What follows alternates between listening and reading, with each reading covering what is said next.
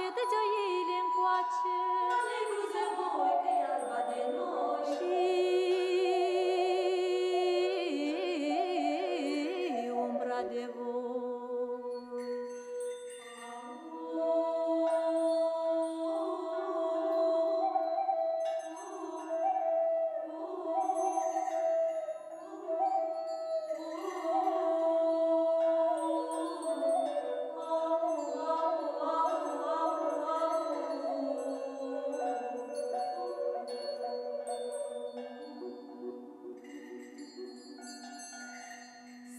Stăpâne, cheamă și un câine cel mai bărbătesc și cel mai prețesc.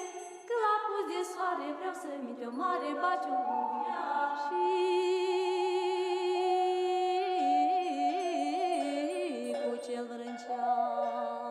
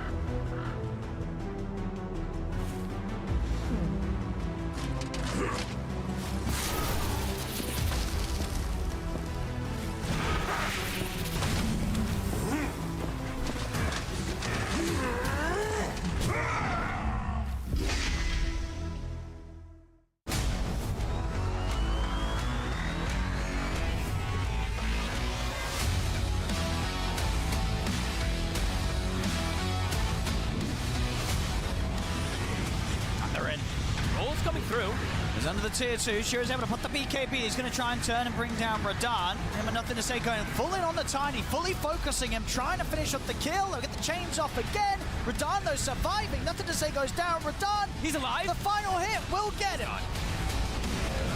Jump on from Buck. In with a hoost up onto Radahn. Shiro with the damage. They bring Radahn down, out for 90 seconds. Collapse to fall.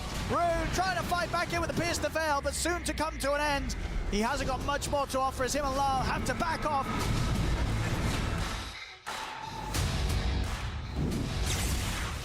Jumping on Bach. Okay, they get the Vortex drag back, but Shira's already moving in with the BKB. Collapse will buy some time in the air with the Yule Scepter. Shira's just running down Radahn. Radahn has to bail out of the fight. Collapse is going to get left behind. They don't find the jump that they were hoping for. Spirit Rue caught out by the damage from Shiro. They just push him forward. Radahn put the BKB, try and turn, but the Raw's there onto Radahn. Radahn falling low. Here's his BKB. He's about to come to an end. Collapse will come in with the Burrow Strike Epic, but the cleanup is just occurring here from Shiro. Ultra kill for him. Lar will try and jump forward, but the rampage is there for Shiro. The missile connects into the Rolling Thunder. They're straight over towards Collapse. Collapse is not even going to get the chance to get the BKB or anything off. He's just dead. In the back line. Everybody's dying. And Planet, he's ready to move in over towards Lal. Lal will survive. The space there, though, for Team Tidebound to take this bottom set of racks. That's the Megas. So they can do anything with these buybacks. Radahn is trying to take it down the once, but the Roar comes out onto Radahn. Triple kill for Shiro. It will fall the once with the Aegis, but Spirit, they're running out of lives. GG is called. Tidebound take game 2, and with that, knocking Spirit out 2-0.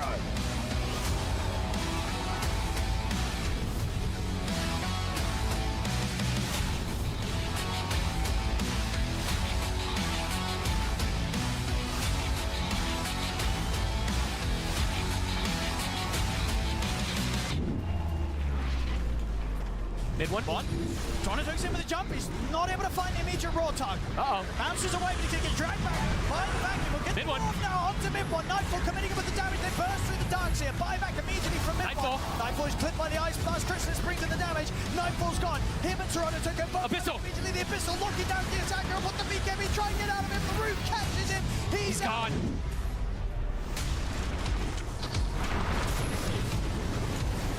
Zaxa dead immediately to the combo of Nightfall. Nightfall able to BKB bounce out of the base as well. BZM's going to try and chase on forward, but the Root's there. They get the slight change onto Panto, but Panto forces back to safety. They're trying to push forward. They just don't have the damage on Tundra. Nightfall's back in, on towards Chrysalis. The Roar comes out. Chrysalis gone for 2 minutes. Give him the Rampage. He's certainly looking for it. Let him get this kill. Rampage. He's got it. Rampage for Nightfall. Some of the hoof stop on towards Whitemon. Chrysalis looks towards Mirror. The Roar from BZM holds back Nightfall, triggering a good amount of his BKB. Mirror's gone. A dieback on the tusk. Nightfall tries to jump over towards Saxa. The Rolling Thunder key attacker comes to an end. He has to swashbuckle back. Chrysalis, who can turn his attention back over towards Toronto Tokyo with the rest of the team as they kill off the Centaur. Him and Mirror both without buyback. BZM, he's jumping in for more. Up beyond the Ancient, killing off Panto. They're looking pretty much done here, Aurora. They're running out of options. He got pulled back in. It's going to get caught by the Root. The vacuum as well. He's out. No buyback on him. Key attacker dead again. It's over. As this game, this series, it's over. GG's call. Vamos! Vamos!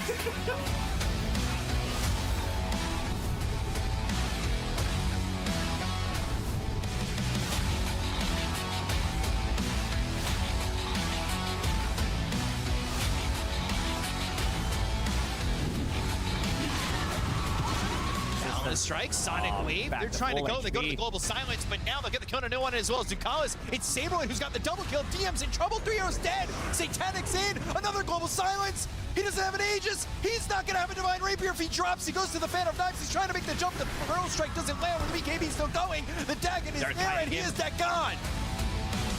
Dire's top barracks has fallen. Really fight without the PA, but they're going to start the fight. Ninequest is going to be the one who buys back. They want this Divine Rapier. They got the Hex. They go to the Sonic Wave. They've got the Hex. They have the damage making against the Thunder. He got the Thunder. Satanic's in. Does he have the damage numbers? The Phantom Knives, the right clicks. He's needs one more hit. Shot. Oh, he's going to heal off a little bit. Stealing. Now Satanic is gone. And that's game. Oh, dear, oh, dear. They'll find 9 class.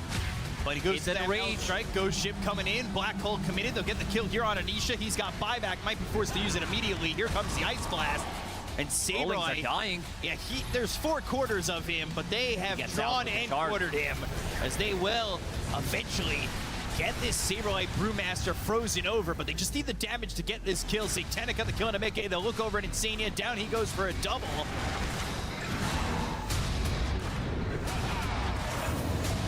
They're looking for the snowball, but it's on to DM. Ice Blast comes through. That's going to be through onto the Pangolier. They get the kill on Anisha. They'll look over as they're starting to rip apart Saberlight with the BKB being popped by Mickey. Black Hole is there. Mickey is dead. And this is going to be 2 gone on the side of Liquid, and they still want more. PARIVISION see it all, and they'll see themselves into the grand final as Liquid call GG, and it's a 2-1 for the side of PARIVISION.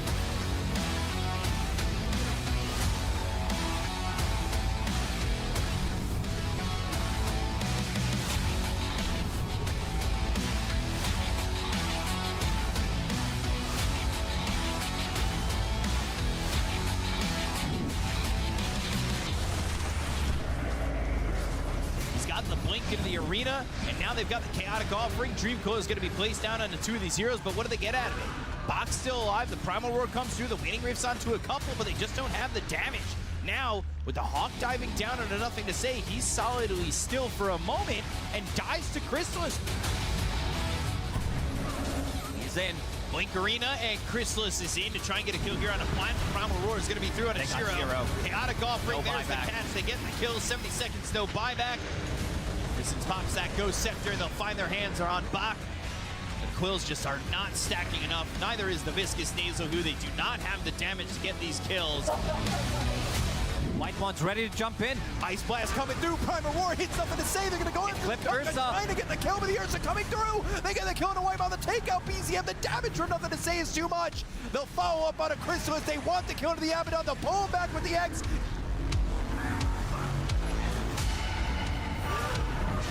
They've got 6 seconds. This is going to be the Ice Blast going in. They've got the vacuum. It's on the 2.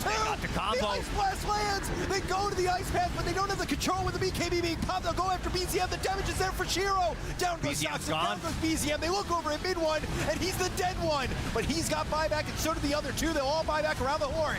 They look over as Tundra now with a tidal wave pushing Chrysalis back, getting him away from Shiro.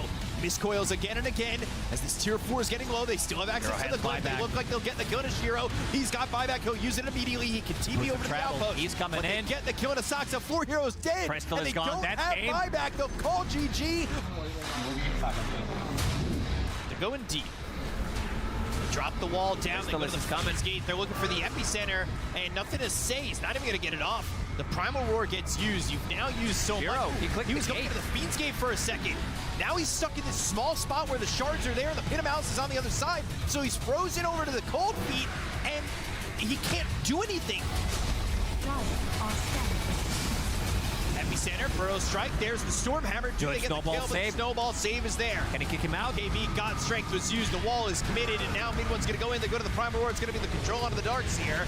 But they've got Crystal is going for the building. The kill. The Never Burrow mind. Strike. No. Chrysalis has way too much damage. He is just wiping people down and wiping off the face of the earth.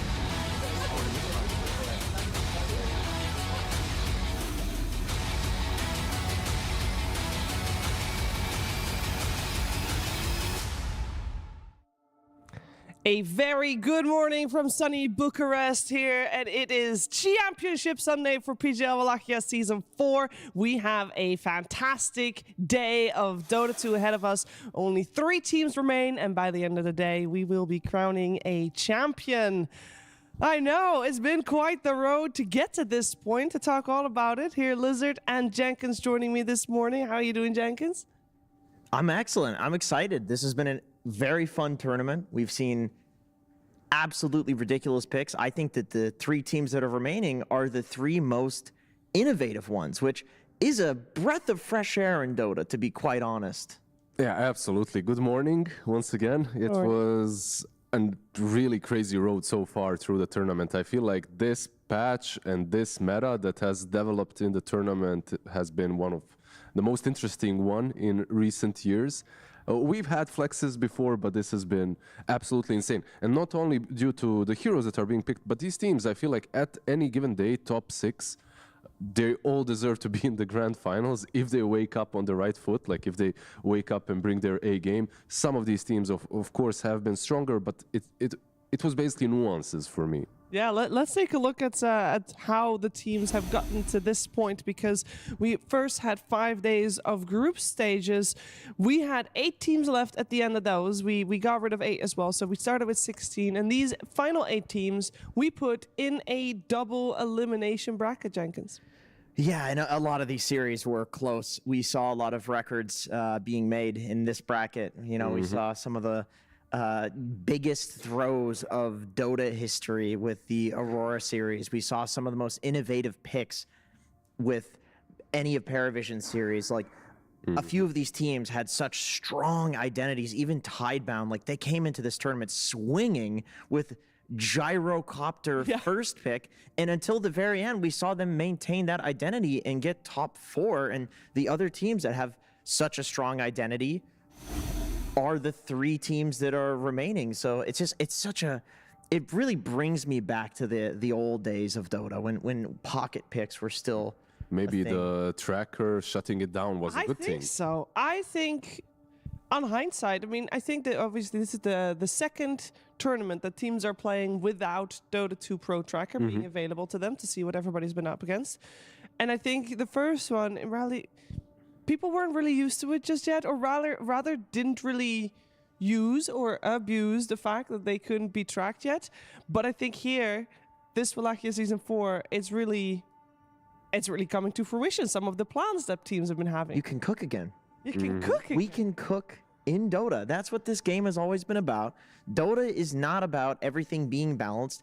It's about things being completely unbalanced.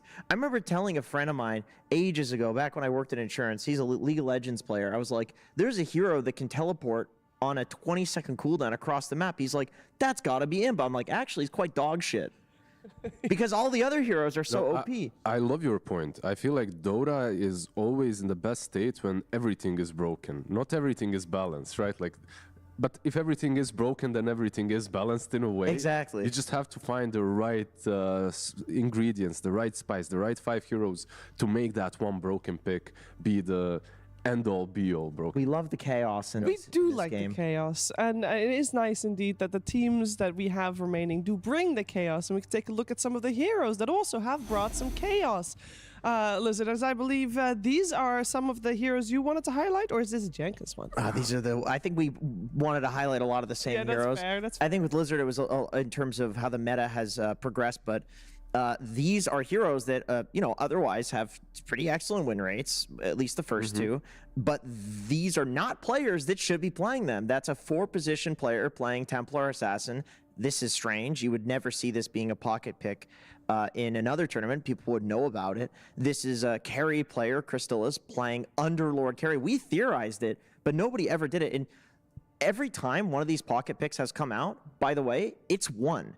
Of course, we saw much earlier in the tournament Whisper Batrider. Yesterday, we saw Planet playing a Nyx Assassin. We saw Shiro playing Clinks. And every single time a pocket pick came out, the other team looked like they didn't know what they were doing. They were not playing Dota. Lost. Yeah, it was devastation of the highest degree, Shiver. Yeah, absolutely. I guess we probably have a very similar graphic as well for the heroes that I requested. But looking, yeah, of course, I was going to highlight all the heroes that were being played in positions where you don't usually expect them. And I know Flex has been a part of Dota since ever, but in 2018, it really kicked off with Ursa and Wind Ranger being put in position 4 roles. If you guys remember, with Orb of Venom, Ursa running you down and stuff. That's where it really became a really big deal, right? When people were switching cores and supports. Right now, though, we're peaking. Like, this is insane. We're seeing some Rickies, some TAs, some Slarks. Look at these cores. Like, these are all classic position 1 heroes that on paper don't have a solid disable. They don't have a solid slow, and they're still played as 4 or even like some 5s, off lanes sometimes. And with all those heroes, I didn't even mention, and I didn't even put the Bristlebacks, the Beasts, the Sand Kings that can be played on any given role in the core position. So we are living through some madness, but it's definitely making Dota way more enjoyable. Yeah, it is. It's definitely bringing some For us. extra for us. I think for the players as well. I mean, I'm jumping ahead a little bit, but PARIVISION obviously waiting in the grand finals. I think they're the masters of trying to figure things out and wanting to come up with different ideas and different strats, Jenkins. Yeah, these guys are freaks, man. These guys are freaks. I remember talking to Gunnar at Dream League, and he was just like, yeah, Astini's the type of coach that you have to tell him, like, all right, dude, chill, like, relax with these, like, crazy picks, you know? Usually it's the other way around. And for so long in Dota, you know, coaches like that, they were not successful. And then Astini comes in, wins ESL Bangkok. All of a sudden, you can't watch replays anymore. I mean, he was successful hiding things, these niche picks from people before the replay changes. And now it's gotten easier for him. I love the niche picks. Like, my team back in the day, in the prehistoric era, I feel like the most tournaments we won were with niche position 4 Meepo as well. So I just love to see these kind of flexes, the TAs and stuff. It's insane. I'm excited to see what comes out today. Me too, but I think for people that only tune in for Championship Sunday, let's just give a little bit of a overview of the most successful heroes just in general, just so you have an idea of what is expected, of what is standard. And yes, that does include a Bristleback that can be played on many different positions, and the Slark here is 100% a position 4 Slark. Right? Yeah. Like, it's funny that the flex for Slark it's like, whoa, it got flexed to carry. That's crazy. Like, I think Crystals has played it once, and maybe a couple of other carry players, but it's mostly 4. I really think the way the map is shaped right now suits Slark and that game style, because you have a lot of huge open spots where you can run around and find wards. Like the Radiant jungle, every time I see a Dire Slark just moving into a Radiant jungle, I feel like he's giving so much info just by sitting above Croakers on those stairs. Like, you're giving all the info. You even know if the cliff ward sees you, and if anyone wants to farm any one of those 3 camps, you risk of being pounced and then used by the Slark, which is more than enough setup. So do you think that if, I mean, just theory crafting here a tiny bit, do you think that if wards got changed because the map is bigger, maybe the AoE of the wards gets bigger, is then Slark inherently nerfed as a position 4? I actually don't think so, because the map is like, there's so many tree lines or so many cliffs where even if wards were increased in size, it wouldn't give you any more vision because you're being blocked by trees and cliffs anyway, unless there were more high ground ward spots. But there's like 3 in the game now, which also I think benefits Slark, because you kind of triangulate in order to figure out where to deward. Absolutely agree. I think they, on purpose, with this new patch, with the new map, the way they positioned the trees and the small little rocks and stuff, they on purpose wanted to nerf all these wards. Okay, well, they definitely have been nerfed, and with that, maybe Slark get buffed a little bit. I'm curious. I think we'll probably see the Slark coming out in our first series. I already spoiled. It's PARIVISION waiting in the grand finals. They need an opponent. Let's focus our attention on the first series of the day. We got Team Liquid, we got Team Tundra, and PSA coming out for all of you.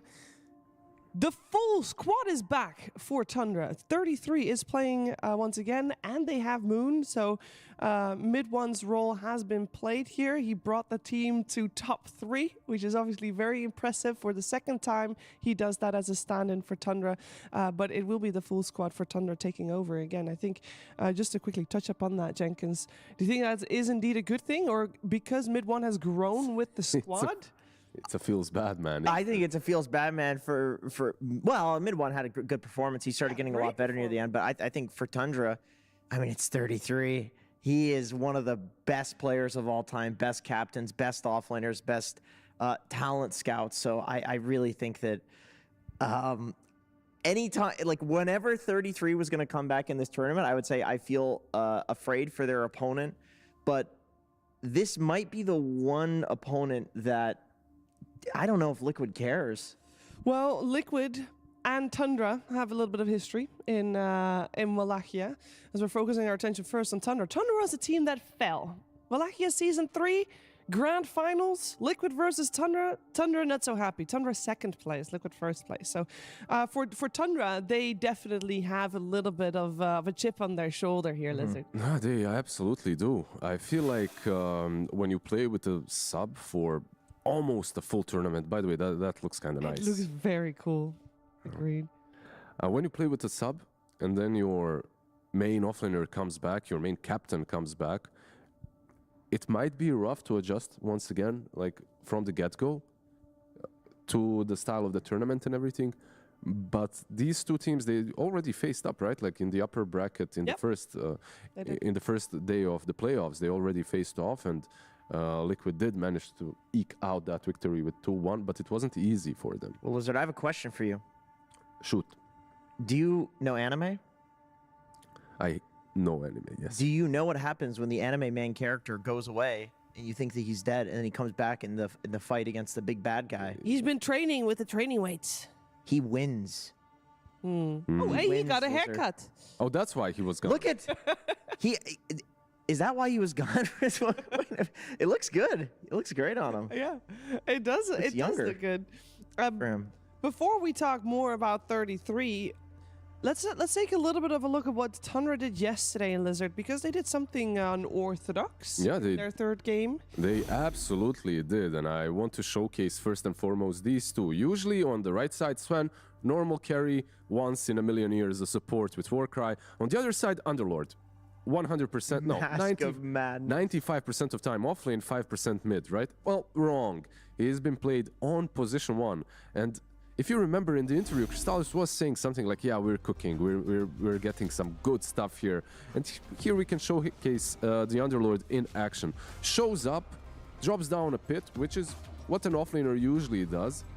But then he has a Mask of Madness as well. So he's hitting for, I don't know, 150 damage here, and then gets a kill. The damage grows to 250. It's just absolutely insane. The facet that he uses as well, and just the splash is incredible.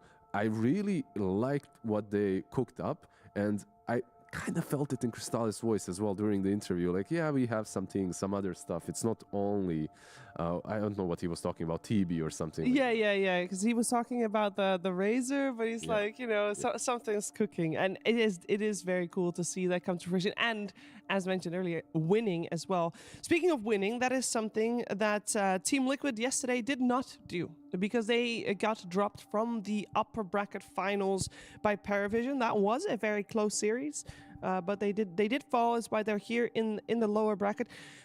Team Liquid always has a history, Jenkins, of leveling up, powering up throughout an event, and even when they lose, they take the biggest lessons away from a series like that. What was their biggest lesson that time around? From yesterday, it's with Liquid, it's so hard to tell, because sometimes they will entirely change their draft between game 1 and game 2, even though they won game 1. It's like they just throw these curveballs, you know? And so this is their drafts yesterday, and you can look at any series from Liquid and you'll see a similar trend where the only hero that is the same across all of these drafts is Tinker. That's it. And they're more than capable of changing their first pick from a flexible Beastmaster to all of a sudden it's now a position 5 silencer, or they'll pick a carry Nature's Prophet, and you know that it's going to go carry, by the way. You know that. And they still do it anyway. So to me, this is what makes Liquid such a resilient team, is that they have such a deep hero pool on all of their players. They have such a strong understanding of the game where they can play multiple play styles on each of their players, that they can just entirely change the meta within a single series. I feel like we could be saying that for every team that is still in today. All 3 teams are having the capability to change the meta just with one game, even. No, absolutely. I feel like they showcased that on Tundra last night. We just mentioned the Underlord. I feel like that whole series was meta shaping as well, coming into the lower bracket finals and the grand finals. The matchup between Beastmaster and Ember, I feel like that's a very interesting one as well, especially because Beast was kind of flexed between mid and off, but I feel that he's been stabilized now on the mid lane every time Ember is in the pool. And I feel like Ember is in fact like a meta-shaping hero at the moment. He's the one that needs to be answered properly. Like, you pick up that Ember, you ban out the Monkey and the Huskar, and like Nisha has said in the past, there are no counters. So you need to find something that works against him. And so far, Beastmaster on the mid lane has looked pretty solid. Yeah. He has. I do want to focus a little bit more on the lanes with that in mind, because yeah, we're going to probably focus on that Ember Spirit, see what happens to it in the draft. But what lane inside the game, Jenkins, do you feel like we should be putting our attention to? Where is the game won? Or lost? Or lost, sure, if you want to go there. Honestly, I feel like it's got to be mid. Anytime you have a Nisha mid lane, it's like, how much can you give him in the game where he's gonna snowball and take it over? The thing is, though, he will also play from behind extremely well. But I feel like on the other side for Tundra, BZM has been absolutely popping off in every single game. So you are incentivized for both of these players to go mid, go for the rune fights. I even think we're gonna see carries showing up mid, because you have Mickey on one side, Crystallis, if he can play, Monkey King or whatever, like he will show up mid as well. Yeah, another thing that I have to say though, BZM Morphling, I feel like this is another kind of an answer to the Ember, and maybe an option, maybe something that we will see from Tundra. So in their hands, it could be Beastmaster, which BZM adores playing, and also Morphling, which is absolutely. You know what though? Pick. I feel like Nisha would probably be willing to give more just to get Ember in the game. Like, it seems like there's only two matchups he really cares about. It's Huskar, and then he said one other one, right? Monkey King. Huskar and Monkey King, and Monkey King is almost always first phase banned. So, like, my guttural instincts are telling me like he doesn't give a shit what he's playing. For against. sure. No, there's a lot of mid matchup talk going on, and that makes sense. When we're talking about Tundra, I feel like we also always have to talk about Whitemon, especially after 2 days ago, where he was matching position 1 damage numbers on his Jakiro. And I do feel like, especially yesterday, we've seen a little bit of a shift in terms of priorities for some support heroes that have been very high priority for the rest of the week. And we have been talking that these two teams, together with PARIVISION as well, are teams that shape the meta. So I'm curious to hear from you guys what your take is on the shift of that. Like, are we back to wanting to first pick the AA, or are we okay with still first phase in Jakiro, even though we did see it lose so many times yesterday? I feel like both are fine, but just before we skip to that, Beastmaster, they do give a damn about it, right? Like, they do ban it out in the end. Of course, it's not only for Nisha, who might not care about it. You definitely care if Neta is playing the Beast. But when it comes to Jakiro and AA, we have seen AA do well. We have seen Jakiro in the past do well as well. I still think it's a hero that is... he's really good at certain points in the meta, but once the heroes like a Pangolier come into pool and Embers that can easily breach the backlines, he doesn't look as hot. So it all depends on how the draft itself is going to shape up. And so far, from all the bans that I'm seeing, I feel like one of these two teams could easily snatch the Ember up, even as the second pick of the first phase. Prophet, actually, yeah. Yeah, why not? Okay, yeah. So this is just a already specialized pick for this series, because yesterday Tundra was heavily prioritizing getting Ancient Apparition, even if Nature's Prophet was in the pool. But today they're playing against Team Liquid, so they feel like they need to take this hero, otherwise they're going to get Liquid NP'd, which they always seem to bring out when they go later into tournaments. First phase, first pick. Oh my goodness. Yeah. This hero to me absolutely shapes everything right now. Like, I feel like whenever I'm watching a draft, I feel like it all revolves around who gets the Ember and how exactly do you play around that. On one side around the Ember, on the other against the Ember, of course. I feel like it's also a very big sign of confidence, because of course on the side of Team Liquid they only have one ban before the next picking phase, and if you pick Ember this early, you will probably ban out the Huskar in that spot. That also means that they're basically saying, you know what, Tundra, we don't care what support you're playing, because that one ban, we'll protect our Ember with it. Monkey, Beast, already banned out. We have learned yesterday that Beast is good against him. Monkey, also we known forever that is good. So Huskar, the last one remaining. Yeah, unless they are willing to let the Huskar go through, because they can get AA. They can get AA right now and leave the Huskar. Right. If Tundra bans AA, then I think you have to ban. You probably ban Huskar unless there's a thought of like, okay, well we can Doom, but I don't see El Saberlito as like the biggest Doom enjoyer. I think he'd prefer to play something else. And I don't think it's that much of an answer anyway. You're putting yourself in a really bad spot where you're playing versus a Nature's Prophet on most likely safe lane. It could be Saxa as well, even though it didn't look that great. And a Huskar mid who's dominating the Ember. So I don't think most people would enjoy that matchup. They'll ban out the Terrorblade instead, so the Injured Operation is left in the pool, so they don't need to ban out the Huskar if they're planning on picking that up. Yeah, pretty much. We'll see if they want to play it. They were willing to experiment with their position 5s in this tournament as well.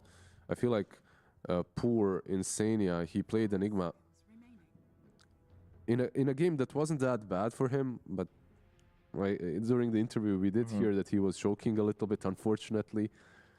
I mean, when you're playing Jakiro's Silencer, AA, every day, all day, heroes like Enigma need a bit of skill. You know? Yeah, exactly. You're not really playing. I think, I mean, speaking of Silencer, it still is in the pool. No, it's not. It's not in the pool. It's not. They first phase banned it. Okay, well, in this case, then I think Tundra, if Liquid picks Ancient Apparition, Tundra's going to immediately answer with a Ringmaster. Like, they can just Ringmaster Jakiro. And I think both sides are happy with their draft. Oh, the Night Stalker, there you go, the AA. Yeah, so I mean, basically picked because it's good. It's a nice combo with Ember, but most importantly, it shuts down the Huskar. Yeah, it's like a block pick, but to add some street cred, I guess, to these two heroes being picked together. Ancient Apparition, long-range poke hero, long-range abilities, ultimate global. You know, Ember with just a slight chain can often... Especially versus a Prophet. This can be enough to kill a support. It can be enough to kill the Prophet as well. If it's a position 1, I love these kind of combos. Like long range from a support and an Ember on top of Prophet. Even through the trees, you can get him. We were talking earlier, Jenkins, about Team Liquid and their unique hero picks in terms of just they don't really repeat that many heroes. They've actually not played Ancient Operation this Wallachia. Okay, well, I think poor Insania has to play another boring position 5. I mean, it could actually be Boxy playing it too. I think there's flex potential in both of these heroes. If they're willing to first phase pick Ember, I know that it's like 90% chance it's going to be Nisha, but they probably have discussed if it is a horrific Ember Spirit draft, that they will just throw it as a 4 position. Oh, okay. Planet Specialty coming out. Saxa is a good Nyx Assassin player as well, a very good one. So the Nyx looked absolutely insane. I feel like one of the reasons was the Ancient Apparition in that game. Yeah. And another reason was, I believe, Storm. Yes. But it is literally the same. Maybe even easier to play Nyx into Ember, because you can always catch him with the Carapace. And AA is a sort of a hero that hates playing into Nyx.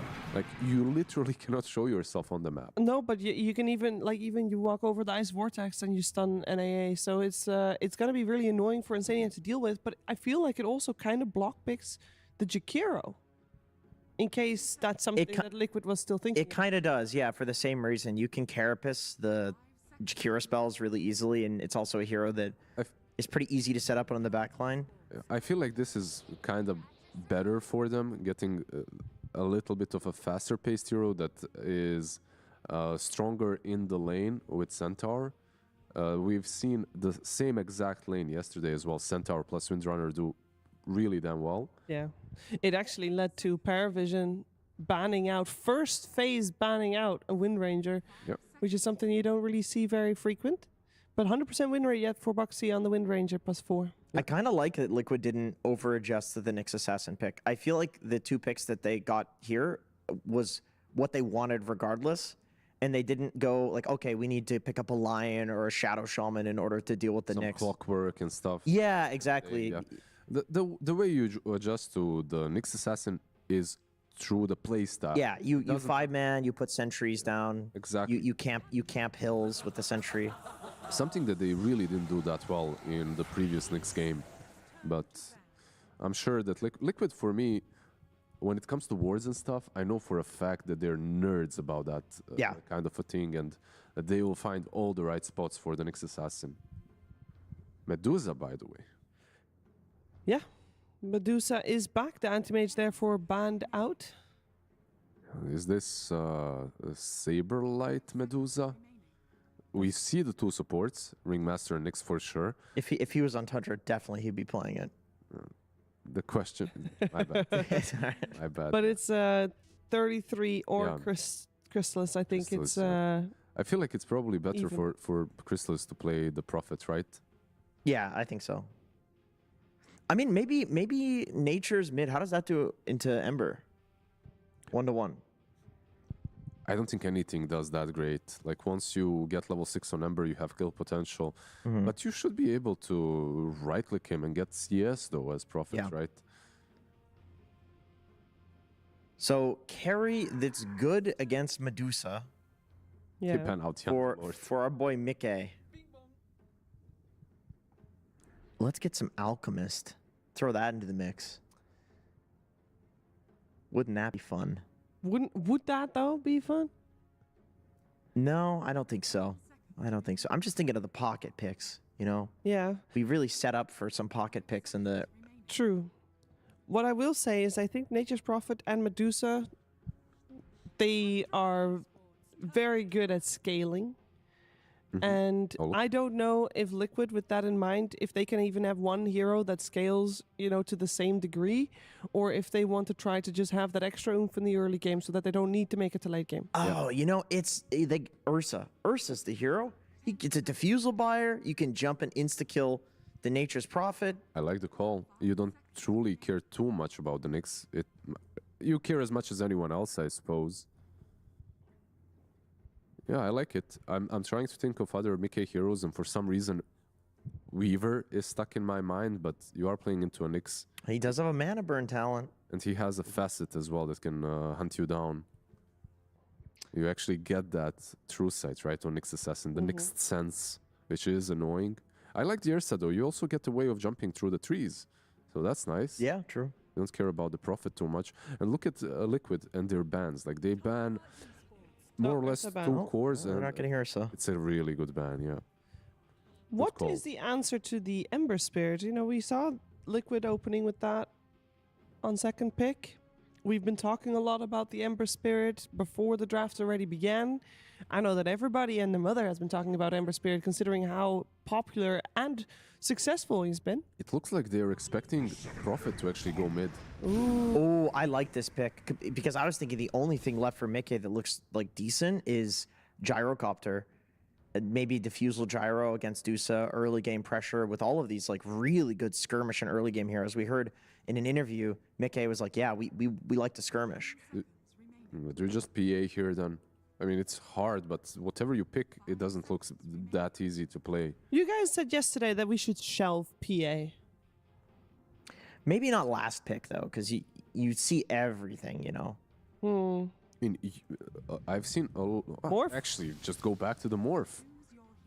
Into Doom. Into Doom. This is such a classic Liquid where they pick a hero into a 1-to-1 counter because they think that they will out-timing you. Like, they have a small window where they can win the game. BZM Medusa. Okay, so teams really are digging deep to try and find an answer to the Ember. That's what I'm seeing. Lord, does the snake chase you if you're sliding? Is that the... It does. It does chase you, but you can still dodge it if you are good. I wonder if like he went into a lobby and the snake at each level takes off the flame guard at each level if it hits each creep, something like that, because it does do a lot of damage. I want to see the build on him as well. Like if he's going for the Gleipnir Meteor Hammer, yeah, he is, because you guys are not seeing it. I am seeing the facet, and right now he has the movement speed facet, so that probably means that he will be going for the Gleipnir and Meteor Hammer build on the Medusa. It's kind of nice into Ember. I guess you get a very early extra route. You take down towers, and Liquid, if they're thinking about playing this game fast, well, you're playing versus a mid Medusa. Like they also will be matching that pacing of yours. You know what interaction I'm curious about? How does the Windrunner shard work with Medusa if you can't be slowed? Can you just walk through it? I guess you just walk through it, yeah. That could be interesting. We literally had the same discussion last. You had the same discussion with Fear. Did I? Are you sure you're not thinking of T Governor? No, I am. I know I'm dressed in tweed today. Maybe that's why. We're gonna see it in action though, either way, because it's time to hear some more words from Coach and Nomad. Thank you very much, Shiva. Yes, I'm here with Moon Meander from Tundra. Mid Medusa, what are you guys cooking up here, Moon? We're just doing some pop strats, you know. PARIVISION's doing it, so why not we? Just be as dumb and toxic as possible. I love that mentality. Let's see what works out. 33's come back. Has he had any words for the team? You know, what's been the communication since he's been back in the room? Guys, I want to play Doom. That's what he's saying. Okay, so he's happy if you guys just continue the same strats, keep cooking, and he's just going to slot in nicely. Yep, I mean, he's the captain. I'm not sure why he needs to slot in nicely. This guy's been playing with us. We won like 2 lands with him, so this guy, you know, he's looking kind of goated. He certainly is. He certainly is. And of course, last time we spoke in front of a Liquid game, you said that your plan was to bully Nisha. Has anything changed there? Oh yeah, definitely. I'm not gonna reveal too much, but just mid Medusa, guys, keep your eye on it. All right, let's see what happens. Would you like to throw it over to the game, Moon? Yeah, just throw it to the casters. Pixel and Fog. Thank you very much, Moon. You did it. Yeah, a beautiful throw. Yeah, this guy's a pro. You know, if he's not going to be a coach, he could take Nomad's job. You know, that sort of throw. Brilliant stuff. Here we go. So, looking at the action He's here. dead, isn't he? Yeah, they missed the power shot. Still dead. But they're still going to get him, surely. Yep, they will. First blood goes the way from Mickey. Did cause 2 blood grenades. They did have to throw the second one because the power shot missed. But either way, they get the kill. Oh, yes, talk to me about this. Yeah, Moon's saying this is a bit of a pub strat. It's quite a greedy strat. This looks really greedy, but because the Medusa's a different play style nowadays, I think it's something else that they want to rally around once he gets these item timings. But when you look at the 3 cores independently in terms of like normal Dota that we like to talk about at times, Medusa, Nature's Prophet, Doom. It sounds on paper super greedy, but these Medusas are a bit different with the way they play. So let's see what BZM's going to be able to do with it. Because Liquid, a very, I would say, honest / normal approach. These heroes, Tundra, doing what they do, where they just want to just trick things up a lot. And I imagine what for the Medusa, we are going to just see the Meteor Hammer, the Gleipnir, very similar to sort of the off-lane undulation Medusa. I would imagine so. I just don't know how good this is going to be overall versus an Ember Spirit in lane. I just seen Ember win every single one of he's doing good in almost every lane, and then he just explodes in all the games. So matching the movements as a Medusa versus an Ember Spirit can be interesting. Top, they will find that kill. Yeah, quite a nice one there. You know, maybe not one that you expect to happen really for these two early on, but Chrysalis able to get that kill, taking down Saberlight. Yeah, and interesting to point out, we do see that Whitemon, he's the only one who's really done this, but he goes for the sideshow secrets. So we're going to have some different souvenirs coming into play. So kind of cool to see that he's gone for that. The only time I've seen him really do this is when he was playing versus a summon hero, and he would use the pie to kill them, but maybe he feels like there's some other benefits to it. So curious to see what Whitemon's going to be doing with that. And so what do you sort of make of Liquid's approach this game? It's standard, right? It's very cookie cutter, nothing crazy. Yep, they've got Mickey. They've got 2 hard-to-stun catch heroes on the side, right? The Morph plus the Ember. Saksa, again, I have to be a little careful. 2 of these hard-to-catch side laners versus some limited Suns in particular. The Nyx Assassin, I think that's why they wanted it, since it's used to be that Ember kind of counter, because you have the Carapace plus the stun follow-up. This is the second time we see the Nyx. We saw Planet do excellent on it. He had an amazing game. But we also did see Spirit. It felt like they hadn't played it versus Nyx in months. They were just not ready for the moves coming out. So let's see if Liquid will be more prepared for that. So far in the mid matchup, well, we've got 8 for 2 on Nisha, 10 and 5 on BZM. So BZM good. Again, that slight edge here with the CS. Yeah, you don't go bottle is the interesting thing about the Deuce. You just go these nulls for your mana. So maybe we'll want somebody to check a rune to ensure that Nisha doesn't get every single one of the fill-ups. And I guess it is one of those... Back-to-back will be dropped, okay. What was that, sorry? No, it's going to be the regen and the walls. But because this mid matchup, when you put the Medusa mid against something like an Ember Spirit, you're putting it there, it's not going to die, right? Yeah, it shouldn't die. Unless there's some type of rotation, it should be pretty fine. Whitemon getting some aggression onto him as well. Should be fine. Actually, Saberlight getting turned on from the damage. The right clicks, Impalement Art, we're seeing it do so much work in these laning phases versus these tanky heroes. Bottom lane, Insania. We'll find him. Good stuff coming out from this Nyx. This hero, we've said multiple times, the reason that most people aren't picking it because lane struggles, blah, blah, blah. It hasn't been the case at least the 2 times we've seen it. The offlaners are doing well anyway, even though they do have that Nyx and Mickey. They're actually getting aggressive onto him. Ooh. Almost dies to the mana burn. That was like less than 10 HP. And Insania back in the lane now should be enough to keep Mickey safe. Other interesting thing is about the Medusa. I'm starting to think more about it because like now if you do start moving too much on the Ember, which is what we've seen from all these Embers, right? Like literally like 30 CS running around for kills, you might lose your tower. Right? That's what BZM is going to do. It's like this old DK. You leave the lane, we'll push your tower with Meteor Hammers. So could be some concept around that as well for the Medusa. 21-8, 15-3, doing excellent in the matchup versus Nisha. Yeah, he's holding the lane perfectly here. Yep. He's dodged a couple of the snakes, but it hasn't mattered. BZM will be able to get that rune, too. Get that fill up a little here. My mom? Gets the suicide. Radiant's courier. Courier is dropping everywhere. Soxa finds one from Mickey. Looks like Boxy was trying to snipe out the secondary one, but wasn't able to up top. And he pulls for them. Meanwhile, bottom, again, Insania gets caught. Showing they have pretty good kill potential here. They got 33 in Saxa. They got the creep. The 33 creep that he loves to have so much. Usually brings out mangoes or anything to be able to play around this power. Level 4 as well, so he's got that extra damage when they do walk up to hit them with the level pain from his innate. Let's see if he does do the thing where he buys something for mana regen, because we have seen it in the past from 33. Mickey gets stunned again. We'll be okay. And do you mind overall that Liquid ended by picking the morph into the Doom? Or you think Mickey's going to be able to play around that, or is that a little risky? It goes both ways, right? That's what I feel like we've just seen this too many times nowadays, and for so long, for so many years.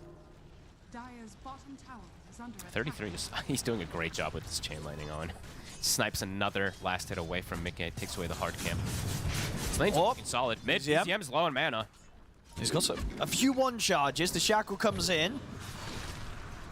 I mean, he's got backup as well. Saxa and Whitemon turn up. They get the stun on towards Nisha. We'll be able to dodge the tame here with the sleight of fist, but Nisha's the body block's coming in from Saxa.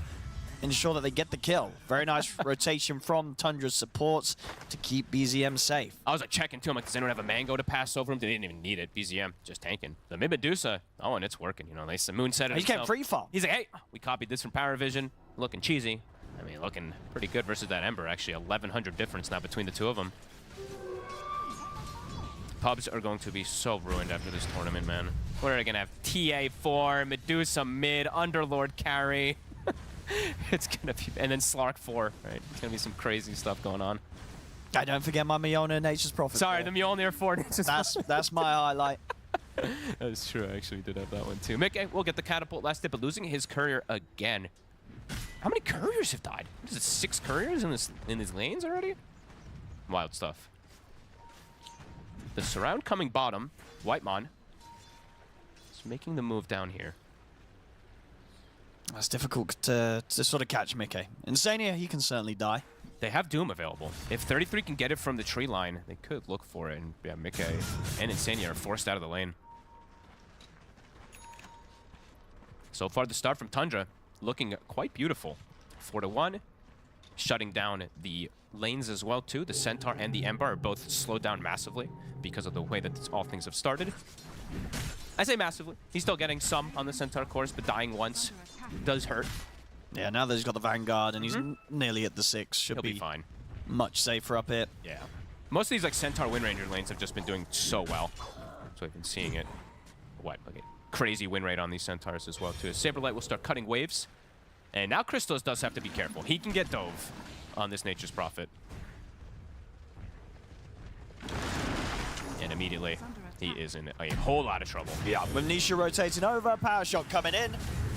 very, very dead on the Nature's Prophet. No saving for him. Pops the ult before dying. He's like, screw it. Might as well just throw it out there. Means they're not going to set up a play, perhaps with that ulti, at least in the next bit of time. Meanwhile, Saksa just continues hunting and roaming for a potential snipe onto Mika if he gets lucky.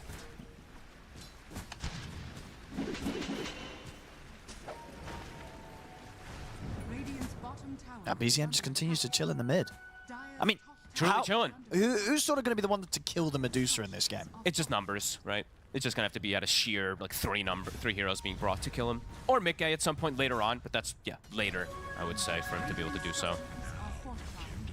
As bot tower, accelerating things, Chrysalis ports down. They've already almost finished up the tower with 33 just cutting the waves. They'll be able to finish that one.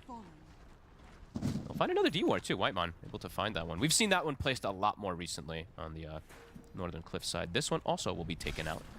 More sneaky wards I've seen coming out through this tournament. Saberlight, Foxy. I mean, Nisha's coming up to the top lane again, so they want to try and see if they can maybe find Chrysalis once more. He doesn't want to lane mid. That's what that tells me, right? We were saying how these Embers, they just start to roam a lot of the times. I mean, Nisha is starting to fall very far behind because of this matchup. Oh, look at the shackle. Into the hoof stomp. Nisha ready to offer up the sleight of fist. The escape pack comes in, though. Saksa not going to be safe. Still goes down. TP's coming in. Can they get anything in return? Nisha's still got one charges and a Remnant to play with. He's going to turn with another slight, but with the Remnant at the ready, he'll get out there as soon as BZM shows up. Good aggressive move. I'm actually surprised BZM turned up. I thought he was just going to keep hitting and pushing for the mid tower, because that's the concept of it. But maybe wanting the Meteor Hammer first before he does do that. He pretty much has it done. 20 gold. That pressure is going to start coming out. See how Liquid wants to set up on it. They're going to need numbers if they want to. It's either, there's two choices, right? You either bring the numbers and you go for the big kill on the Medusa, or you ignore her and you just let her do her thing and take the tower. So let's see which approach Liquid wants to go with. As the economy game for Tundra, it's going to start coming into play quickly. Doom and Nature's Prophet, as you said, it's a greedy lineup, but if they're able to sit back and get some farm, they farm very fast.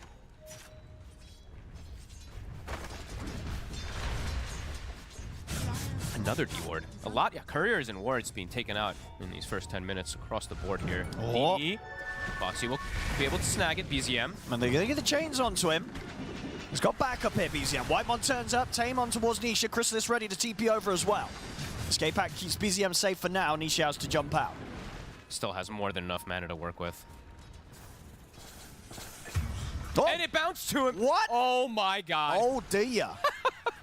Well, they weren't expecting that. I mean, that just happened.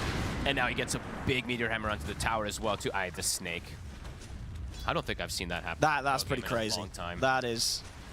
Oh, easy one there for BZM. Yep, he'll take that. He had a nice little smile on his face after that. I was checking to see the Nisha cam. Usually we get the, the Nisha surprise face, but didn't quite get to see it. Saksa looks like he's going to get chased out. Oh, they want him. He's going down.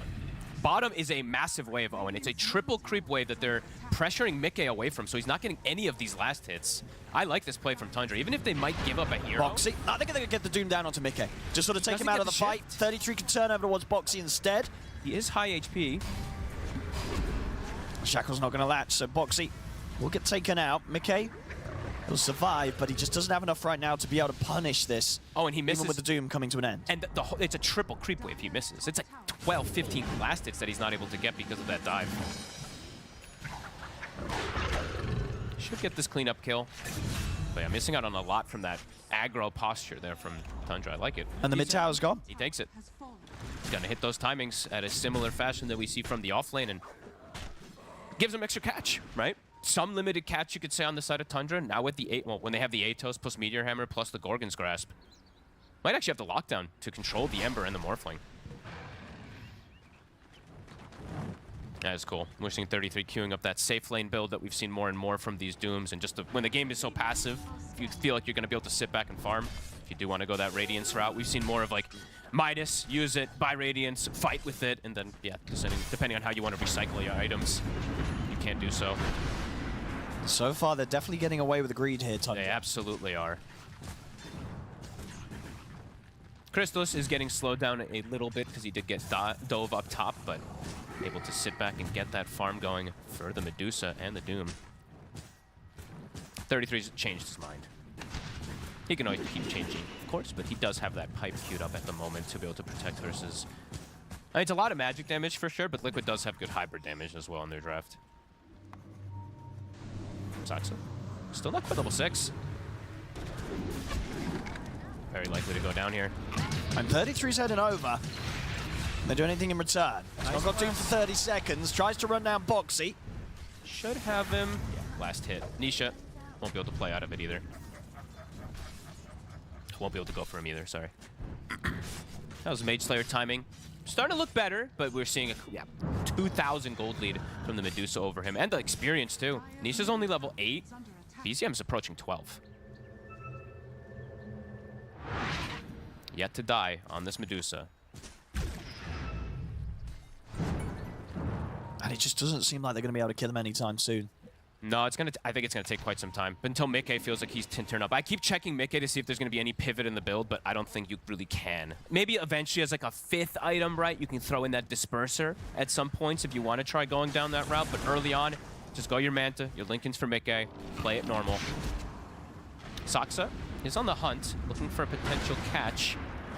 He does have the Wrath of Nature to be able to kill in time. So not right now, but 20 seconds he can look to set that up. Saxa, he's gonna get it. He's gonna get it. Oh, it's split second. Uh-oh. And on the flip side, Nisha is caught. Whitemon has the setup. We'll be able to bring him down. Yeah, Saxa has to let them have it. I know, sick from Whitemon. Ends up getting the perfect connection onto Nisha there, and they have the follow-up. He's having a rough game, Nisha. He's falling further and further behind. The Medusa answer does seem like it's working beautifully. And now look how far up EZM can play. They're pinging him. They're like, I feel like we can't. They're like, right? They're like, we can't let this happen. Nisha respawning in 8 seconds. They have 3 heroes in the area, but is those 3 enough? I don't think so.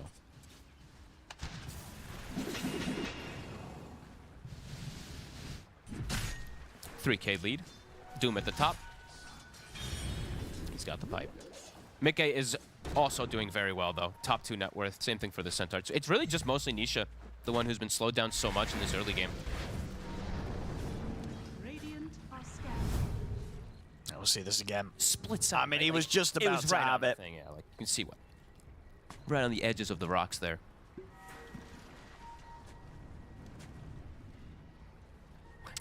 Yeah, didn't stay around too long there. Saxa knows that with detection down, he doesn't want to risk his life. Tormentor time pretty soon. 33 has his pipe finished. Looks like they might go for Boxy here. He's got level 2 win run. He's actually able to get himself away. Can't get that extra right click onto him. Let's see how much they want to force with the pipe. Let's see what they overall want to do with it. Dire's middle tower is under attack. Looks like Liquid, they're expecting this movement toward the Tormentor. Nisha starting to cut mid-wave, Saberlight just playing toward the top lane. And now they're looking to connect. Is that the blink? Okay, that's the blink now. So they do feel like they can start to make some plays with Saberlight having this. They can let Nisha get some space from the movements that they can move with the AA and the Centaur. Who are they going to find, though? Because killing the Deuce is still definitely a question mark. Boxy. I'll get the win run off again. I mean, they want to try and get Chrysalis. He showed mid. He's in trouble. There's the job. Ice Blast to follow up. Give it to Nisha. He does get the last hit. That's his Mage Slayer done. Can Tundra strike back? Doesn't look to be the case, so Liquid's move will be clean. And Nisha, of course, he does get that last hit, so important for him, as he is going to have that Mage Slayer done now at this point. BZM's going to get the push going again down the mid. Oh, and okay, so he's the one that's going to be going Radiant, so he probably told 33, let me get it, since I can actually scale with this build. These tier 2s, not a whole lot that Liquid can do to hold on to them. No Ice Blast for 20 seconds. If they want to defend, they have to bring 3 or 4 heroes at the least. 33, starting to take some tower hits. Saxa has been killed. Can't quite set up for him on his own now that the Mage Slayer's done. Don't have a secondary form of silence anywhere near him. If they did, perhaps they could look for the kill. It's actually Saberlight coming down bottom here. Maybe looking for a play onto Chrysalis again. They see the tree. They know he's around. This is a dangerous position for the Nature's Prop. He's got backup. And they're going to drop the wheel. They're going to go. Sableye's going to try with the jump with the Who Stomp. Wheel misses. Crystallis, but the backup comes in. Oh, they jump into it. He's coming in with the Remnant and the Stampede, but the escape axe there from Whitemon. Crystallis is trying to stand his ground here against Nisha. Nisha, is he going to be able to finish him off? He is. Jumps out as well in time before 33 is able to find the Doom down upon him. And they get Atos is there, though. It's allowing 33 to step up. Juke the Jukes, though. 33 not able to stay on top of Nisha. Oh, and these kills are massive. Liquid making the perfect maneuvering around the tree line. They get both kills. All in the meanwhile, Mickey is free farming on the Morphling. 33. Whoop. Might have to be careful how he steps up here. Boxy's going to start this. Shackle connects. Pass onto the two of them. Cold Feet as well onto 33. Whitemon's got the escape pack trying to get him out, but the Cold Feet will proc. 33. Is there any chance of living? He'll try and turn, thinks about dropping a Doom, but it's not going to work. He's gone. Whitemon as well. Liquid. They're doing the ignore Medusa thing. Go for everyone else. Sure, you've got this Medusa mid, meteor hammering our towers, but kill all the rest of the heroes. They get 4 with that movement. And it was Tundra who was kind of setting up onto it too. Will they be able to get Saberlight?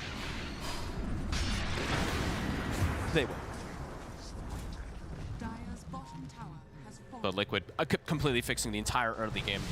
Yeah, these are some good moves. Good spot. Now, even though there's a 2K lead, Tundra's draft, they naturally will have probably a bit of a gold lead at most times because of the Doom and the way the Nature's Prophet plays. But Liquid now in a super comfy spot with this Morphling, top of the net worth.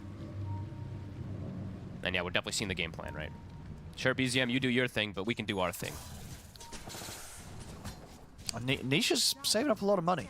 He is. 2,900 coming up in the bank. I mean, what do you think he's considering? Maybe considering just earlier Lincolns or BKB. Usually just the SNY, so it might just be that as well too, and just hasn't decided which route he fully wants to go. I mean, BZM is hitting the mid tower, and Liquid's not reacting. On top lane, Saberlight. He's in with a Hoof Stomp. Ice Blast on the Saxon. They've killed the Nyx. Top. 33. He'll drop the Doom for this. Stampede is there. That should be enough to save him. Or is he going down? He's dead. He's dead. Neutral creep? Oh my god, that was close. so close. It was a good effort. Boxy with the heads up play. He was probably tongue insane. Yo, come over here, but wasn't able to get that deny away. Gold lead shrinking. Liquid's moves, they're working. Mid tower did take about, did take like 900 damage, but they didn't react to it. Easier. He's going to try for the setup here on the mid with the help of Whitemon, but he's very tanky. Having enough damage to do it between the two of them. They need a little bit more. Saxon's trying to step up. He'll get him with the break, the Vendetta hit and the stun. That will do it. They'll get Saberlight, but it's given Nisha the time and chance to take Whitemon down in return. Saxa could be in trouble here. TP's coming in. And Mickey. He's bringing the damage in onto BZM. Stone Gaze already used. BZM doesn't have as much to protect himself. Mickey chasing on forwards underneath the tier 1 hit. He's in trouble. They're going to have him. They've caught him and killed him off. Mickey finding these big kills, putting an end to BZM. Liquid's got control of this game now. These moves, they're all working. It takes so long for them to bring down Saberlight, and I have to give Saberlight credit here. Little turns he was doing. He was dodging the Stone Gaze like 3-4 times. He looked top, looked down, looked up again, so kept dodging it to make them use extra spells on him until his team can come in. Let's see if Nisha did buy. Okay, he bought the full SNY, and then he instantly Q's the Lincoln. So it's such a good Lincoln's game when you're playing versus the Doom, of course, so. But yeah, look at that recovery from him. Massive. And for Tundra now at this point, the game slowed down. Now they started to get picked off constantly, and the items are really flowing in for the side of Liquid. So let's see what they do to adapt with things. I see 33 has sold the pipe, bought the BKB, queuing up Midas, so items are starting to be changed to be able to try to adapt versus Liquid. Nisha's such a harder target to go for now, just with the SNY, the status resist. They do want to try and find something here with a Blink Doom. Yeah, there's an amp damage. Do they have the connection? He dodges. 33. He's going to get the jump. He'll get the Doom down. Good jump there. Slowed down Nisha. Should be able to get Insania as well.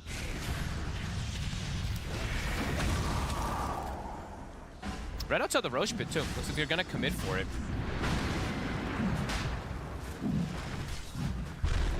Without the Ember and the AA, they should probably just get away with this one here. No, Boxy's not in the area to just go for any power shots to slow them down either.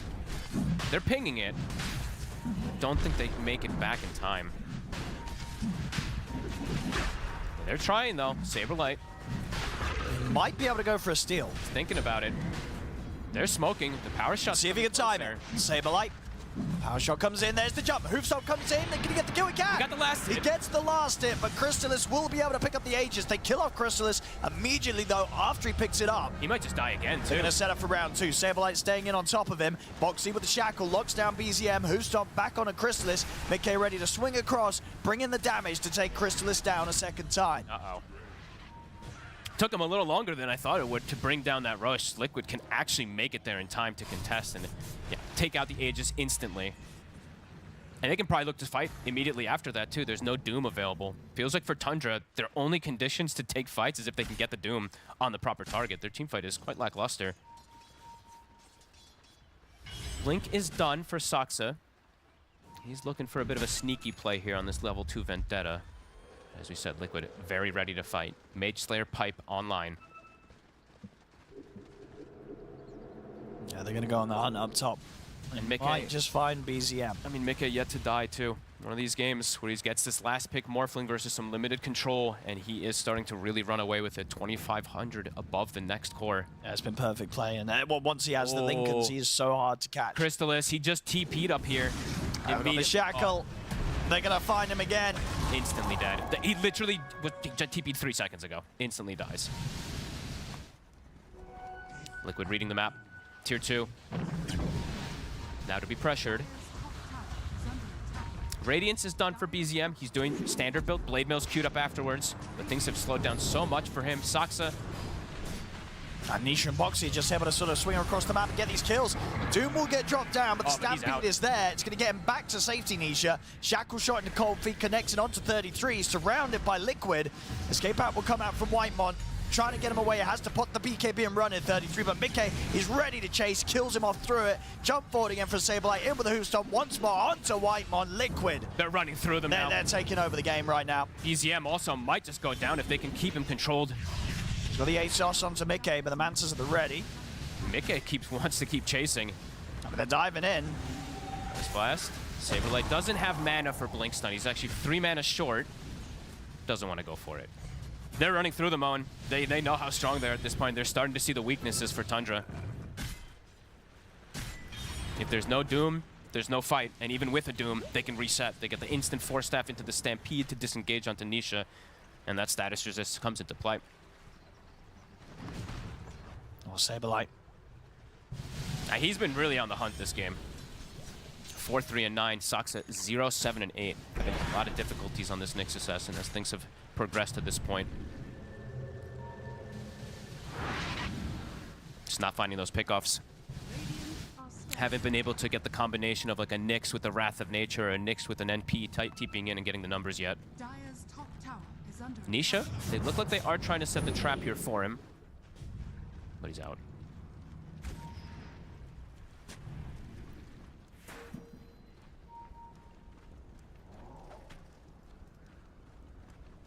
What's the plan now for Tundra? It's like I'm trying to think what their backup plan really is, because now they've gotten to a point where the Morphling is kind of out of control. These Lincolns are going to start being picked up. I'm not too sure, Owen. Killing Mickey seems pretty impossible. As we've seen, even if you get the Doom on some of these targets, it's not going to be able to protect us. I mean, Crystallis, I would say, for Tundra, their next way of actually taking a head on fights, he needs BKB. I just feel like he's so fragile, and they have a lot of ways to get on top of him, and he needs to start dealing that like carry damage that they're gonna need in these later stages of the game, because it's just not coming out from BZM or from 33 at this point. And Liquid looking for a wraparound since that Tormentor was claimed.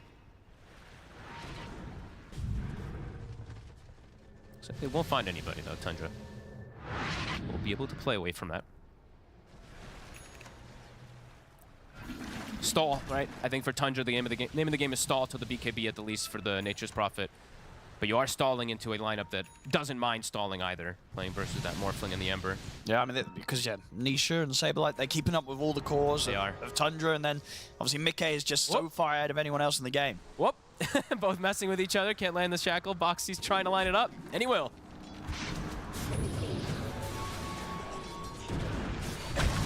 33. He does not want to doom a Wind Ranger. He was thinking about it. Now he has to use the BKB completely defensive. Now he knows if he throws that Doom out, they're just going to force super hard, because the only thing Liquid right now really fears is a Doom. Radiant's top tower is So under 33 has to be very careful how he throws that next one out. bottom tower is under attack. Scanning. I should be able to say their wisdom here, Saberlight. They're going to get the double, unless Crystallis TP's over to steal the one away. And the tier 2 mid is starting to fall. Mickey. We get building damage numbers when we get moments too, since there's not a whole lot going on right now. Because I do want to see if how much the Nature's Prophet compared to the Morphling building damage. I imagine the Morph has a good amount more now. Yeah, he's not able to really hit those buildings early on the NP. Starting to be able to rally around the Morph a lot easier, as you see for Liquid.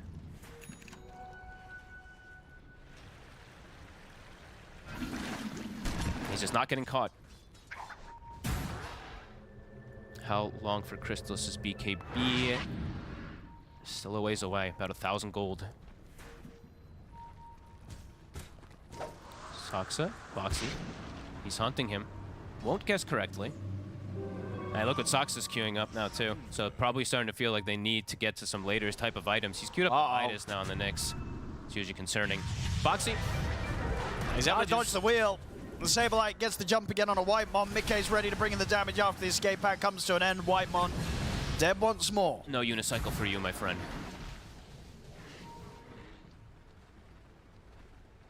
Liquid just on the hunt. BZM also has now been found. Get the Stone Gaze off. There's the Stampede and the Remnants here to try and stay on top of him. I think they just keep chasing him, even into the high ground. I mean, now, but the Stone Gaze gone. He's got nothing else to protect himself with BZM. I think there's been Tundra has yet to bring a fight back in, what, 10 minutes? They killed Insania, and I think they killed Nisha maybe once before that was one of the plays, but it's been 10 minutes of Liquid just dominating, just charging at them. It feels like the plan has just fallen apart for Tundra. Yeah, truly. Mickey even going for look at this, a Blink Dagger in his build already at this point. Super early pick up here for him. Not feeling like he needs any answer for the Dusa because they have all the answers now. Going for high ground push.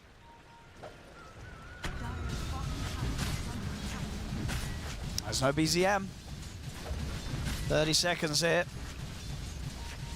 No further catch now. Liquid with the Atos online as well for Insania. Boxy's looking to set up for a potential kill in the meantime too. He's looking at Saksa. They're connecting over with Saberlight. He's got the ninja gear. They look for the bigger target. They want 33. Spot the BKB and go for the TP. He'll be okay. Saksa, can he play his way out of it? He also can.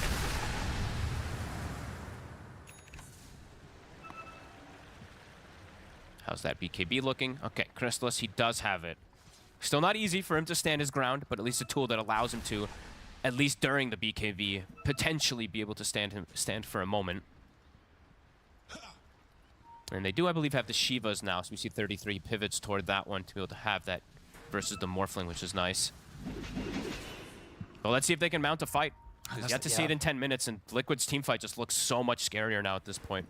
And just into these two Lincolns, right? It's like who gets the jump on them. Double Lincolns, 4 staffs to protect, I believe, from what, both supports. So they have double force into Stampede to disengage if there's not the follow-up immediately with that Doom. Let's see how good the high ground defense is here from Tundra. They're throwing Lincolns on Mickey, sentries down. Saksa.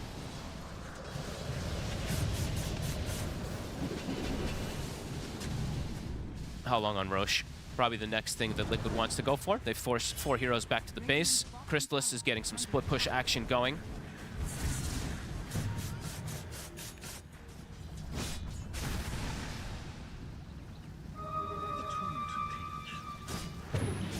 So if Tundra wants to try to make a move, maybe around that Roche, they try to go for a play with the Doom being up with the BKB. Because if they just let Liquid do whatever they want, it definitely doesn't feel good, even if you are getting farmed. The scan has hit, but getting out there and doing anything aggressive here as Tundra is. It just seems so risky. It really is. They're going to try. They're going to try and take the risk. I think they feel like they need to. But Liquid, as you said, they have that ward on the outside too. They're already positioning themselves here. Haste rune on Nisha for the fight too. Sox is found. They'll just throw the dust out. Maybe expecting that the rest of Tundra was positioned on that high ground there. Oh, Roshan's up. Crystal ball. It'll see it. Sablelight's in. He gets those soul. Oh! Was that because of the crystal ball, maybe? Because I got lag the moment that Whitemon threw this crystal ball on the Roche. I got packet loss. I also got it, so I was like, wait a minute, what the heck? I mean, what's going to happen here? If you're Tundra, do you try and go on Saberlight now that he's made this jump? Do you want to go on the Centaur is the question. And that's the thing, right? Or do you just sort of just back off and say, you know, good luck, Saxa? I mean, because he looks pretty dead on Saxa. They have haste. Nisha can walk up slight chain during the end of it. Then they can throw the Ice Blast or save it or just go power shot. They have ways to just kill him. So difficult approach for Tundra. Do they have any I mean, they have the health. Is he close enough for the escape back? I can't see. I think he is. Yeah, he should be able to get it off. Yeah, he can do it for sure.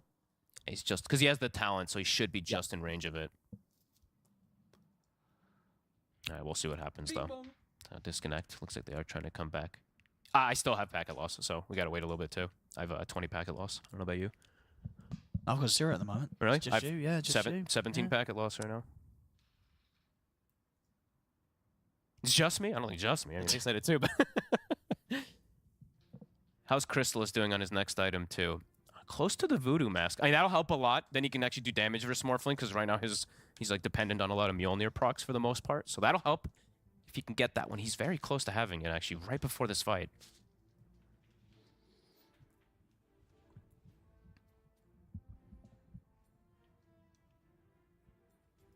I mean, I imagine they're just going to have to back off. Unless BZM wants to get in there with a Blink Stone Gaze. Because he could do that if he wants to try and bail Saxa out and maybe give a chance of them finding a fight. But it's going to be quite a big commitment if him and 33 decide to go in. I mean, I'm trying to I'm trying to tab between all the vision of what they both can see, but there's not really the greatest vision, as you can see there from Liquid. They can't see the Ringmaster in that spot that he's in, but they do see the Doom, so they have a little more information on Liquid than Tundra does at the moment.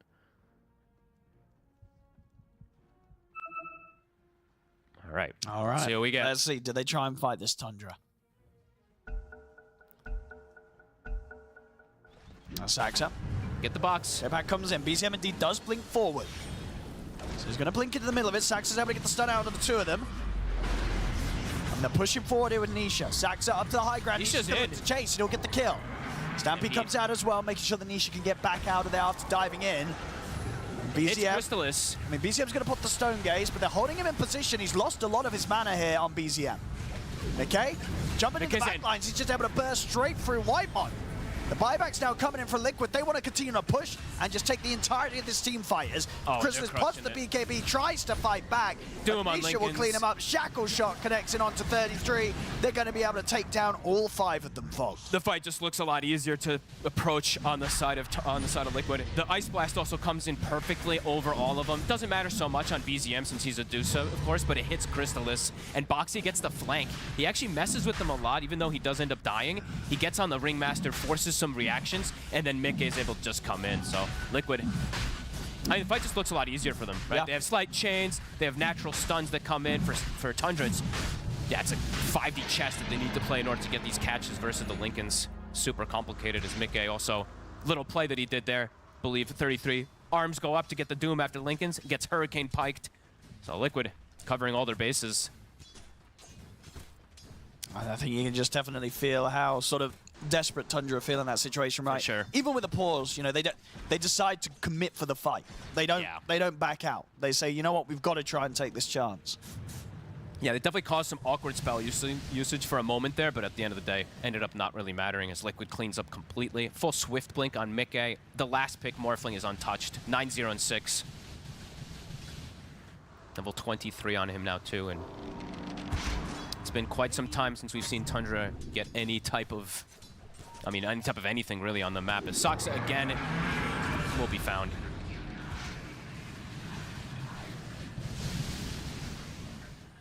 After a promising start off the back of the lanes, this game has really fallen apart for Tundra.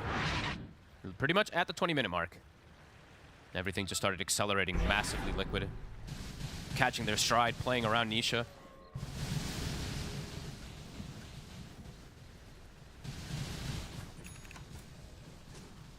And for Tundra, I mean, now it's what's the recovery game plan? You see they're trying to get any extra control to deal with this Morph and Ember. It's not the timings that they were looking to play for. They were wanting to play with that gold lead, especially with these, these greedy cores. It's not the case anymore. Liquid, super rich. A full Shiva as Nisha picks up the entire thing on the courier. As he said, he's been saving gold and just buying full items. Yes, it's been working out. He's had these sort of large portions of the game where so much money has not been spent up. Yep. Hasn't mattered. He's taking his time to just surprise them with these full item pickups. Saberlight about to have a heart as well. Brax's the response. They'll break one of the Lincolns. And what can they do with Tundra? Slight change coming in from Nisha. And the barracks are just going down. PZM. And they're going to jump for it. It's a nice three-man stun there from Saxa, but is there any follow-up? They'll throw down the wheel. It will catch Nisha, but that's all it will catch. And no damage. Completely untouched. As the push continues, Mickey ready with Boston's shackle shot. I mean, he's just dead. The BKB's not going to save him with the Ice Blast connecting. He's out without buyback. That was an insane shackle. Boxy diving into the fountain even. And Mickey's just going to continue cleaning them up. Yeah, this game's on. I mean, they're coming in with the buybacks, but can they kill this Morph even once? They call it. They can't. They're going to tap out. This game's over. Get him the rampage, I say. Over he goes. Looks to 33. Oh! No! Disappointment. I mean, either way, the last big Morphling out of control, and Liquid with a more standard approach with their kind of draft. Tundra, of course, doing their style, but this time it absolutely just got punished. Liquid just waited. Sure, the lanes looked pretty good for Tundra, but then afterwards, Liquid just started to find pickoff after pickoff. I mean, see their team fight, the power of their team fight. It was great. The way they ran across the map, made the jumps, 14-0-6 on Mickey's Morph. And I think they also, at some point, right, when BZM was starting to get things going, they were like, ignore the Medusa, kill the other 4 heroes while he's pushing the mid lane, and that's when they started to get that big advantage. Yeah, they tried something a bit different. Tundra didn't work out here. Liquid will take game 1. Thank you very much, Audi Pixel and Fogged. Liquid take game 1 after Tundra tried something different in that mid lane, especially with the Medusa going mid against the Ember. It did not end up working out, but credit to them for giving that a good shot. And to be honest, it looked quite good at the start. We had a couple of solo kills going on there, Lizard. That mid lane looked quite interesting. I really thought they were cooking something really nice up. Like, you go into the kitchen, it smells nice, like you see it's all working, and then what you get in the end is some burnt pie, like on top, on bottom. The kitchen is on fire as well. Unfortunately, sometimes that happens when you try to overcomplicate things and find niche picks against certain heroes. And once again, December strikes. He forces their hand, sort of forces their hand into a Medusa pick. And like you said, nice little solo kill, pressuring mid, taking the tower. At some point, Medusa was pushing high ground. But Liquid, I feel like the way they approached the game, right, Jenkins, just completely ignoring her? Yeah, I mean, it felt like Tundra had no play options other than to sit behind the Medusa and hope that Liquid went on her, and they just didn't. They just ignored her. They went to other areas of the map. They went past her, jumping the back lines. Like, I think in every fight, including this one here, it was the 2 supports that died first for Tundra. You know what this Medusa reminds me of? Like, this gameplay. Literally the replica of Enchantress in 2018 on the offlane. You can't go on her, she's taking down your towers, she's just there and pushing, so you had to ignore her, right? Like, you had to play everywhere else, just not on that lane. However, back in those days, Enchantress scaled into right clicks, meanwhile Medusa just doesn't. I feel like this hero is extremely good in certain circumstances, but from the mid lane, when you need someone to be active, to get the plays and the ball rolling, it didn't work out. Yeah, maybe that's why they picked like Nyx, Nature's Prophet as two heroes on their team, because you know Nature's is like a global core. He can kind of be active. Nyx Assassin should be setting up, you know, hypothetically. So it's kind of like, okay, we can have the Medusa. But I agree. Like I feel like maybe it needs to be cooked a little more, like some sort of scaling. And speaking of scaling, Mickey 14-0-6. This man picked into a Doom and did not die once. He's like, give me Morphling. And he crushed with it. He was on top of the net worth for the longest time. I feel like this game, he had a good lane, a good game. It's almost me to say, but it kind of felt fairly effortless from Team Liquid, this victory. It truly did. Maybe the start looked a bit rough. Tundra found a lot of farm. I feel like it's Neta as well on the 33 Doom.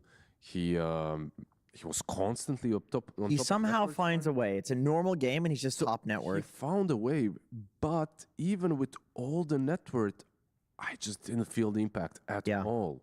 Like the Dooms, he wasn't able to use them on the Ember or on the Morphling, and when he did use them, they felt kind of meh, whatever. He did use one on Ancient Apparition. Insania didn't manage to deny himself, and this is minute 7, by the way. Just look at the difference. 1,300 net worth disparity between BZM on the mid lane and the Ember on the other side. This is an Ember counter. I think we can safely say that now, at least in the laning stage. Sure. We can say that. It looks that way in the laning stage. Later on, however... Needs some workshopping. Yeah, needs some more cooking to figure out what to do. As we can also take a look at a great clip where Nisha just straights up. That, I mean, it's a lot of damage coming out. This is what we were kind of asking in the pre-panel. We're like, how does the snake interact with the Flame Guard from Ember? And it turns out probably not well, because he didn't skill it. He didn't skill Flame Guard. Yep. And still, he's a melee hero. He's not able to dodge every snake, so he takes a ton of damage when he's on the wave. So it does seem like a good lane counter, but sometimes these don't work against Ember in the game. And there's another thing between those two, by the way. Let's just look at this first. This clip, there are 2 or 3 attempts for 33 to Doom, the Ember. I feel like this is a lack of a mid laner on the other side. You know, it's for like sure. Doom is a projected ability. It's obvious what he's going for, you know? Yeah. But you can't get it off on him if you don't have some other sort of disable to start. Yeah, and here you see already, it's Nisha catching up. Rapid. Yeah, I mean, the thing is, like, at this point in the game, with the deficit he was at 7 minutes, he should be completely obliterated at this point. Should be half the network. Yeah, but so on his career, he has a Sanj and Yasha coming out. And I remember thinking, how in God's name does he have a Sanj and Yasha at this point? And that's the thing with Nisha. 33 always gets farm in the game. Nisha always seems to find a way to come back in the game. These are the two curses of Dota. The way I'm seeing it, if you are picking this Medusa in the mid lane against Ember, you have to think differently for your other cores and supports. Maybe they did with the Nyx Doom, but it definitely didn't work out versus Liquid. And that's something where their personal skill comes into play too. Because Doom just couldn't find the right targets. Nyx Assassin as well, they just weren't able to find the right targets. And you're missing that Storm Spirit from the mid lane, or Storm Spirit-esque hero that can actually easily jump the right heroes. Yep. I feel like we also had some Team Liquid energy coming from Wallachia Season 3 into this series right here, because if you don't remember, there were a lot of Aegis steals from Saber. Oh, that was so nice. And where he was standing, we legit said in the green room, like, can he blink into Roche Pit from there? But he did the thing where you blink into like an object, and then because you can't blink into the object, it moves you to the closest location, which was in the middle of the Roche Pit to steal the Roshan last hit. Every single patch recently did not allow this, right? Like, you can't blink from these places that are not easily scoutable, and that's one of those. Like, it's really hard to find the target there. You either need some vortex, or you need some sort of a ward there. He was just able to blink in from high ground into the pit, so yeah, pretty cool. He doesn't steal the Aegis, but he does get the kill. Yeah, and they kill the he Prophet. snatched the Roshan kill, right? Yeah, that gives you all the XP. And they kill the Prophet with the Aegis, and then they kill him again. And that's another problem that they had. Like, they had the Medusa mid that was completely ignored.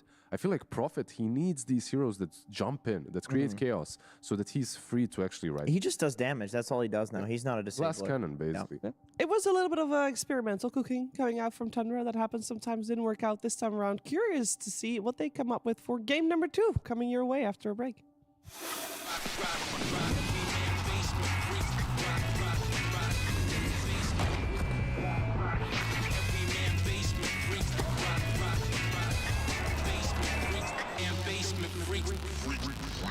The human body was built to move, not trapped at a desk in one singular posture for 12 hours a day.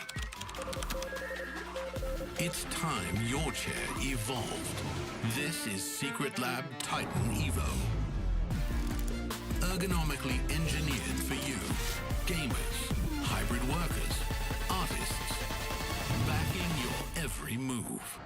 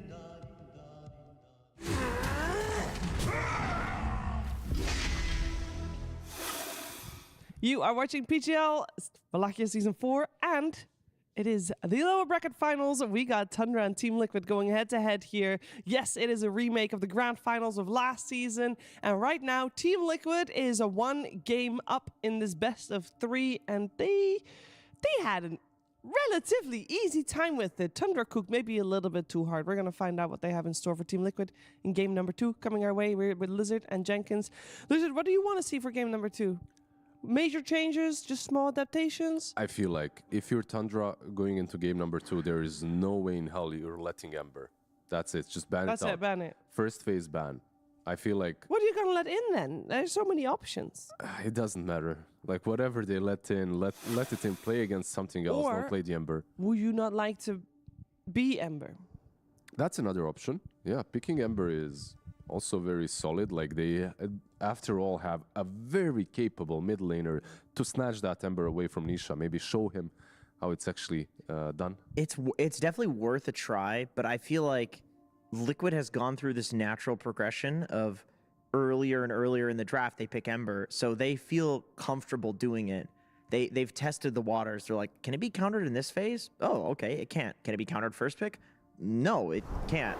And we haven't seen the same thing from Tundra though. They have not slowly moved up Ember, so they would be going straight from, you know, Ember last pick usually, yes. late phase to first pick. It just might be a little bit of whiplash, and BZM might not have the same experience that Nisha does playing into these hard matchups. They did lose with the Ember, of course, but I feel like it was a completely different deal. And I do think that coming into this last day, the meta has evolved so much that you can actually find all the right bans to protect the Ember. And we saw that. One pick, the Ancient Apparition, and the 2 bans, and that's it. Like, Ember feels absolutely I do wonder beautiful to play. if we went back and let's say Tundra banned Ancient Apparition, so Liquid cannot pick it out of phase. But What is the other? What is the alternative Well, to AA? if they ban AA, that's even better for them, right? Like, they can pick Ember and... No, I mean in the second phase, like Liquid, they picked AA, but it was because Tundra didn't ban I it. think if Tundra, and obviously this is all hypothetical, so who knows? I think if Tundra would have banned out AA, Team Liquid, instead of banning out the Night Stalker, they would have banned out the Huskar instead. Unless they had another like massive answer to the Huskar. No, absolutely. I feel like Huskar is the solution, and it also just makes the game a very different game of Dota. You know, we talked in the green room about these heroes that are just there is nothing like it in the game, and Huskar just changes the way the game has to be played. Yeah, he does. He does. And it does require a very specific type of player and a specific type of team. Oh, look at that paper Tundra on top. Font 50. They went to their library, they looked for the folder, they found the one that says That's a Tundra. single piece of paper, and it's just in case they forget who they're playing against. It's like, guys, look on the paper. Who are we playing against today? Oh yeah, It's Tundra. I Yeah, wrote look at it the down. big Comic Sans on the front.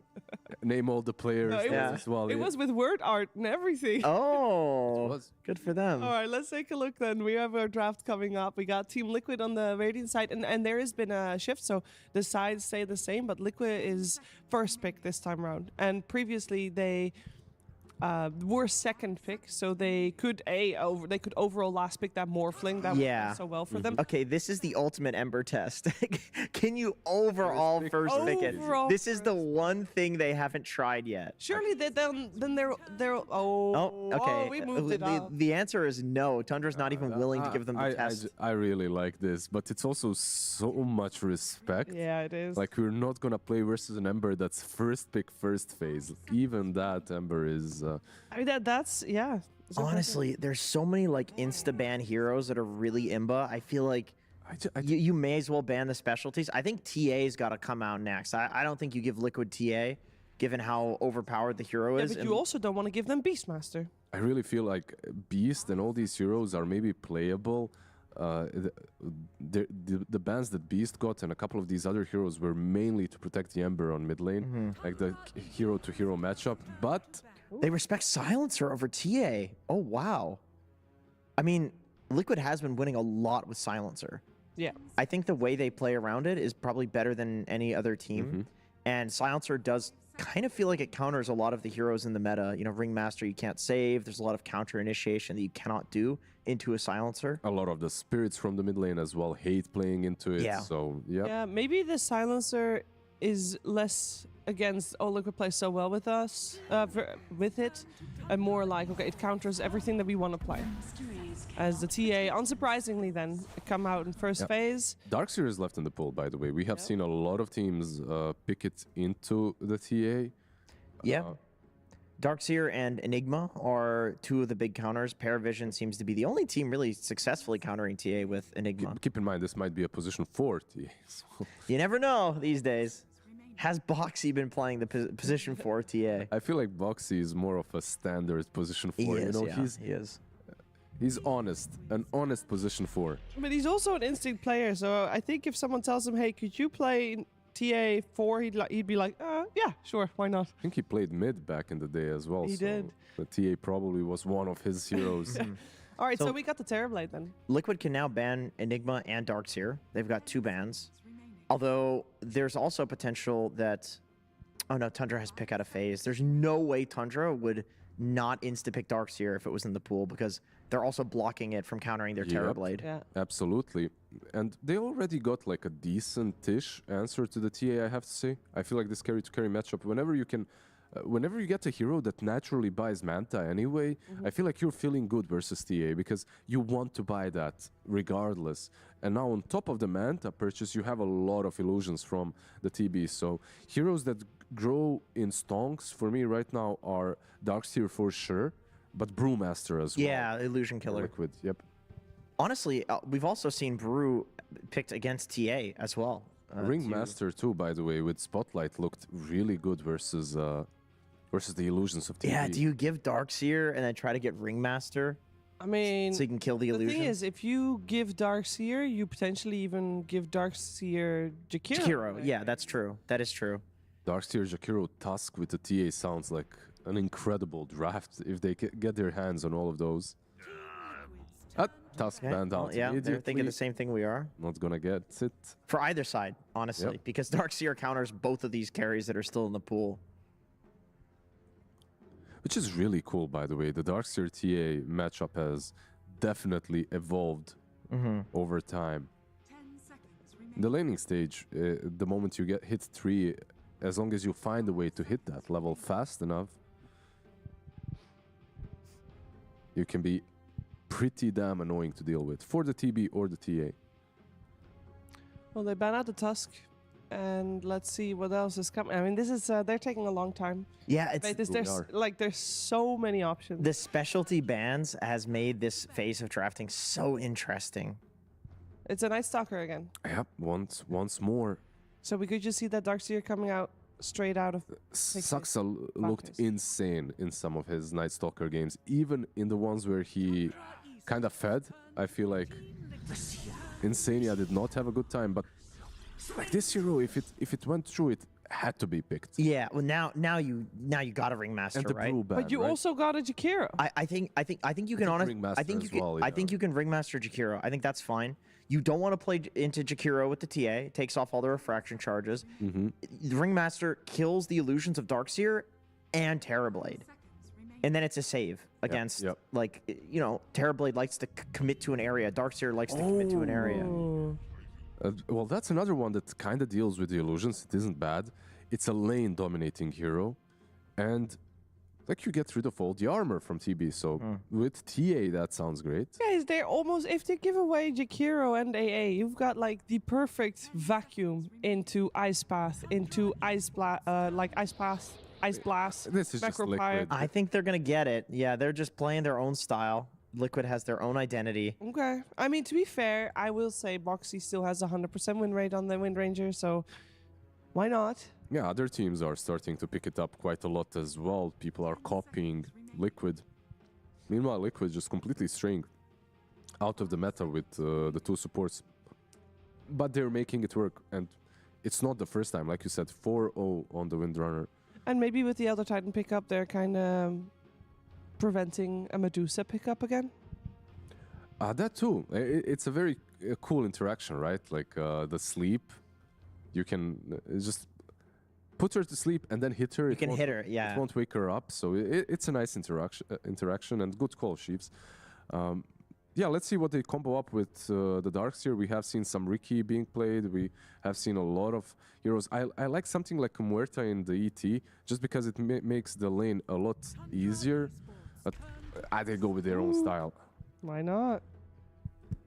I will say for Windrunner this game, like, she does not care about any of these heroes, really. You can Windrun and dodge all of the damage. I gotta say, this lane into an ET. You're playing Slark and Darkseer. He's gonna slam you down. He's gonna... Yeah. He's gonna beat some ass, that's for sure. You better make sure that you get level 3 before he does. With a TA Meld Strike, by the way, to give him the minus armor. This is a strong lane for Liquid. Level 2 Ancestral Spirit on ET in this. It looks incredible. We forgot about Tinker. I think Tinker was in the previous game also completely ignored, so we forgot about it 2 games in a row. This is a god tier spirit game, by the way. Probably Storm. There's just no disable on Tundra right now. The way you said it, it reminded me of Forgot About Dre. I don't know why, but he's back to cook. Yeah? Yeah, this Tinker is... Da-da-da-da-da. Da-da-da-da-da. I mean, it's a position 5, right? Like, and... Oh, okay, they go for Puck instead. Same idea. There's no good disable on Tundra, and Puck is arguably even better than Storm because you don't get disabled by the Slark Pounce. Well, not really. Yeah, this does not have to be a Tinker mid, though, right? Like, it's most likely a 5. Yeah, for sure. Agree? Yeah, I think so. So there are still some heroes that you have to ban out to secure pucks. Yeah, they banned the DK. Tiny's out. Let's see. I mean, Huskar is always a possibility, but it is BZM. There's been too many games, I think, that Liquid's been able to get their hands on the Ember Spirit, because this will actually be Nisha's first puck of the tournament. That's crazy. It is Nisha pretty puck bad. for the first in the lower bracket finals. I feel like that's the first time that's been said. Yeah, probably. I'd say so. I know this is a niche pick. Nah, never mind. Oh, come on, let's hear it, dude. Don't hold back. Don't hold don't back. blue ball us. Let's go. Nah, Was it Viper? Is it Viper? I mean, I really like these kind of Viper-esque heroes into the TA. Yeah. Maybe So an what option. were you were actually thinking Viper? How is BZM gonna play though? I don't think. I don't think BZM wants to play Viper. I think he's too flashy, but I was also thinking Viper. It destroys all of the heroes of Liquid. Yeah, It's just it's too boring for BZM. On the other side, they just ban out the complete normal heroes, the Mars and the Centaur, these catch heroes. However, I feel like Liquid, even though they need that kind of a hero, they have enough of it as well from the puck. They could maybe stray away and go for a little bit of Saberlight Zoo as well. But Underlord, by the way, still left in the pool. True. That's a very good pick. Destroys the TB illusions, destroys the illusions from the Darkseer wall. Area control Very well versus Tinker. one-on-one as well, right? And Yeah. can lane. You can, if you're this Wind Ranger, you can leave him alone and make your plays around mid. You don't get threatened by the Tinker. The roots are really nice against him. So yeah, I'd like to see it. 10 seconds remaining. If you want to go for like a little mix of both, Enigma is still in the pool for El Saberlighto. It's pretty good against Terrorblade. You tear through his massive amount of health and armor. His Watermelon is still in the pool too. Watermelon is still in the pool. That's true. Good with TA as well. Yeah, notoriously. A lot of minus armor together with ET. I like it. I think I like that as much, maybe even more than the Underlord call. There's definitely still quite a few options, which is credit to Liquid's drafting in that case, I would say.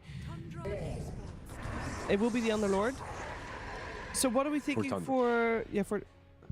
Oh, no, For my Liquid. bad. For Liquid. It's the animation again. Always Yeah. gets us. The animation, It always yeah, gets yeah, us. yeah. So what are we We're thinking too old. BZM? I'm like, is BZM gonna play Yeah, Underlord? I'm like, what the hell happened? Because I mean, bro, this is like the goated Viper game, to be honest. I feel like as a mid laner, you're like, But then fuck you it, give have me a Viper. yeah, you are playing. Like that's the only problem. Like, does he actually practice it? Does he play it? Is there something else, by the way? There's Huskar still left in the pool if you want to go for that. Yeah. I could also see, just because this Tundra, him going for Morph. There's ET against you, but I understand the He idea. plays kind of like a spellcaster from mid is the only thing, even though he goes for the Ebb facet. Yep. Turning into I puck guess- is nice. Yeah, I guess it's an Full option minute as to well. think about it. I'm just, you know, throwing darts blindfolded here, because it's so hard to predict with Tundra. They really like to subvert your If expectations. Void Spirit was even a little bit in the meta, it could have been one of those matchups versus Puck that it kind of goes both ways, and you have Iron Shell on top to make it even better. And you truly do need a playmaker, by the way, for Tundra. So, and you Wait. definitely can't put the Tinker mid. I mean, you could do that as well. But is it good? Then you're last picking your There- 5. One thing that they're missing is actually stuns, right? Like, they don't really have a lot or any. So maybe getting a stun would be nice, even if it's a 5. They could be 5 ring mastering. How about that? Nah, they'll just go for the storm anyway. Into the puck. Into Underlord, Into too. Underlord, into the puck. Yeah, they really believe in BZM. It does solve their catch a little bit, which is very important. I feel like they can scale nicely on the side of Tundra, but getting these fights going is really difficult for them. They're extremely greedy. Yeah. You Tundra has 5 cores, essentially. If we're talking 1 year ago, these are all cores. I mean, if you're looking at it right now, these are still kind of 5 cores. Yeah. Like, Tinker farms all the time. Slark is doing his own thing. Okay, sure, he's like a true position 4 right now with the way that you want to play. He's almost like a around Slark. 5, honestly, the way he plays. But everyone else just needs a ton of farm, and they need to get good lanes to get the ball rolling. What are we thinking here for Tundra? Is this enough to force out a third game to the series? Do you feel like they have a solid draft? I think they have 4 heroes, all of which have like individual potential to pop off, which is really cool. Like if one of these heroes has a good game, they can snowball the entire game. With that being said, Liquid has a very normal draft. They got Mick ATA, which they very rarely lose on. And I think their picks are just a lot easier to execute, but very Tundra style to pick like this. Tundra very in the meta, and Liquid very like standard, stable Dota. They have everything that normal Dota needs. Okay, let's see what the coach of Liquid thinks about how this draft has played itself out with Nomad. Yes, I'm here with Jabs. So, I mean, firstly, I actually want to ask about the last game and that draft. I mean, first phasing Ember Spirit, and you get away with it. Is Nisha Ember Spirit just unstoppable? I mean, yeah, Nisha is obviously very good, but I think the hero has kind of been shaping up to be very high value in this tournament. And there are certain ways to just enable it, and I don't think it matters really when you pick it. So I think it was nice of them to give the hero to us. And I think they planned for it and had some ideas, but it ended up not working out because I think they lacked abilities to fight us at some point in the game. Yeah, it did just sort of crumble away at some point. But, I mean, looking back on yesterday as well, you had that series versus PARIVISION without revealing too much, because potentially you could be playing them again. But what's one of the biggest lessons you learned from yesterday, which you're now taking into this series? I think against PARIVISION, the thing that matters the most is like matchup knowledge, like understanding when they pick what hero, because they're a very like calculated team. They're very good at drafting, and obviously they will just pull out some random stuff like TA4, which, truth be told, like no one can really expect that. So I think the thing we learned the most is information from the drafts and like understanding how we approach the draft if we end up playing against them again. Absolutely. And now, of course, focusing in on this game, how are you feeling about this draft, and do you think you're going to be taking this game too? I actually like this draft a lot. Drafting against Tundra is really funny because we play against Neda, our old teammate. So it's always like a battle between, like, it's like mind games, you know, like you pick this hero because you know the guy doesn't like playing against it, but the same applies for him with knowing what we like. So it's like, it's mind games. But I feel like we won this round of mind games, so I feel very confident that we're doing good, and I hope we take it 2-0 here. All right, let's see if that confidence plays off. Thank you very much, Jabs. Let's get into game number 2 with BCOP and Fogged. Thank you very much, Nomad. Coming into game number 2, Liquid and Tundra. I'm a little worried for this Tundra lineup. You were talking about it during the draft, Fog. This just doesn't seem like it has enough lockdown. Lack of stuns. A very Tundra approach, though, we've seen them go for a lot of times. Is hello, Benjamin. We did have to lose, unfortunately. The Mr. Pixel, the Mr. Owen is losing his voice. You guys did have to hear my annoying voice extra in that last game. I apologize. Hopefully he gets well soon and maybe come back on. That's okay. We got Benjamin. Benjamin came in here. The 2 New Yorkers now in the fray. Oh, God. Just throw us with some pizza, some bagels. We were actually getting excited for it. And if you just give that to us right now, be the most New York cast we can get. But I'm looking around, and I think Jenkins kind of put it the best, right? Individually, these heroes for Tundra, if they can all pop off, or some of them, they have a real chance. For sure. But it seems so difficult without the lockdown to make it happen. The heroes on Liquid just feel like they benefit so much from one stun, of just the Vortex. Yeah, it is going to be an interesting approach how Tundra wants to, but it's a very Tundra style. You know, they like to have these kind of 5 independent heroes that play their own game, and we'll see if that ends up working for them. The lanes look pretty good. That's one thing I will say. They do have this strong Tinker that ends up doing very well in most matchups. And they're already going to get first blood. We'll go down. I mean, again, this comes from Whitemon kind of knowing his position. He's been carrying this team. I think Whitemon's had one of the biggest impacts for this team throughout the entire event. And now he's on this Tinker. I mean, we've seen him with the Ancient Apparition in the past. That's felt really strong. But, I mean, Whitemon from, I would say, 2 years ago to today, some of the most growth I've seen in a player. Honestly, he's my favorite 5 position to watch right now. Yeah. He's been, because he does this like greedy kind of 5 position stuff when he feels like he can. But he also will take the back foot and go for like these support items as well. He's not like this guy where he's just like, I'm gonna always be green. I will be able to help out the team as much as possible. So it's cool to see like the 5 players when they do go for both type of routes. And if he can enable Chrysalis here on the Terrorblade, again, that's, you know, maybe the lockdown doesn't matter. Maybe they can force this to a game 3. Yeah, definitely a possibility. I mean, yeah, definitely looks like it can get difficult if they start to fall behind, trying to find some of these elusive heroes. But Chrysalis yesterday also did have a pretty insane performance on his Terrorblade, pretty much flawless too from him. So the hero put him on. Boxy? He's gonna take a bit of damage. Might even drop if they could get the laser, and they will. So Whitemon with yet another, and this top lane locked down. Who needs it? This is the one to watch for sure for Tundra, being able to secure Crystals, get these extra kills, slow down this lane that, I mean, these two that have been doing very well also. Have to highlight Saberlight and Boxy in some of these. You know, people have a lot of critiques for Saberlight at times, but I think they've been doing quite well with the playmaking. Yeah, Saberlight yesterday had some amazing plays, and I mean, this is a tough lane. With the March of the Machines, the damage coming with the Reflection, there's not much, but I mean, that's pretty much what we've seen the life of an offlaner be. It's, you lose the lane, you get stacks and recover. Yeah, you tend to get sacked. He was actually, he was debating between the Abyssal Horde facet and Demon Screech, and I was like, I don't think I've seen a single one of them go for the Abyssal Horde, because this doesn't let you do that exact thing. Is lane goes bad, you gotta be able to go back to jungle. So yeah, he goes for Demon Reach, should be able to catch back up, but it's going to be a slower start for sure for him up here. The TBE versus Underlord matchup goes a bit both ways, because you, Reflection, have the Atrophy Aura. You will be able to clear the illusions really quickly, of course, on the Underlord, so it does feel good to play. But TB is one of those heroes that does such insane damage that can bring down these tanky heroes too. Good for Whitemon again. He's got kill shot, so if you can get him low enough, maybe he can land a kill shot here, and he will. Nice play.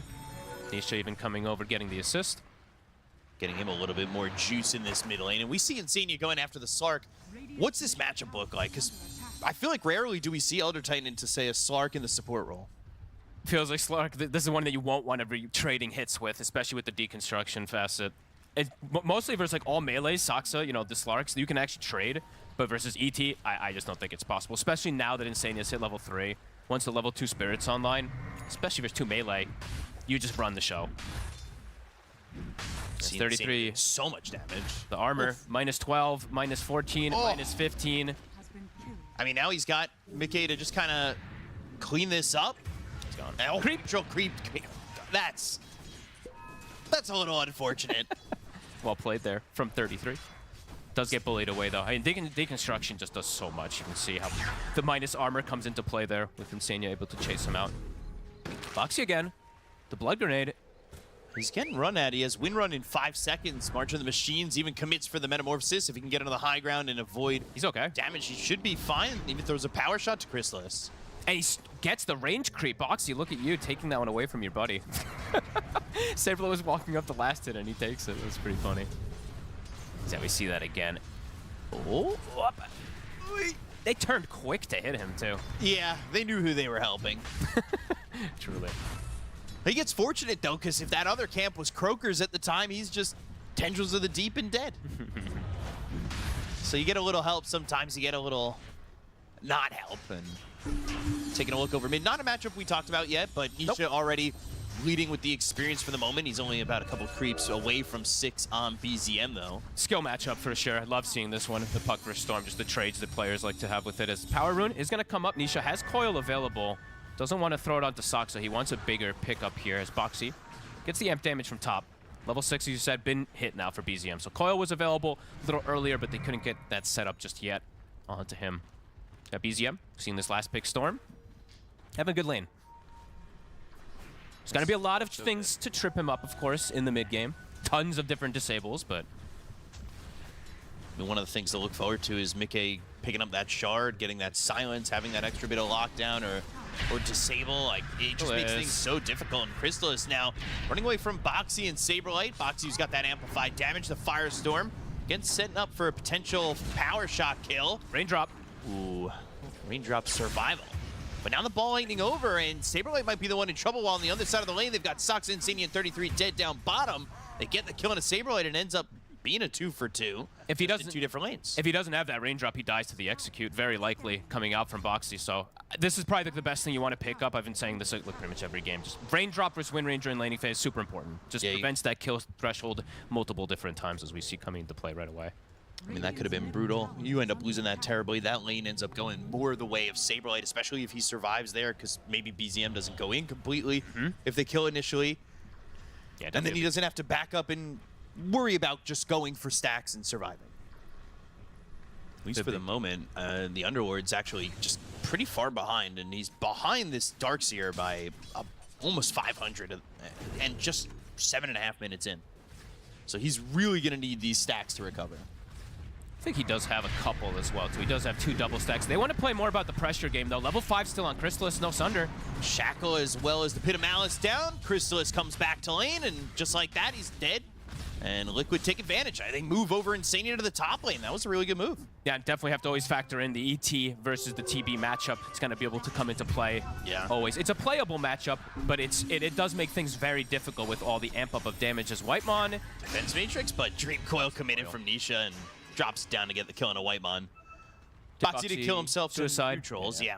Standard. I think he's one of the few that still does this consistently throughout games. He backpacks his items and just dies to be able to return back faster, so we don't see too many players do that suicide, but he's been doing it for years, even after they did do that nerf, which has been years ago, of course, too, that longer respawn timing.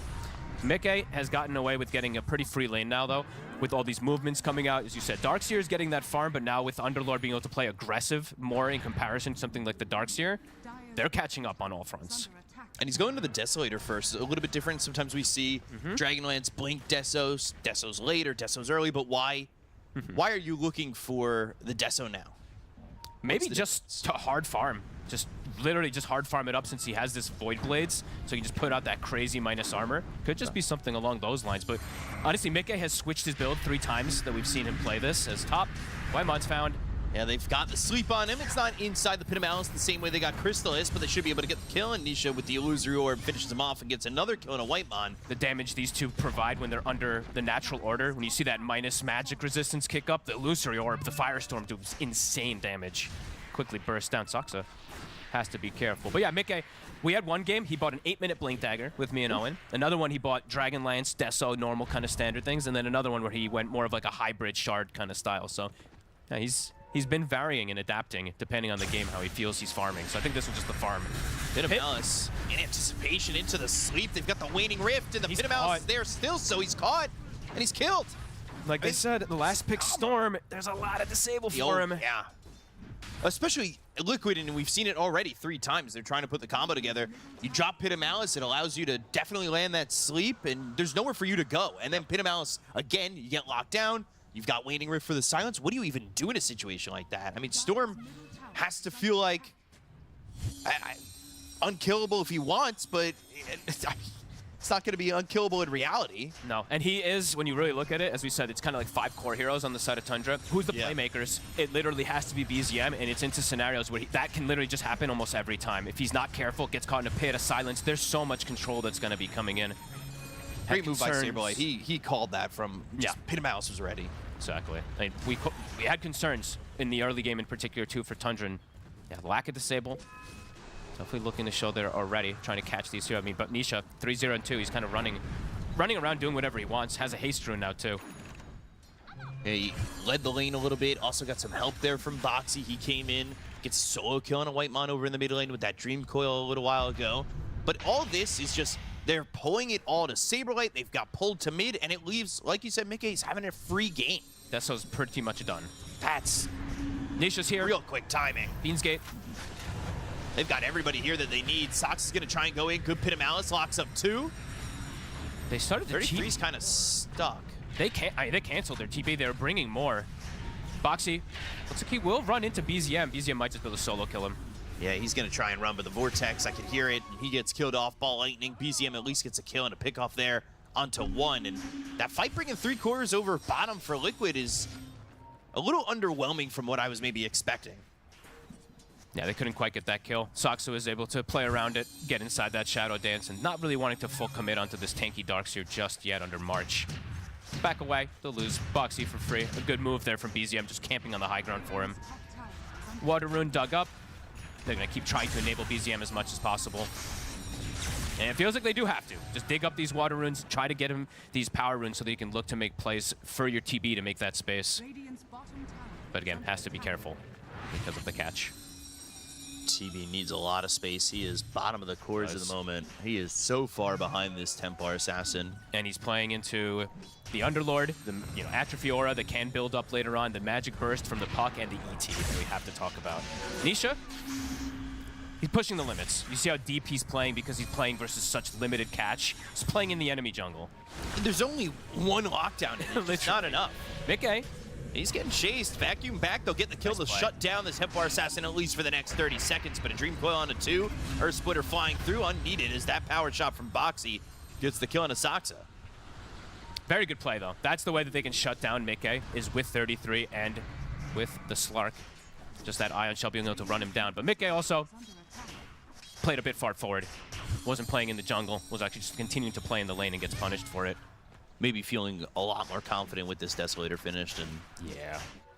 I will say, surprisingly, with how much it feels like Liquid's kind of controlling the map and making these moves, it's only a 1,000 net worth lead for the moment, but we've seen plenty of games like this where one fight, all of a sudden, 6,000 net worth lead. That being said, BZM caught, and he's going to die. BZM, the guy who needs to make the moves, is doing it. Yep, up to that 3 Galvanize. Starting to get the ball rolling. Gonna keep watching him, getting that shovel to dig it up to keep that map pressure so he can make the space, as we were saying. Tundra, I mean, Tundra, they're like the team that I've seen the most, where even if they're like, it's a 20-5, right? They're only like 2K behind. Yeah. These guys hit creeps. They know where to find something. Also, they know where to find kills together, right? Like, he knows that Chrysalis is there, gives him that extra bit of damage to know that he could get that kill on a Saberlight, and then he gets assist gold. He's getting boosted up a little bit more, and at least trying to help recover in that moment. Yeah, definitely. Power Rune, Whitemon will be able to secure bottom. They throw the coil. And they've got the sleep, but do they have the damage? Saxa, 12 HP. Ooh. Couldn't get the high ground miss. Almost survives. He's annoying. Arcane Rune, they did save it, so Whitemon was camping it to ensure that BZM can get it. Nisha. Can't threaten him. He doesn't have Dream Coil. There's nothing to stop Whitemon from moving around the map. 33 continuing to farm. He's towards the top of the net worth. He's been down here pretty much exclusively. I was clicking through the heroes to see, isn't going to be Storm who goes for an Orchid? Is Darkseer going to go some type of pivot? Because they need extra catch, right? That's what we're saying. They need something to be able to bring down this puck. 33 is queuing up the earliest potential Hex that we will see.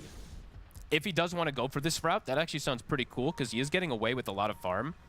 That will be the earliest Hex of the tournament if he is able to sit back and finish it, as he pivots away immediately after I'm talking about it. Love it. I kind of like the Hex, and I was looking at the Sark too. He wants that Yules, have that Yules pounce combo, at least try to get a little bit of combination there. Maybe more thinking about the 5-man is what 33's deciding about rather than just an independent catch. Just all about the group up. They are a lot of magic damage on Liquid, so wants to have the pipe also is super value, but it would have been cool if he went for Hex as a second item. Willing to make a big purchase like that this early on. Yeah, it's like a statement kind of in a way. It really is. We really don't have stuns, guys. And I don't know. I won't harp on it, but I thought the Hex was cool. It's either way. It's like it's unorthodox though, and it does make you play differently compared to what your idea is, right? Darkseer, the idea of the hero is you ball up and you're like the king of this team fight with all your auras. So maybe not wanting to change the concept of the hero. Trying to find somebody with sleep, but they'll go for the Elder Titan. They've got the Dream Coil down into BZM. A lot of heroes here. They're even going to Fiend's Gate. They get the kill into Insania first. The Pit of Mouse is down on a sleep. They've got the Shackle and the power shot killing a BZM. Whitemon's caught right by Mickey. This should be another kill for the side of Liquid, and will be, but they did lose Boxy. Chrysalis was here to get that, and then Saxa, now without the Shadow Dance, has to run with 33. Nisha trying to torn the Mickey get caught. He's under the sentry. He's dead. Getting this kill and taking him out. Chrysalis active. He just walked him down. Oh, it's a huge play from the TB. Nisha finds 33, or did 33 find Nisha? Crystal is still here. Trying to surge. He still has this Metamorphosis to work with. He's got some pretty high damage, but now with Pit of Malice, he needs to be careful. The Waning Rift, the Silence, the Earth Splitter comes through. Chrysalis is going to die, and now they're back in. BZM with the Ball of Lightning. This is a fight that's gone on for over a minute, and they're still trying to make it work. They're still trying to find more out of it on the side of Liquid. But Saxa with the pounce gets to the low ground. Ball Lightning up onto the high ground from BZM. Insania looking for a sweep, but the vacuum interrupts that, so they get another kill onto the Elder Titan. Pit of Malice on to 4, but what else do you have? They've thrown a blood grenade from Boxy, but it's just not enough damage. There's the Vortex to pull in Saberlight eventually. This fight is insane. He might end up dying, but the pounce doesn't leech him. He is slowed up. They got Nisha. And 33 gets Nisha. Saberlight is dead, and Tundra, I mean, it's a long, drawn-out fight, but they seem like the winners. It's a 2-minute fight. Look at the damage done. It's only 17 minutes in, and we just had a 13,000 damage fight. 2 coils used during that whole fight, but wow, what a fight really from the side of Tundra, being able to get on top of these heroes and survive long enough. 33 in particular just lives the entirety of the fight, picks up 3 kills, and the sustain definitely comes in. Little halberd plays, 8 ion shells, yeah, crazy stuff from him. Biggest one really was Crystallis just able to walk down Mickey though. Mickey trying to play under the meld inside the tree lines. That sneaky ward Whitemon has, plus the sentry, it saw him. They get the finish up kills. Tundra, their group up worked. And that's Crystallis coming down here, Yasha, Falcon Blade, Dragonlance. Sometimes we see these Terror Blades just hibernate, farm, and never show up, but willing to come in a fight that they thought they had the advantage in, and then they were right. I mean, it's a long fight that ends up going their way, but without Crystallis there's no shot, and he knows he's needed, and all of a sudden it jumps up to a 4,000 net worth lead. They take the Tormentor, they're the ones controlling the objectives. This is a great spot for Tundra, showing that maybe stuns don't matter. Yeah, just grouping up is what matters. Is BZM. Good shackle. But they're still going Pit of Malice. Now Nisha in on the BZM. Illusory Orb going the other way. Well, they've gotten the vacuum into the wall, onto 3, and BZM, he's hunting for blood. Mickey's disarmed thanks to the Heaven's Halberd of 33, but there's that Meld Strike. Oh, the Earth Splitter in the last strike. 3. Mickey gets the kill. 33 was so far away, but he had started it early and takes him out. You rarely see a splitter connect like that. He hits all 3 of them. That was actually pretty cool. Whitemon also getting chased out now. Yeah, he's caught here. Shackle on his corpse. Liquid strikes back quickly. Overextension. A nice vacuum combo that we saw connect, but then they overcommit onto that high ground there. They get punished in the back line. Yeah, 33 focused and had the halberd on Mickey trying to take him out of the fight, but it left him pretty vulnerable, and they didn't have the follow-up to a great vacuum wall. And these fights they're pretty crazy because there's a pretty insane amount of sustain from both sides as we see the Underlord versus Darkseer pipe coming into play. But it's all going to be trade-off of who can get more and more of these abilities off with more and more of these 2 cores, it feels like. Yeah, that one, they're able to get the better connection after the overchase. Ring of Health killed on that courier. Sox sneaky. I mean, this game is truly delivering at the moment, though. It's been really fun to watch as we see, you know, the 2 supports on the side of Tundra getting some scaling going already after that bottom fight. The Yules is finished. They got the Shard for that Slark, too. And Tinker always farms. Yeah, he's got a decent amount of farms. So does Soxa. Yeah, both supports do have it. I mean, he got the Shard. Yeah. I look at the items queued. I'm so hyped up if they actually do this. Soxa even having the Hex queued up. Double snipes couriers. Oh. Like a real Jin queue. They go to the Dream Coil. It snaps for a second, but there's the Vortex on Anisha, taking some decent damage. The heals. Some more follow-up. And this sustain in these fights it's a bit of a problem for Liquid in some of them. The March is being laid down with the pipe. It's keeping BZM protected versus these stuns. 33, he picked up that pipe. He's going back for the Hex. He's going back for it. And I saw Soxa's also queuing the Hex, so we could have some really cool stuff coming up from them too. I mean, this is similar to some of the other drafts we saw, right? Like, oh, we have problems dealing with physical damage. We're all going to buy Ghost Scepters. We have problems with catch. We're all going to buy Hexes. Or some sort of way to continue to lock down these heroes. And that starts with the Yules from Soxa as well. Hit a Malice off the mark. Whitemon, he's able to tumble his toy away. I like how keen both teams are just to fight, right? It's 14-13. We got 27 kills, 21 minutes. Tundra will be able to get these shrines. Soxa, does he have it in time? He does not. The Yules, it's not going to prevent it. Gate. They want to go for him. Mickey even showing up. Seen this before. Take him on a bit of a trip. Seen this before from Soxa. He still has Depth Shroud too. He has Depth Shroud and thought he was going to have an extra Lotus, but didn't want to stick around for the extra split second. Now popping that trap, and that's with that Shard that was recently picked up by Mickey. His team's coming. And they are coming to try and at least have a retort to this. 33 Zeri drops the wall down. They'll get the kill to Soxa, but it's going to be worth it. Now with Crystallis here in the Metamorphosis, the ball handing over the hook for Mickey, who is quite low and quite dead. How many times have I seen Soxa do this? He baits a fight for 45+ seconds. And everybody is able to show up, and they are right in front of Boxy. He's going to try and run. He'll have a shackle, but he just does not have the time. He doesn't have another wind run to work with, and he's dead too. All for Shrine, which they still haven't taken. Oh my God. How many? I've seen it just way too many times from Soxa. Team chases him, he gets the Yules off, gets the save off, gets another one, and then the team connects in time. And they're able to get 2 big pickup kills. No one's gonna claim the Shrine. Nisha? They might get Nisha. He's got a shield rune to work with now. Who's getting who? The sleep, they'll stick, but now the Yules, that's gonna set up a pounce. But the phase shift, Barriers. Splitter flies through. Vacuum onto Nisha as well as Saberlight. Nisha low. Illusory Orb trying to get away. Phase shifting once more. And a waning rift for some distance away from 33. But Saberlight, he had to come in to try and help. And he ends up dead for it. They want more. Ooh, Radametos, Mickey, the damage with the Desolator. The Shackle connects from Boxy. Good combination to take out the Storm Spirit. Saksa trying to get on top of Mickey, and he will. Ooh, they've got him, but now he's back to full health. Is that going to be enough, though? He is not going to survive. I mean, everybody's here. Dream Coil comes in, but where's the follow-up? They're too healthy. Whitemon is healing them. Nisha has no health to work with. This sustain is insane, honestly. Whitemon, he's just keeping them completely pumped up. Holy Lockets on the Storm to keep him healthy, Glimmers, and just these marches and the defense matrix. They did a good amount of damage, as you see there from Liquid, but look at the HP pools on Tundra. Everybody's full health. All just surviving. I mean, showing off the power of the repair bots as well. Yeah. I was like, 33 might want to go, maybe does go more Aura route, but I think now he actually can just go for the Hex. Absolutely, after we see these last two fights. Rallied around the March of Machines. Liquid struggling to fight inside of it. Struggling to find that damage. Mickey's just not getting enough space to output that damage. In the few seconds he did, he got the kill on a BZM, but you can see when he's overwhelmed, that's it. He's shut down. He doesn't have enough. And they're running him down and throwing these halberds, Yules, etc. There's actually a fair bit of control now on the side of Tundra in that type of way. Speaking of the Yules. And the Pounce. Throughout that illusory orb, he'll have another one in a second. So Nisha should be fine. Radametos, though, and he's got the defense matrix and the repair bots if needed.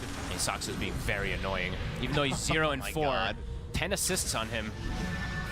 Which doesn't even feel like an appropriate number. It should be more than that, especially with the time that he just made in that top lane fight. Fiend's Gate dropped down, 33 and BZM are in deep. They go to the Waning Rift. They've got the silence onto a couple. The Pit of Malice is down, but Saberlight Splitter trying to stand it. Splitter hits hard and kills 33 and BZM. That's a good turnaround, but does Mickey have the damage? Chrysalis, he's starting to retreat. Tundra's in trouble. Thrown over. Pit of Malice locks Whitemon close to the side of Liquid. They'll get a third. Oh, Tundra. Can they get more? They've got another trap. That'll slow him down and give him the silence. The Waning Rift, he might try to run. The silence is there again with the trap, so they kill Chrysalis. They are in too far. Way too deep forward, diving for this kill. They get caught. Saberlight now has 300 damage. Oh, boy. Roche, if they want to go for it, they can. Looks like they want to go for the tier 2 first, but Tundra Roche this is time. an objective that they should think about. This fight was too fast for them too. The duration of the fight, right? Liquid able to just burst targets really quickly in the coil with the splitter. The last few fights, Tundra, they had success because it was a long, drawn-out fight. The marches start going down. This one, they just get the connection with the coil, with the splitter, and just delete 2 targets. It's also in such a tight space too. That's what's really messing them up. Because that Pit of Malice, when it takes up so much of that space in the fight, right? You don't have the ability to move. Definitely. But the fight that was over mid, you had a lot of space to work with. You had the river, you had the bottom end of the mid lane. Look at the swing. I mean, the graph tells it all after that last fight. The gold comes back to pretty much even, but the experience catapults for Liquid after that. So straight back up. Line back up. Yeah. 33. He's in trouble. This Shackle can't connect to, and they've got that extra silence. The shard pickup early is very necessary from this Templar Assassin. Has already done a lot. All right, they want to finish off Roche. Get back in there. Come on. I mean, Soxa, do you just go for a potential try to steal? You might just YOLO it up with the Slark here so they just don't get away with it completely. He could try Pounce Yules. Let's see if they get the angle. They're expecting him. I mean, look, Nisha's already pinging on this left side. Yeah, he just doesn't have an entry point. Oh, they expect it. There's Liquid winning a huge fight there. Rallied around their auras, rallied around that tight space like you were mentioning. And some big pickoffs. Soxa doing as he does, scouting, giving some more information. Over by the tier 3. Boxy, he seems to know. He's got the scan on top of him. He'll sit here. He's almost like waiting for them to see him. Whoop, he sees him. He can take him on a ride. It looks so funny. With the Tumblr's toy, with the Pounce. He's fast too, because he did this time. I was checking. He doesn't have the alert Tumblr's toy, but he's got the quickened one, so he's speedy because of it. Look at them TPing for him too. They're trying. Oh. Coil. Coil. He's leashed, but he's in this dance. Blood grenade. Does he have a way to get out? Pounces over to the Croakers, and now he's stuck and he's dead. They may not have tendrilled him, but they just trapped him in the corner there. These neutrals always seem to catch the better of these pros as Liquid finding their footing massively in these last 5 minutes. It's another one of those situations, though, where, like, he's drawn them over, they get a little bit of farm, and now, again, this is the reaction that you get. Crystalus and BZM knew that they TP'd over, they're probably sticking around, and then you find a kill, and you got it. I feel like a lot of his deaths are like that for Soxa. He ends up getting something for the team out of it. Top 33. In a lot of trouble. 3 heroes here for the side of Liquid, but can he pull a Soxa vacuum? A little bit closer than maybe he would have liked, but Mickey's got the damage anyway to kill off this Darkseer. These Deso stacks, they are not coming later. 16 up on him. Mickey, level 20 also has been hit, so even more damage from the refraction. With this Aegis. A lot of time on the Aegis, too. Yeah, it's looking hard for Tundra to mount that 5v5 now at this point. Maybe wanting to just keep the split push until it does go down. Because they still have solid farm. You know, BZM, he's got the Shivas, he's got the Kaya Sanj. They've got good farm on the other 2 cores. It's just starting to be difficult in terms of like how they have to fight in terms of those cluster situations. Because they may have a vacuum on the side of Tundra, but what's the follow-up? Yeah. Right. It's just the march is being laid down. While in comparison for Liquid, if they land the Wombo combo, it's huge, right? A coil into a splitter, into Firestorm, into Pit. So Tundra have to approach these fights and just be careful of how they stack up. And fighting into the Aegis is so tough. Like, they've shown that they can burst Mickey. Sure. Doing it twice, you don't have the arsenal for that initially, because you want the burst into the sustain, like you said. Yeah. Liquid looking to continue using this Aegis as much as possible. The Hex, as we saw almost finished up for 33, so that could be huge to just stop Nisha from doing his thing. Dude, look at this vision from Tundra. It's insane. I mean, like, Soxa has had a ton of wards saved up. All that, he has all that vision down the line, and they find 33 again. Ooh. God. So much damage. Parasma, as we saw, picked up there too, on top of all the the ET aura. Really does shred these heroes.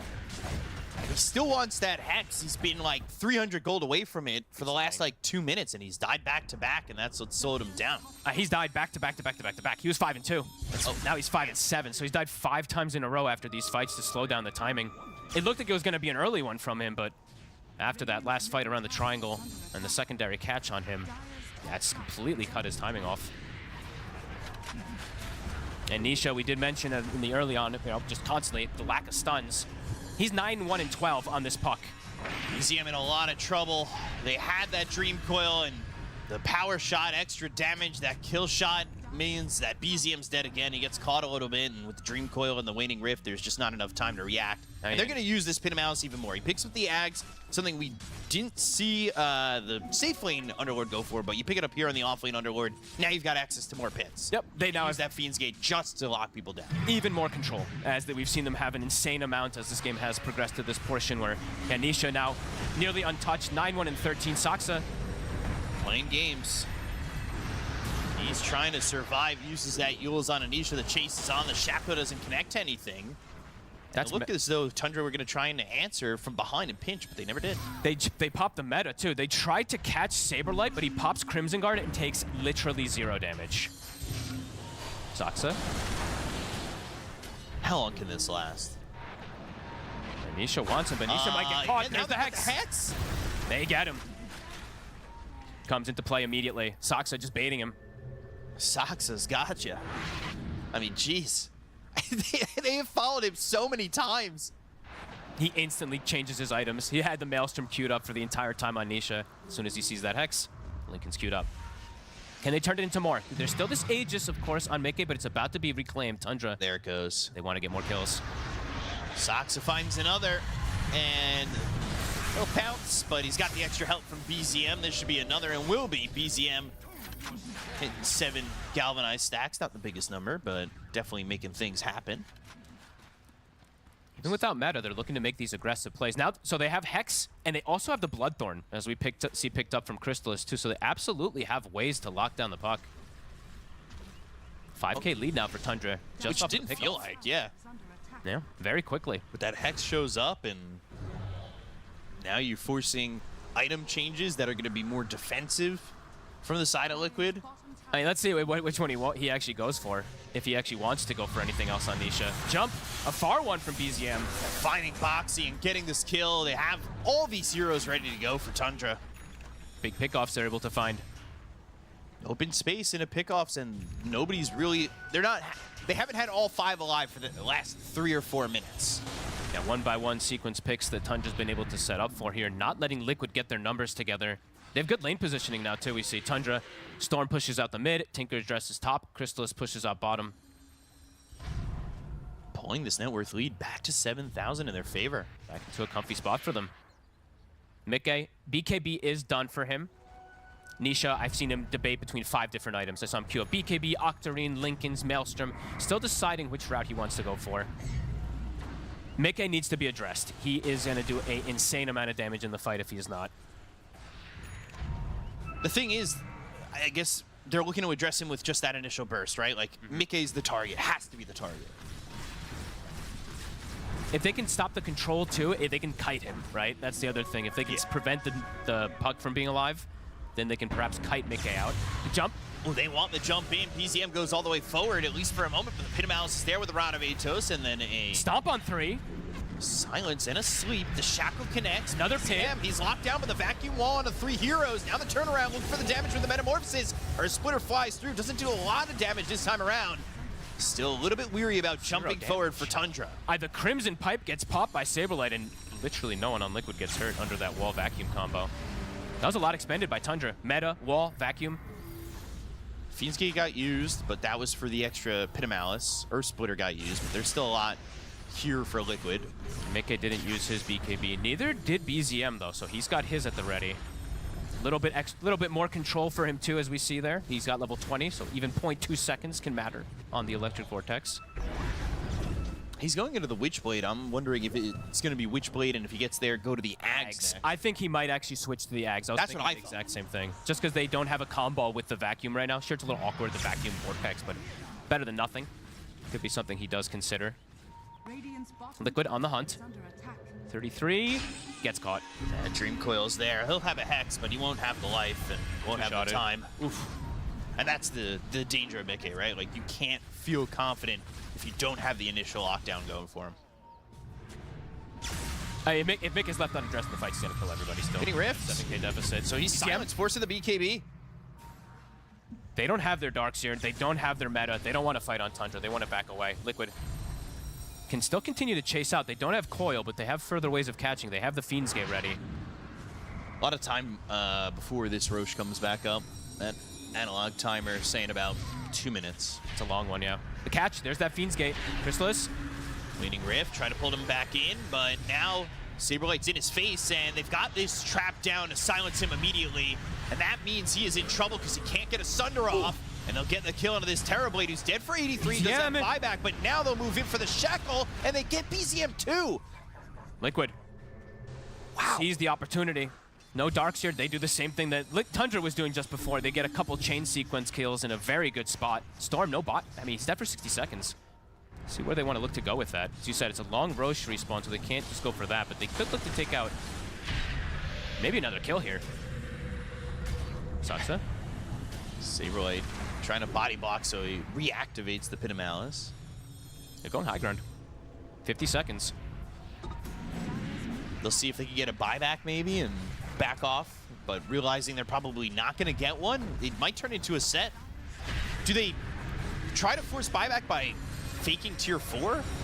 They've got extra damage from Saberlight. They do take towers pretty quickly. 33. He's in trouble, slept up, dream coiled on the run, but the Rod of Atos doesn't even let him snap it, so now he's dead, and he's got buyback, but they might have to force it. I mean, it's 1-by-1 kills that they're able to find here. No Darkseer. He used the wall also, and they weren't able to hold this high ground. This Rax is dead. Yeah.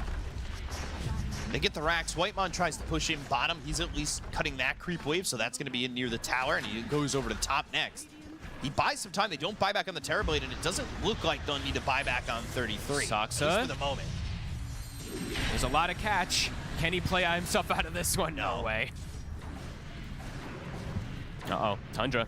How many kills in a row was that, right? It was like 5 deaths, I think, that they staggered too. Yeah, completely staggered that Liquid was able to find. It's what Tundra just did from like that 27 to 30 minute mark to them. And that's what gave him that 7,000 net worth. This ward, it's right on top of them. BZM has BKB. Doesn't want to have to use it, but Whitemon. Escape, Pit of Malice. Still holding on to that Tumbler's toy 37 minutes in, but Whitemon's going to die here.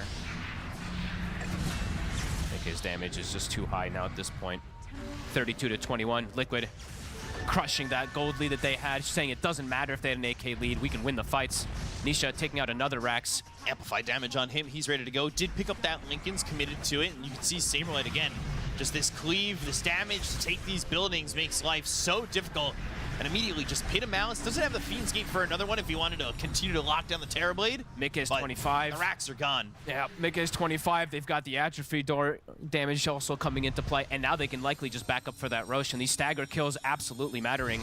Tundra, that whole play they tried to do mid with the vacuum combo, popping the meta, it counteracts on them completely. Liquid. They still have this ward that they're playing around. Yeah, they're leaving Mickey to do Rosh by himself, knowing that they could probably get this kill, but the power shot avoided with the Yules used.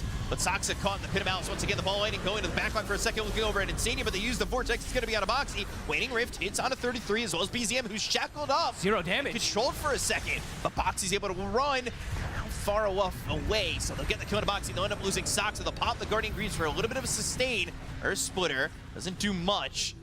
And with those kills and those buybacks, both teams kind of back away from each other, and they don't actually have Mickey commit for Rosh while this is all going on. B-Cup, they buy back on 2 heroes. I'm watching this. Honestly, he needs like a data list or something on Crystallis. I'm watching him hit the Underlord for 0 damage. The Atrophy aura, everything just, yeah, the block from the Crimson coming in. He's doing nothing. He's killing Wind Ranger, but he can't touch a core. Even during the Hex we saw on Nisha, I'm just watching him hit this puck, who even has Nemesis Curse, not really taking damage from a Terrorblade. They were barely able to kill Box. Yeah. Meta is on cooldown right now, too, for Crystal, so a hard fight for them. Which they can't really take, but if they lose these heroes, then they're staggering deaths again, back in the position they were just in. Soxa, he's gonna die, and he doesn't have buyback, so the staggering begins, and it's 95 seconds that I think maybe they might have to wait to even fight on. And with that pick, Liquid can back up for the Rosh. Still no meta for 40 seconds. You can see that Crystallis has no interest to walk up to the fight much. No Soxa maybe try and like sneak this, but they're gonna try. They're gonna try, but there's a trap. The silence on 2. It's a risky play. Ogre Seal Totem up into the high ground, but Nisha's gonna be in the face of 33. He pops that Hex, gets it on Anisha, but he's able to phase shift an Illusory Orb away. Coil. Dream Coil on to 2. The sleep, it also hits Crystallis with the BKB. He needs a Sunder. Target finds Boxy. So he's back to full health, but he still does not have Metamorphosis, so the damage just isn't there. He just has to BKB and run. Can't hit anybody, and BZM. Oh! Actually, it's out. Able to just survive there, but you see, as soon as Liquid sees that, they're like, okay, you want to fight us? Fine, we'll just jump Crystals. He can't do anything. He has to BKB, Sunder, and then run away because the meta's not up, so can't actually turn to hit any of these targets.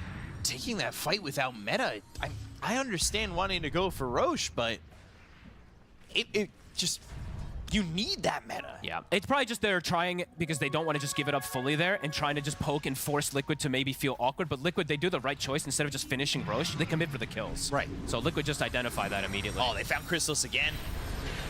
He's in trouble. Got Sunder. Maybe find somebody who's going to be on a Boxy once again. They've got the Vortex that locks down Mickey. He's inside the wall. The Earth Splitter comes through. They've got the Pit of Malice around Crystallis, who still hasn't popped that Metamorphosis. He's holding on to it, and now the damage onto Insania with the help of Mickey to turn it on a 33. Power shot came in from Boxy to get that snipe. Shackle connects. Whitemon on the low ground, but they should be able to follow it up with a Pit of Malice. Force Staff on a Saberlight, get him into the low ground, and Whitemon slept and put into a body bag. Nisha. Boxy's got a double kill, and now Nisha still playing with the side of Tundra, still alive, and BZM is dead. By himself as well versus 3 heroes. Nisha in the midst. No buyback on any of these guys dying on Tundra. Mickey's looking to end it. Yeah, he's in the base while they're chasing, and he wants these tier 4s. I mean, the whole time, they never used Metamorphosis for that fight. They didn't. Crystallis he didn't feel like he had an opportunity to hit any targets, and I honestly don't blame him. Doesn't look like he could. Liquid, looks like they've done it. Yeah, they might have just bookmarked it, and they have. They're going to the grand final. Liquid take the 2-0 over Tundra in a back-and-forth game, but they showed that, I mean, they deserve this last slot in that grand final. Yeah, we definitely got to see a lot of the ease of execution in team fights in particular. Just having 15 different forms of controls and stuns, while for Tundra, it had to be like very perfect how they got these type of combos. It all slipped away after that mid-fight. After they tried to go for this play, tried to burst down a target, Liquid just finds sequence after sequence after sequence of kills and runs away with it. Yeah, they take the 2-0 over Tundra. We're going to throw it to the panel to hear their thoughts. Take it away. I did not have that on my bingo card. I did think that this was going to go to 3 games before today started, but Team Liquid, they just woke up ready to play in Tundra.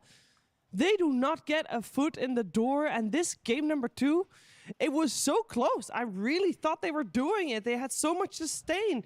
But at the end of the day, Jenkins, this Team Liquid is just, don't care about your sustain. We'll just take the right fights, take the right pickups, win the game. Yeah, even with a deficit, they still trusted their lineup that they could come online at some point, outplay Tundra in the fights, get the right heroes. Honestly, Mickey, to me, is the player of the series. He consistently is top net worth. This guy, man, I know people, there was a while where we're like, Mickey's an underrated carry, and then we're like, okay, he's rated highly, this is good. These sorts of series make me realize like why we had that narrative for so long, because he completely carried this game. The ET Aura plus the Daedalus on TA, Crystallis. No Revenant's Brooch, right? No Revenant's Brooch. He was done. He couldn't do shit. Yeah, just a beautiful game. I feel like all of them performed well on Liquid. ET with some amazing splitters. Boxy just constantly running around the map, doing exactly what Saxa was doing on the other side. I have to praise Tundra as well, by the way, even though they've lost. I feel like they just gave us a banger of a game. Non-stop chaos, non-stop fighting. I feel like it worked out so well for them because you have this Tinker who's constantly bringing sustain. And you can have these fights that are like 2-3 minutes long because Whitemon is in the base, then he's back. In the base, then he's back, and he's just healing you. Meanwhile, on the other side, you can't really push through all of that, which is why Tundra were in such a good spot in the first place. But all it takes is one more good team fights for Liquid to turn it all around. You're definitely right. It looked really obnoxious to deal with for Liquid. Whitemon was playing an excellent Tinker game. But this is how they win games. This is how they win games, not only games, but tournaments, is that they let you get what you want and they just somehow play against it. They play their own style and they just make the right moves in fights. They just min-max. The min-maxing is absolutely insane. They don't die. They just, in these fights, they always make sure that they have favorable trades down the road once they hit their items. And even if there is a Tinker, they're going to find some crazy shackle. I have to say one thing, though. You can't be happy if you're Neta after this series, right? Like, it's been rough for him.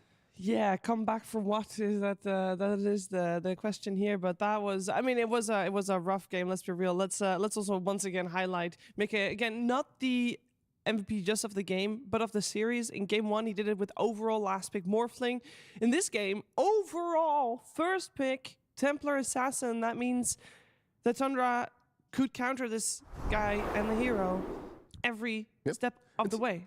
And he's so nice as well. Yeah, smiling all the time, chilling, He actually did say good morning to us this morning. He did, while absolutely getting ready to devastate his opponents. The man's a savage, if you ask me. Yeah. We do have a couple of clips to walk you guys through. The first one actually is a highlight of 33 Lizard on his Darkseer.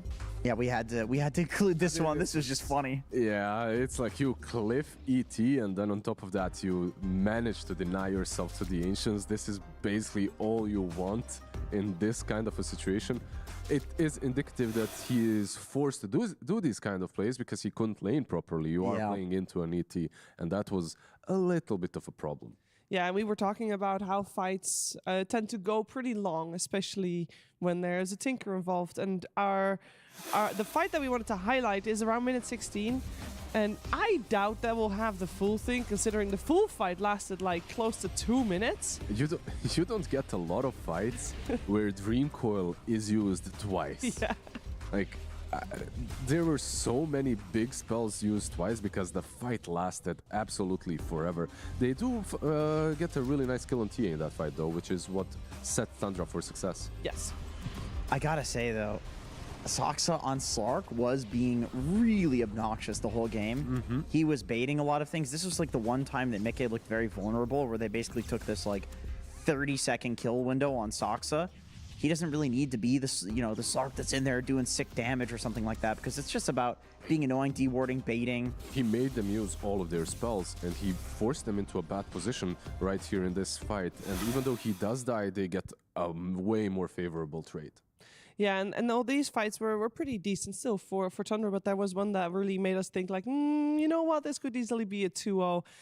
It was a fight that happened a little bit after the one we just witnessed. It was around minute 24, Jenkins, and this was the one that if Liquid's gonna win, this is the one we'll show. Yeah, and I mean, this doesn't look that bad for Tundra starting off, but there's just so much kiting, and then the big Earth Splitter. Like, this did so much damage. 33, he didn't look like a Darkseer this game, you know? Like, he was just... He was just another hero. He was dying, yeah. Like, you have a lot of these spells. Like, you have a percentage-based spell from Earth Splitter, right? From ET, and then on top of that, you have this kill shot from Power Shot. You die so easily. With the minus armor, and then also the minus magic amp as well. He has deconstruction as well, which is what I wanted to highlight here for sure. This is why this hero highlight is there, because this facet just amps up everything else as well. Yeah, if you can survive in the fights, you will do so much damage with an Elder Titan. Perhaps another support that we can push into the potential A-tier territory, maybe. I mean, I for a little while, we've seen Elder Titan come in and out of competitive. It's looked all right. Yeah, I think also we've seen Underlord getting more and more limelight as a hero. Oh, yeah. And of course, with that, we should also highlight the player playing the Underlord. It's Nomad who's standing by with Saberlight. Thank you, Shiva. Yeah, so Saberlight, a very, very convincing series there, I would say. How are you feeling about it? Amazing. Good stuff. Excellent stuff. All right. Well, they did mention the Underlords. So, how are you feeling about the hero at the moment? And also, people have tended to move away from the minions facet, moving towards a cleave. Is a cleave better? Why do you like it? Okay, so we needed the hero that counters TB and Darkseer, and Underlord was one of them. And then as we picked it, I had to go into watch tab and then look at Collapse's game when he played it, what was his build, and I saw he goes to cleave talent. I always go minions, and I feel like they're better. I don't know. I'm not cleaving. Crystallis was cleaving yesterday in the game, but I am not cleaving. I feel like we don't kill enough heroes for me to cleave, so I don't know. Cleave is actually a bait. I'm going back to minions. Noted. All right. Thank you very much for that information. And yeah, just in general, you guys in that second game were kind of playing from behind from a lot of it, actually, but you were so convincing. How are you able to be so dominating despite having around an 8k gold deficit? I'm not sure. I feel like this game was a little bit sus at some points. In the mid game, I feel like we had 0 damage and they were trying to fight them and we never could. But I don't know. I feel like something always happens where we take a pick off or win a fight and then it kind of gets easier from there. Yeah, I think it's also the confidence that we've won against Tundra so many times, or that when we're also winning this event so many games, that we never feel too bad in the game. Absolutely. And yeah, talking about Tundra as well, they are playing with 33 again. Obviously, he used to be part of this organization. He left and you jumped in. So what is that like for you? Have you ever thinking about that? It was the narrative at the very beginning. Everyone was okay, so you're filling big shoes. How do you feel about that? So I'm glad that people got tired of that narrative, and now it's just, now I'm actually on Liquid. I'm not filling anyone's shoes. But it was fun, playing Tundra at the beginning of the year. It's a little bit of a grudge match when you play against your ex-teammates. I feel at this point, we played them so many times that it loses some of the nuance. Absolutely, just another team, and you're now firmly on this team as well, which is great to see, and winning events as well, and into another grand finals, of course. So talking about the meta, I feel like both Tundra and PARIVISION, they're cooking a lot. They're experimenting, they're doing some strange stuff, but Liquid, is still kind of on the rails a little bit. Are you going to try and get more creative against PARIVISION, or do you reckon you're going to stick to your ideas? Maybe. It's a 5-game grand finals, so, if it's looking like we need to start cooking, we might cook, but we just like to play, good, honest Dota. That's what Dota is all about. No one wants to see, a Templar Assassin 4. It's, boring. So I feel like we'll stick with our guns, and maybe we'll cook if needed. Alrighty, and coming into those grand finals, of course, you got a lot of Liquid fans, a lot of people supporting you guys. What do you have to say to them? What can they expect from these grand finals? Let's go, my dudes. Bombardilo, crocodilo. Incredible stuff, Saberlight. Thank you very, very much. Good luck in those grand finals. Hopefully, we'll be speaking to you and the gang later on. Good luck. We'll send it back to the panel. Thank you.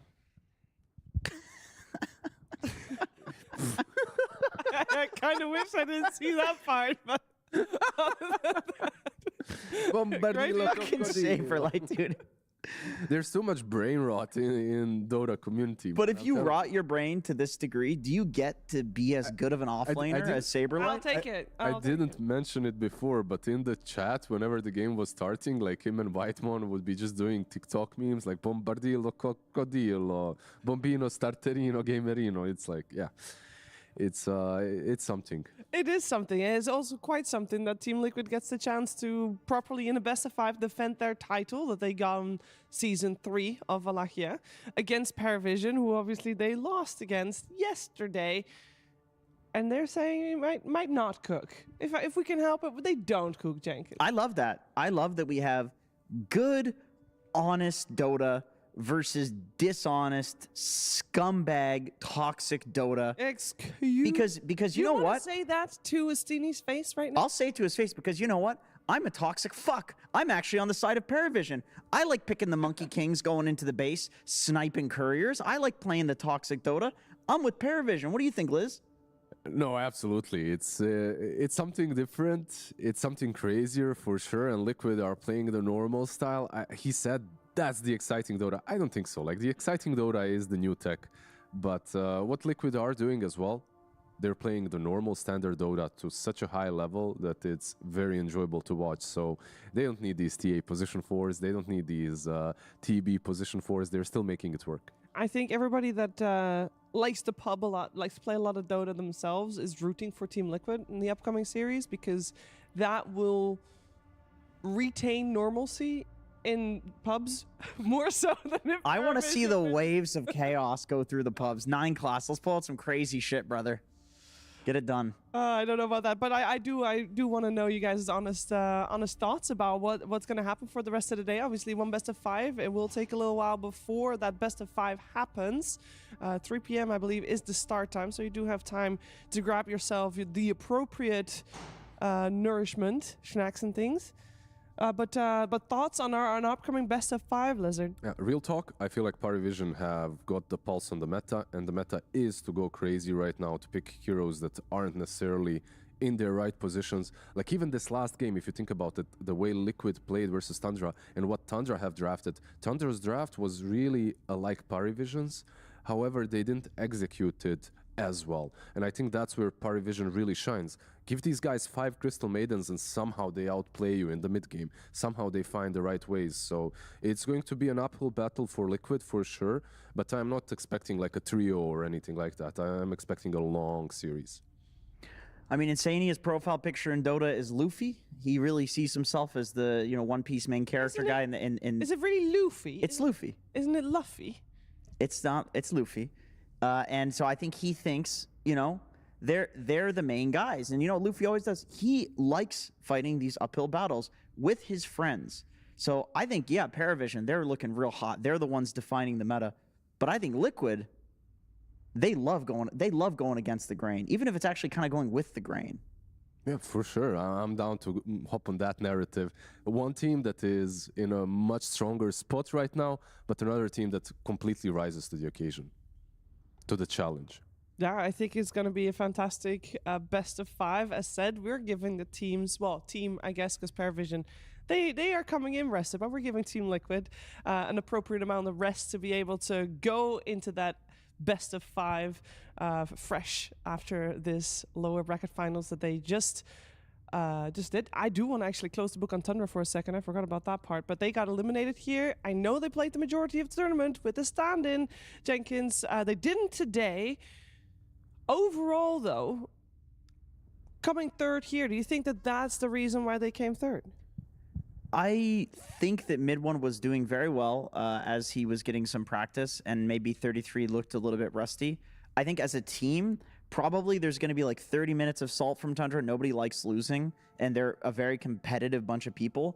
But we heard it from them in the interviews. Like Crystals was saying, like, we have a stand-in, we're just kind of vibing, like we're just trying to get as high as we can in the tournament. So I think looking back, they're probably going to be okay with the results. Getting top 3 with a stand-in for like the entire playoffs pretty much is very impressive. You know who's vibing? Mid one is vibing. Yeah, Tundra might be. They just lost, so for sure it's going to take a couple of hours for them to really feel all right about their position.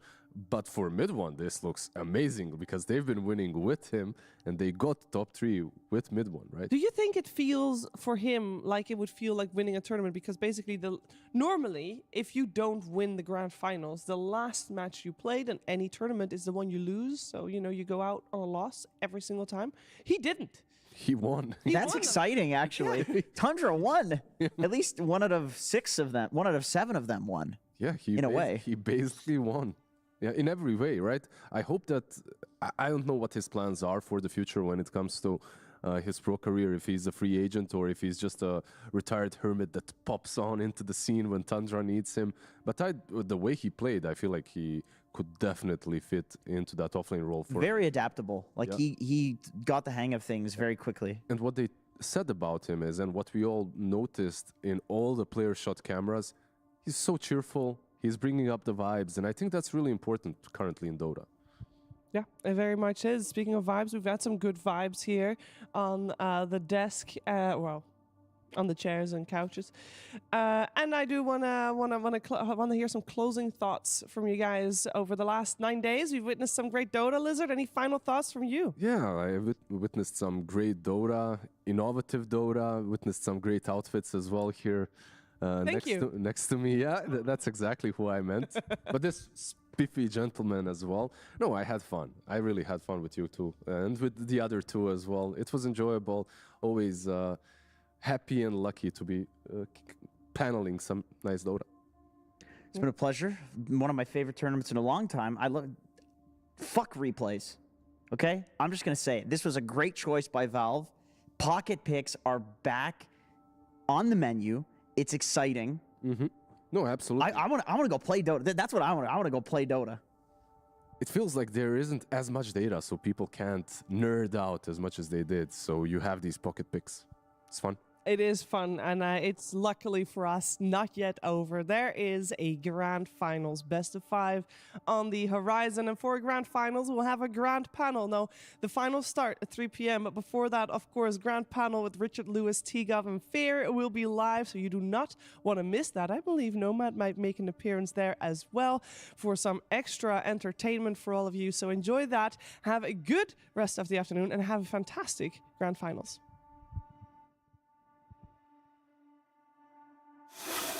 The new breakthrough and innovative phone with OneXBet app. With OneXBet app, you can register and start betting in just one click. Intuitive interface and thousands of sports events every day. User-friendly app. Big wins, fast payouts. The human body was built to move. Not trapped at a desk in one singular posture for 12 hours a day. It's time your chair evolved. This is Secret Lab Titan Evo. Ergonomically engineered for you, gamers, hybrid workers, artists, backing your every move.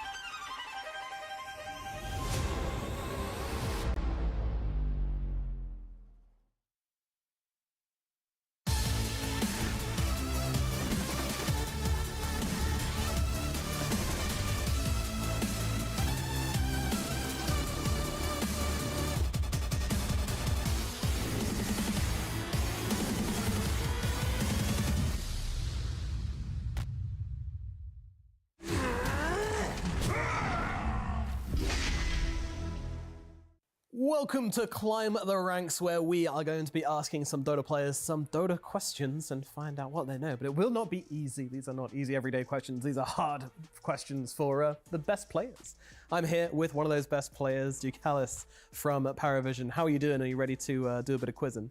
Doing well, just a bit jet-lagged, but it's fine. We're going to start off nice and easy with some hero questions, and things will get harder very, very quickly. So question number 1. Throughout 2024 and 2025, Dota had a multi-part event featuring a story many cosmetics and minigames, but what was it called? Was it hat drop? Okay, it's crown. Or crown fall, it absolutely is. Yeah, that's your Herald question out the way. Nice and easy. All right, let's move up a rank and see the next question. Which of these removed items was never in the game? Which of these never existed? Yeah, first one, Obsidian Knife. Of course, you are correct. Obsidian Knife never existed in the game. All right, let's move on to the next round of question. Which neutral camp has the most spells? Okay, so Satyr camp has active spell on Big Satyr and passive and active spell on like medium Satyr, and one more active spell on Satyr just like this, so it's like 5. Then Troll camp has spawn Skellies and 2 nets, so it's like 3. And then Kobold camp has like 1 or 2 spells, or maybe 3, so it's like large Satyr camp, I think. Yes, indeed, the large Satyr camp has the most spells out of those. But you know, I was thinking like maybe it's like some trick, maybe it's like Kobold camp, because it's like a lot of them. They do have a lot of passives, those kobolds, but yeah, the large Satyr camps have a few more. Let's move on to the next question. Which of these heroes is not universal? So which of these heroes isn't a universal? That's easy, because I just tested in lobby, like DP universal, Spectre just become universal last patch, and Invoker they remove from universal. Absolutely. Because my mid player, you know, always like, when we discuss Invoker, he's saying, guys, this hero has 30 damage, you cannot play this, so it's Invoker for sure. I see, you've discussed it very well, and you're absolutely correct. Good knowledge there. Yeah, Invoker is no longer, now moved to Intelligence. Well answered and well worked out. Let's move on to our next question. What flooded camp creep is the lowest level? It's the hardest one. It is hard. This one's very hard. They'll get harder as we go. First one is big, like big name. It's not for sure. Polywog, it should be this, because it's like this small guy with the little Boglet. I'm not sure what is it. I think Boglet, it's like the bigger one. I think it's Polywog. Going for Polywog, going for option B. Let's see if Jukasa is right. You absolutely are. Yeah, it is indeed the Polywog. Well answered. Let's move on to our next question. Once again, yet to get one wrong. Can he keep this up? What hero has this description? Stalks invisibly to ambush lone enemies. Is it Clinks, Ricky, or Nyx Assassin? It's for sure description, not about inner ability. Because Nyx inner ability was just added in game, for sure. It's Ricky. Because like Clinks, okay, maybe Valve was not thinking Clinks gonna run and kill people one by one, but Ricky is a hero who is like designed to kill people one by one, so it's Ricky. I'm afraid you're not correct this time around. Really? It is actually Clinks, yeah, so your working out was almost brilliant, but yeah, it is in fact Clinks. 2 more questions to go, Ducalis. Which of these spells does not affect Roshan?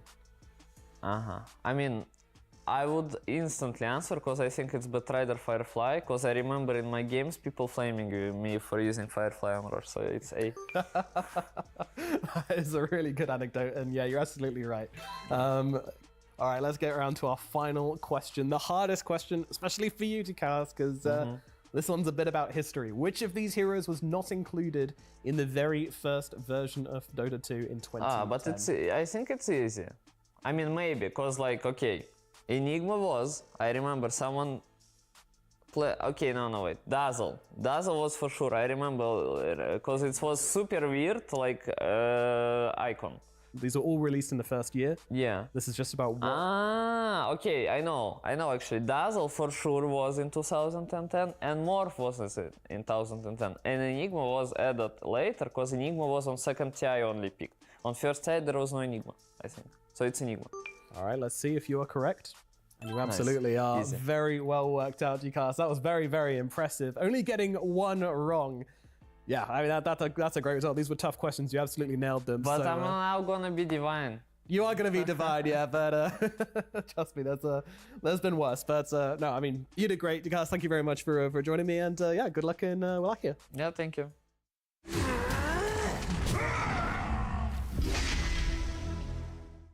We're going to play a game of Guess the Voice Line, and I've got PMA here from NAVI Junior. PMA, how are you feeling? Do you like voice lines in the game and stuff? Do you like to spam them? Yes, I all time spam it. I play all my life with voice lines. What's your confidence level? How much do you care about voice lines? Voice lines is not my forte exactly. I don't even have like unit speech is off in Dota as well, so that's also one problem. But as long as it's actual voice lines, I'll have a chance at least. Okay, only one of them is, so you might be screwed, but oops. How confident are you in guessing voice lines and stuff? Do you listen to the game in English usually? Yes, I usually listen to in English, and I feel very confident and comfortable, so we'll see if I can. Okay, all right, good confidence. All right, I think we should just get straight into it. So pop the headphones on and take a listen to the first voice line and see what you think. All right. Not bad. Spirit Breaker? Spirit Breaker? Not quite, no, but you're on the right track. Not bad. I think it's Ursa. Oh, that one I know. That's Ursa. Yeah. Very good. Straight off the bat, yes, indeed, that is Ursa. That's a one. I don't know. You don't know? That's okay. I can try to guess, but that's okay. Or animal like. You know, you say about animals, I think about Beastmaster, but I don't think it's you. No, it's not Beastmaster. I'll give you this one if you like. This one is Ursa. SF? Yep, Ursa. Let's get the second voice line. Ready, I'm ready. We only lost because my whole team are noobs. No idea, but it kind of sounds like lion. Not quite. We only lost because my whole team are noobs. I never heard this voice line, to be honest. But looks like it's Troll Warlord. It's Troll. Yeah, absolutely. You got that one straight away. Yeah, he's like really angry. Who else sounds like lion? you can't get out. I just don't know it, so it would be unfair. It's just I'm guessing heroes, so I don't know.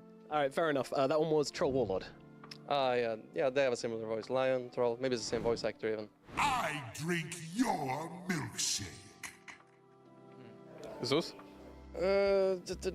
Ancient Apparition? No, not quite. I drink your milkshake. It's Razor 100%.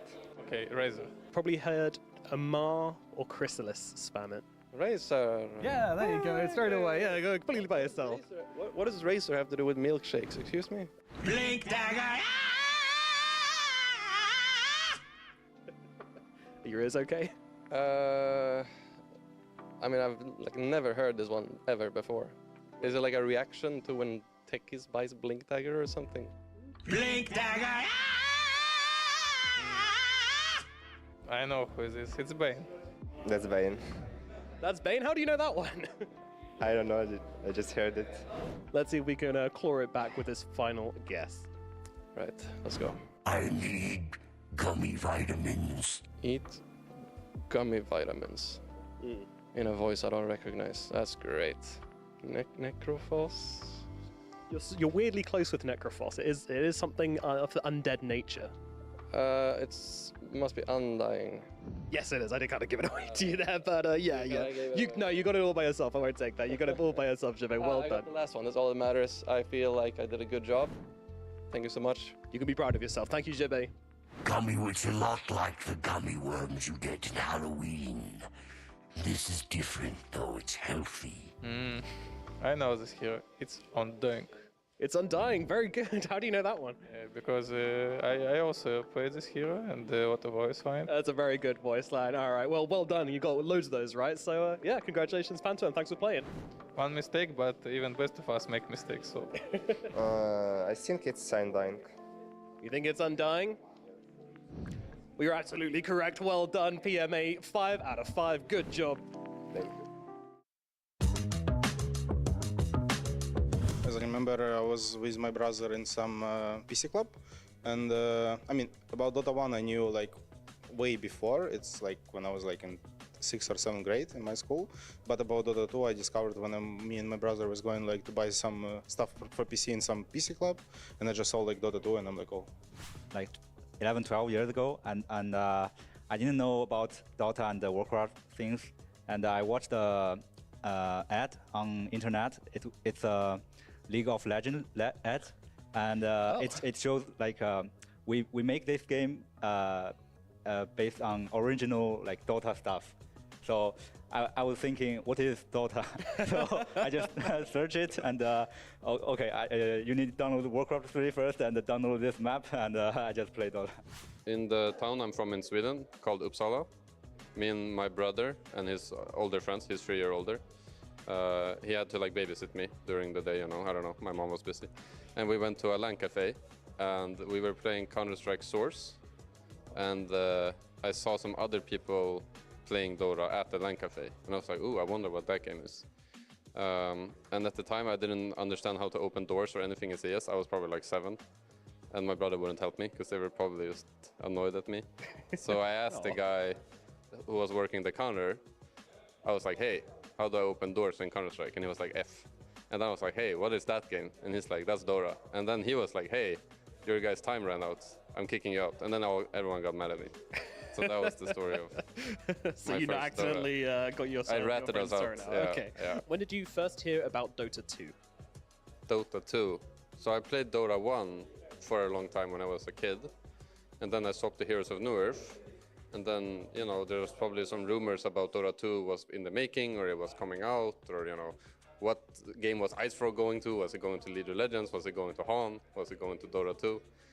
So I guess that was the first time I heard about it. But then when I actually ended up playing it was quite early in Dota 2's, like the first beta key send out invites. But at the time, I don't know if it was the engine, there was some type of input lag. And the 11-year-old boxer was like, what's this, you know? But then later they updated the engine or they made it more smooth and then I was more inclined to play. It was so long ago. I first found out because I used to play Warcraft 3. Back then, like everyone, when you saw like the custom game list, like you just used to see Defense of the Ancients, Defense of the Ancients. So I never played it like for the first few months, but then eventually I'm like, let me just try this game. From what I remember, I guess it's like around way back 2009. Yeah. Okay. Yeah, I think that time is still Dota 1. Then my brother was used to play Dota before in internet cafe. Then yeah, that's how I started the Dota thing. Maybe like 9th grade, when I was like 13 or 14, like my friends played and then they got me a copy of Warcraft 3 to play Dota. So me and my brother played Warcraft 3 and we noticed on the custom game list there was always like Dota All-Stars, Dota All-Stars. We played other games, whatever was there, Footman Frenzy and stuff. So one day my brother decided to just join that map and we just loved it instantly and that's really it.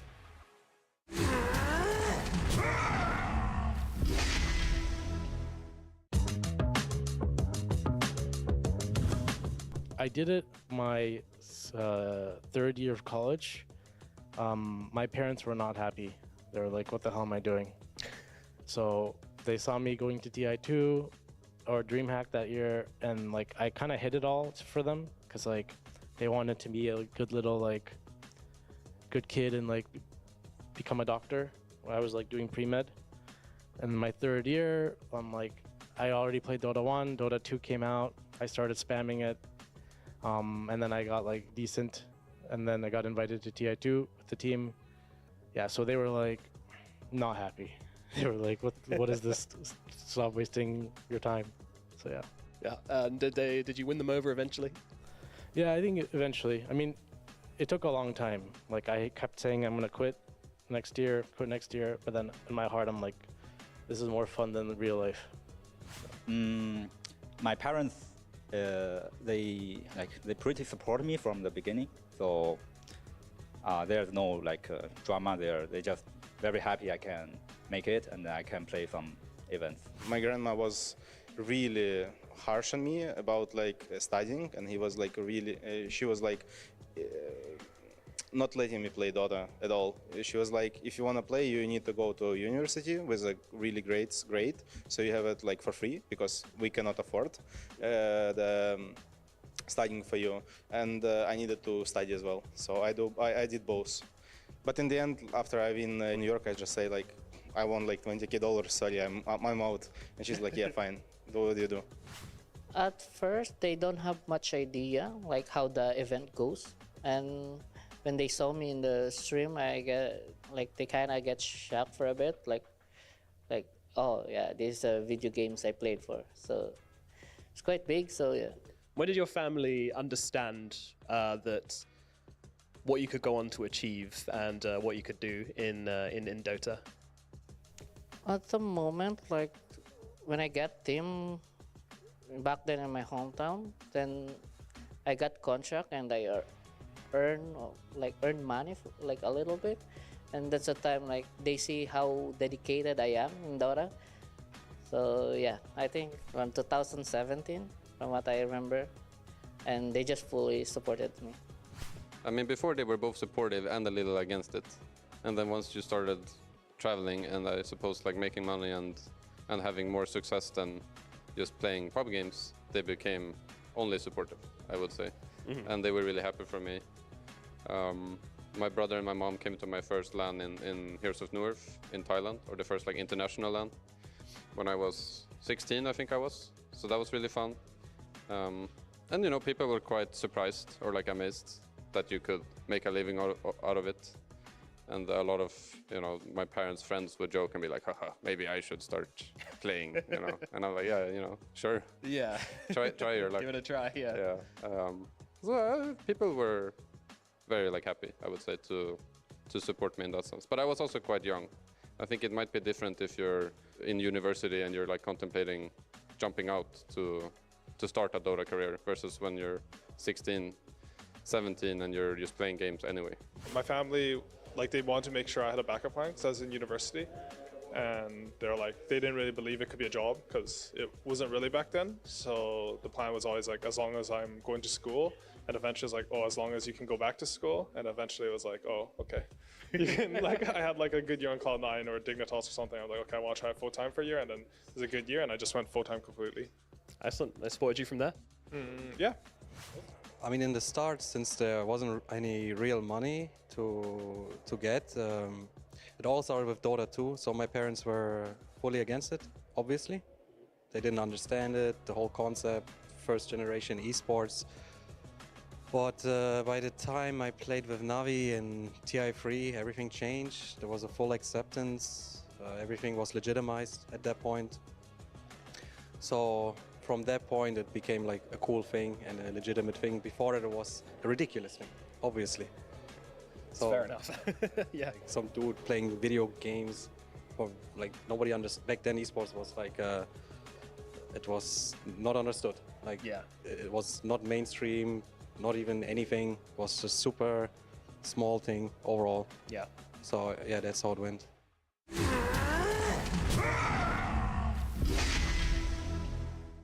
Welcome to Guess the Voice Line, where we are going to be playing some pro players, a few obscure voice lines, and see if they know what they are. And I'm here with someone who I think is probably going to do very, very well at these. Kind of renowned for your voice lining, Amar. You feeling confident? Yeah, I think I will do good. Marty, feeling confident? Yeah, I think I'm gonna own this. Excellent, excellent. I like that. You think you're going to be good at it? Could be. Could be. All right, okay. Mystical, enigmatic. I like it. All right, let's get those headphones on and take a listen to the first line.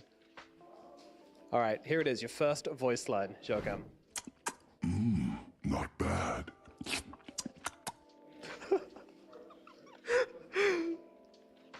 Patch? Not bad. Oh, it's my favorite hero, Ursa. This is your favorite hero? One of mine, at least. Level 25 Ursa. Wow, okay, even know the know the level as well. That is impressive. All right, I think the next one isn't on the chat wheel, so let's see if that stumps you at all. Let's play the next one. We only lost because my whole team are noobs. So hard this one, because I only use one earphone when I play. Oh, okay, yeah, that makes things harder. Wait. We only lost because my whole team are noobs. Is that a real voice line? That's a real voice line, my friend. What? Okay, that's Troll Warlord. Troll Warlord. Absolutely, yeah, you struggled for a minute, but you got it there. Yes, indeed, that is Troll. Red King? No, I'm afraid not. It is Troll Warlord. It is Troll Warlord. Who else would call people noobs, Jogam? I drink your milkshake. I know this one. Yeah. Razor. Absolutely right, yeah. How do you know this one? Because Amar always uses this voice line. Okay. Of course, Razor. Amar's always fun with this one. Oh, obviously. This is so easy for me. It's Razor.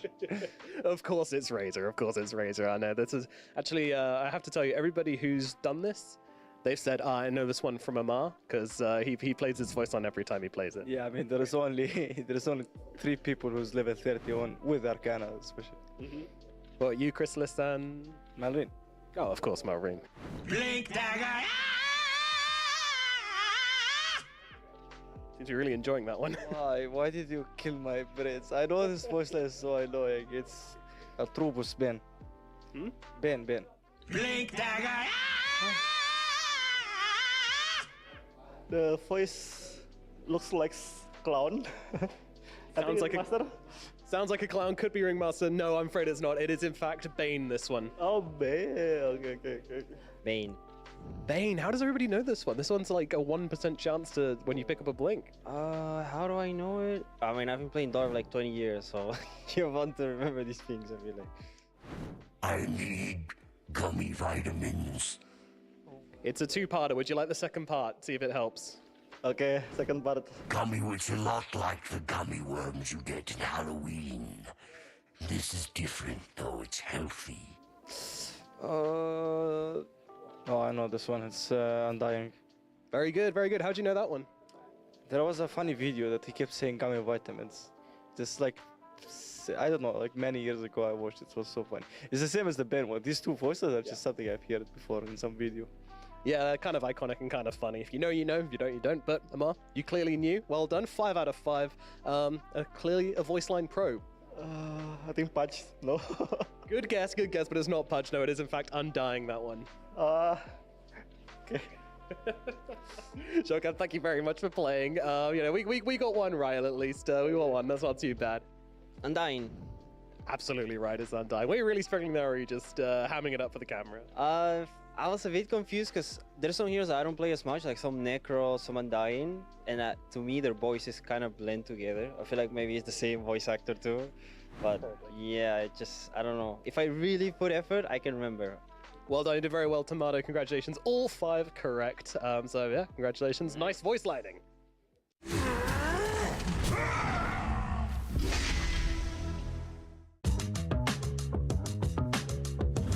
I played in a lot of small teams with friends from home. Occasionally I played with Micken and Insania. Occasionally I played against them. I think one of the first teams I played in, I think it was like half of my old home teammates and a couple of other random dudes. But then the more like established team was Alliance with the boys. Of course. And I suppose before that there was a team called like Evil Corporation, which was like a home team. But it was just a bunch of random like stacks with friends that were all rotating around.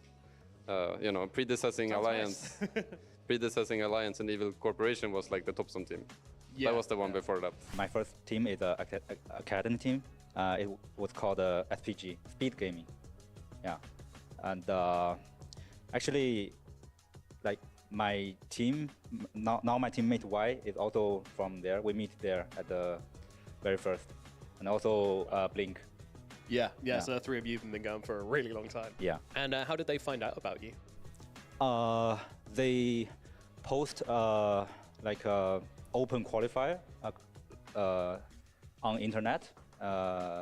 Like everybody interested, you can join, and there are I think a couple hundred of people in a group chat, and they organize some play every day, and you upload the replays, and they will review, and after a few days they will choose 10 people to the site, and they play some game, like doing some training for 1 month. Then they pick 5 for team. I don't remember the first team. Maybe it's Team Ascendance with some group of people that I know like from Pro Dota, and yeah, maybe it's Team Ascendance. It was like JK Faust, Nonsense, and 2 others I really don't remember. What year was that, would you say? I think 2013, I think. But it was like for some like really small tournaments, like $100. My first team was like a local one, NCGC back then, and in my hometown.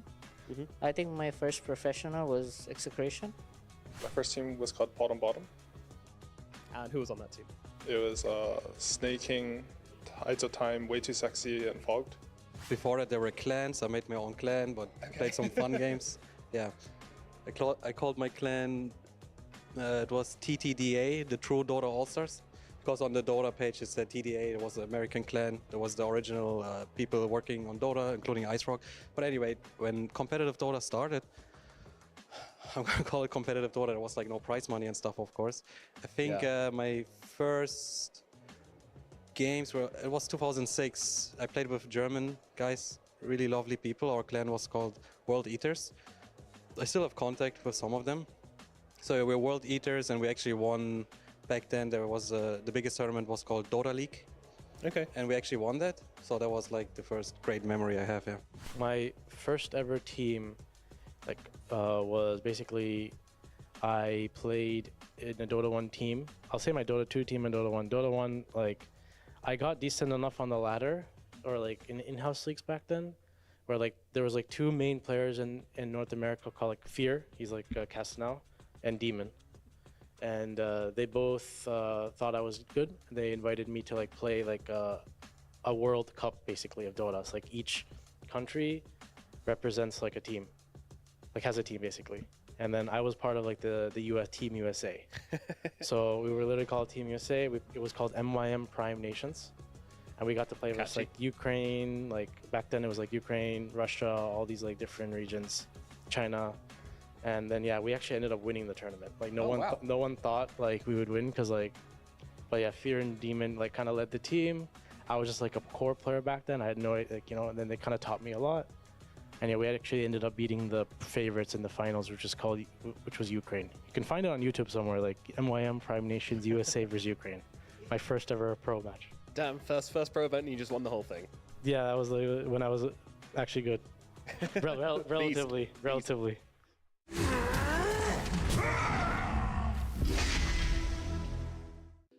It's time for another round of Guess the Voice Lines. This time here with Saberlight from Team Liquid. Saberlight, how are you feeling about some voice lines? Amazing. Excellent. I can't wait. Excellent, that's the kind of enthusiasm I like to hear. How are you feeling? Do you, when you listen to the game, do you listen in English or? Yeah, sometimes I do when someone spam voice lines. You feeling confident? Not really. Excellent stuff, excellent stuff. Yatoro, you ready to guess some voice lines? Yes. Excellent, all right, pop on your headset and let's listen to the first one. So, do you know who this is? Not bad. Pooch?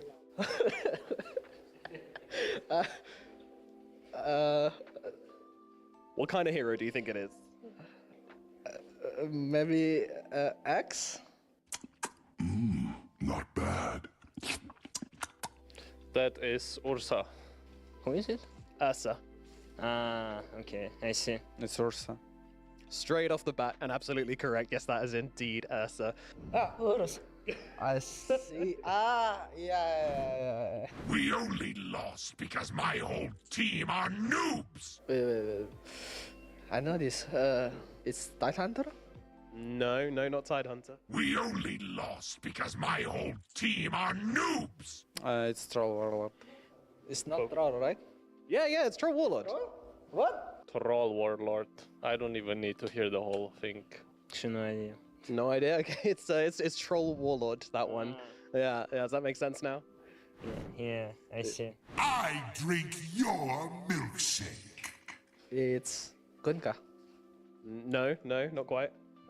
It's Tidehunter. No. Not Tidehunter. Wait. I drink your milkshake. Oh. Razor. Is Razor? Razor. Okay, that is a Razor. Yes, it is indeed a Razor, his level 30 line, which I imagine you've heard plenty of times from certain players. Yeah, it's always Crystallis and Amar spamming those, so it's a bit cringe at this point. But... Blink dagger.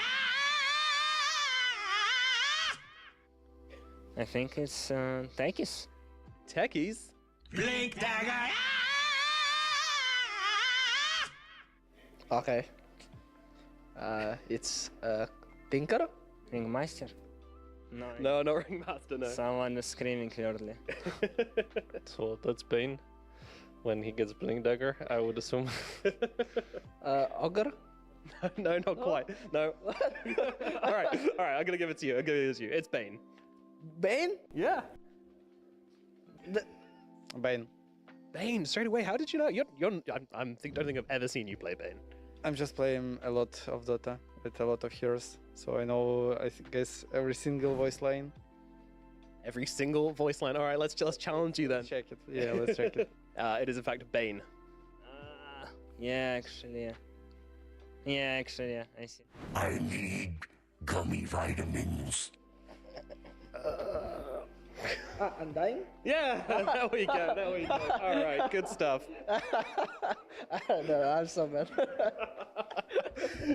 Maybe, but you were fun. We enjoyed playing with you a lot. Thank you very much, Whiteman. Thanks for playing, and yeah, good job. Undying.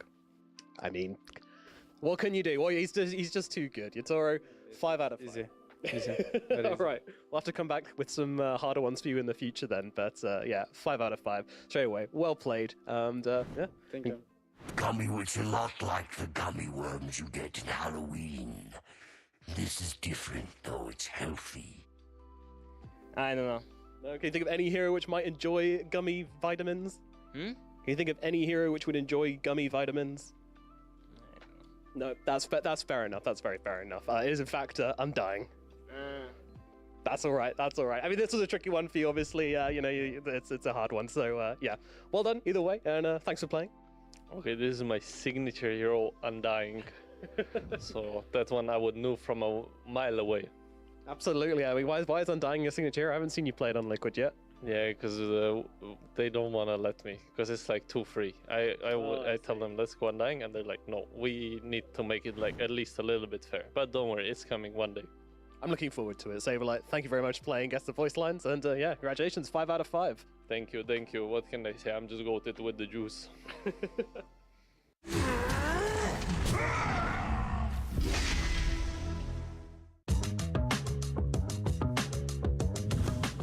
I did it my third year of college. My parents were not happy. They were like, what the hell am I doing? So they saw me going to TI2 or DreamHack that year, and like I kind of hid it all for them, because like they wanted to be a good little like good kid and like become a doctor. I was like doing pre-med. And my third year, I'm like, I already played Dota 1, Dota 2 came out, I started spamming it. And then I got like decent, and then I got invited to TI2 with the team. Yeah, so they were like not happy. They were like, what is this? Stop wasting your time. So yeah. Yeah, and did you win them over eventually? Yeah, I think eventually. I mean, it took a long time. Like I kept saying I'm gonna quit next year, but then in my heart I'm like, this is more fun than real life. My parents, they pretty support me from the beginning. So there's no like drama there. They just very happy I can make it and I can play some events. My grandma was really harsh on me about like studying, and he was like really, she was like not letting me play Dota at all. She was like, if you want to play, you need to go to a university with a really great grade, so you have it like for free, because we cannot afford the studying for you. And I needed to study as well, so I did both. But in the end, after I win in New York, I just say like, I won like $20,000, sorry, I'm out. And she's like, yeah, fine, do what you do. At first, they don't have much idea like how the event goes, and when they saw me in the stream, I get like they kind of get shocked for a bit, like oh yeah, these are video games I played for. So it's quite big. So yeah. When did your family understand that what you could go on to achieve and what you could do in Dota? At the moment, like when I got team back then in my hometown, then I got contract and I earn money like a little bit, and that's the time like they see how dedicated I am in Dota. So yeah, I think around 2017 from what I remember, and they just fully supported me. I mean, before they were both supportive and a little against it, and then once you started traveling and I suppose like making money and having more success than just playing pub games, they became only supportive, I would say. And they were really happy for me.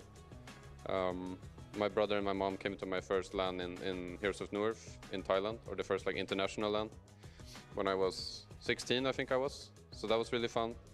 And you know, people were quite surprised or like amazed that you could make a living out of it. And a lot of, you know, my parents' friends would joke and be like, haha, maybe I should start playing, you know. And I'm like, yeah, you know, sure. Yeah. Try your luck. Give it a try, yeah. Yeah. So people were very like happy, I would say, to support me in that sense. But I was also quite young. I think it might be different if you're in university and you're like contemplating jumping out to start a Dota career versus when you're 16, 17 and you're just playing games anyway. My family, like, they wanted to make sure I had a backup plan because I was in university, and they're like, they didn't really believe it could be a job because it wasn't really back then. So the plan was always like, as long as I'm going to school, and eventually it's like, oh, as long as you can go back to school, and eventually it was like, oh, okay. You can, like, I had like a good year on Cloud9 or Dignitas or something. I was like, okay, I want to try full time for a year, and then it was a good year, and I just went full time completely. Excellent. I supported you from there. Yeah. I mean, in the start, since there wasn't any real money to get, it all started with Dota 2. So my parents were fully against it, obviously. They didn't understand it, the whole concept, first generation esports.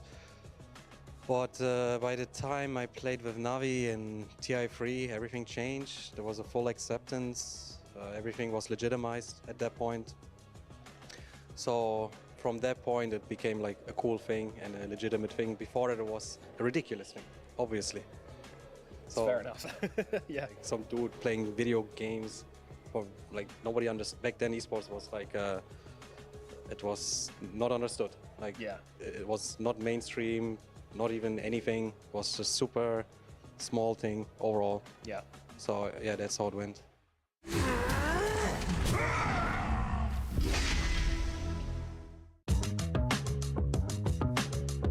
For me, it was like my first time basically leaving home. I didn't really get to travel growing up. So we flew to Paris, and I don't know, it was weird, honestly. Like, I wasn't expecting it. Like, I mean, I watched like StarCraft 2 before, and I competed a bit in StarCraft 2. So like the scope was not like overwhelming, but it was just really like you got to meet all these people that you had known online for like years, or like from Dota 1, and then that was really cool, I think. And was there a crowd? I don't remember. I think it was like the events there were like more of like convention halls, and then like there'd be people, and like I think there was like a lot of games at the event.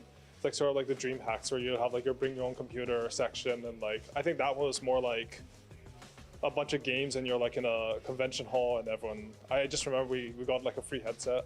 That was good. Nice. I think the first LAN I attended, it was DreamHack in 2008. Yeah, I played there with mouse, and we needed a stand-in, and that was when I asked Poppy to play with us. So that was the first LAN I played. It was anyway one of the first. There was only DreamHack. There weren't many LANs back then, and there was one in Moscow called ASUS. Yeah, we got third place on that LAN. It was a great time. Very different, not being in a nice hotel like that. More like sharing one room with 6 people. Lovely. Yeah, it really was. Yeah. So that was the first LAN, yeah. And the second one, I have to add it because I won that LAN. It was in Hanover. It was also organized by the guys who organized the Dota League back then. Okay. That was in February 2009, I think. Yeah, my very first LAN in Dota, me and Mika, we cheated a little bit. We looked it up. It was a WSOE, it was called, and it was a LAN event in Las Vegas. Ooh, and we went there with Alliance to play pretty small tournament, like a 100K tournament, I think. And it was really fun. I was quite jet lagged at the time. I remember during the middle of the day, I was like sleeping at the computer. And it was our first time like traveling really far as a team, and you know, like staying at hotels and all that business in Dota. So that was really fun. Obviously in Hon I played, my first LAN was like maybe 4 or 5 years before that. But then for quite a while, I didn't play competitively, and I didn't, maybe the cameras are over here. I didn't play any LANs in Dota either. So for like a few years I didn't play any LANs. And then it was really fun to go to a LAN with the team again. It's also a very interesting stuff, because my first LAN event is play as a stand-in for DK. That time DK was like burning Mushi SSS, and LAM and MMY. Yeah, so they have some like visa issue. They have to back to home to apply some visa, and there is a league in LAN. They play against Titan, so they pick 3 of us, like me, Blink, and JDM for stand-in. So yeah, that was my first time to play in in LAN. Yeah. Excellent. And I stand in for SSS. Yeah. So the person who inspired you the most, you got to stand in for. Yeah. How did it go, and what was the experience like? We actually won 2-0, and because Burning was too good at that time. Yeah. I remember I play Nyx and center. Actually, I don't know what was I doing there. I just completely confused and play with instinct, and I don't know. The game just won.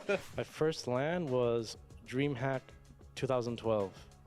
It was like 2 months before TI2, which was my first Valve tourney.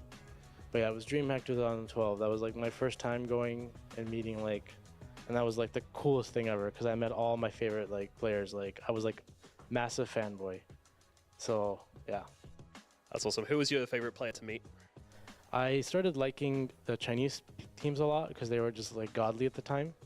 So my favorite Chinese player back then was a player called DK Super.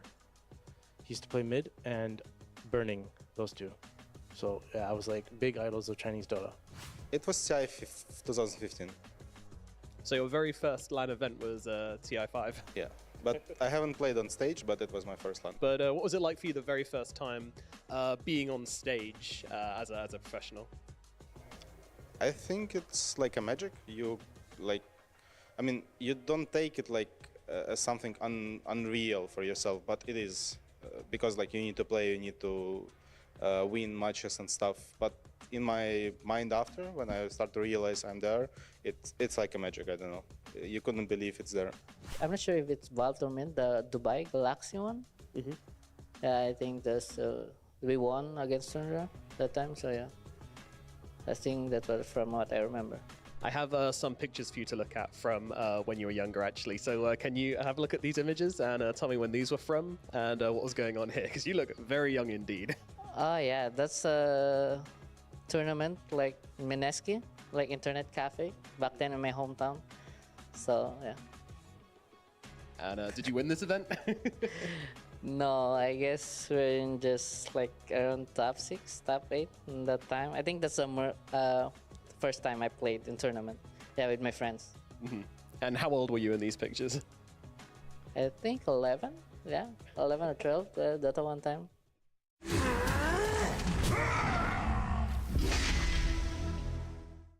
It's time for another round of Climb the Ranks. I am here with Insania from Team Liquid.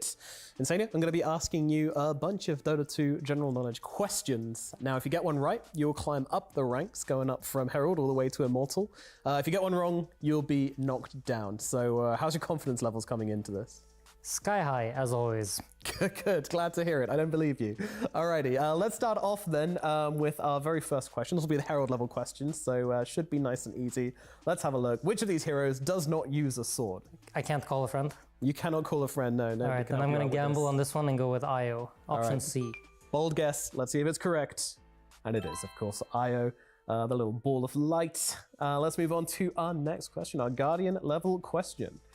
How many charges does the Tango come with? So is it a specific year? Is this a trick question or? No trick question here. Okay, then I believe it's B. It's a Guardian level question. Nice and easy, and yeah, you're absolutely right, it is B. All right, let's make things a little bit harder now, moving into the Crusader level question. What does Undying's Rotten Mitts facet do? It spawns a zombie on attack, option A. It is indeed a spawner zombie on attack, climbing the ranks, once again flying through the early stages. The questions do get harder though as we go. Oh no. Let's move on to our next question. Which hero has a description, drains enemy life to heal themselves? So this is what the tooltip in Dota says. Yeah. So because those are really good because they're very accurate and never wrong. Yeah, so I pay a lot of attention to what they say. Yeah, the pros tend to pay a very close attention to these. Yeah. I mean, it's Pugna or Death Prophets, since it drains enemy life to heal themselves. Yeah. Let's go Death Prophet. You going Death Prophet? Sure. All right, let's see. Is Death Prophet the correct answer or is it Pugna? I'm afraid it is Pugna. That is unlucky. Pretty tricky question there. Let's move on to the next one though. I think you're going to hate this one. The most expensive item in Dota 2 is currently valued at around $250,000 due to a bug making it a one of a kind. But what is the name of this item? I have no clue. And I feel like there's no way anyone's paying $250,000 for a Dota item. So let's go with the Legacy of War Dog. Close, but not quite there. It is in fact the Platinum Baby Roshan. Yeah. Unlucky. All right, let's move on to the next question here in Climb the Ranks. We have dropped down a little bit, but let's see if we can recover. What does the Fervorish neutral item enchantment provide? Like, who reads this?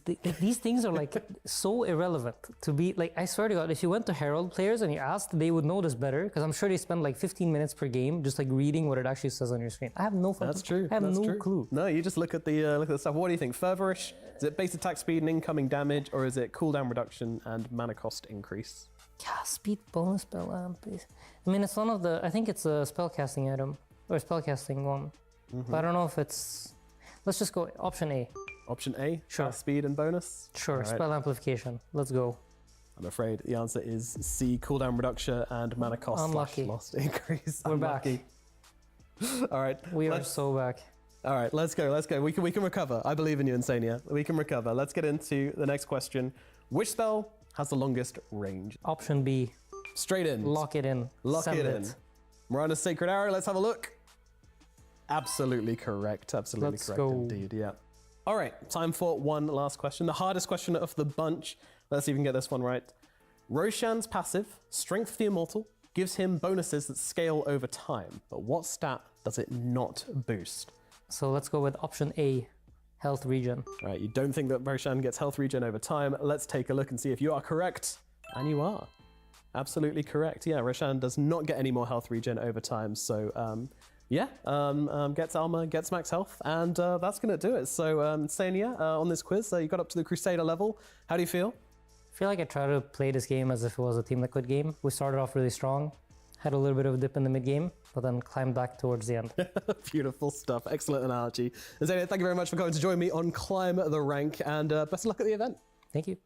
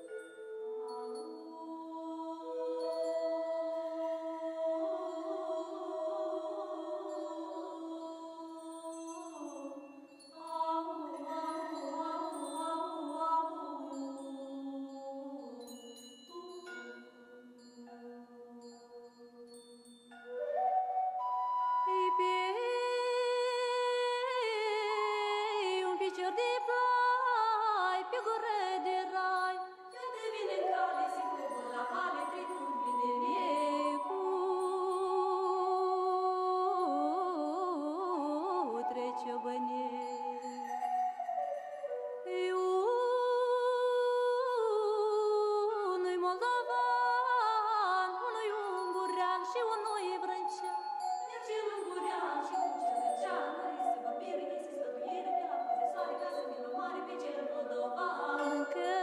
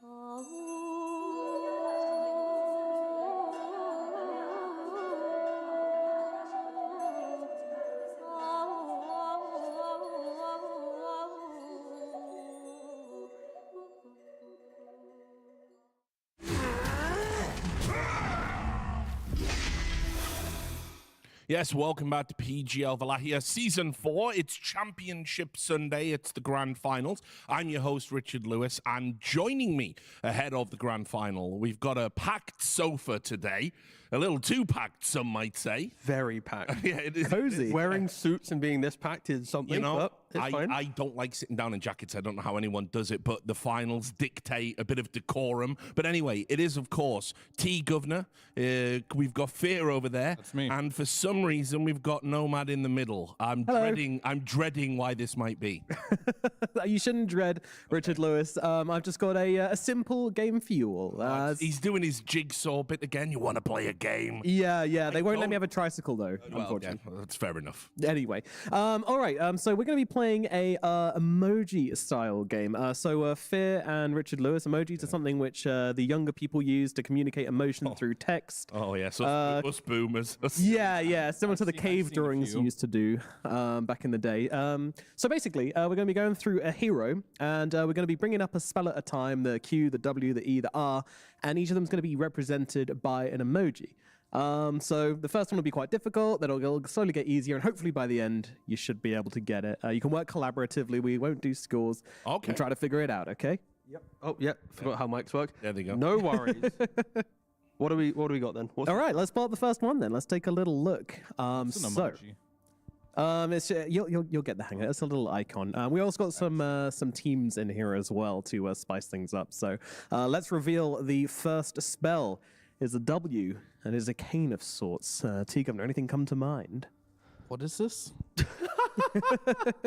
Well, the first one's meant to be difficult, so let me get comfortable. Any clues here? Anybody got any Is ideas? this meant to be difficult or easy? Just Yeah. The first one's kind of hard, What but is it'll get that? easier. Are you as it goes. allowed to say? No. Let's throw up the next one since nobody seems to know what that is, which is absolutely fine. The second one is a Team Spirit logo. Oh, so we're guessing the hero. Okay, it took me a Yeah. Sorry, my bad. The hero. That's all right. My bad. Spirit. That's a dragon. Or a dragon. Oh. Is it Magnus? No. It's not Magnus. So think about the spell, the R, what that might have to do with that Yeah, that's logo. dragon form. Yeah, but what is that? Oh, I see. W? Like, it's not a shield. Like, it's No. All right. It's a stick. It allows you to walk around when you're blind. So Yeah. I feel like someone in chat. A walking stick. That's what it is. Okay. Is it Io maybe? No, it's not. It's not. Let's reveal another one. Let's get another one out here. See if that can help us get us closer. That's a peace sign. Yes, Richard Lewis. Well done. Well done. God, you've done this segment with a guy that everyone calls 40 when he's actually 28, and two old lads. This is riveting. Yeah. Oh God. Yeah, no, this really is You might have the hit- retirement home game show. This is a retirement home. Okay, let's reveal the activating- cue. No, Let's get the cue. Let's hit the cue and see fine, if all we right. can get it with all of them here. Okay, it's a light bulb. Light bulb. Yeah. I really wish I had my phone to look Oh, at Twitch chat. is it? No. Is it Cole? It's Cole. Yes. Well Keeper of done, the light. Richard Lewis. Yes. Absolutely. correct. It's very literal. Yeah. It's very literal. Yes. Go on, talk us through it, Richard Lewis. Oh my God. The blind thing. That Yep, does, blinding light, absolutely right. Spirit thing. Spirit form. Okay. That's Team Spirit, and then obviously, there you go. All of the spells. I wasn't being that literal. I was like trying to be all like, oh, maybe this Well- and that and helping, but No, maybe we might do better on the second one. Let's see what we can do. Get the second one up here. I'm embarrassed.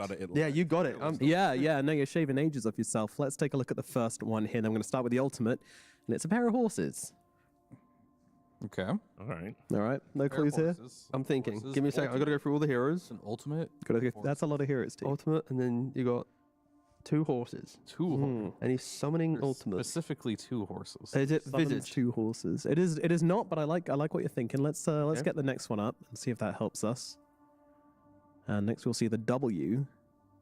It is That's Edge's logo. Edge's logo. Yeah. This is a very sus one at the moment. Edges and horses. Edge and horses. Where's Jenkins? If Jenkins was doing this, He'd segment be right laughing now, it up. We would be off. We'd be off. Yes, that'd cut the feed. Thankfully, he is not here. Oh, is it Double Edge? Centaur, sorry. Absolutely right, T Governor. Yes, it is. Yes, it is Centaur. And Calibrating, boys. So Good how job. would the two horses stampede? Yeah. That was a stampede. That was a stampede. That's You a probably very- should have put a few more horses. Yeah, I would say so. Yeah. I'm just saying. Are two horses a stampede? They wouldn't fit in the box. Okay, we're limited by what we can do here. That's not my problem. Alrighty, let's get up the next one and see what we can do here. Let's reveal the first spell. It's going to be the Q, and it's going to be that icon. What is that? It's clockwork. Is that a battery or a controller? You're absolutely right. T Governor's very locked in. He's flying through it. Oh my goodness! Oh, dear. Well.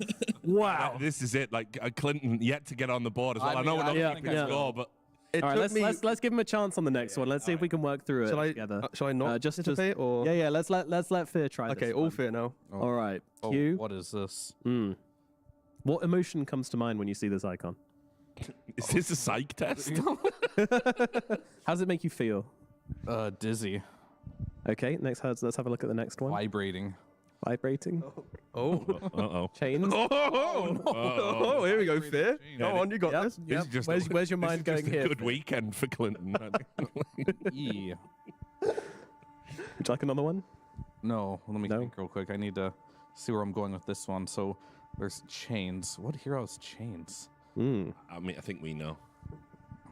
Vibrate. I'm not participating. Yeah. We've got to like. I don't think you do. I think this one's actually tougher than you might okay. think. All right. Yeah. Give me another one. All right, let's throw up another one. All right. Vibrating chains and a snake. Yep.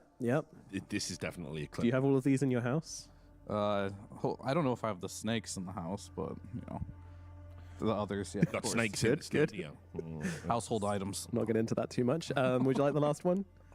Hold up. Sorry. Give him a minute. Oh, he's getting it anyway. Shadow Shaman. Yay! There we go. You Yes, did it. indeed, There we go. indeed. Yeah. That took all four, but we got there. Yeah, no, hey, well done. You showed me the chicken first. I instantly got it. Well, yeah, that is the easiest one. That's kind of how the game works. Yeah, that's how they've staggered. All right, let's get into the next one. All right, everyone can come back in for this one. Richard come- Lewis, Come on. what do you think? That's the eggplant. Oh, yeah, it is. What's that? We know what that's representative of. Yeah, what does it represent, Richard Lewis? Delicious food. Okay, all right. Not quite on the right tracks there. Shall we throw up another one? Yeah, sure. Why not? All right, let's take a look. Got two in this one. Is that Tiny because he grows and he grabs his tree? You're absolutely right, T Governor. It absolutely is. Yes, indeed, Tiny with the grow. And What I like about you, is that you have actually spared me saying something outrageous. on the I podcast. understand. Thank you. I didn't want to go for it straight away. Yeah, no, I was worried. They were teasing. They were teasing that. Again, Tiny has to, get me he grows into the game. He doesn't show off at the early stages. just like an eggplant grows. Yeah, just on needs the vine. Exactly, on the vine. Delicious. Could have used anything else, really. But. No, I had to use that one. All right. Oh, well, straight into the next one. All right. Bowling. Fair, any ideas here with this? You're an American. Bowling. You like sport. Oh, I know. Is it Pangolin? It's not. Is Pangolin? it Spirit Breaker? Because he has Never Strike. It absolutely is Spirit Breaker. Yes, my good job. God, Good job. like- Woo! It's a shame. 'Cause I had some good ones on the rest of those spells. Who but, invited this nerd? I don't know. Honestly, I just felt so embarrassed from the first game that I had to very quickly level Yeah. up. Like, yeah. Right, okay. All right. T, let's. I'm stopping. You I'm do realize as well they're just going to keep coming if you keep getting them quickly. As well. That's fine. I know. I'm gonna take a timeout again. All right. Yeah. Back Take to a you time two. out. You're too good at this, T. All right. Between you two, what are we thinking with the Q? Is this washing your hands or clapping? Clapping. That Okay. looks like clapping. Is that washing your? Oh my god! It could be. Look, it's like water. No, that is. Who needs to communicate that to clapping. someone? Yeah, exactly. I mean, Wash your hands. Yeah, It's wash your important. hands. It is good. Yeah. Good practice. It is. Okay. All right. Sanitation is important. Let's. All right, what hero washes their hands? Fire. No, but like Hot the- tea. yeah, hot coffee, hot Tea is drink, hot. Coffee. Clapping. You know it, don't you? Sometimes, yeah. Yeah, I'm actually struggling with this one. Very. Yeah. All right. Let's take Okay. a look at the next one. Punching a beer. Punching a beer. Oh, is this Brewmaster? Yeah. Yeah. There you go. Oh, It I was about to absolutely whisper is, it to you on yeah. a microphone, forgetting that that's how not how microphones Yeah, that's work. not how mics work. All right. Have we got any more? Let's take a look. Okay. Yeah. Apparently we got another one. Yeah. All right. We've got one more to I'm come. just waiting for this to end. Glad you're enjoying yourself. Or at least. Right. That's that's a pointing. Yeah, that's us pointing. It's pointing. Does that help W? you? Yeah, it's pointing. What points? Point. Finger. Point. Finger. Point. No. Who's got a finger in their queue? Tombstone. That's I just like hearing Fear's just like thought Yeah. process. No, it's like, not ooh, on that emoji. spell, is it? So I guess it's not that one. It's not on. Wait, hold on. Wait, yeah, you got the last one, right? No. Has Fear got one yet? Yeah, I got did one. get It took one. me all Yeah. four. I got. Ah, you got the all four. All Yeah, right, sorry, my We'll bad. give him we another sat try. out. We'll give him Yeah, another we'll try. give him with another this try. Yeah, Sorry, we'll my give him bad. one. I think we might all be struggling with this one. Let's take a look at one It's more. Dazzle. It's Dazzle. Absolutely right. Very Yeah. good job. I Yeah, didn't need well that done. third one. Well done. Well done. Yeah, no, you got it on the two. You got it on the two. All right. Final one here. Final one. All right. So let me know when you got it, but don't say it. Let's wait until we've all got it, and then we can all say it together. All right. Nice bonding moment for us all. All right. So the Q. All right, everybody. More of Clinton. Locked that one in. I already yeah. know what the hero this is. Yeah. Go on, say it then. He told me not to. Yeah, I told him not to. Ignore Nomad. Don't ignore me. You need the W, Clinton. Everyone's watching. I mean, I don't know if I know what this is anymore. Oh, okay. The confidence was short-lived. Okay. Yeah, I know this one. All right, let's get the R up. Let's get the R up and see what the last spell is. Uh-huh. All right, Fear, have you got it? No. No? T Governor? I'm actually a little bit stumped on this one. Actually, a little bit stumped. I thought it was Iowa this first. was Ember Spirit. Take a look.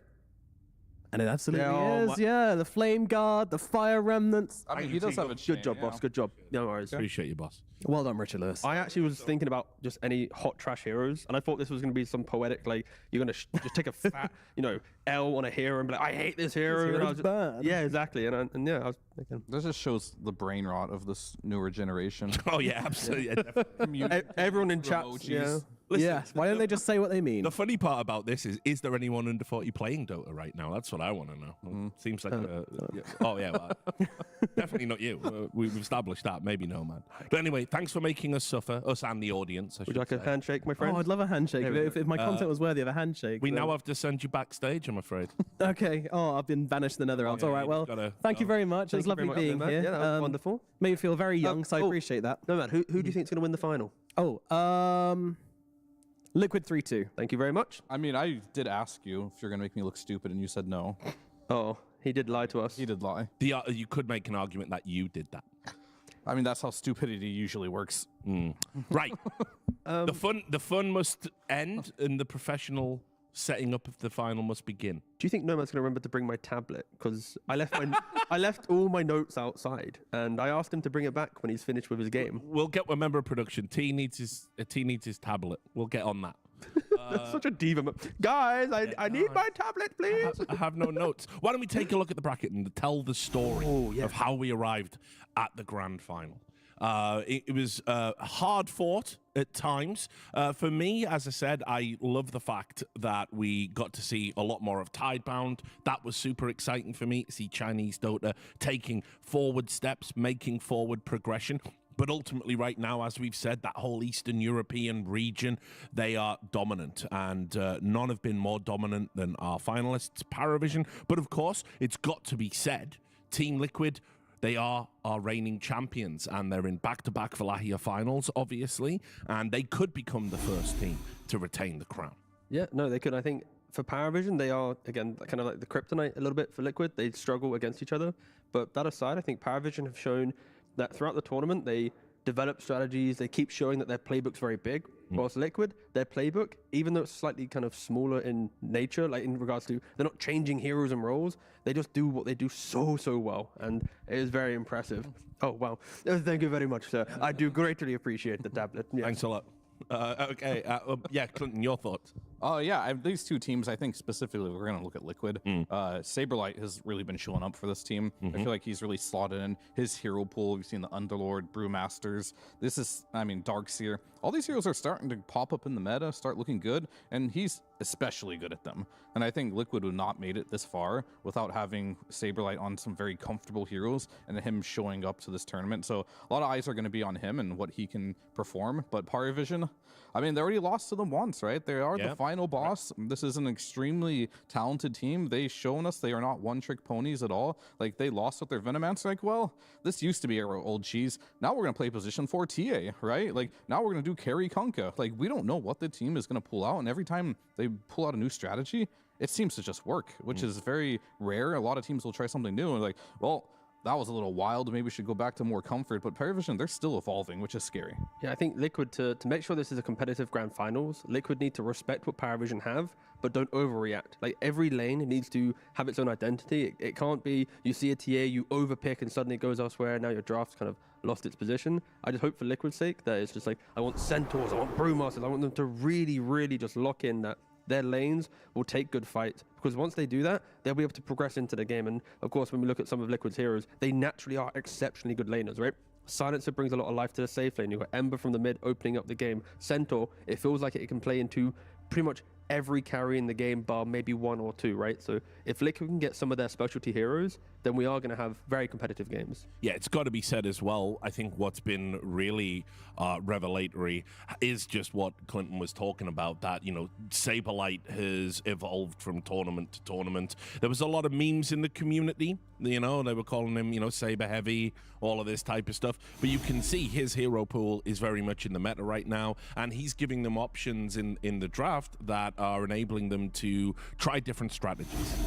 Yeah, and I think building on that, I've had a look at the draft position for Saberlight to get to the grand finals, and he's actually doing a lot better for the team when his picks are in the kind of the final phase of the draft, right? When he's able to see 3-4 heroes, see his lane, his Underlord or a Darkseer or Brute. I know these heroes are all very much able to be picked in that second phase, but just giving a little bit more information to Saberlight just really allows him to lock in the best hero for him. He didn't win on the Enigma or the Lycan, but again, the first 4 heroes that you see there, if you get them at the end of the draft, it is insane. But I think these are also heroes that coming into the tournament might have been somewhat respected, but very quickly have come to the top. So getting access to those heroes in a final phase pick will be unlikely, but if they can, then that's a good sign for Liquid. I also want to say, Clinton, he's the only player I think at this tournament that really convinced me the Brew is a good pick, rather than just a kind of one you slot into a draft to maybe round it out a little bit. He's done things on it that are, you know, super high level. He understands the limits of the hero. He pushes it as far as it can go. He makes a lot of space with it. Whereas I feel like other players, you know, they haven't quite mastered it to the same degree. Yeah, I mean, a lot of teams have tried but failed, as you can see with the win rate of this hero here. But Saberlight, he's one of the players that wins with it. He pushes the hero to its limits. He knows exactly how he should be playing this hero. More importantly, what matchups to pick it against. So I think this team, even though we had that interview with Insania saying, like, he was surprised by Saberlight's Brewmaster. Meaning by that is they didn't really scrim too much. He just is very confident in his hero pool. He's like, this is a good brew game. Give it to me. And he performs on it every single time. Yeah, and that in itself is indicative of where he's at and how much confidence he's grown into. I mean, I always thought the community were a little bit rough on him. It's always big shoes to fill, right? Like when you're coming into Liquid in general, let alone if you're replacing a legend of the game. He's a lovable guy, and he's worked really hard to be in this position. And as I said, I think he's probably the player to watch in this final. I want to see, you know, what he can do. Yeah, I mean, it's the pressure is on him because Mike, his hero, often is like the flex hero sometimes, or it's so good we're going to first pick it. Like we see TAs and Nature's Prophets, and then when you get like Monkey King and Tiny getting flex for Liquid, that means your carry at some point will have a draft where your offlane needs to fill the role of my hero is the winning condition, the big guy. So Saberlight coming into the team, of course, you know, many months ago, finding that ability to win games, it took some time. But now, it's like, again, like I said earlier, if he gets the Darkseer or not Primal Centaur, like in a good position, you know he can just command the game and be very, very annoying. So it takes time, but they did find their form, and yeah, it's just exciting to see. This will be, I feel like this entire finals will be PARIVISION throwing curveballs at Liquid, and Liquid knowing which one to dodge and which one to go, you know what, I'm calling your bluff, and we're just going to continue drafting. So I just hope that we get 5 games to continue seeing the adaptations of the draft. Yeah, I had a feeling it could go. I mean, obviously, we've seen a lot of one-sided finals, unfortunately, in 2025, a few 3-1s here and there. I was really hoping for the full 5-game face melter, super long series, you know. But the problem that we've got with that is they are playing PARIVISION, of course, Clinton. And we know that, for the most part, PARIVISION have had Team Liquid's number. Oh, they definitely have. Every time they do play against each other. I mean, the most recent time that they played was at, well, not most recent. They've played a grand final before, right? And that was in Bangkok. That went 3-1. But if you look at all the times they've met in the playoffs in their last 5 encounters, it's been all PARIVISION the entire way. And Team Liquid, this match is going to mean a lot for them to win this grand final, because I don't want this to be another like Gaming versus Liquid kind of like situation, right? Where they just, every time they go against PARIVISION, they just can't win. And that's been the case so far. And in the playoffs, they already lost 1 grand final to this team. So they're here looking for some revenge. And I think this is definitely a team that needs this win, or they can have mental blocks against certain teams. And we just don't want to see that again. And PARIVISION have looked imperious, although on occasion maybe have overcooked a little bit in the kitchen, and we can talk about why that might be. And that's obviously 9 class. We've been loving him in the 4 position. He will literally play anything. He played a TA in the position 4 just yesterday, ruining everyone's pubs for the next week. But more importantly, it means that every pick could theoretically be a flex. And so PARIVISION, they can go in directions you might not expect. Yeah, and again, a lot of people are praising 9 class for that, but it's not because of, again, 9 class is able to play the heroes in that 4 role, but it's because of DM and the fact that DM is not a creative offlaner that complicates the draft as well, right? Like he is I will play my Sand King, I will play my Underlord, I will play the 5 heroes that I played so far in this tournament, and I'll do it until the end of the tournament if I have to, because I know how important the draft value is by having 9 class go to any hero, enabling Satanic to have that last pick Morphling to outscale your opponent. And that is why we see PARIVISION Liquid be so difficult for Liquid. It's because PARIVISION, their drafts always allow them to put a timer on their opponent. They know that once you get to the 35-40 minute mark, Satanic will have the hero that will win the entire game if 9 class is able to create these flex opportunities in the draft. I mean, I find it very interesting these 2 players made it to the grand finals, because I look at both these players as offlaners that don't need a lot of attention, right? They're the type of player that you can pick early on in the draft. You can not support them very much. They won't really complain about it, right? They'll find a way to do their job, and they stay a little more on the quiet end. And that might be the way to play this patch right now, to give a little bit more limelight to your position 4. To make the plays around the map. We see these Slarks being very popular. Boxy, he hasn't been going down that route this tournament, but he still has a lot of presence on heroes like Wind Ranger and stuff, where if you get that extra farm on your position 4, they can make a big difference in these games. And of course, we can talk about the young star Satanic, the farm monster. Yeah, exactly. One of the reasons PARIVISION are so good, as T rightly said, is because of the nature of how they draft, they can get him on a hero that's going to scale and create space for him to farm, get into the games, and then carry the games as is appropriate for a carry player. Yeah, and it's always going to be kind of the younger players that show that, because when you're a younger Dota player and you have multiple kind of versions of Dota getting taught to you, you're not just trained on one philosophy. You're not an old guy that's played Dota for 10 years and go, this is my Dota, I'm not buckling, right? Like Satanic really has got the ability to play the late game scaling core, but also if he has to win his lane and break the map in 15, he'll join his team. Like he really just understands every style of carry, and that is why he is, one of the top carries in the scene right now. Yeah, I mean, he's also the fastest farming carry in Dota that we have right now. This guy is a beast mechanically. He does all the small things correct. But if you look at Mickey too, and all the games that they have won, they've been on the back of Mickey hard carrying games. Like just earlier today, he's playing Morph against Doom.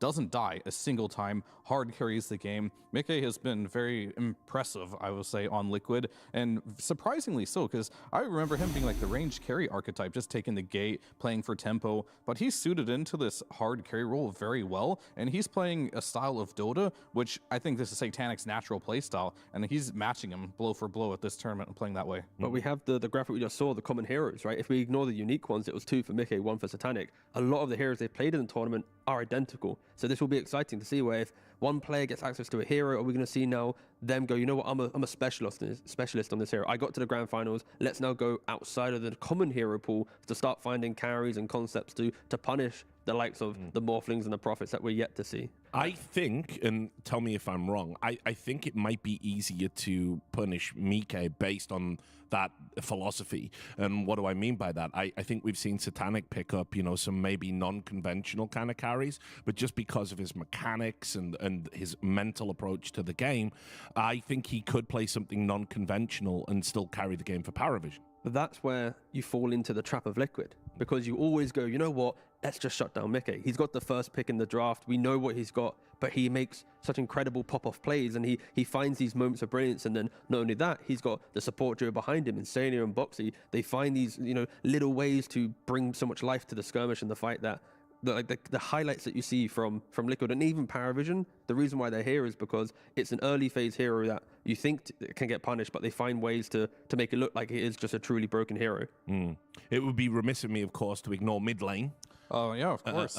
We've got a great head-to-head matchup there, and I'll start just by talking about Nisha. Obviously, sat out Raleigh, back, feeling fresh, looking fresh, has shown us something we've not really seen from him before, which is total mastery of Beastmaster, doing things with the hero that no one else can do, really evolving it. And he's going to be going up against no one, super tenured, and having a fantastic tournament here at Wallachia. Yeah, I think Nisha as a whole, there's like two heroes you really have to look out for this guy, and one of them is going to be Beast and Ember as far as early picks. They are incredibly good for Team Liquid's playstyle, and Nisha typically outplays people and makes heroes that shouldn't work, like the Ember, sometimes punishable. He finds a way to not get punished by mechanical skill. Same thing with the Beastmaster. This team's a little bit different, though. I feel like he's maybe the one player that will not get outplayed by Nisha. I think this guy is just too good, too stable at what he does. So you kind of like lose that little bit of that Nisha magic in your team because you're going against no one. He's just like stopping everything that Nisha is going to bring in that mid lane. So no one, that is so important to have on your team. This guy that just won't get outplayed ever. And not only that, he can just punish you in the mid lane as well. He's one of the better players at just taking a pick and being like, okay, I have a hard counter to that. You're not allowed to do that. Get that out of my game. I mean, both of these players have shown the ability to get a first blood in the mid. No, it's not a first blood, sorry, but a solo kill in the mid lane. To find that moment where we just don't see the one-on-one be like the old days where, oh wow, they got a kill, now they win the game. But both of these mid laners throughout this tournament have found those moments to get the unconventional kill. And I'm just hoping that as much as they're both so equally skilled, what happens if we get a kill? What if no one suddenly kills Nisha? Now Nisha's playing on the back foot and no one creates this game. For sure. And both of these players, they break games, right? From the mid lane, we've seen like no one on the Monkey King break open and destroy it. But then also we've seen him play a Monkey King, and then Nisha has the Queen of Pain, and no one has zero game, right? So I think as much as we're respecting the draft advantage of Saberlight here and this and that, if your mid lane is a Monkey into Quap and Nisha gets to Quap, already putting Liquid in an advantageous position. So you need to respect what type of heroes you're playing, and you have to protect them. And we've got just a little bit of time before the draft begins. So let's talk about position 4. We've already talked about 9 class, how important he is to PARIVISION. But I mean, I think that's, kind of also they've got Boxy on Liquid. And these are innovative players in this role, on both sides. Yeah, I would say Boxy is playing a little bit more traditional, sure. Right? And I mean, and everyone is compared to 9 class, right? Sure, of course, right? They have some shared heroes. These are just like the OP heroes that everyone has to be able to play if necessary. But outside of that, everything else is unique. Like Boxy, he likes his Wind Ranger, which is a hero that has been pretty popular in the past. Dark Willow, Boxy Tusk, one of his best heroes by far. But in 9 class, it's different. So like the way I compare these two players is 9 class is often going to be used as a flex, right? We see the TA go to him, the Terrorblade. It allows him to pick these heroes early on, but not commit to them. Where Boxy, he's going to play a hero that's pretty much solely going to be a position 4. So 9 class, he's helping you out in the draft, whereas I think right now Boxy, he's trying to help win the lane for Saberlight and allow him to have a better game. I mean, I respect Boxy for, during the tournament, not seeing the heroes that other fours are winning with and then going, you know what, I need to play a game and I need to try and take this strategy. And it's like, that's why Liquid often does so well, is because they just stay true to their identity the entire time. Like, they may, on the odd occasion, throw in one concept, but every tournament Liquid enters, it's like, this is Liquid's Dota, and we either win with it or we lose and we learn for the next one. And that's where I think for Boxy, him staying true to his heroes, it also brings life to Saberlight, right? Like, you're not seeing Saberlight have to change his hero pool to now incorporate the Slarks and the Terrorblades right there, where he's trying to quickly copy from another player.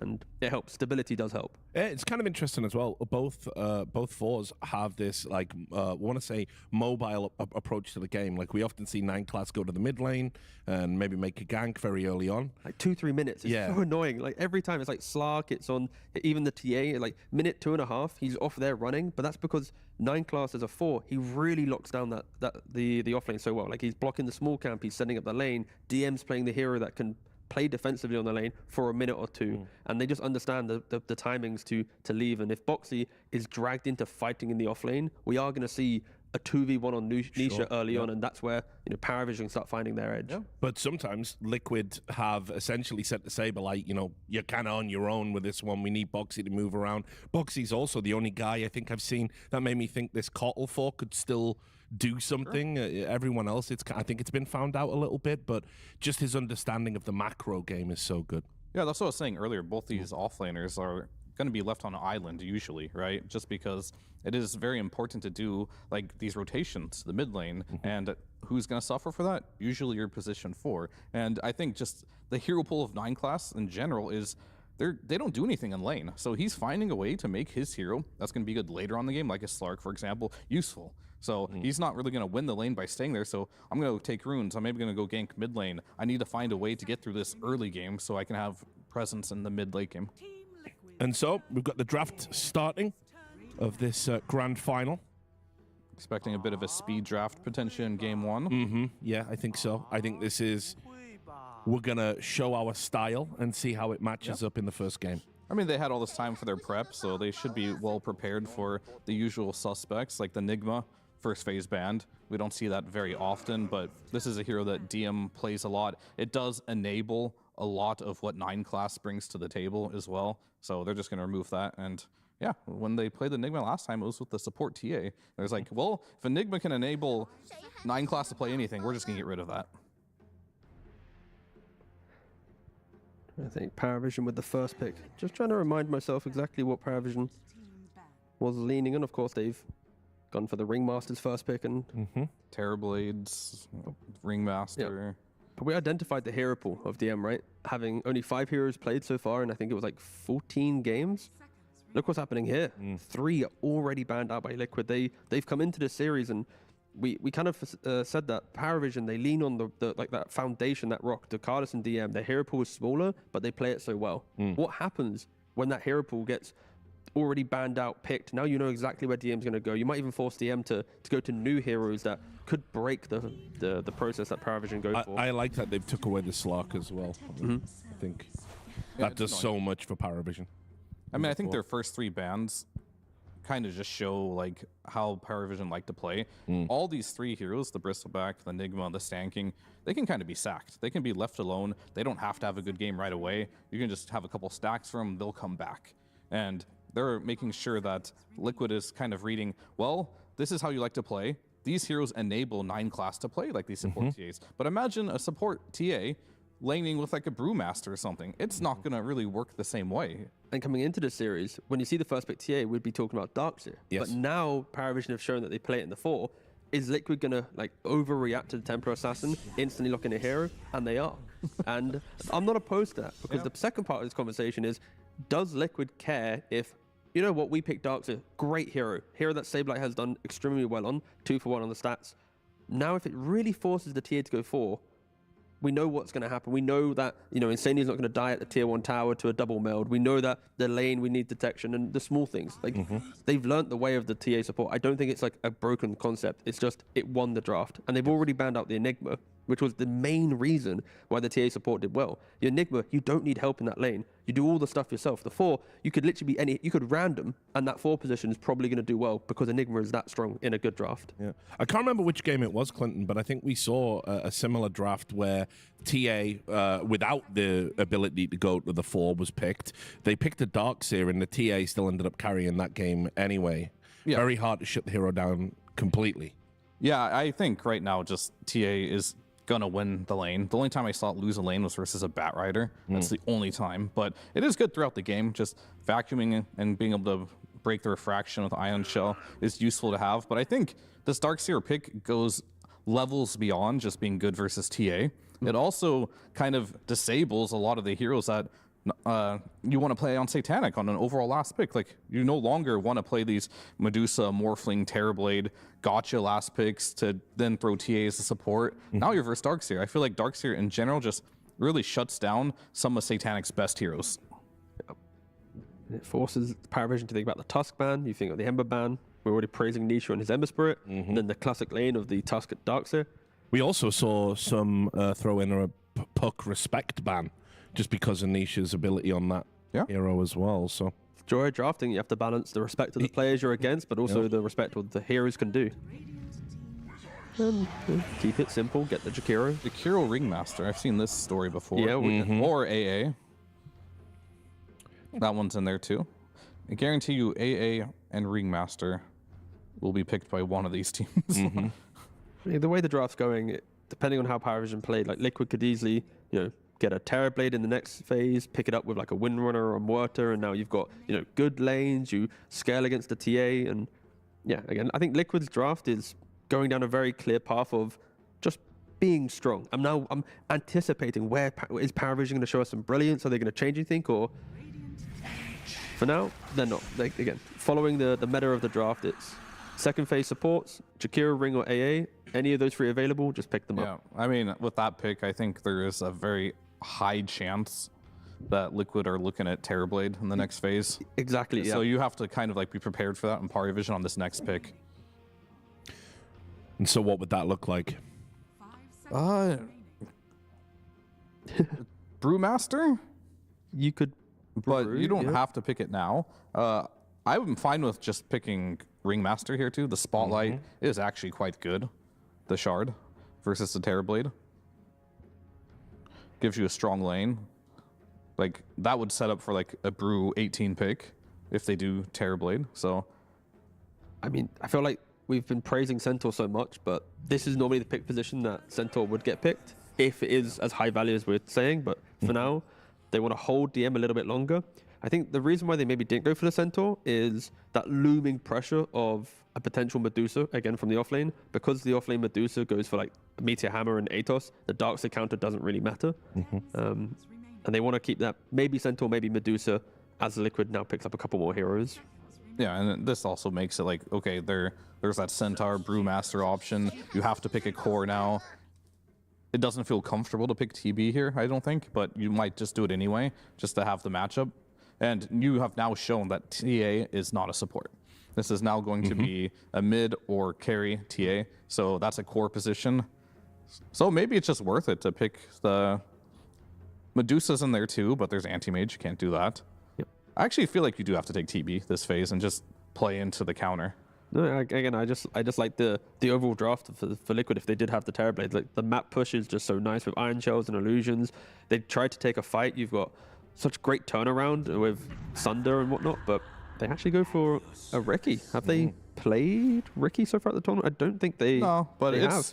We've seen it quite a bit from Aurora, right? Yeah, Aurora played it. Oh, and even Mira played it on support role with Darkseer. Sure, It is a first time for Liquid. Yeah. Yeah, not bad at all. Again, we always praise the logic of a Riki based on the shard you're not able to target. I think it's like the one sentence that you always have to say when Riki gets picked is Ringmaster cannot use the escape act now, and it's, any 4-star or Glimmer or Solar Crest, you cannot do it. So yeah, nice. Annoying lane with Darkseer too, and good synergy. So, but do they still go for the Terrorblade now? I don't see why not. Like, I don't think the Riki changes anything. It's just like a position forward. It's going to do its job. But they're going to go for the Nature's Prophet. It's a little more tempo here. Does farm fast. I guess they did respect the fact of a Brewmaster coming out there being a little more difficult. So it doesn't give you the GG scale versus the TA at all. But it does make sure that you don't get a really good offlane pick here. Because much like TA and Nature's Prophet, there's a reason these heroes are first phase banned a lot. They don't lose any lanes. There's just no lane that beats these two heroes. It doesn't exist. So or they're not worth picking. It's like, is it Centaur or is it Medusa? I mean, Centaur, I still just like Centaur. You press Stampede, everyone runs away from the Riki cloud. Do you like Doom? That used to be an old counter. You just can't use the Treant in the lane. Yeah. It just gobbles it up. Yeah. I don't mind it. But Centaur is good too. I like the other two. Yeah. Again, we are talking about one of the players with the smallest hero pool, so it's not the craziest predictions happening here. Let's not get too wild. Yeah. Don't want to be too bold. It's game one, right? Let's get bold like game 2, game 3. Sure. Game 1, we've got to keep it simple. But just like for Liquid, their entire fight is about... Spicy. Riveting, I know. But it's like they don't have crazy stunts, right? It's going to be just the efficiency of overwhelming your opponent and killing in the moment. Like when you get the Sprout or the Blink or the Ice Path, it's like that's when you get the kill. But when the fight develops, PARIVISION should, in theory, always have positional advantage because they can disengage to the high ground. They can punish the fact that Liquid don't have that perfect stun. And that's where I think the mid pick for Liquid will need to tie that together. I also think... Puck or whatever. Yeah, I also think the Centaur's good here as well, right? Because we've talked about the save with the Ags. but also just being able, when you've got a Ricky that's going to be running around and an H's that can TP to a lane, you can just pop Stampede, save them globally. So exactly, yeah, really good. Yeah, it is very, very He good. probably would have been playing it anyway. But, but the debate there is between Medusa and Centaur. Centaur provides this where Medusa doesn't, so you pick Centaur. Absolutely. The exact logic. And now, what are the control heroes that Nisha can play? They do have ultimate last pick in the draft, but for now, I think, Puck was the important one that we just mentioned, and it got banned. Is there another mid laner that maybe, I guess Pangolier does the same job, Storm does the same job in regards to providing a little bit more control? And they're still potentially afraid of a morph coming out. A lot of respect for Satanic here. It's like, we know this TA can still go mid. We're going to make sure you don't get this hero. They even have the Darkseer. They have a Ricky, too, which is pretty decent versus it. So there's a lot of respect going, maybe flashbacks from that last game where TA4 came out in the Morph last pick, did him in that upper bracket. So I think, Liquid's respecting PARIVISION, having very strong laners, some of the best in the patch right now, that they don't require PARIVISION to be active. Like, if TA's mid, she'll just farm. Centaur offlane will farm. Put Morphling safe lane, you'll farm. And now Liquid, if you don't get kills, you get outscaled. And I think Liquid is going, you know what? The reason why we often fail against PARIVISION is because our tempo eventually meets this brick wall of, we cannot scale no further. We can never fight you. We can always push lanes, but we can never fight you. And even just a random Meepo ban to throw into the mix as well, just to truly respect that they're afraid of. I mean, I don't think of that hero much, but Satanic does play it. And very good versus Darkseer, so that makes sense. You can only make a clone of the original Meepo. So that would have been delightful, though, to come into game one of a grand finals, like to bring a Meepo in that you've not played at all. That's where Liquid really is just making sure that the respect to the player is coming into effect here. And they're also saying, we don't think this carry TA is good enough, right? They think you need more scale in this game. We'll see if that's the correct call or not, but the Centaur does allow you to play a little bit more greedy if you want to be. Okay, so the 3 heroes that I mentioned for Liquid, 2 get banned, 1 gets picked, and a very quick ban, quick pick from Liquid with the Primal Beast. Yeah, this is an old counter. They've played it before. For some reason, Pulverize still takes you out of Rolling Thunder, so that is nice. The lane is good for you. This hero doesn't win a lot, but you've got Darkseer. You have Primal. This is a really cool combo. Trample with Ion Shell and Surge.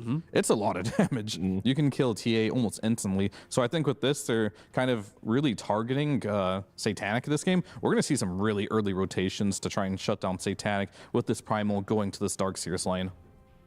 No, it's actually just the one pick for Liquid that gives you, I can kill no matter what. Because with praising Centaur with the Stampede, now it's like during my my grab, during the fact I lock you down, can my Nature Prophet do enough damage to jump on top of that? So I like it for Liquid. It's just completing that tempo, and for PARIVISION, it's always just that scaling. It's like, can Satanic find the farm? He always does. Like, can he get to the items to be able to deal with it? Like, Hurricane Pike in this game is incredibly good. And then you push away the Primal, you run away from them. Like, you always have good position. So for PARIVISION, it's like, how do they construct the mid-game fights? How does no one do for the early game to be the key hero to give life to them? Because Liquid is just all aggression. Yeah. Right. Well, we might be able to get some insight into the draft. We're going backstage with Nomad, who's with us, Steenie. Thank you, Richard. Yes, I'm here with the coach of PARIVISION. So, firstly, it's another grand finals for you. Got to be exciting. Do you still feel the excitement, the nerves, the pressure, any of that stuff? I feel excitement. No pressure at all. No nerves. We pretty chill. I think that's the right approach to finals, because your emotions can be your biggest opponent. So we pretty chill. Excellent stuff. And of course, so you're playing against Liquid again. Is it kind of weird to prepare against a team you've already beat? Do you just do the same thing, or are you trying to kind of predict how they're going to adjust and change from the last time you faced them? I don't prepare to anything. I prepare to ourselves. Like, I prepare so we get better strategies every time. I don't mean this as disrespectful to other teams. I mean, we should focus in ourselves. And when you focus in your strategy, it's more likely they'll work. Because if you're trying to counter enemy team, you probably end up playing their game. And if you play their game, they are more likely to win. Excellent stuff, and that philosophy is taking you very, very far. 2 tournament wins this year, and maybe looking for another one here. And of course, still a long way to go before that point. And I did want to ask, this draft actually seemed quite sort of normal from you guys, and yet we still had those 2 interesting bans at the end. You know, what did you think about those bans from Liquid? Maybe it's good. Maybe we can play Kentaur mid, TA offlane, and pick new carry. We can always surprise, you know. Maybe they're on the right track. Maybe not. Can't tell. Maybe not. Do you think you're in their heads just a little bit? A lot. In Portuguese, we say you're renting a triplex on their minds, because you live rent-free on their minds, yes. I think that might be the case. We'll see how this one goes down. It is time for game number 1 of the Grand Finals with BCOP and Lacoste. Thank you very much, Nomad. Game 1 of a grand final here between PARIVISION and Team Liquid. Liquid looking to become back-to-back champions here, Wallachia, while PARIVISION, they're looking to go back-to-back in general. They're looking for a second win off of Raleigh and really looking to tighten up, and I think we're in for a big BO5, 5 games, Lacoste. I hope so. I mean, if we're looking at how these two teams have played so far, PARIVISION pretty much every single time did have their number in 2025, so this is the arch nemesis for Team Liquid, and we're going to be seeing if Team Liquid is going to be able to adapt. I already see some adaptations, especially with this Primal Beast. I was wondering where this hero is. This is some of the heroes that are good in meta. He's always going to be good against Nature's Prophet, but this time around they're on the same team, and also hero that scales really well. This hero kind of has unlimited damage. Panel did talk about Surge, did talk about Ion Shell as well, and I'm really glad that we are seeing Jakiro, not with the I want to deal the damage fast. It's more about Icebreaker. I want to have that extra bit of a combo, especially when you have Darkseer on the team, extra bit of a lockdown, but PARIVISION, there is a lot of minus armor. Yeah, there is a lot of minus armor, and this Primal Beast, it was picked instantly. They went Pango, then immediately into the Primal Beast. Liquid were ready with a pick like this. You know, Liquid already, obviously, winning the lower bracket final. They had taken on Tundra and 2-0'd them and continue on their trend of going past Tundra and then taking a final. We'll see if they can continue that. But we're in a little bit of a pause on some mics getting fixed up, but we will have a go call soon. It's this Darkseer, man, back end of the tournament has found a lot of play. Yeah, we saw some really good performances coming out from Darkseer. There's always going to be some kind of a combo that you can abuse in the game. Looking at PARIVISION, what they're doing in the top lane, taking the Watcher, Liquid is doing the same thing, so they want to get any kind of advantage they can at the start. Satanic, he's already close to the tower, so he's going to be fine. Yeah, he'll be A-OK. PARIVISION coming all the way down and around. They'll even smoke here on Liquid to try and find somebody. Maybe they could get their hands on no one. But they do place this deep ward, potentially getting a catch or a rotation later on. Another Watcher activated, this time by Liquid, and it looks as though it'll just end up being a very quiet 2-for-2 on bounty runes. Both teams, they know something's cooking. They understand that. We saw also some of the tri-lanes as well. Yeah. And they were playing into different matchups, especially against Viper, where you want to have that advantage to start. Mickey is going to TP top immediately. He'll be top. He'll be fine. He's working with this Nature's Prophet. Gives you definitely some global presence here, of course. Mickey also not afraid to get involved. We've seen him level 3, level 4 TP in the fights, especially if he sees 2 heroes that are kind of in a position where he can get an assist or a kill. Any extra gold for this guy, and he is willing to go for broke. That being said, he's up against Satanic carry-to-carry matchup, and Satanic is by far the best farmer in the tournament thus far, and he rarely dies. This guy has been out of control. I mean, both these guys, I mean, they're here for a reason. See how these lanes end up progressing. We'll see Nisha against no one. What do you think this matchup is? Is Pangolier v Primal Beast? Boxy has another blink strike. Drop. Will die. Palace. Can that first blow? They might even look to get a second on his Saberlight. Can they get another shot? And they yes, can. They can. Already PARIVISION with a 2-kill jump onto Liquid in the bottom lane. Their safe line throughout the tournament looked so good. Satanic, oh, yeah. They're really not pushing the limits. in terms of Satanic wants to go in and die, he's averaging, as you said, the lowest amounts of death per game, which is 1.5. And we've seen some really long games throughout the tournament. And usually PARIVISION, at least through the group stage, they were playing pretty quick, but they've had their share of 45-minute games. And Satanic always in a prime position to win this team the game. And it is, of course, a 5-man game, so it's not only Satanic, but we've seen some great performances from Ducalis too. Like you said, the safe lane is really strong. Whether it's on the Ancient Apparition or the Warlock or any other support, the Disruptor we've seen from him, he is always in a good spot to try and make things happen. So far, they're doing a very good job in the bottom lane, keeping TA on top of CS chart, dragging the creep wave, and also one thing I noticed is they always bring extra bit of regeneration. They understand these matchups, going for healing salves. Ducalis bringing extra tangos as well for Satanic, who's Insania really playing aggressive here. And Insania's gonna drop as well. Already a 1k gold lead. Yeah, quickly up into a 1k gold lead. That Impalement Arts lands, and DM not afraid to play aggressive. And this is something that PARIVISION does that I've noticed is they break the lanes very quickly. You think you're going to be comfortable kind of standing there and trying to farm, but they just don't allow you to find your footing. Look what DM's doing. He's behind enemy lines. He just killed a courier and is going to drag the creep wave. He doesn't want any of his CS to get denied, so he's going to drag it. Let's see. He was thinking about maybe dragging it on the side. Boxy. He's taking so much damage. He froze over. He was trying to do the damage with the Ion Shell that was on him, but just didn't have enough to kill Ducalis, and now Meld Strike, Saberlight, he's going to eat so much damage. -6. And he's going to run all the way back to the tower, but it just costs so much. Saberlight, one of the few times where you see Darkseer pick up Boots of Speed as his first item. He understands that in this lane, he needs to survive because there's going to be so much damage coming out. Foxy starting to play a little bit more aggressive. Tricks of the trade, still trying to get a kill here with this Ion Shell. Only level 1 for the moment, but I could see it definitely being a problem come level 2. And he wanted to make that jump. Fortunately for Boxy, he didn't, because he would have frozen over. He would have had nowhere to go. Threw a blood grenade, wanted to jump in. AA, pop the stick. Mid lane, no one's doing really well. He's staying on top of the CS. 22 against big chunk. 15 on Primal Beast. And also to point out, Night Class, he's making a move. Ooh, bottom lane again. Ducalis is going to die here, but Boxy freezes over. They've got the vacuum. They still have the Ion Shell. Now it's at level 2. Now we're starting to see some bigger damage numbers onto these heroes. And Satanic trying to go around these trees in the tower range and back to safety, and he's done so, at least for the moment. But Ancient Apparition probably not going to be so fortunate. An easier hero to kill, and he's been playing the lane pretty low health. Now Nisha forced to onslaught again.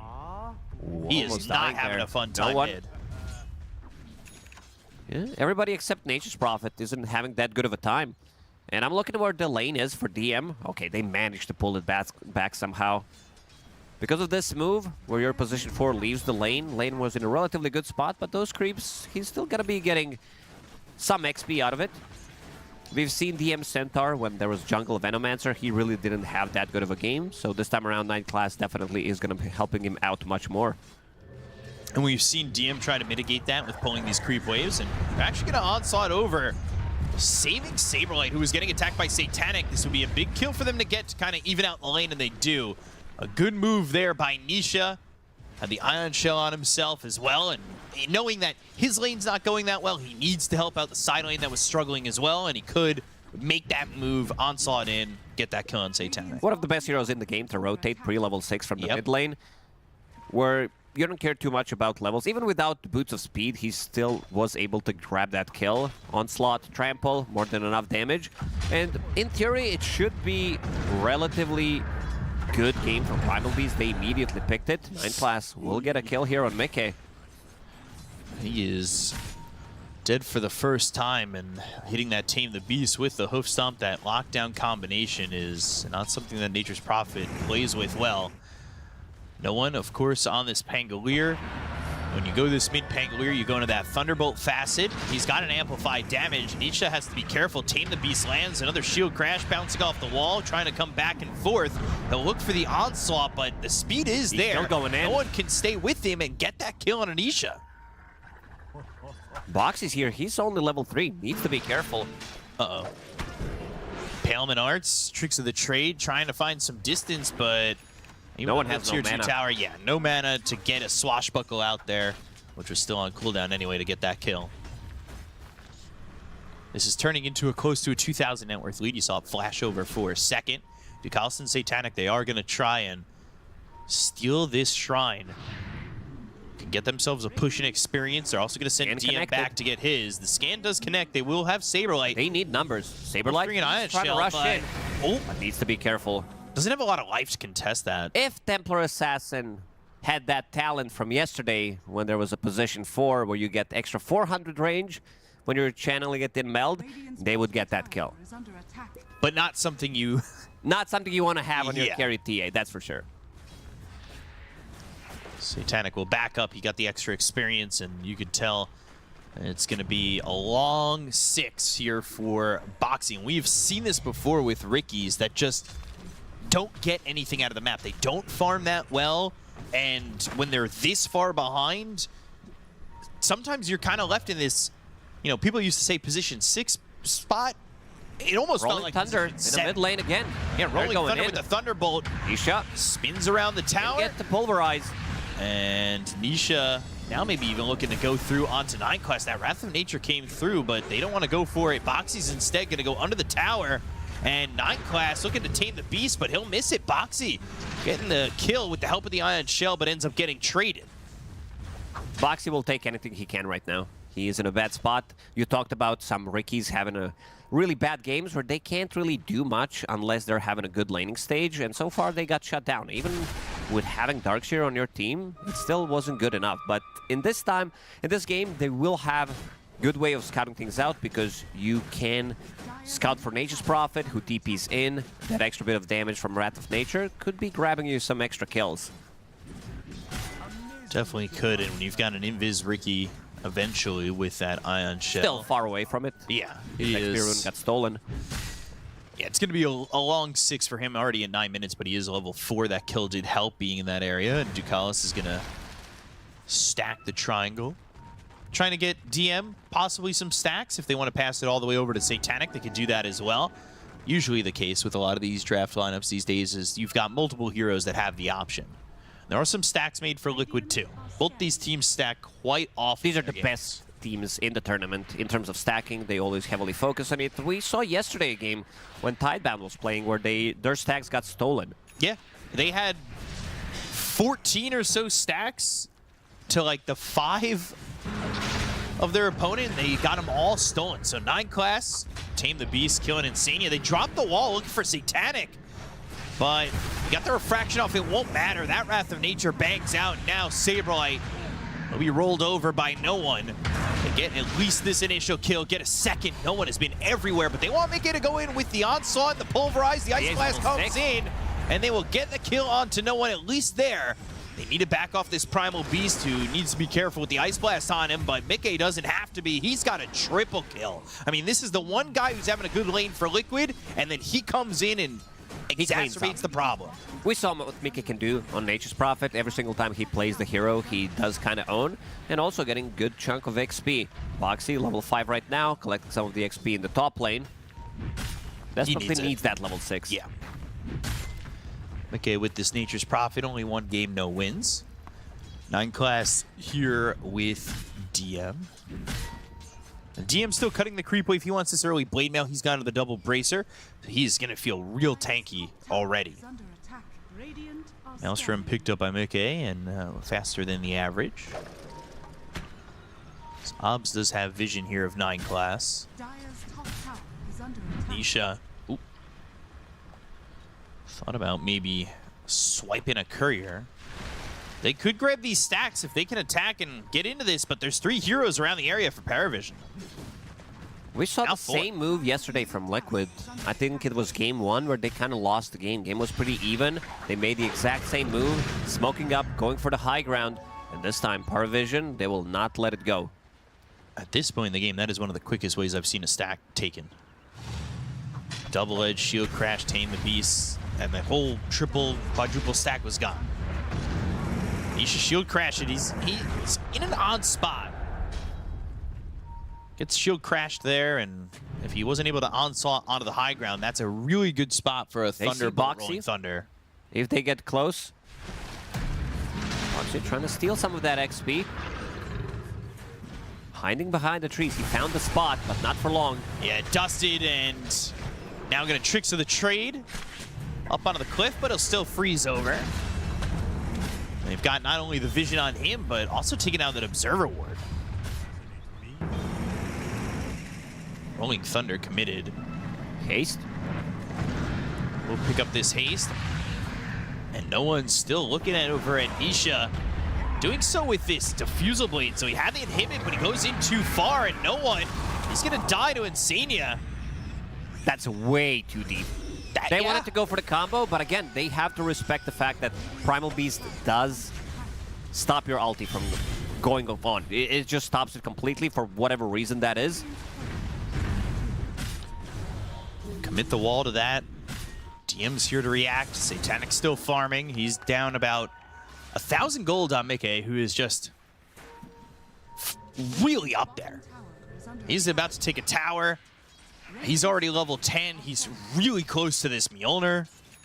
A very nice read from Satanic. TP's away. That would definitely be another one of his deaths. Gets hit by a dagger. Bailment Hearts. 2 points in Surge is going to keep him alive. They also got inhibited too, but there's that Mjolnir. So delivered. Very fast timing on that Mjolnir. Triple kill that he got. Yeah. Was a lot of gold. Exploded his net worth. Fastest. 12 seconds faster than the previous record. Taking these stacks, and they had that obs there to kind of protect it to see if anybody came over, and that'll run out in just a moment. But Mickey still getting a lot of gold out of this, and they are going to smoke up, maybe look towards the triangle. They aren't going to find this Nature's Prophet, but if they can sneak through in between the towers, they may get him on this outer ring. And they know that the shrine is up in 20 seconds. Stampede in 10. Insania's in a good spot. He got scouted. Great smoke break. Stops them from contesting this shrine. Really important considering that the last shrine was taken in Liquid. This is actually not going to time out well enough for them. I think he's going to just be short. Yeah.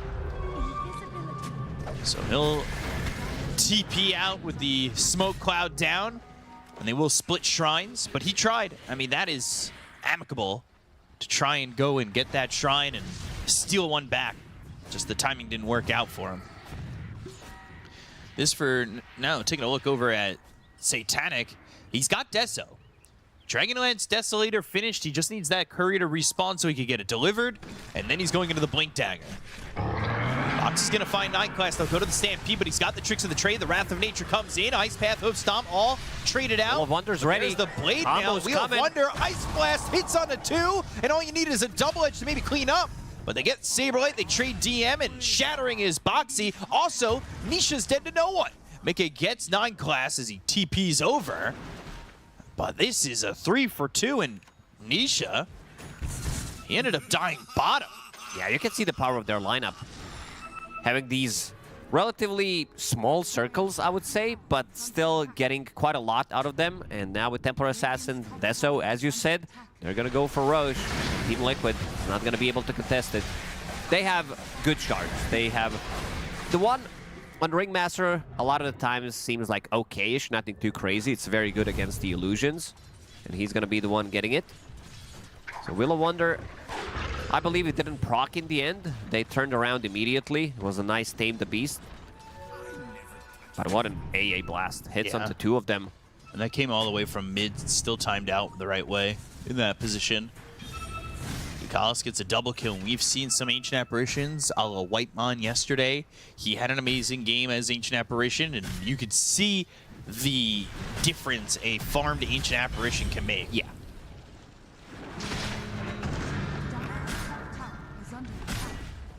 Top tier 1. That'll drop. DM gets that one, and you can see the Ancient Apparition picks a lot of Radiant wins. Dire, not so much. They'll find 9 class. They think about the Rolling Thunder. The Pulverize is already used, so you can't grab him up. Drops down that Spotlight. Tricks of the trade. 9class trying to run. Gets the Wheel of Wonder to taunt them up. They've got the wall down, but 9class is still alive. They get the kill in a boxy. They'll look over at Nisha. Here comes the Ice Blast. Ooh. It should be just enough. Off the mark. Ooh, it actually missed. He has Regeneration Rune, but yeah, losing both of the supports immediately. Team Liquid, they feel like they're strong right now, moving together. Boxy, he had a pretty shitty start to the game, but he already has Road of Athos, which is going to be always good against Pangolier, keeping them in spot. We saw people try to go for it instead of going for Diffusal Blade on a position for Ricky. I believe it was Mira who never really finished it, not until like 30 minutes. It was a really rough game for him. But if you get your level 10, your level 15 on Ricky as well, Smokescreen Radius, you can turn that into Gleipnir as well. AoE becomes massive. Mika is getting scouted. Can they kill him though? And this is a ward they placed going for that 14-minute shrine. That still sees him.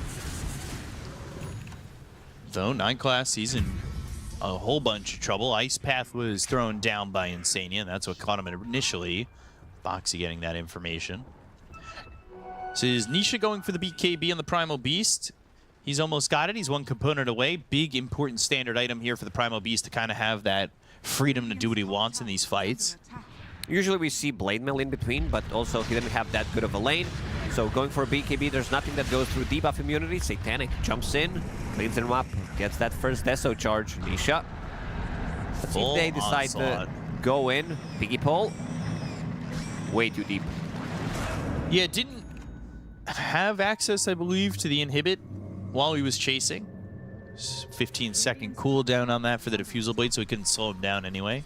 But the Rolling Thunder, of course, being shorter with the Thunderbolt, so didn't really have enough to catch up. But they still go deep. Nisha, who was just bottom, now back here over in the top lane, looking to maybe catch no one, who's closing in on this Aghanim Scepter. This is Boxy leading the charge. He could get the silence out, and then maybe they could catch him. And there's the smoke cloud. Mickey is here to try and get the damage on him. And with the Pulverize, they take an easy kill.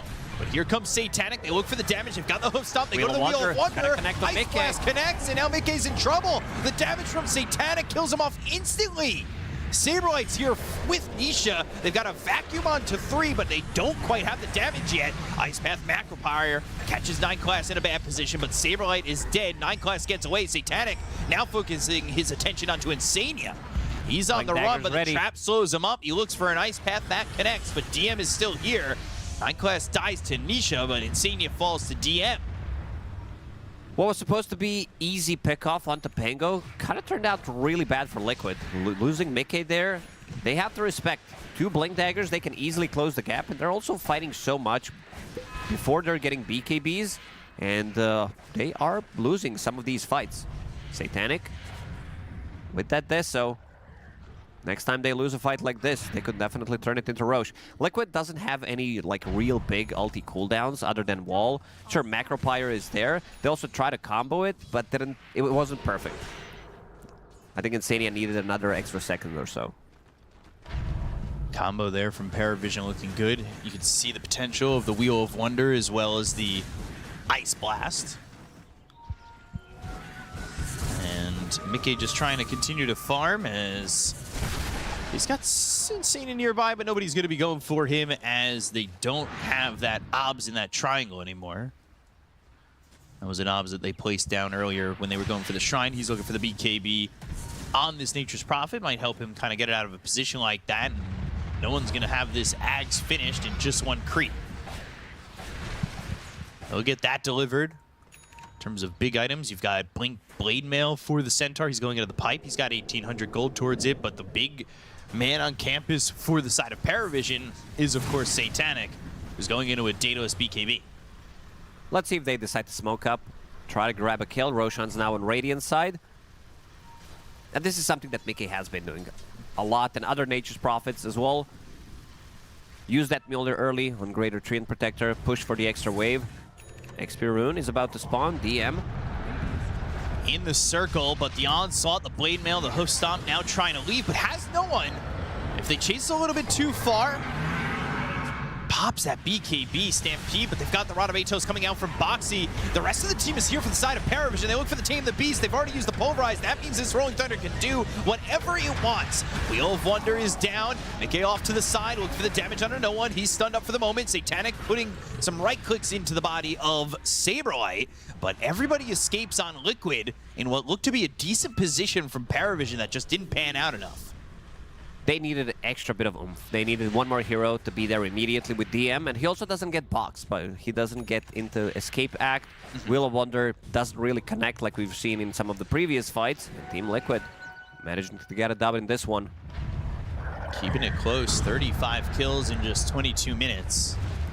Both teams constantly looking to kind of put the pressure on. They know that they've got these high-speed farmers on both teams. If you can cut the map down, you can slow them down.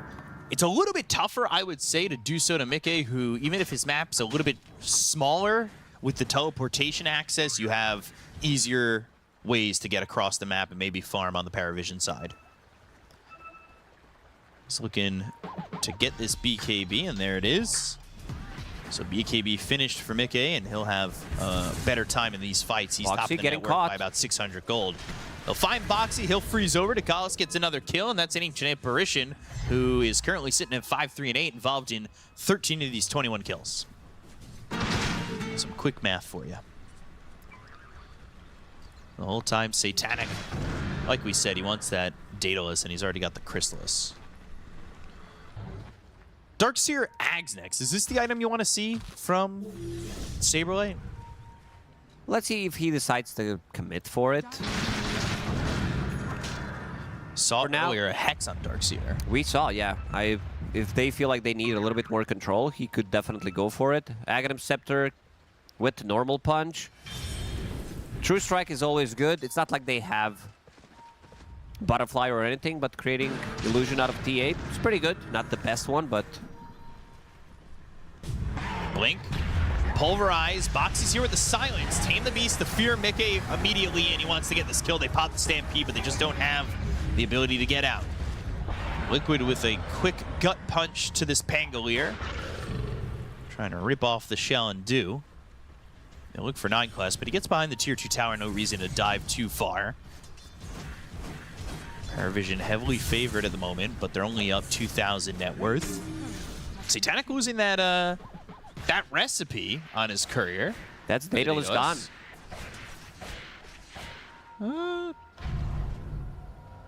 It's 900 gold. Do you just... I mean, it seems like he's switching to BKB because his courier is going to be dead for so long. So he can go to base. Interesting.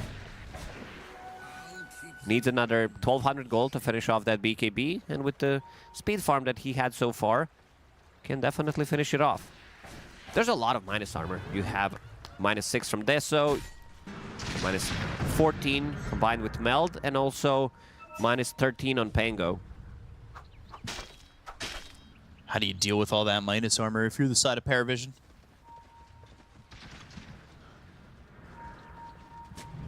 Right now, Crimson Guard might be an answer for DM. Got Lotus being built for the Pangolier. Shard is going to be bought by Ancient Apparition. We've seen how important this Shard can be. Having that extra bit of lockdown. Definitely set up here for PARIVISION. Those extra Death Rhyme stacks. We've seen the Wheel of Wonder Ice Blast combo that has worked out for the side of PARIVISION too. Haven't seen many escape acts though. A lot of the times, really. 9 class, he's committing with Wheel of Wonder. Could buy a little bit more time. Seems like they're thinking about taking this fight. Team Liquid, they will be ready. This could be dangerous. No BKB or anything for him. But they've used the Pulverize, the Onslaught. Now, Rolling Thunder's going to come through. Ice Blast onto 2. They've got the vacuum into the wall, but it's only on a 9 class. Mickey with the BKB early, trying to put the right clicks down onto no one. They got Dakalis. The Ice Path is there. Satanic in some trouble. He doesn't have the BKB. He doesn't have the Daedalus, but he does have a Desolator and some damage. But the Sprout is there. The damage from no one on a box. He cleans him up, but they still lose Satanic. DM's in with a Blade Mail. Tame the Beast hits on a 3, but it's not going to be enough. They'll get the kill there on a DM. They'll look for 9 class, who tries to TP out and will. It's a double kill for no one who finishes off the Jakiro. Both supports lost on Liquid, but now no one needs to leave. He's got this defusal. Saberlight, though, kind of baiting him in, goading him to fight. As he's got this Ghost Scepter to stay alive, and another Pulverize available with the vacuum. They kill no one. Played by Saberlight. Primal Beast and Nature's Prophet, they're going in, and they have no abilities that go through debuff immunity. So for good 9 seconds, they can easily go in and do whatever they want. And you can see that Pango, he's starting to struggle more and more playing against Primal Beast until even though he has Shard, he still doesn't have Lotus Orb, he still doesn't have Lincoln Sphere. So every single time, Primal Beast is going to be jumping in. Nisha was also holding onto Shield Rune. Even though it was a good blast from PARIVISION, AA Blast, Ducalis landed it on 2. They were still unable to kill 2 of these heroes. They were not connecting onto the same target. And you see the power as well. From Primal Beast, Iron Shell on top of him, plus the Surge. So he's Trample, deals insane amount of damage. Uses that BKB to retreat, has that Onslaught with the Blink there. Mickey gets the kill on a Satanic. Almost enough here from 9 class if the Fear maybe had a little bit more control with the Hoof Stomp, but just falling short and ultimately losing DM. Pulverize on to 9 class. He gets ripped apart. The look for DM. I mean, Hell Stampede. We'll see if they can stick with him. Still slowed up. Wrath of Nature comes in. There's the trap to try and slow Nisha. And the TP attempt will be stopped with that Ice Path coming through from Insania. And another kill for Liquid as they start to pull this game certainly towards their favor. It should be a roast for Liquid. They have more than enough damage, more than enough sustain. They don't even need Nisha. He's going to go on a different side of the map. Ducalis thinking about maybe stealing this XP rune. But Nisha, he's been on the defending duty of these XP runes. That's going to push him closer to his level 20. And also to point out that he did go for Provoke the Beast, which makes him super tanky. Every single time you get disabled, you immediately get 3 Uproar stacks. So Feared, Silence, Rooted, Hex, Taunted, pretty much anything will give you those stacks. There's a lot of that on PARIVISION.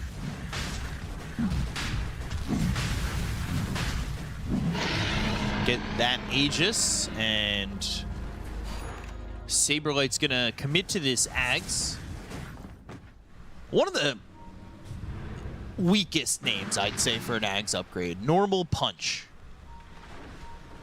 Yeah, 3 out of 5. Nothing too crazy. It's not like Amazing Punch or Deadly Punch. It's just there. I think we could, especially for the cost. You pay 4.2k gold just to get a normal punch. And it really depends whose normal punch is it. Is it my normal punch? Because that's no damage. Is it Francis Ngannou's normal punch? That's a lot of damage. Yeah, Jake Paul's as well. This guy's really good. So I heard. They're smoked up Nisha. I really love the way Nisha has been playing. He's not too afraid to jump in and just lock onto a target. Has amplified damage. Needs another 1,500 gold to finish off his big item.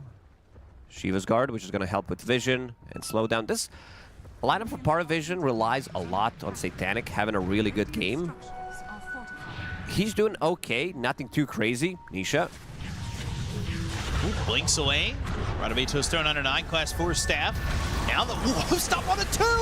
Oh, the damage from Satanic. What a job from DM. And Saberlight is going to die there. Triple kill for Satanic. All right, we came from normal punch, from okay play so far from Templar Assassins to this is amazing. The rest of the team, they were ready to back him up, and suddenly this game kind of flipped immediately. Nature's Prophet was not in that fight. He was farming on the other side, and the combo. Yeah. This is the first time we're seeing like the big full combo, laying the spells. Everything is on point.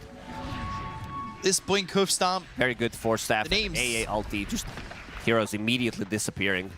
Wheel of Wonder didn't even do anything. Yeah, it was all the damage from Satanic with the stun from DM.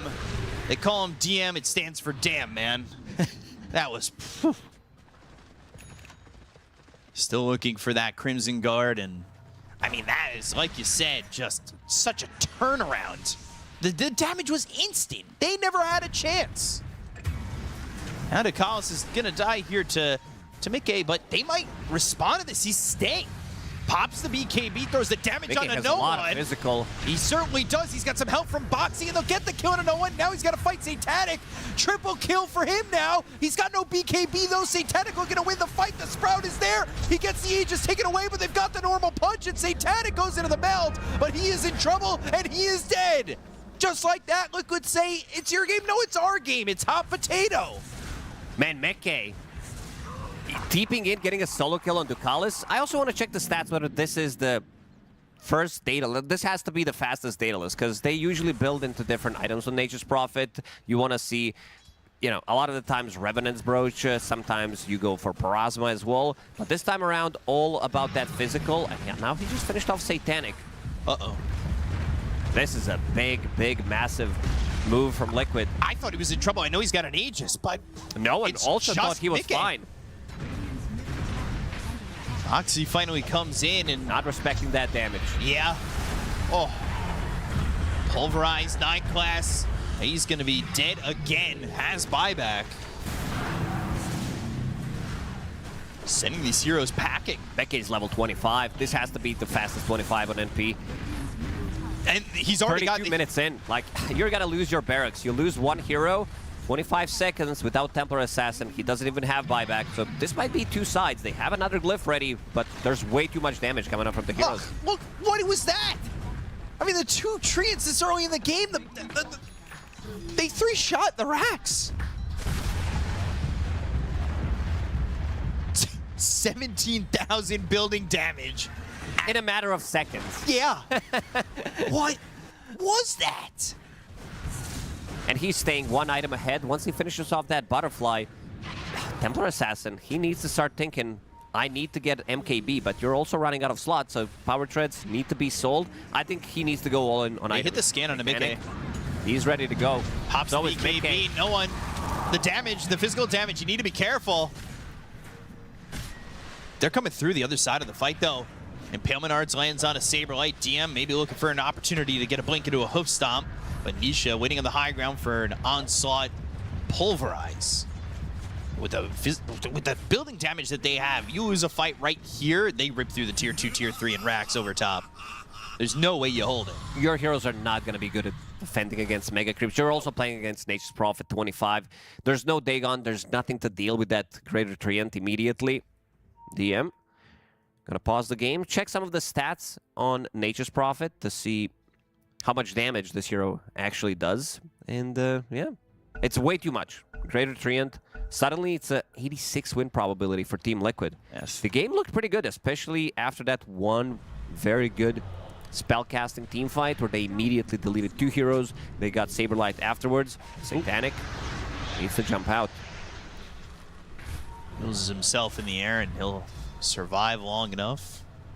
Soaking in the Satanic damage. It was a close net worth race between Satanic and Mickey, but now look at where the Nature's Prophet's at. Almost 32,000 net worth, 33 minutes into the game. I mean, this is quite the farm here for a Nature's Prophet.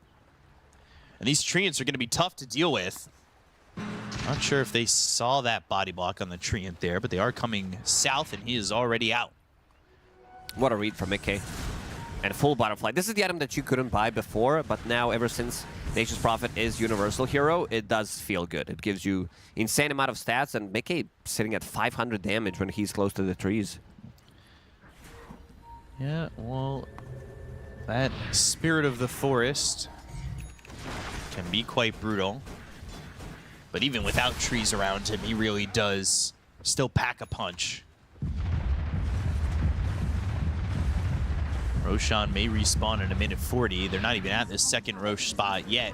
And a lot of what is, you know, happened so far coincides with the fact that the first Rosh went to Liquid, where PARIVISION wanted it with TA, as is usually the case with TA lineups. So the speed up on this Liquid lineup really paying dividends, and PARIVISION down 12,000 net worth.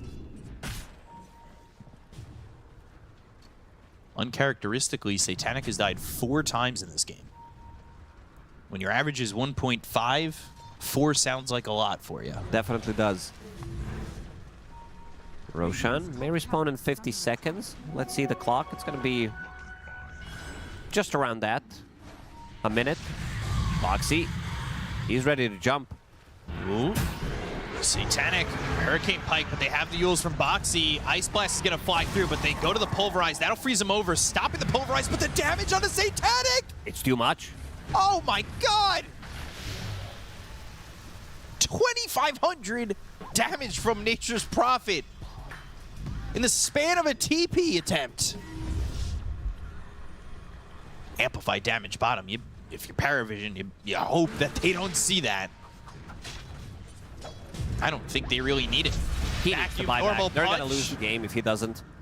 You're going to be playing against Mega Creeps. Your buildings are going to melt. No Ice Blast, and look at the buildings. Well, continue to look. They're just getting glyphed for a moment, but they are going to melt very quickly, like you said. Double Treant is a problem. Singular Treant, also a big deal. 50 seconds. This is a long time. Mickey has his BKB available. Rolling Thunder, buyback use, Ice Blast coming through.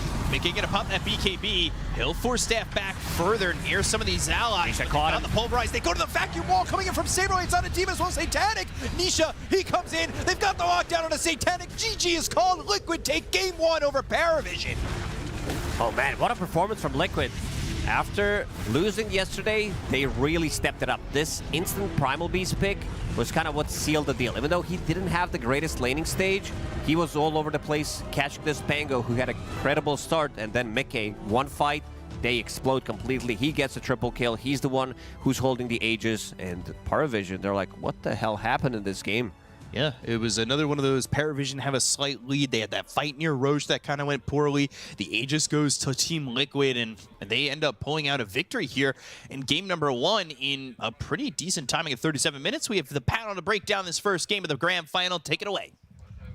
Yeah, thanks a lot for that, guys. So, grand final off to a grand old start. Really solid there from Team Liquid.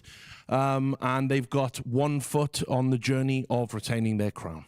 Yeah, and overcoming potentially the team that's beaten them so many times, but what a game. I mean, the fact that we praise a lot of PARIVISION for reacting correctly, waiting for their opponent to make mistakes and then breaking them, but Liquid, they've never allowed PARIVISION to, use a mistake and turn it into a big lead. It just felt like every mistake Liquid made, but then the next fight is truly just obliterating PARIVISION with just really good positioning. And it started off so well too. You can see here as well, like you're shutting down Nisha. That's a big step in the right direction. 9 class with rotations.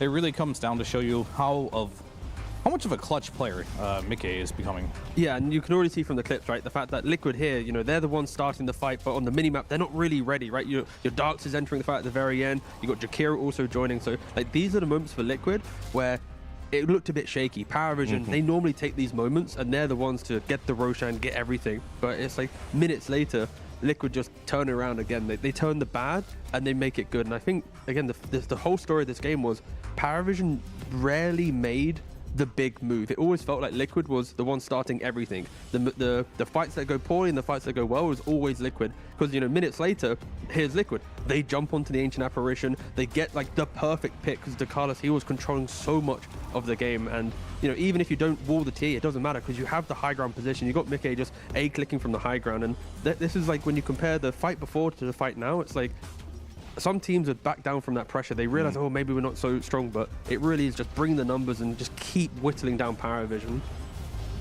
Yeah, I mean, I have to agree. This game was very interesting in a lot of ways, and I think Liquid, as this team, is really good at putting you out of your comfort zone. They play so incredibly fast. Like this Primal Beast, he's everywhere. Nature's Prophet, very pivotal hero for this game, because of this Primal Beast, he wasn't having a great laning stage.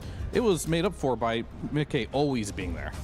Yeah, and again, when we look at the start of the game, right, Nisha, he got pretty much dumpstered in the mid lane, but it's just that constant driving force. And then we do have to, again, it's like if Liquid start the fight, they don't press BKB, PARIVISION punish them. But when watching, it's like, when did PARIVISION turn this mistake into a moment that goes, it's now their game? It always was the other way around. I think so, but then Mickey, yet again, like, look how manly he is. He just sees no one here, and he's like, you know what? I'm just going to turn on you. And no one, I think he's caught off guard by that. He's like, oh, wow, okay. He dies immediately. You die yet again. Now Satanic comes here. He's like, I want to get this kill on this Aegis. I was not familiar with your game yeah. in a nutshell. Yeah. Pretty much. And then he dies there. And this one play by Mickey, just quite literally 1v3ing them, goes to 4 axes. And then the game is just over. So I just have to say, yet again, like, the lanes weren't going well. Saberlight, he was kind of feeding that off lane in the early game, got first blooded. Mid lane, Nisha was kind of feeding. Mickey, he destroyed his lane, and he destroyed this game. Without a doubt, the MVP for me for this game, an absolute incredible performance by him. Yeah, and obviously, with the Natures, you know, they gave themselves that opportunity for Mike to do that. And, you know, it's kind of interesting to me because, like I said, at the start of the tournament, this was a hero that was being banned, contested. Then people just went away from it. And we know Mike can play this hero very, very well. And it's come back with a vengeance here. No, 100%. You know, Liquid, they are the Nature's Prophet team, and just like watching that game, the identity of Liquid is so true. It's like even if a couple mistakes happen in the game, it doesn't dishearten them. They keep going because no matter what happens, you look towards your carry player, and you know if Liquid can set up that one fight, Mickey will create the opportunity to capitalize on that position. You get that jump, you get that wall onto a TA, Mickey's going to be there to get the kill. So yeah, for PARIVISION, they need to find a little bit more, I guess, just active nature. They need to be more proactive. That's the better way of wording it, because they had opportunities in this game. They just never, you know, took that chance and crossed the river and really punished Liquid. And I'm going to give us a round of applause as well, because I think we set the table very nicely before the final began. We talked about what we were going to see maybe happen in that mid lane with the early rotations, and lo and behold, it came to pass. And, you know, you want to talk about the mid diff. Nisha did struggle early in this game. He was put under a lot of pressure. Definitely. I think there's a reason why we often don't see Primal Beast as a hero. I don't think he's incredibly strong in the mid lane right now, but it was good for the game, and that's why they picked it. But the mid lane was a problem. 9 class showing up in a matchup that was already a little lopsided had you a little bit shaky as a Liquid fan. Luckily, they brought the Liquid magic to the game. They had the team fights. They got incredibly aggressive. And more importantly, I think from a drafting perspective, they made PARIVISION play a rather unusually normal type of game, right? And I think PARIVISION has been very strong when the fact they get these cheesy picks, swapping lanes around. This was just a normal draft by them. Maybe they need to think a little bit more about to put Liquid off balance somehow in the draft. Yeah, I mean, in the draft we had, what was it, the coach interview that maybe PARIVISION's in Liquid's heads, but now maybe Liquid's in PARIVISION's heads, right? It's the idea of maybe the draft was too standard. Like, I don't think anyone can really get in Liquid's head. They've been here, you know, been there, done that a million times, exactly. Anyway, with that said, we're going to go to a break. When we come back, we're going to see what twists and turns will happen in this grand final. We'll see you soon.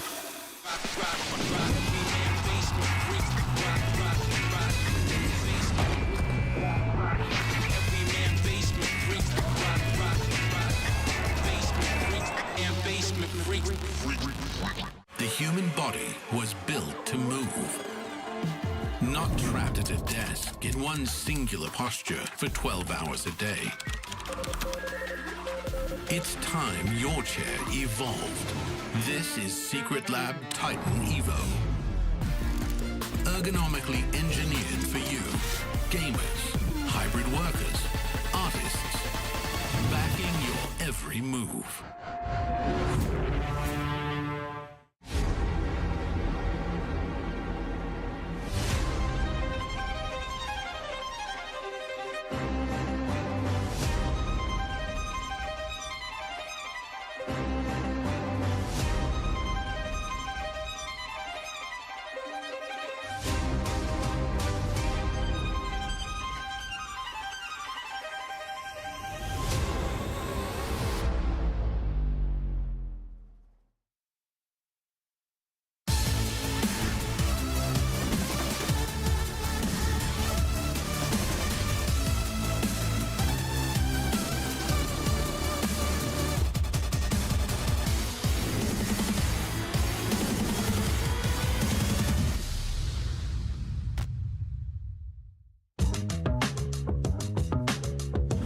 I played in a lot of small teams with friends from home.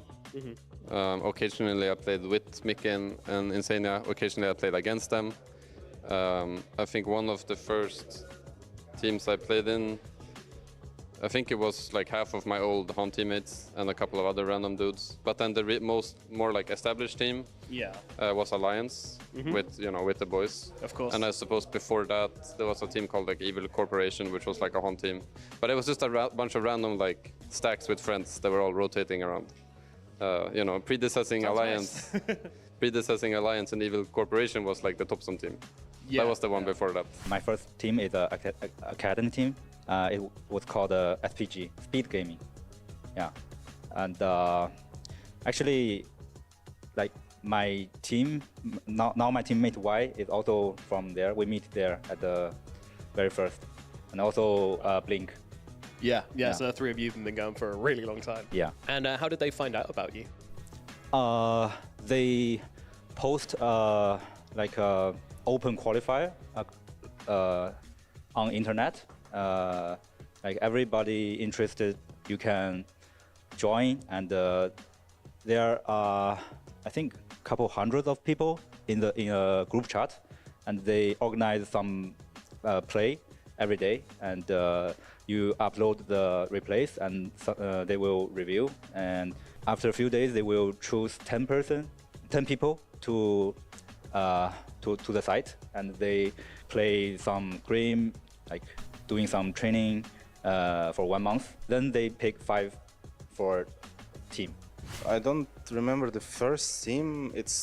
Maybe it's Team Ascendance with some group of people that I know like from Pro Dota, and maybe it's Team Ascendance. It was like JK Faust, Nonsense, and two others I really don't remember. What year was that, would you say? I think 2013, but it was like for some like really small tournaments, like $100. My first team was like a local one, NCGC back then, and in my hometown.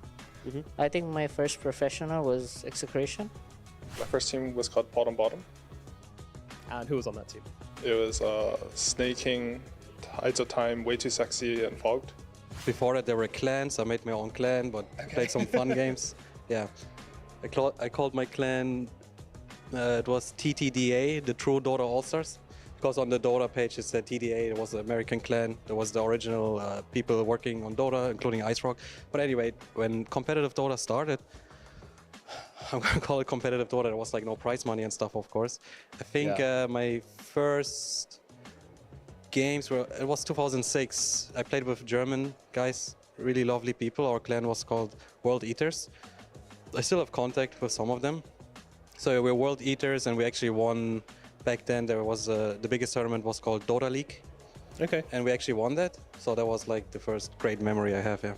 My first ever team was basically I played in a Dota 1 team. I'll say my Dota 2 team and Dota 1. Dota 1, like, I got decent enough on the ladder, or like in-house leagues back then, where like there was like 2 main players in North America called like Fear, he's like Castanel, and Demon. And they both thought I was good. They invited me to like play like a World Cup basically of Dota. So like each country represents like a team, like has a team basically. And then I was part of like the US Team USA. So we were literally called Team USA. It was called MYM Prime Nations. And we got to play with like Ukraine, like back then it was like Ukraine, Russia, all these like different regions, China. And then we actually ended up winning the tournament. Like no one thought like we would win, because but Fear and Demon like kind of led the team. I was just like a core player back then. I had no and then they kind of taught me a lot. And we actually ended up beating the favorites in the finals, which was Ukraine. You can find it on YouTube somewhere, like MYM Prime Nations USA versus Ukraine. My first ever pro match. Damn, first pro event and you just won the whole thing. Yeah, that was like when I was actually good. Relatively.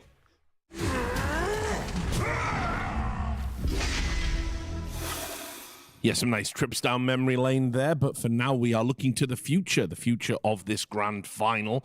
And of course, Team Liquid have taken first blood. And I love the way you framed it, Clinton. Obviously, name dropped in that clip as well. Still here, still doing it. But I love the caster. Indeed, the caster or something. But yes, I love the way you framed it. You said what Team Liquid did was they forced PARIVISION into an ordinary game, a more normal style of Dota, when we know they like to break the game and do interesting things. And so in this upcoming draft, I just wonder how that's what their mentality is going to be now. Like, they felt each other out, and now it's time to do something a little bit different.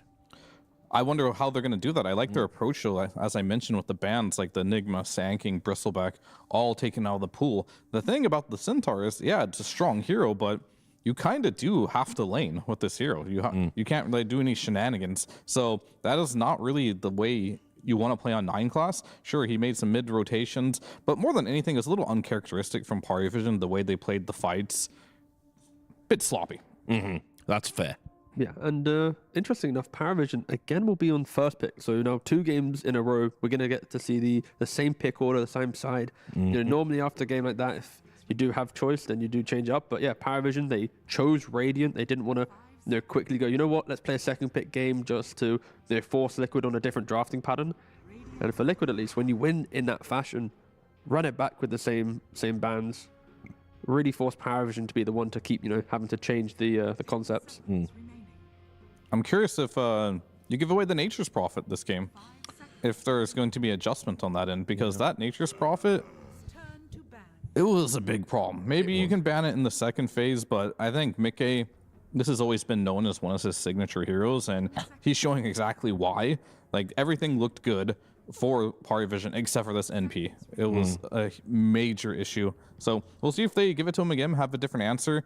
And Satanic losing on TA, we don't see that very often as well. So like this whole strategy, taking the Darkseer, getting this hero for niche in the mid lane, the Primal Beast, kind of shut down this TA really hard in the fights. I can see one thing from PARIVISION is potentially opening up the draft with like a first pick Beastmaster if they wanted to.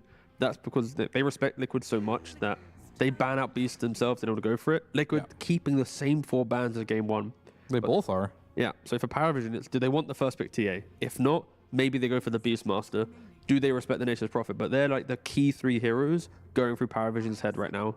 Unless they want to go completely crazy and go, you know what, let's go for a different opening and now put Liquid off of their prep. But at least if you want to keep it simple, they're the big 3. We'll see where PARIVISION want to go with it. Yeah, I think you definitely make an adjustment here. I don't think the TA Darkseer is going to cut it. So yeah, they'll take the Beastmaster. This hero, a lot of Beastmasters are very comfortable playing it against TA, so they leave that in the pool. Because you can just go for the Wild Hunt facet and play it in the off lane and perfectly fine versus TA. It also means PARIVISION don't need to think about the Ember ban in the second phase like they did last time. We know that Beastmaster versus Ember does extremely well for the mid Beastmaster. You can out-deny the Ember. You also play the map with the boars and pressure. So yeah, PARIVISION with the Beastmaster pick. Now kind of ignoring a little bit for Liquid. I'm telling you, this hero, the old Darkseer, yeah, this is the Satanic counter. Like, if you look at all the heroes Satanic likes to play, TA, Morphling, Medusa, Terrorblade, the Darkseer is good versus every single one of these heroes, right? So they're just getting this in the game to be like, okay, we're going to make sure Satanic does not have an absolutely free game. And not only that, one of Saberlight's better heroes as well. Of course, yeah.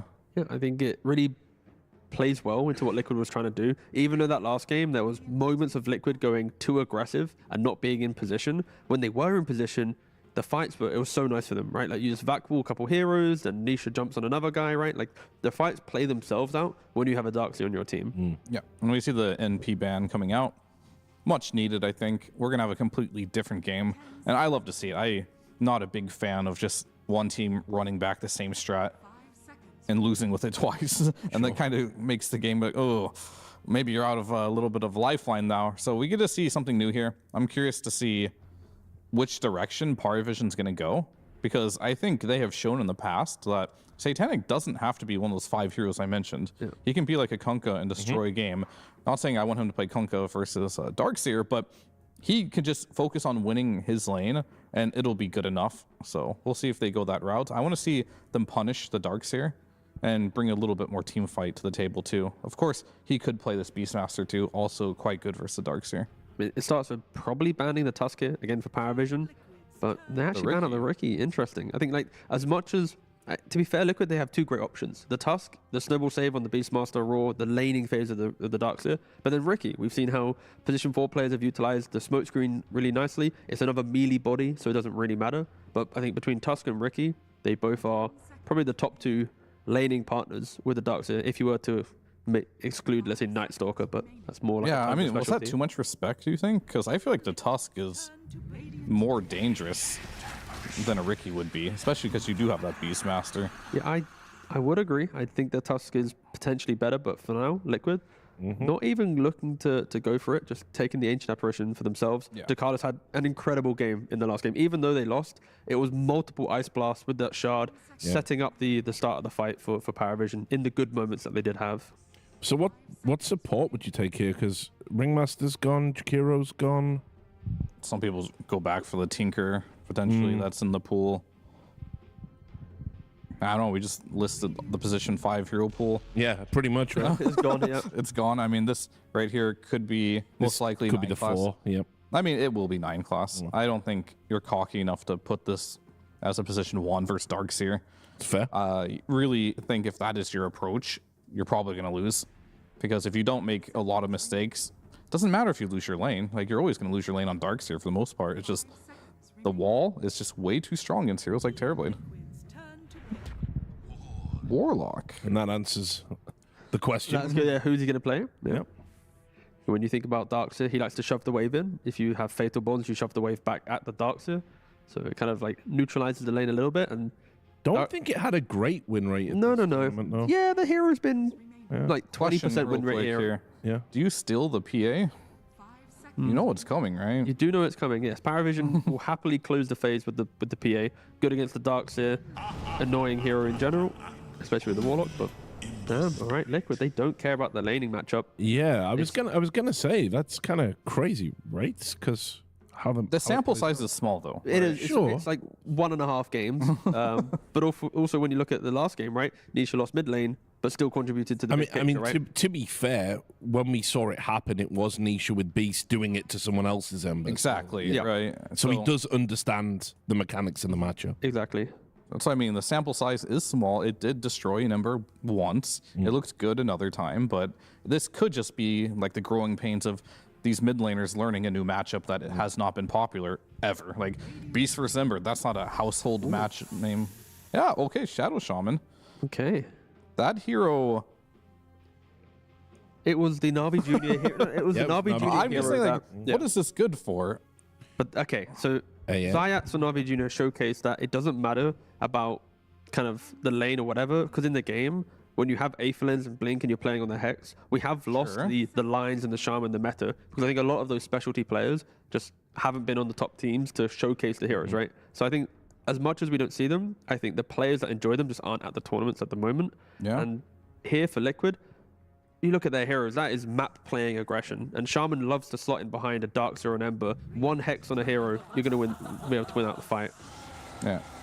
Okay, Medusa's picked. I mean, I'll do the Jenkins and be like, maybe they're afraid of the PA coming out. Level 15 talent, Hex Burns. Yeah, there it is. Strays. Yeah, there you go. Andrew's greatest hit. Indeed. No, for Liquid, it really, I think, just amplifies the idea of, like, we want to play strong lane and keep playing into the map. This time around, a couple mistakes like they made in the last game, it doesn't feel like they're going to instantly turn it around with, we're going to win the next fight. They don't have the heroes to do that. They're locked more into winning that one fight, controlling the area. For PARIVISION, I do not want to go against this lineup at 45 minutes in the game. Like, once you hit the ultra kind of late game, mid-late game, Medusa, arguably unkillable. You don't have to go for Butterfly and Skadi or whatever if it is your carry. Yeah, I think it'll be offlane this game, though. Probably, yes. Yeah. And I think there's a high chance this Beast is carry this game, in my opinion. But maybe you could pick something more punishing for the Ember mid if you want. I mean, they have freedom, right? They could pretty much put Medusa or Beast in any lane they want to, because we've seen both of these heroes play all 3 lanes so far at Wallachia. Yeah, and they think they need to carry the PA still in the pool. It would be good.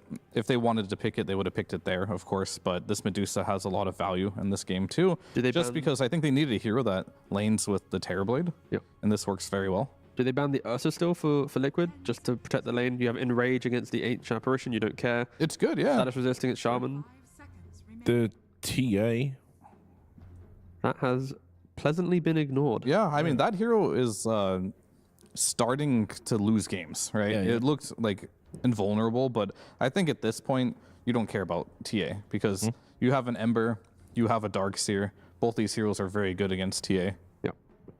But I think for PARIVISION, it's Beast into mid, Medusa off lane, and you pick up a carry that Satanic wants. And it's like, how do you want to destroy the Darkseer lane?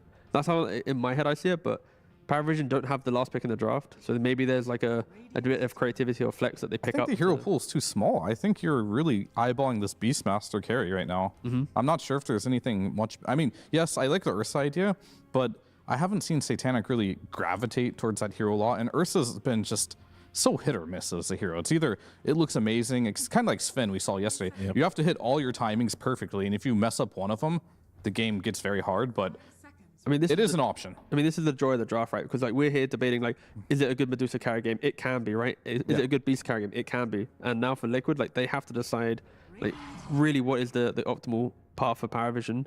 And we still see Satanic talking a little bit here on the camera. Yeah. So maybe he does have choice on his hero. The only thing I think for certain is he's not going to be the Medusa. Outside of that, I don't know. Yeah, I think, Medusa to offlane feels pretty good. Yeah. I just carry Medusa versus Darkseer.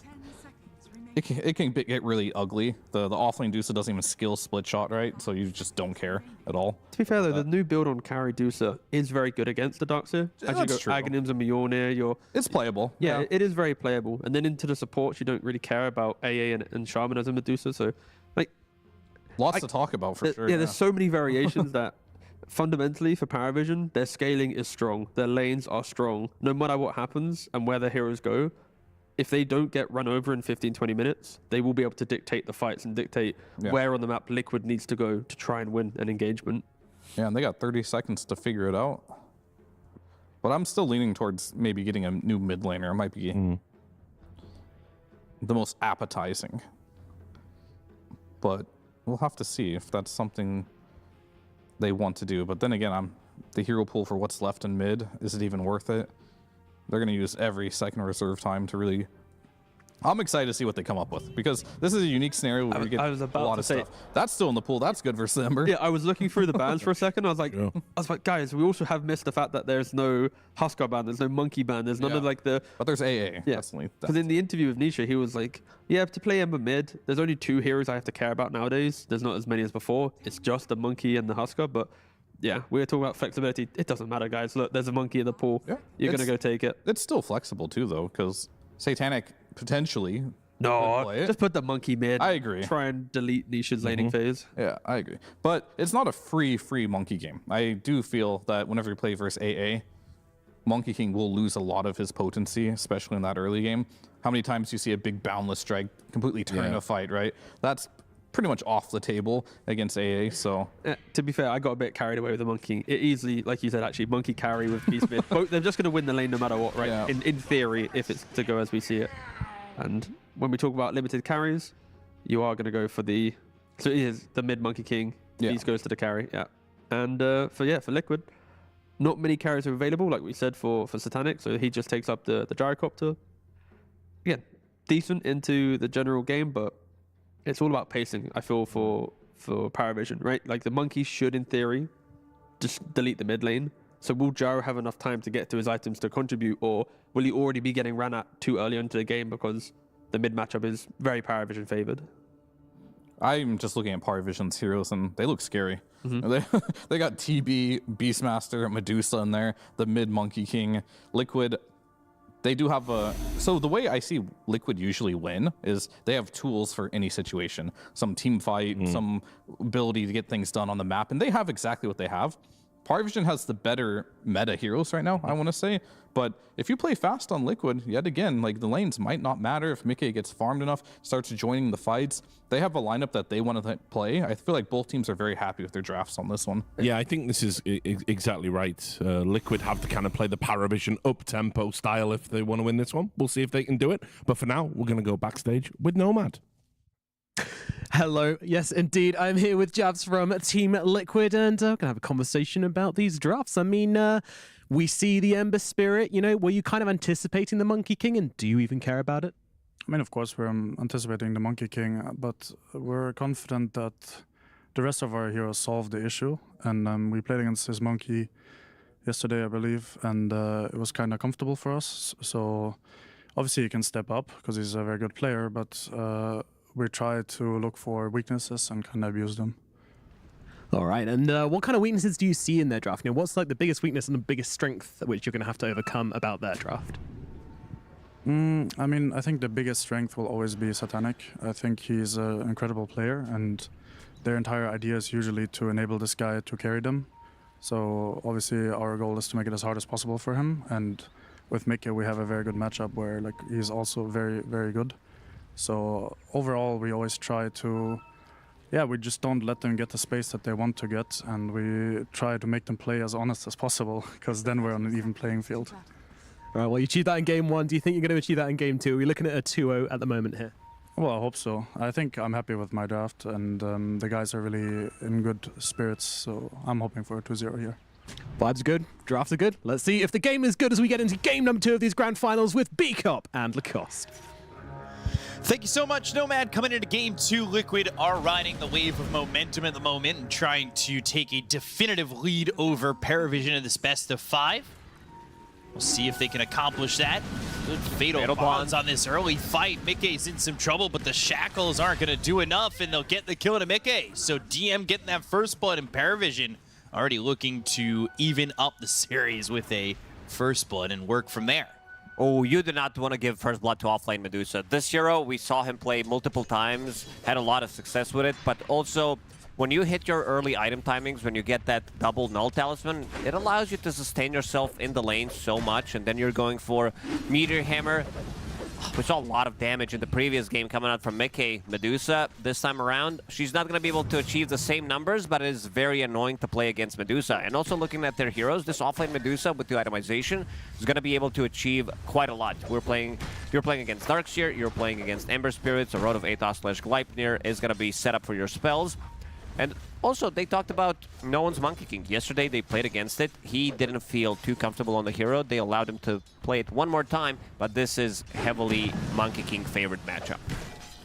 With a heavily favored Monkey King matchup, maybe we'll see no one make the rotation. Speaking of a little bit of fights, though, we've got Satanic who gets burned out. Boxy gets the last hit, and he'll survive. Foul play. It's on cooldown for 2 minutes now. You also don't want to give up these early kills to Warlock. He's already on 2 Black Grimoire. If he got another one, it really starts to add up. Suddenly you can jump from level 4 to level 6, 7-8 minutes into the game, and you can invade enemy triangle relatively easy with it.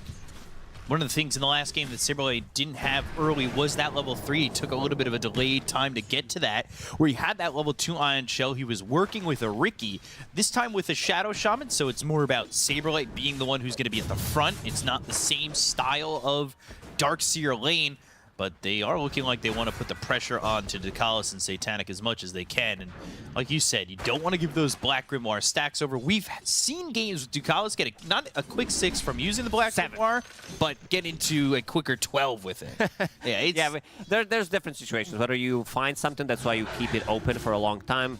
Click it, get that level 6, find a good fight for yourself. But if you're already level 6, your spells don't matter that much, so sometimes you see, especially if you're doing well, you're just gonna keep it and use it to get that extra bit of XP. Boxy trying to pull the lane here, but Ducalis is not gonna allow him to do so. Also, he needs to be careful playing against 2 boars. It is quite a lot of damage. We also saw very interesting stuff coming out from mid Beastmasters, where they're sending out boars to the side lanes. This time around, it's not going to be the thing. No one also doesn't need any kind of help against Ember Spirit, who is sitting at 7-0. Monkey King 13-7. And no one's going to have a pretty easy time, like you said, and we'll see if he ends up rotating. I'm interested to see what 9 class builds on this Terrorblade. But hold that thought. Saberlight getting some help with the Shackle, but does he have the damage? The sustain with the Shadow Word means that they're really not doing enough at the moment. And he's getting tipped. He used that Ion Shell and the range creep, which they're not going to get too much value out of it. They might even deny some of the creeps because of it. Yeah, getting a bunch of denies. They've got the Fatal Bonds here. Boxy in trouble. Foul play. Run back. He's ready again. He is still alive. Gets the Shackles onto a Warlock who's just out of the range of the tower, but this is going to be foul play going off. And the Axe is getting the kill from Satanic. Saberlight's not exactly sitting here with a lot of health. And he needs to be very careful about his positioning. But now DM, no mana left, but not going to go under the tower. Ooh, Ducalis will get that kill. So has 4 Grimoire charges. He's level 4. This is getting pretty ridiculous right now. He can't even activate the Black Grimoire yet. Yeah, when he gets it, he is... he's going to have a lot more than this. I feel like this lane has been so aggressive. I mean, they're even still sitting under the Tier 1 tower. They don't really fear too much at the moment, but they've been split up. Ducalis went over to the right when he was attacked by Boxy with the Satanic has 12 Magic Wand charges. He does, but this I lockdown... want more chicken fingers. And that's it. It is enough. Grab them to kill. It's a very good trading spell. It's a 15 cooldown ability. Boxy, some good body blocks. Level 2 Ion Shell is ready. And they've got another Shackle. That's a level 2 Shackle as well. This is 2 kills for Saberlight. Chase them down under the tower. They stayed too long. They weren't afraid. Maybe they should have been. Not your traditional partner for Ion Shell, but if you can surge him on top of it, Ion Shell will still deal the damage. He gets on top of it. You can hold him in place. They also have no stun, so nothing to stop the Shackle with. He's squaring up. He might be able to get a kill here. Oh. One more hit. Who's going to get it? Ooh, Tower. No one. Tower gets the kill onto no one. No one gets the kill on Anisha. Boxy, though, chased again. Chicken fingers or foul play is not enough. And foul play back on cooldown. Wait, he had 4 Black Grimoire and didn't get 1 for this kill. What am I missing? He's still at 4. He's 1 and 3. Yeah, but he had 4. Did he? Yeah, I think he did. Because you start with 1 and 4 assists that he did get. He's been shortchanged. Pause the game. We have another. We're just kidding. Maybe I didn't see correctly, but let's see how Mickey is doing in the top lane. 2.5k gold on him. Not bad. Not too bad. Satanic having a good time with the amount of kills that they've gotten in the bottom lane. Satanic usually the ones who's just kind of working here with the Warlock to get it. But both of them just have 1 kill each. A bunch of assists. And Senia, we'll see if he can have a good Ancient Apparition game this time around. This hero has had quite a lot of impact, had a 70% win rate at Raleigh, but here in Wallachia, only 45%. So something's changed with this hero a little bit, in terms of at least just the win rate. Nisha not level 6 yet, but Boxy's nearby. Saberlight also kind of edging towards the mid lane. That 6-minute rune went the way of no one. He's got that arcane rune working for him. And having control of these power runes, especially against the Ember Spirit who might want to rotate over, could be pretty important. Looking to see what Liquid can do to kind of answer this early lead. But this is a similar story to what happened in game number 1, right? PARIVISION had that early lead, but then they also stole this shrine. This was the same thing that happened as well. Ducalis is here, has the Shadow Word, and he's gonna pop it, level 6. Yeah, goes to the Chaotic Offering, and foul play won't Surprise, matter, surprise. but Saberlight is here. Ion Shell froze over thanks to the Cold Feet, but the Primal Roar is used, and Saberlight's dead too. They want to get maybe a 3rd hero gone with the Golem. They're going to take the Shrine. Ducalis gets that, and Satanic doesn't die with the Shadow Word on him. He's healing through it. All these small items that he did buy. Raindrop, Magic Wand, Power Tread, and Strength. No. They need to help him out. Nisha is level 5. Boars are slowing him down. The Golem is here. Just needs a little bit more control. The axe is thrown out. Down goes Nisha. Satanic still alive. Finally, they'll find the Warlock. Warlock's level 7.5. But no one's here with the Wukongs and a Boundless Strike. They get off their Warlock and they have to run. This is what we were talking about. No. Black Grimoire. He reads a book. He was playing Ancient Apparition in the previous game as well. Another hero with the book. This guy is very smart. All that knowledge, and no one will be able to close it out. Almost level 8 minutes into game. Higher level than pretty much everybody other than Monkey King. We have talked about the Ducalis Warlock and that Black Grimoire, and he reads a helping friendly book that really helps him throw down a lot of damage onto Liquid, and it's 10-5 and a 3,000 net worth lead already.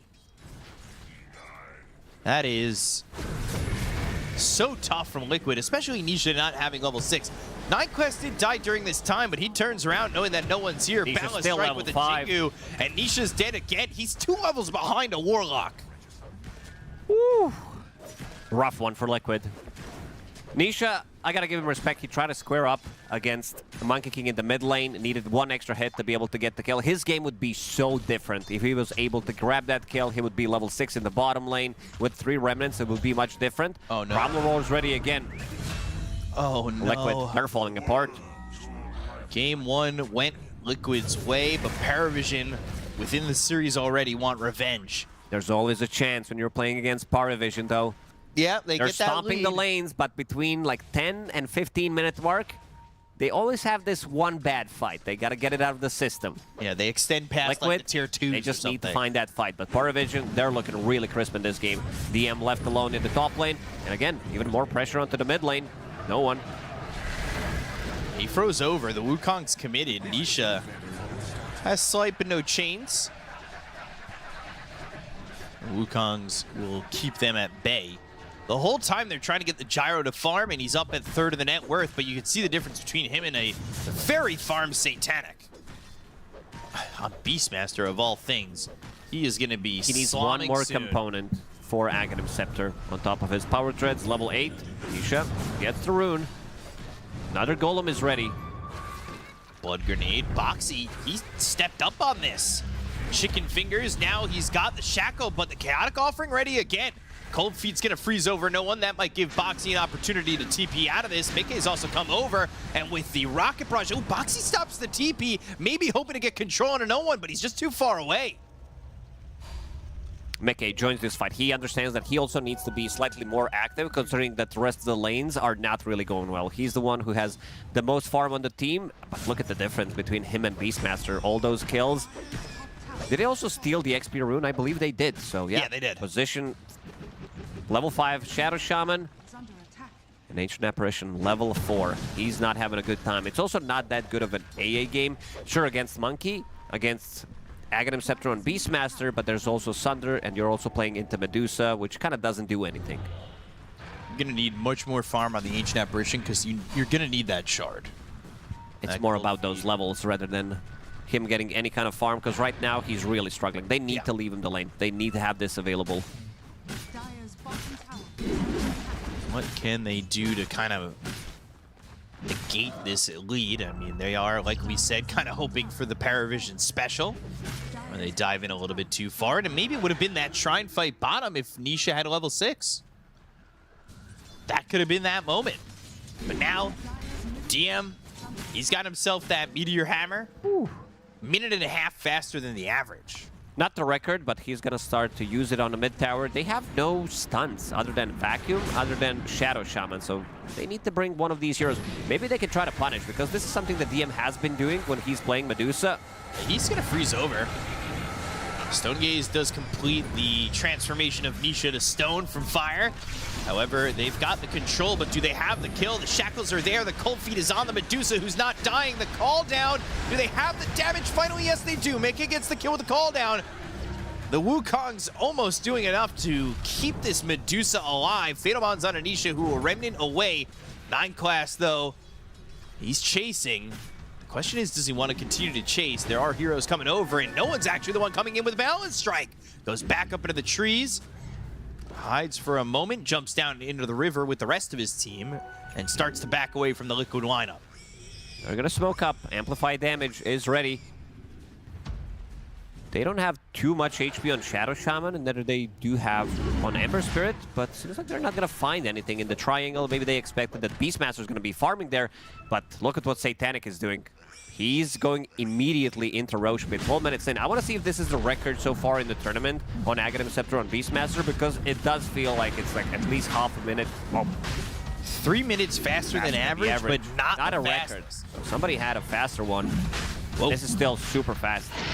Liquid not finding anything in the triangle other than the stack. This was fine. I mean, they are going to be taking any kind of trade they can. And again, both of these teams heavily investing into stacks. 8 on both sides. Even though they've been fighting quite a lot in the bottom lane. Oh, Foul play, chicken fingers. And Axis, but the neutral. Oh, no! Yeah, still got it. Whew. Almost got griefed by his own passive. Foul play. Kept him alive a little bit longer. They were looking to get the kill, but they don't. On top of which, Nisha TP'd out. So are they slowly progressing towards a comeback? They're down 6,000 net worth, but Gyrocopter going for this Ags, has this early Crystal's Falcon Blade. Is Mickey's damage enough? Has Nisha recovered well enough to kind of help out? They need to bring Mickey to the fights. Otherwise, their damage is very, very limited. Shadow Shaman doesn't provide you with much unless you drop down Mass Serpent Wards. And also, Ember Spirit, he's not really having a game. He has Phase Boots, Gloves of Haste sitting on 800 extra gold, and there's already a Mage Slayer, which is going to be such a great pickup on Monkey King. You're playing against AA, Darkseer, even Gyrocopter. He deals insane amount of magic damage. The difference was that fight mid, that 1v1. Nisha just lost it, and then off that, lost his game. Remnants away, and he's getting some gold out of this, but you can see the difference between him and no one, and it is a massive difference. He's almost getting doubled in last hits. The GPM is up there, over 200, almost ahead. We really need to enable Nisha somehow, but it might just be him going for the Sleight of Fist Searing Chains in the addition of the fight. They want the Tormentor. It doesn't seem like Liquid can contest this. You get close, Fatal Bonds, which is level 4. They have more than enough sustain. Shadow Ward. Beastmaster did go through the gates. Let's see who's going to pick it up. I figured. You know, he doesn't have Upheaval skilled up anyway. It's just the way it is. You should be disqualified from getting the Shard if you don't have access to the upgraded ability. His imp still gets something from Fatal Bond, so that's like 50-50. But yeah, not having Upheaval, I agree. You should not be able to get it unless you have it skilled. And back again through the Twin Gates. Now gonna TP to the mid lane. He's all over the place. Satanic. Maybe you could check his heat map because he's been pretty much in every single lane so far. Certainly 15 has. minutes in, managed to kill Roshan, managed to kill Tormentor. He has been moving all over, almost has this BKB. BKB Blink Nullifier, and you can see the heat map. There's blue everywhere. You can see it. It's not as red as bottom lane. Obviously, he laned there, but you can see that he has been in plenty of places. And look how deep he was. That XP rune, when they invaded, was pretty much what opened up the game for PARIVISION. Team Liquid trying not to bleed too much with this Aegis.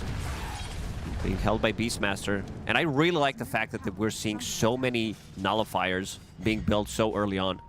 Not just from the carrier role, but also position 4 Terrorblade. When 9 class played it, that time he did go for it this time around. Opting to go for a different itemization. You see Ancient Apparition, you buy Glimmer Cape. That's just the way it is.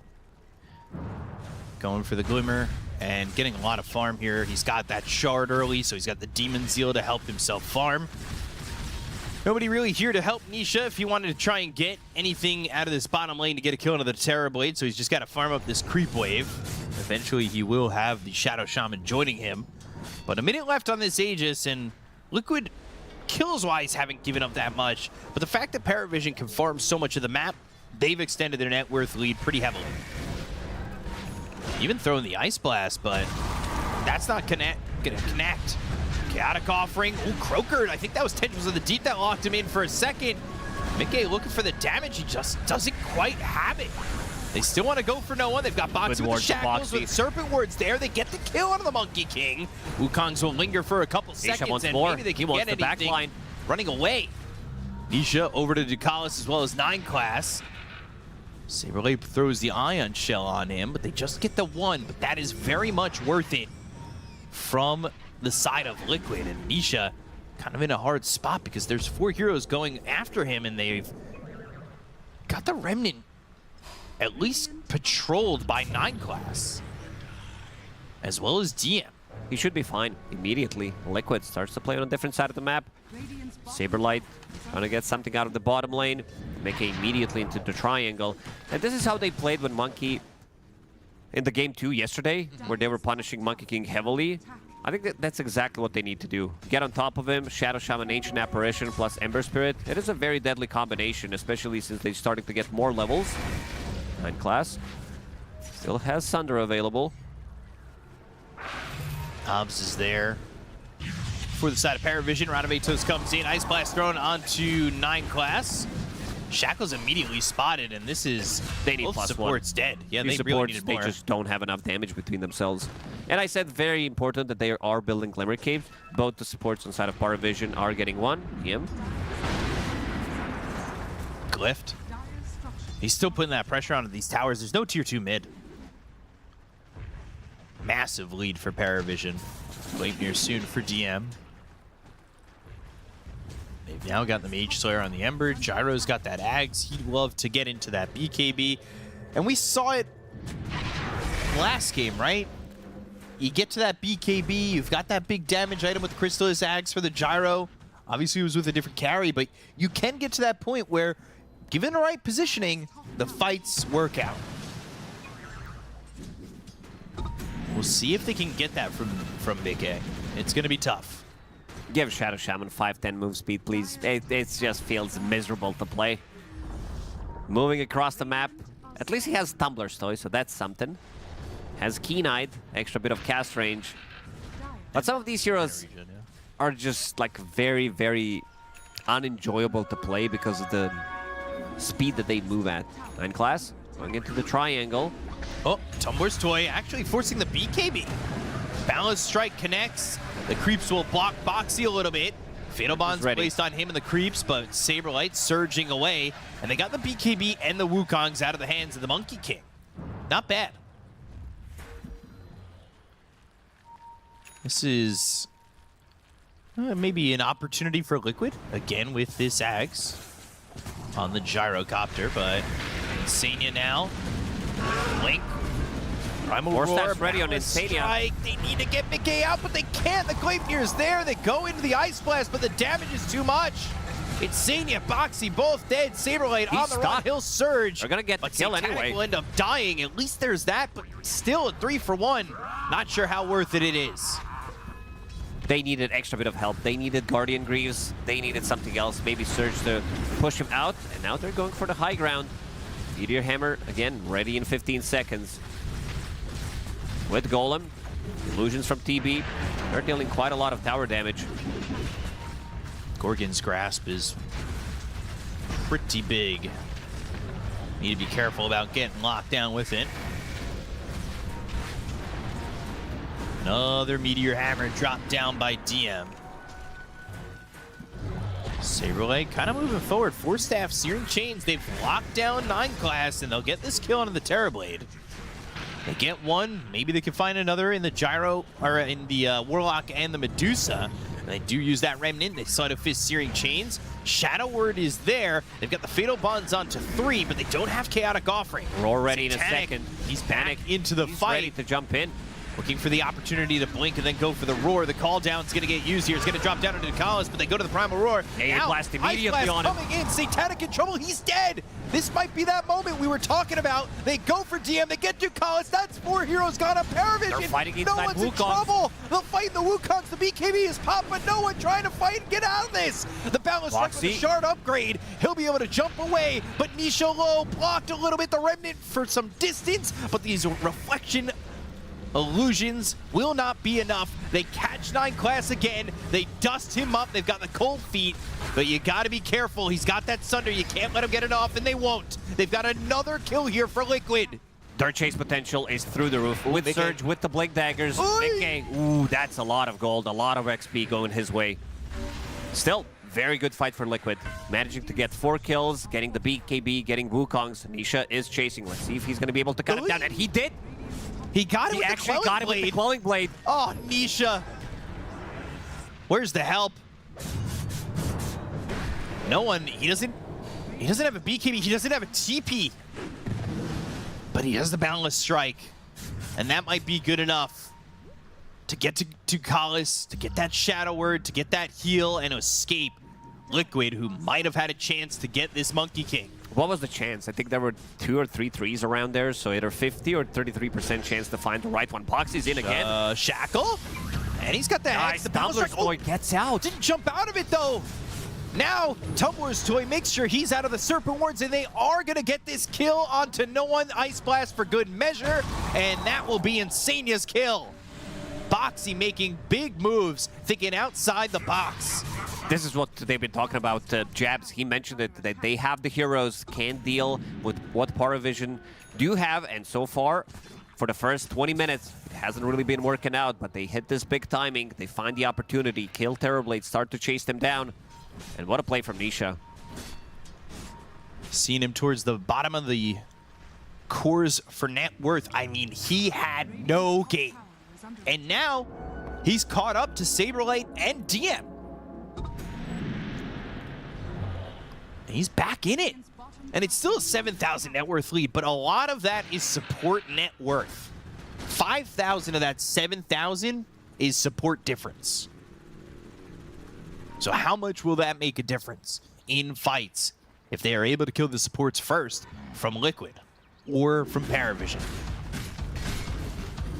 Should mean a lot, especially with the shard, and also Roshan is available again. Satanic changing his item build, seeing that Medusa is trying to buy a Nullifier. Great against Ember, great against Darkseer.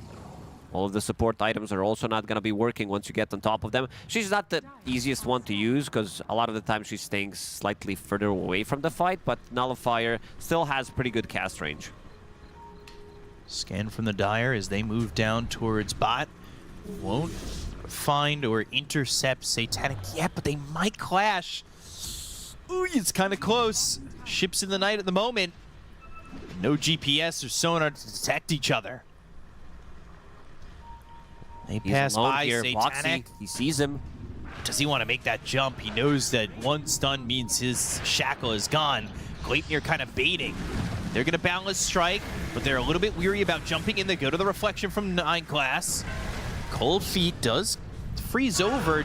This DM Medusa, Ice Blast coming in, but Saberlight's caught. Call down was used. This might not be a good fight for Liquid anymore. They do not have this Darkseer. They'll find 9 class, they'll rip him apart, but now they turn it on a DM. He's shackled, he's hexed, controlled. BKB from Nikkei is going to be on time. Charges. Can he to get it off? The kill, the Boundless Strike, they jump to the other side of the Serpent Wards. He's stuck they're again. all caught. Satanic Fatal and no one bonds. were caught for a moment. They'll try to get the kill to the Beastmaster, but there's the Glimmer Cave, the axes, the damage, the kill. Mikkei's got Nukalis drops, they'll finish off Boxy. The Remnant from Nisha, though. Can he at least get Satanic? Isolated. Oh, Boundless Strike. Insania and Nisha both die. A full team wipe for PARIVISION. PARIVISION, they got the key hero immediately out. Killing Darkseer before he can get any spells off, so that means no Guardian Greaves, no Pipe, and also look at the damage from Warlock. 3,500 damage coming out from him. Fatal Bonds constantly sticking on the heroes. PARIVISION, they want to go for the high ground. SNY completed on Beastmaster. No one. Ready to deal some damage to the range barracks. Let's see what DM can do. Avai Meteor tried to drop it, but Saberlight is ready with Vacuum. They're going for Roche, but they'll have Boxy. Boxy's been doing a lot of work, keeping the distance. Even though when he gets initiated on, he still gets out of trouble. Tumbler's Toy, very valuable item. Ice Can Blast? he snipe him? This is massive. Not Glimmer Cape. the timing. They have another Glimmer Cape ready, so he should be fine. Almost sniped Roche. Diffusal now for 9 class. It's just gotten harder now to get the control on the DM as well. He's got this shard, so he's got that cold-blooded, which mostly it means you can't initiate on him with this Shadow Shaman. Shaman, it gets pretty difficult to play Shadow Shaman once you pick up that shard. Going Nullifier next. Monkey King wanting that Sanjinyasha. Mikkei's got a lot of farm. He's going into his own Sanjinyasha. Dukalis, DM. Organ's Grasp, vacuum back, into the wall. Dukalis is going to die, puts the Fatal Bonds onto these heroes. Boxy ends up getting killed by Satanic. They throw the Ice Blast over. Satanic's actually hit by that, and no one forced the BKB. 9 class is here with that Diffusal, looking for the inhibit. Jumping forward, no one. Now the Primal Spring. They've got themselves the Gleipnir to get some control, and Mikkei's in trouble. He has to be surged out. Right click from Beastmaster. Saberlight's going to be getting himself killed. But they look for Nisha, who will try to remnant onto the low ground. Gets away from the side of PARIVISION. Mikkei will too. Or at least... Oh, no! He TP'd right by no one. They see him. They have sentry obs as well, and there's also amplified damage. Beastmaster is doing way too much damage in this fight. This is why the combination between him and Warlock is working out so great. Every single fight, 5,000 plus damage coming out from him, and still holding the Aegis. Again, they're gonna go ready. Sun get that high ground. Isha. Oh no. Well, 9 class getting a couple of tips, giving a couple of tips, and level 16 on that position for Terrorblade. Blink Primal Roar, Satanic, more than enough damage to at least get the foul play out. Boxy, though, hit with Ballast Strike after trying to turn around. Bergen's Grasp doesn't land. DM doesn't have a lot of mana, but the Mystic Snake will come back and fill him slightly up. 9 class has this Metamorphosis, and now they've got the Warlock Upheaval with the extra attack speed. Saberlight, Vacuum, pulling into Ice Blast. That'll connect, at least onto 9 class, and he ends up dying. Can they chase? They need to get something more out of this. DM's relatively low on mana. We'll pop that ulti. Nisha, and he got the Remnant. DM gonna try and TP out right in front of them. Sleight of Fist, Searing Chains, Chaotic offering a little bit late. They got themselves the call down. DM's gonna end up dying in this holding situation. They will get the gem on the deck. They'll look over for Dakalis, who's got the Shadow Word. Satanic and no one are kind of waiting maybe to turn this around. They've got Primal Roar and an Aegis to work with, but they see the Shackle, the damage is there. They'll split up and leave. So Liquid gets some sort of salvage in this defense, but still PARIVISION up 12,000 and still feeling pretty good with this Aegis for another minute 45. They didn't see that gem. DM will use his courier and reclaim it. Yeah, the big body of Medusa kind of blocking it. Yeah, it would definitely be worth it if they got that gem. There's 2 Glimmer Caves available on both of the supports. He managed to save it. Still, some of the good fights for Liquid, considering how far behind they are. They're still fighting pretty nicely. Are they going to try and cut this courier off? Does it even become hittable at any point?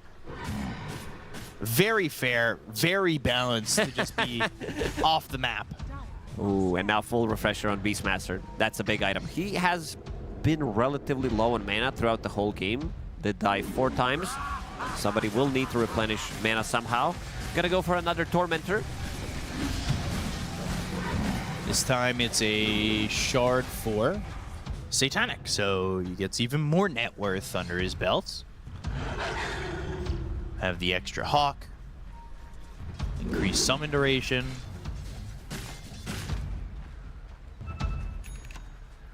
There's a Disperser for 9 class.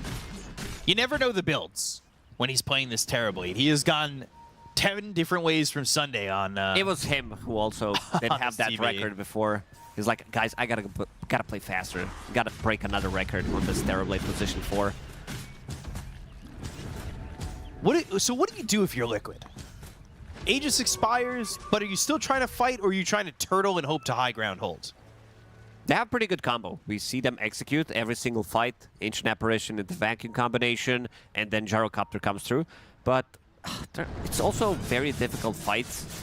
Beastmaster jumps in, he locks onto a target. That target is immediately dead. Even with the 4-staff Glimmer Cave, Solar Crest, and Insania, heroes are gonna die. Satanic smoked up. So is DM, so is Ducalis. Looking for an opening, but they have bought a smoke on Liquid. Maybe they're looking to fight. They are split up quite a bit. Saberlight's pushing out the bottom lane with the Ion Shell. And now they sneak in through the base, trying to find anybody from Liquid, but they're not home at the moment. They've broken in, but the alarms aren't on. Nobody's home to hear them. But these heroes are around now, and now they finally re-enter the home. And they need to be careful. Evil is afoot. Mickey wants to have Satanic for the next fight. He's so close, needs to farm another camp, and there it is. Has the components to do so. Will make him much more tankier in the next fight. They also have no ways of stopping that Satanic. They have nothing, like no real reduction no Vessel, no Corrosion. So he's going to be getting the full heals. And on top of that, he does have Vampiric, so extra lifesteal and extra spell lifesteal. Should be good to keep him alive if he could get a little bit more under his belt. You feel even more confident. Not sure what he's going to go for next. Nisha wants his Shivas. He's also holding on to this Whisper of the Dread with Vampiric as well. Haven't talked too much about this Dark Seer, but he's gotten greedy. So Ninja Gear with the greedy, plus 100 GPM, extra mana. You Doesn't farm really with your right Iron click Shell for that anyway. much. Yeah. It starts to add up, knowing that this game could go slightly longer, so wants to get that extra bit of a gold. 75% win rate in 4 matches for Saberlight. Having the minus 60 attack damage is the poor man's normal punch. Make it weak enough. That was Darkseer's courier that just died, I believe. Had a couple of the components on that Lotus Orb dead.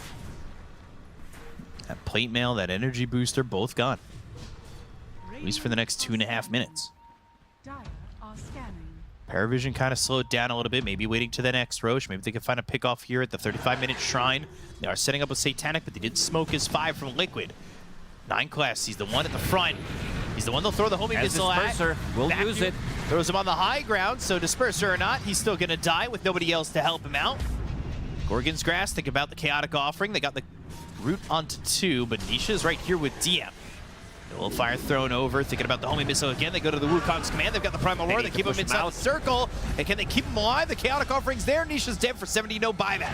They have to turn their backs, so they'll turn to stone. They look for the Meteor Hammer. Mickey's going to get hit by it. Throws down the call down. He's going forward, but hit with the Nullifier. No one's waiting for his moment to jump.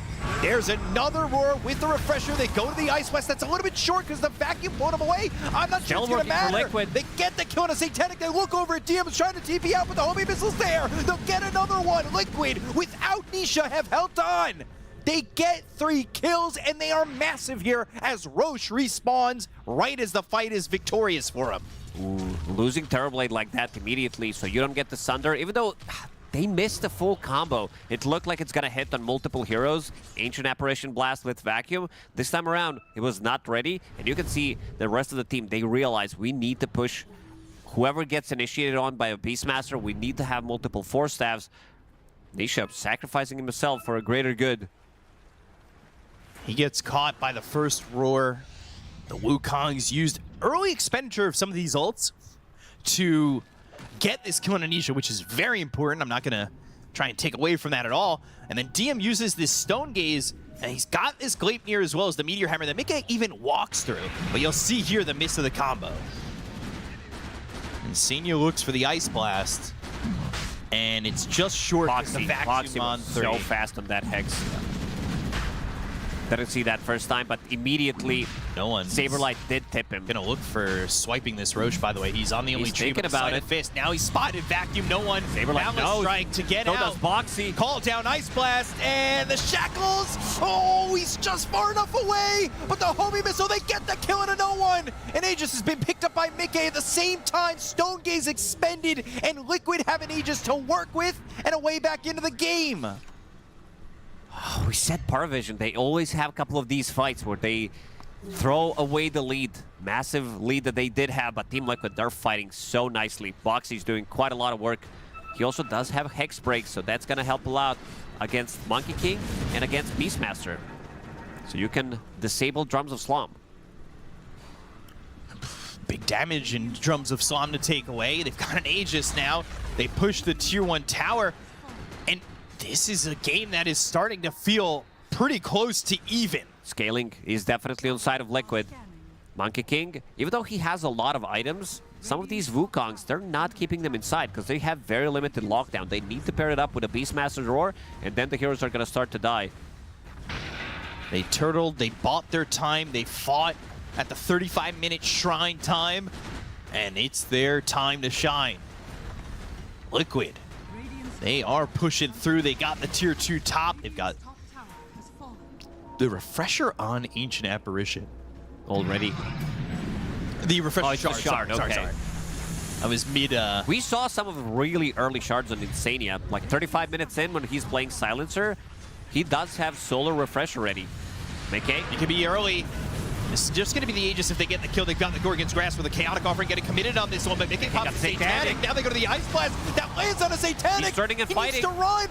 Aegis gets used, though, and that allows Satanic to get out of the fight. The Remnant on the other side of the game. They go for the Meteor Hammer. They look for the Ice Blast. That flies over. It's now, not enough. Boundless Strike hits on a Mickey. They start to turn away, but this is not going to be enough from this second Ice Blast.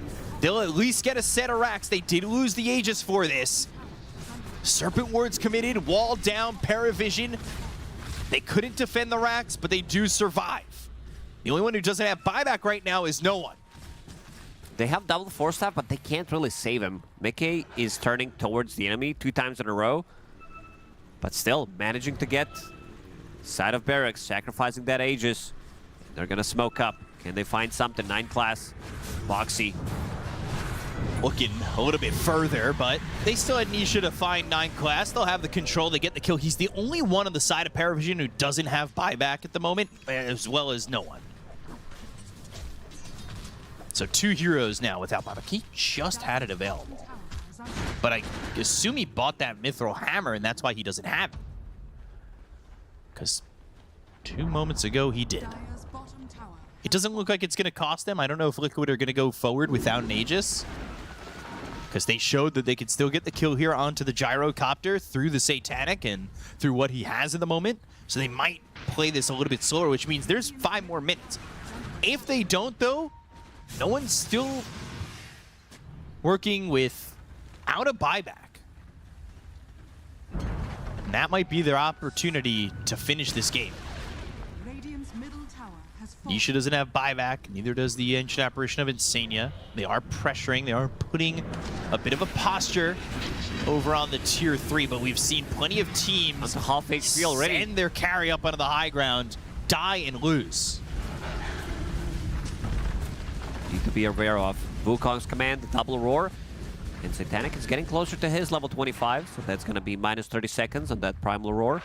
And also I want to see what Mickey is going to itemize for. I see Butterfly, which is good against Beastmaster because he deals quite a lot of right-click damage, great against Monkey King.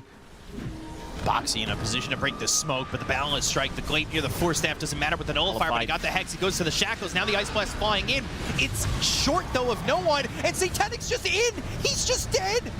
They bought back on Boxy. Oh, 9 class with the Sunder. It's on the Saberlight, but he surges away. He survives. He had no life left on 9 class. Now Saberlight finally falls to the reflection from 9 class. They get the kill there, but the Shackles onto the Monkey King. No one. He does not have buyback, and he is dead for 90 seconds. Saberlight, he has buyback of his own. He's still chasing. Misses. As another Remnant. They know exactly where he's going. Remnant. And another Sight, Searing Chains. Down goes Ducalis, and down goes the tier 3 mid. They'll buyback on Saberlight. Mickey looking at tier 4s. He wants to know if you've got buybacks. He's knocking on the door for a finish. They've got the wall. They have the Rocket Barrage. DM's mana's getting drained out. Satanic's going to be forced to buyback, but DM's going to die, and he is going to be forced to buyback too. Butterfly now completed on Mickey. He wants to end the game. Vlad's as well on Shadow Shaman. They're going all in. 45 seconds without the Monkey King. 25 without the Terrorblade. More now than ever. He's they ready need a with the whole Lotus. 3v5. Saberlight, he has one job. Get that Lotus before Roar hits.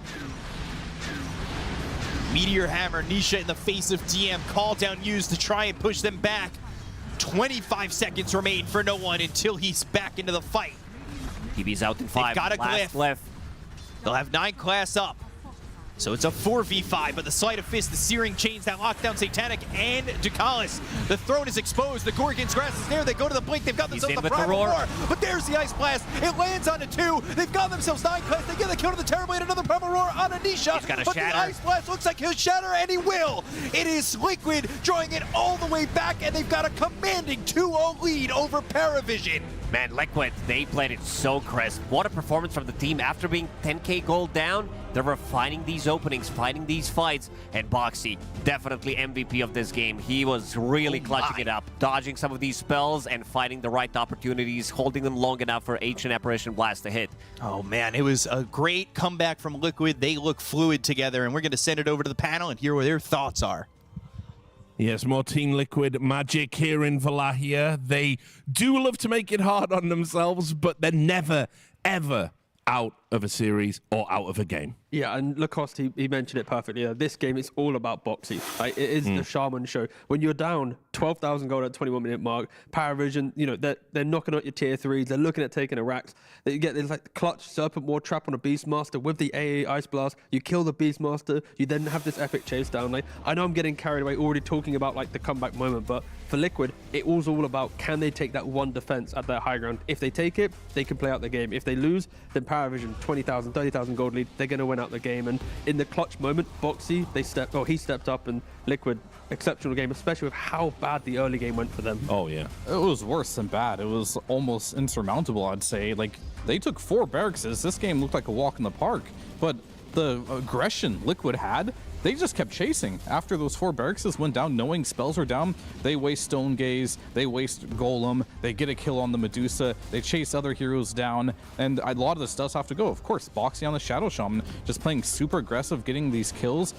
Liquid just, when you leave them an opening, they go straight for the jugular. I mean, I've got to say, I think people slept on the Shaman pick a little bit, but obviously Boxy, a master, and he just elevated what the hero can do. I think it was maybe even in this fight, right? He's like, they disengage for a second, and then Satanic, I think he's going to blink in potentially down the line. But yeah, it's just the fights. It was the clutch Hex, it was the clutch Shackle. It's like, if you don't hit this on the Shaman, if you have bad positioning, you are probably just going to lose out some of these more important fights. But yeah, Liquid, they make sure that they're already doing it. And I do think it is, he blinks around to the side, wait for it in a second, blinks, bam, look at that, you get the Hex. Again, every single moment where Liquid wins a decisive fight, it's because of the Shaman. At the 21-minute mark, it's Shaman with the lockdown on the Beastmaster. At this fight, again, it's Shaman locking down the Beastmaster. If at any point he doesn't hit this spell, surely PARIVISION just run them over. So Boxy, under high pressure, when Niche is having one of the worst games he's had in the tournament so far because of Monkey King and Ember. Not this fight. Yeah, you just step up. One. Yeah. I mean, Beastmaster. He roared a Lotus. He roared himself. And expedited the loss. I mean, probably by this point, right, you're getting frustrated. You already had a tough game 1. You threw away a lead there. You're throwing away a lead in this one. You're trying to make a play. You're under pressure. And all of a sudden, you have roared a Lotus. Yeah, I mean, at this point, you're down 2 games, and 2 games in which you're probably talking right now, we should have won. Where do you go from there, right? It is incredibly hard not to be tilted at this point if you are PARIVISION. So I'm definitely a little worried going into game 3 because, yeah, both these games, I feel like if they play a little more calmly, they should have been in the bag. But that's just what Liquid does. They really punish mistakes if you make any. They're the best team in the world right now at punishing mistakes. And this is the guy that did most of the punishing. And just look at this Chad build. Like, ending the game with a Vlad so they could speed up, expedite ending the game. Just awesome. And look, we talked so much about 9 class over the course of the tournament. We just forgot about this guy. Like, this is what he does. Yeah, it's because he's just doing his job consistently well. He's not trying to be flashy, but I'd argue this was the game where he become a bit more to the flashy side of things, right, based on his control. And Shadow Shaman, NAVI Junior, they pushed it into the meta, you could argue, and now Liquid utilizing it in the grand finals in a game 2 to turn around what looked like an unwinnable game. Well, we'll have a little bit of fun as we break down this one. It was an amazing game to witness. But let's take a look at, we've got a little head-to-head, I believe. Oh, okay. Is this it? Yeah, here it is. This is the hero highlight for Warlock. Yeah, I just wanted to show Warlock right here. He's level 4, as you can see in the clip right now. It's 6 minutes and 30 seconds. He has a lovely item in his inventory, the Black Grimoire. It's a very cool item, and this we'll now see is when after he uses it, he's now level 7. Yeah. That's 30 seconds later, by the way, or a minute actually on this clip. He literally got from level 4 to 7 in 1 minute time. And I'm going to show you why this matters immensely, because this is how they got in the position to be ahead in this early game. They walk up. That's a level 4 Warlock walking right there. There he is, level 4. All right, Wisdom Shrine's ready. We TP heroes to come and fight this, but level 6 ult does get dropped here. Now you're trying to fight this, but you're fighting against a golem here, and you manage to get multiple kills. You get the wisdom shrine. Even Insania, he wants to get that wisdom shrine. You're fighting for it. You bring your Ember too. This is ultimate devastation for Liquid, and I don't know how you get in this situation as Liquid here. You feel terrible. And it doesn't stop. I think we're gonna play the full clip. Okay, we're gonna do him dirty. Yeah, watch what happens. Why not? He's gonna die here too. But this is indeed what happened in the game. But this is why the game should have been over. And if you're just tuning in, by the way, Liquid did win this game. Like after all these things, like the fact that PARIVISION did such a good job to shut down Nisha. Again, they had the monkey pick. They stopped him from having a game. They rotated on him. Again, further stopping him have a game. Like, this was a game, on paper, Liquid should not be winning it. It's as simple as that. This should be PARIVISION's game. It should be going to a game 3, 1 apiece, but no, Liquid just, they find those little edges. And do you want to do the comparison, Richard? Do you want to show that one? Yeah, let's do it. Go on. Yeah, this is how bad the game was for Liquid, because at one point in the game, it gets worse. It gets worse. This is what I was talking about. It was obviously. Look at the net worth, guys. That's all we care about. 17 minutes in, that's your mid laying on Nisha. Your position 5 for PARIVISION. The position 5 Warlock had more gold, more hero damage than the Ember Spirit. Like, again, how on earth is Liquid winning this game? Like, maybe that's why they won. When you kill them, it's like a pinata. You know? Pinata. It was a big pinata, to be fair, but yeah, it is incredible. And of course, we've already given the MVP to Boxy. But sure. I mean, here's the terrifying reality for PARIVISION. That's 2 games now you've had big gold leads, but not only that, 2 games you've shut down Nisha. Nisha has been denied a game from the mid lane in the early to early mid, and you still haven't converted one of those into a victory. That's incredible to say out loud. It is, and this is the team right now, this Liquid team. Sure, maybe they're struggling in the early game fundamentals, but if you leave even a small opening, they will find a way back into this game. And that makes this team incredibly scary. But PARIVISION, I don't know, man. Like, they're not playing the way we're used to seeing them play. There's lots of mistakes happening. Yeah, definitely. Yeah, and when you look back at this draft for game 2, right? If you ever to say for Liquid, this is the game to lose. You know, when you see the bans, the final 2 bans, the PA and the Kunkka, they're not even trying to protect Nisha. We saw how in game 1 and game 2, Nisha, he lost his lane. The Pango beat the Primal Beast. Now the Monkey King, big counter to the Ember. So Liquid, they're not even drafting to protect Nisha, right? You could argue, what happens in game 3? What if they protect Nisha? What if Nisha gets a better lane rather than being 2,000 gold down? Like, they're winning the games with Nisha losing his lane. Like, the worst losses of the tournament so far. So going into game 3 for PARIVISION, you need to respect that. Liquid, if they change one bit of the draft, if they give Nisha an equal lane for once, it could just be a 3-0. I mean, and of course, we are on the precipice of that now. It's a really long way back in a best of 5 when you're 0-2 down, especially if you might be a little bit tilted after the way that you lost those games. So the next draft, absolutely vital. And with that said, we're going to take a break. And when we come back, we are going to see if PARIVISION can turn this one around.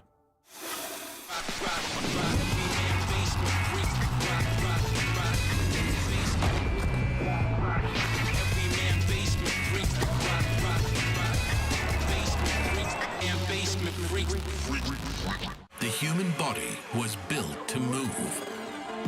Not trapped at a desk in one singular posture for 12 hours a day. It's time your chair evolved. This is Secret Lab Titan Evo. Ergonomically engineered for you. Gamers, hybrid workers, artists. Backing your every move.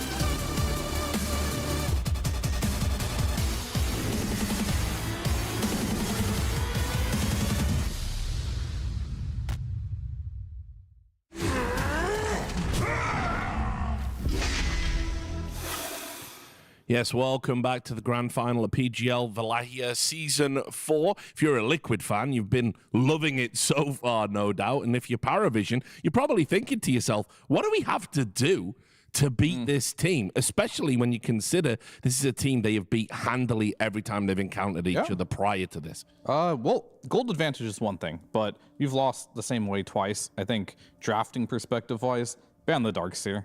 They've got it first pick both games. I did mention it does remove a lot of Satanic's hero pool. Didn't look super comfortable on that beast to a point, It's right? got to be said, yes. So I think giving him his hero pool would be great, and banning Darkseer is a great step in the right direction. I mean, normally in this point, you talk about how, Liquid outdrafting PARIVISION 2 games in a row, but again, like, PARIVISION, they technically outdrafted Liquid in the previous game. Liquid won with, like, the losing draft based on that mid lane matchup. So what do you change for PARIVISION? I think it's more going to be the battle of, like, the psychology. Like, when your team is that confident, like, we had the Monkey King, we had the Beast carry, we demolished the lanes. Like, this would now be the test of can Astini and the guys, can they kind of recalibrate themselves to know, like, you've lost on every version of Dota now to Liquid. I mean, two things. I definitely agree with the Darkseer ban. I think why not at this stage, right? But also, I think when PARIVISION look unstoppable, when they're hitting these 25, 29-minute wins, they draft to play up tempo. They're running at you with heroes that like do all sorts of horrible things to you, and they just haven't drafted like that. I agree, though. The drafts have been conceptually really strong. It's been the right moves, but it might not be stylistically how PARIVISION have had their success. Yeah, it's just hard for them to decide in what conversation route they want to take. Is it going to be, we need to change the draft? Do we just need to play better? They can go either way, and I think it's very easy to kind of get caught up in the maybe we just need to play better because you're so far ahead. But I think drafting changes might refresh them and be like, okay, we're playing a completely new game, and that might be the step in the right direction. I also, Then. I would say just take second pick. Take second pick. Because the last game they had choice, they chose Radiant, they got forced back onto first pick. A team like PARIVISION, in the basic form, using second pick means the TAs, the Terrorblades, the whatever, the Beastmasters, they suddenly go to the end of the draft and get flexed. That's when it's scary, right? So I'd say even taking that could be helpful. But they don't get priority, though. Do they not? I see that they have priority there. Oh, you're right. They do have priority. They do have priority. I have no idea what they pick. I think they chose Radiant again, though, which does mean they don't care about the side. It is more about the... That's what I mean. It's incredibly easy to lose those two games and be like, we're not changing anything. Draft was good, especially Astini as the coach. He's going to be like, I don't know, guys. My draft, it worked. This is not on me, right? Like, well, this is on play later on in the game. Yeah, and to that point, it's essential that in this game, fighting for the championship, you got to get Satanic to have a game, right? He's got to be able to get on a hero he can play comfortably, farm with, take over the late game with. What a sight, actually. It's actually Satanic, the youngest player. Yeah. He's the one picking up DM. Even Astini looked a little bit defeated there. Yeah. I was expecting it to be Astini, the one having to rally the guys. But that is rare, That is very rare to see, like, the carry player being the one to do it. Again, we are kind of analyzing it a little bit, but yeah, I did not expect it to be Satanic as the I mean, I will say this. Coming off, he's means business. Yeah, what I was very shocked about was when we had that interview with No One was, he was like shaking with adrenaline, having made it to the final. This is a player that's been around for ages, and it's really cool to see that he still has that energy and excitement. But the flip side to that coin is with veterancy, with seniority, there comes leadership. And, it is crazy to see, Satanic's the hype man at the moment. That's wild. Yeah, I'd argue for some of the players, right? It's the 2024-2025 season. They won Bangkok, they won Raleigh. Now they're in this grand finals. Like they're starting their journey as the top team of the year, and another grand finals. Expectations to win it. You got TI down the line. It's like I feel like their path as a team has gone from the new guys on the block to winning tournaments, and they want to continue winning stuff. They want to put themselves as the best before they get to the big tournament of the year. Of course. And obviously 2025 has just been stacked. I mean, there's been so many teams capable of winning tournaments and beating each other, but PARIVISION are really up against it here. Yeah, and so far the bans are going to be the same. They go for the silencer straight away. Liquid, why would they need to change anything? It's been working out. I will still argue that maybe try and help Nisha out a little bit in the mid lane. The fact that he has been 2,000 gold now down, after the 10-minute mark on both games, is making it harder than it needs to be, but maybe that's a choice. Maybe they want the fans to be on the edge of their seat as they make epic comebacks. It turns out if you can still win from that position, then you know, why not? Yeah. Why not? I'm afraid maybe the hubris here of leaving the Darkseer in. Is Tiny really that good? I don't know. But if you lose to Darkseer 3 games in a row, you're going to feel pretty bad about the grand finals. The hindsight was going to kick in a little bit. The hindsight will be strong. Okay, but in game 1, PARIVISION banned out the Beastmaster, they picked the TA. In game 2, they banned the Jakiro, they picked the Beastmaster. Maybe this time around it's, you know, ban Beast and pick the Darkseer themselves or something. Maybe like, but Darkseer doesn't shut down Mickey. He's like, oh, Darkseer, I get to play my Gyro. Cool. Sure, true. Okay, in that case, ban Darkseer, pick the Beastmaster. Yeah. This is exactly what I wanted to see. Yeah. Either way, it had to be between Darkseer and Beastmaster. Ban one, pick one, but that's the way to enter the game 3. Yeah, I just wanted, like, I'm not saying Darkseer destroyed that game by any means, but it definitely wasn't the first 2 losses. You need to try something new. You're on the same side, same pick order. Don't bang your head against the wall. Yeah, I think the broader point is exactly what you identified, which is Satanic's hero pool. All of them are kind of countered, either hard countered or soft countered a little bit by the Darkseer. You got to have Satanic having a game. Just get rid of it. Yeah. I think you're definitely going to be much more comfortable now knowing that this Medusa, it can be a carry. You know, this Terrorblade, you can pick it up. It could be Satanic. He right now has, in a way, invented the meta just because his hero pool is just so good this patch. And AA, that shuts down the Satanic Morphling, but you know that he really wants like some Medusa in this game if he can get it. He'll probably want a TA later on in the draft, maybe not first pick. You have to look at all these bans. Typically when we see Satanic play, all his heroes are banned. Liquid going completely different route and shutting down DM and leaving all Satanic's heroes in the pool. And I think this Darkseer covered that very well. So we're going to have a much different game this time around. Yeah, the thing with AA, right? In both games, even though Liquid won game 1 and 2, AA for PARIVISION in game 1 provided the opportunities of that potential comeback. It was the correct Ice Blast in a clutch moment to open up the fight in game 2. You know, it's the same thing. So I feel like Liquid just taking it enables them to, in both good and bad games, you always have play with the AA, get a kill, and then you can move on from there. So yeah, no problem there taking it. Of course, they could have gone for the Ringmaster or a Tusk or any of these heroes for the save aspect, but they want the aggression with their opening pick. Yeah, I mean, speaking of those heroes, Jakiro, Ringmaster, all available. Still in the pool. Yeah, obviously banned out, both of them last game. Yep. And that's why we saw Warlock. So I imagine we're going to have a couple bans into a couple Ringmaster and Jakiro picks coming up here. And PARIVISION respecting Saberlight once again. Darkseer in the first phase of bans. Now in the second phase, this often was a position where they would take away a Boxy hero due to the Darkseer. Yep. But just take away Saberlight's big too. Do we just go back for that Shadow Shaman for Boxy? I want to see Centaur and I definitely think that hero's better than people give it credit for, and I think Boxy just proved it. I mean, yeah, that game, like, you have to watch the highlights back on slow motion to see the speed in which he's hitting the Hex and his positioning as well. That's what I mean. That's like the type of adaptation I want to see. So, unfortunately, I was going to say that this hero, we see it so much, we know what it does. It looks good sometimes, but not really high impact like a Shadow Shaman. So they're going to play a different approach to this game here on Liquid. To be fair, this hero is very strong, so can't really complain. They ended up banning out.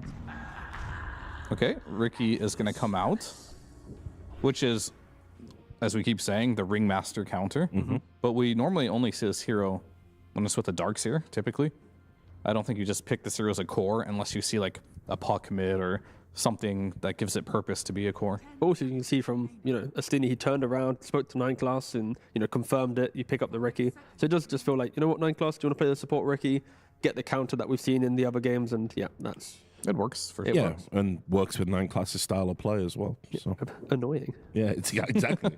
Very annoying. Yeah, he's definitely the most annoying support player. Maybe just player in general to play against. Annoying as in his player style is so good that it's annoying to play against. There we go. Nah. You've played a pub with him before, I'm sure. Yeah, he did. He played support Terrorblade against me. Oh no. Actually, no, he was playing offlane. It was very annoying, but he still played Terrorblade and played like a support. It's very, what a guy. What a guy. You got to practice your hero. All right, so curious to see what comes out here. I'm thinking just Jakiro. Yeah. Very bold prediction by me. Yeah, no. It's what you're known for. Yeah, I go for the bold predictions. Okay, now this is where things get interesting because you are in a very prime situation right now. Oh, I love this. We could have, honestly, if we wanted to continue the bold option. Here comes Medusa. Yeah. It's center available. Yes, take it. It's proper available. Yes. I mean, I'm happy that both teams are going down the path of, picking some of the best heroes that they've used throughout their run in the tournament. For Liquid, at least, we said in the previous draft the value of Centaur into Riki. I think it was actually game 1, but just being able to Stampede. Congratulations, we can't use our spells because you're smoke screen, but you still can run away.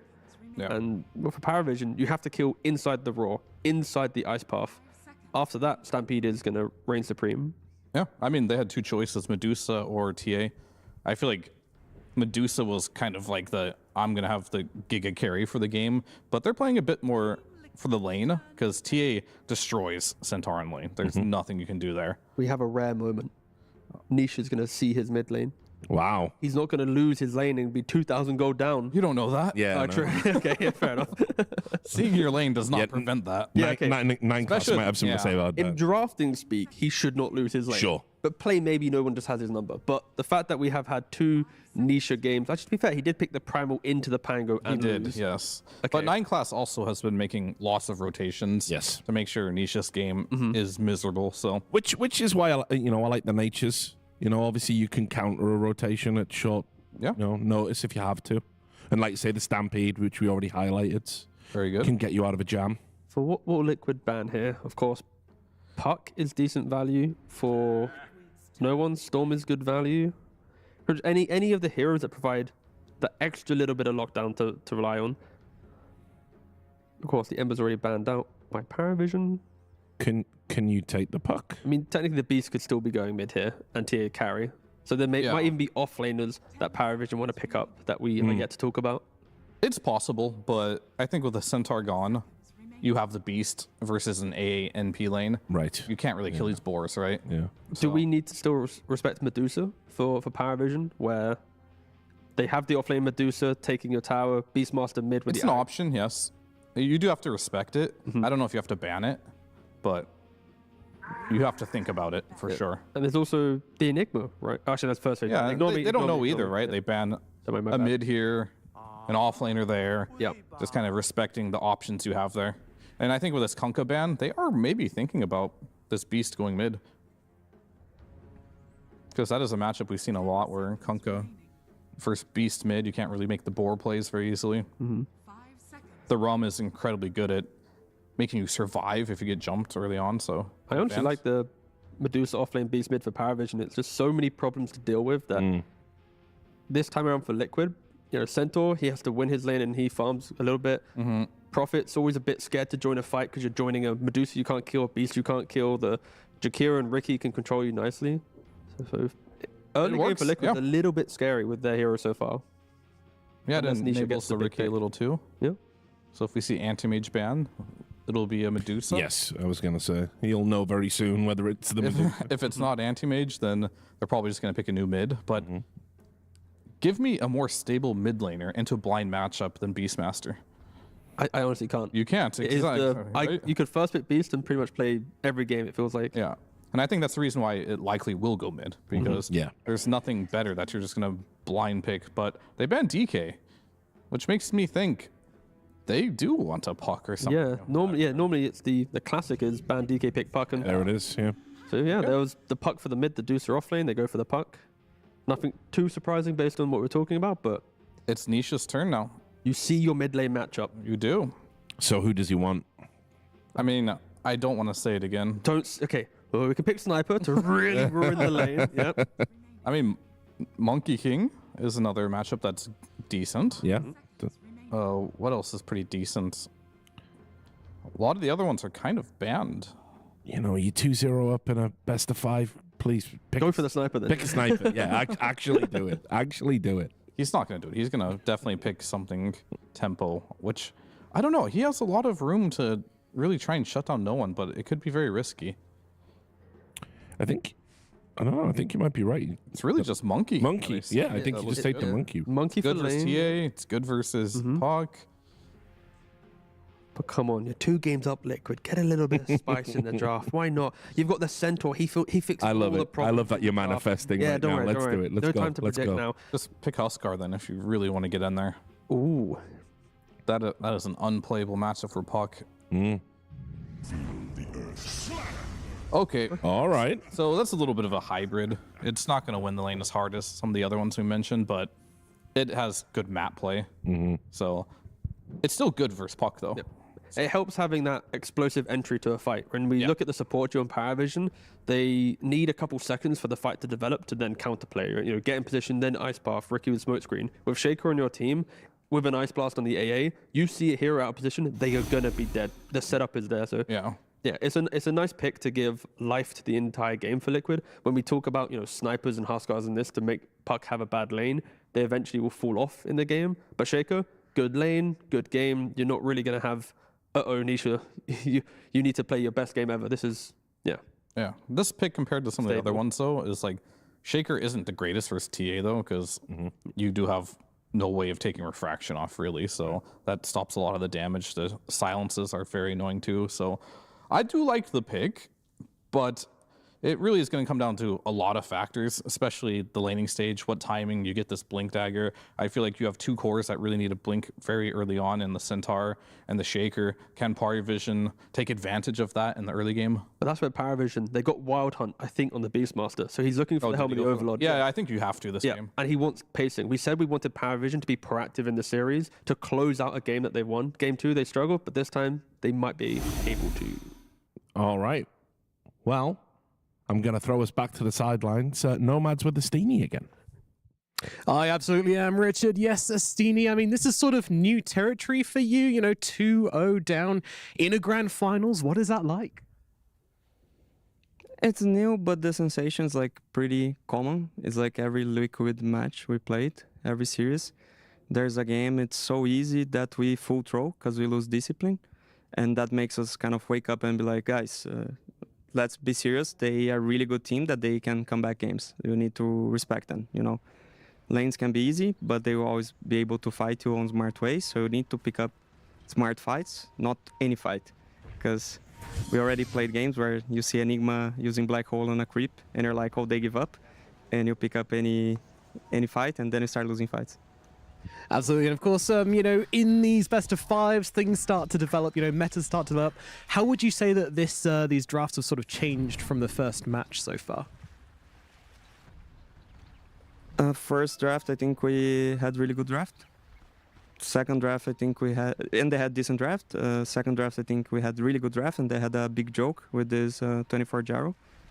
But we lost to their big joke, so I want to see how this turns into game 3, because I feel really confident even being down 2-0. All right, so do you feel confident? I mean, how do you think the rest of the series is going to go then? Hopefully 3-2 for the viewers, for any side. Then it's 5 games, right? Then it's 5 games.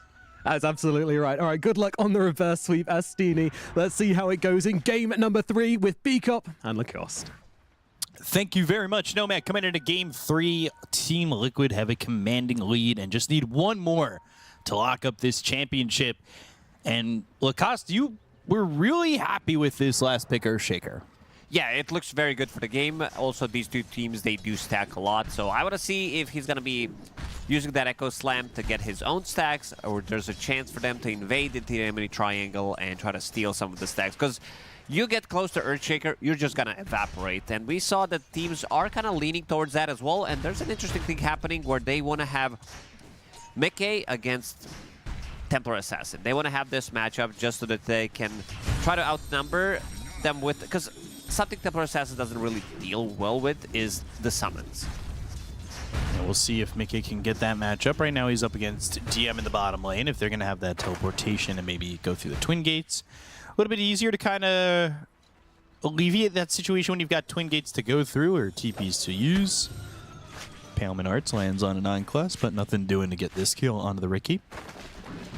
Early on, see how the matchup goes, because for Saberlight at least, he's getting run back to the tower, and Ducalis, as well as Satanic, will take some damage here from Insania, but Saberlight needs to be a little bit careful. This is definitely a hero, though, that we've seen plenty of times before. Get a couple of bracers, get a couple of levels, and the support doesn't exactly need to be there. very self-sustainable if you're off to a good start. Right now, he's sitting at 3 CS, 9 class in the bottom lane. Not your traditional lane by any means. Ricky and Beastmaster in the safe lane, playing against 2 range heroes, playing against Summon, so 9 class is not going to be able to achieve much, but if he's going to be giving some of extra XP to Beastmaster, if he's getting the levels, and have in mind, this is also Wild Hunt Beastmaster, so he's going to put in more points in his summons. We'll be going for the Helmet the Dominator / Overlord. Not that typical Ags build. You're not trying to be the damage dealer or the main damage dealer on this lineup. It's reserved probably mostly for Satanic here, and we'll see what no one ends up being able to accomplish with that puck. But a little bit of back and forth on these camps. How does this mid lane matchup work out? How does Earthshaker do against Puck? He does get a lot of denies, as we can see already, playing against Enchant Totem, and I was looking at it. Tanisha is doing a very good job using that Slugger, extra bit of... You can die in this matchup if you're low enough, but I think these professional E-athletes, they are getting better at, you know, even though this is not the most common mid-pick by any means, but you see 3 heroes or 4 heroes being very low, that Slugger hits you, you can definitely grab a kill. So using those impalement arts from the Ringmaster onto the boars kills them. So he's getting a little bit of extra influx in gold, but Boxy, that being said, he's going to be killed here by DM, and unfortunately with that, his TP is going to be on cooldown. He'll have to make the long walk back to the lane. Wanted that Lotus. That ended up getting picked up by 9 class. So they knew when to play that little position aggressive when it arose. Still looking at this mid matchup. 13-3 to the 16-9 here for Nisha, and he's going to get a 10th deny out of the flag bearer creep. And Nisha having a very good time, it seems like, for now, compared to the first 2 games. Yeah, this time around, Liquid, they are not losing their lanes. They're keeping it even. Want to see what's going to happen between 5 and 10, but they also made some massive comebacks in both of these games. Satanic going in underneath the tower. Yeah, Saberlight on the run under the tower. Meld strikes there. Satanic gets the kill. Mickey will make the TP over. Ducalis, he'll run. I think Mickey's attention is onto Satanic, but he'll focus onto Ducalis afterwards. Now get the Sprout onto Satanic, who gets the Refraction, has 9 class for the body blocks, and since they chased and got the Jakiro, it put them in a vulnerable position for the turnaround play with that Ricky. Let's see if they decide to keep these lanes. Right now, Mickey doesn't have much mana to work with. Can pop the magic one and go back to the bottom lane, but seems like Saberlight wants to be playing into this one. And if PARIVISION wants to react to it, Satanic can't TP to the bottom lane, have this matchup that he doesn't want to play into. But considering that he got a 2nd kill as well in this lane, could feel pretty comfortable for the next minute or so. Especially once he finishes off that power treads. Level 1 meld is insane amount of damage. Extra 70 damage, -5 armor. You jump in with Ricky. Ricky's lurking around the top lane still. Thinking about maybe going for some backstab play. I could find somebody. He doesn't have a lot of mana. No, and he also doesn't have Blood Grenade, so it's gotta be much more difficult this time. Ooh. With Ducalis, he's bringing in that Blood Grenade.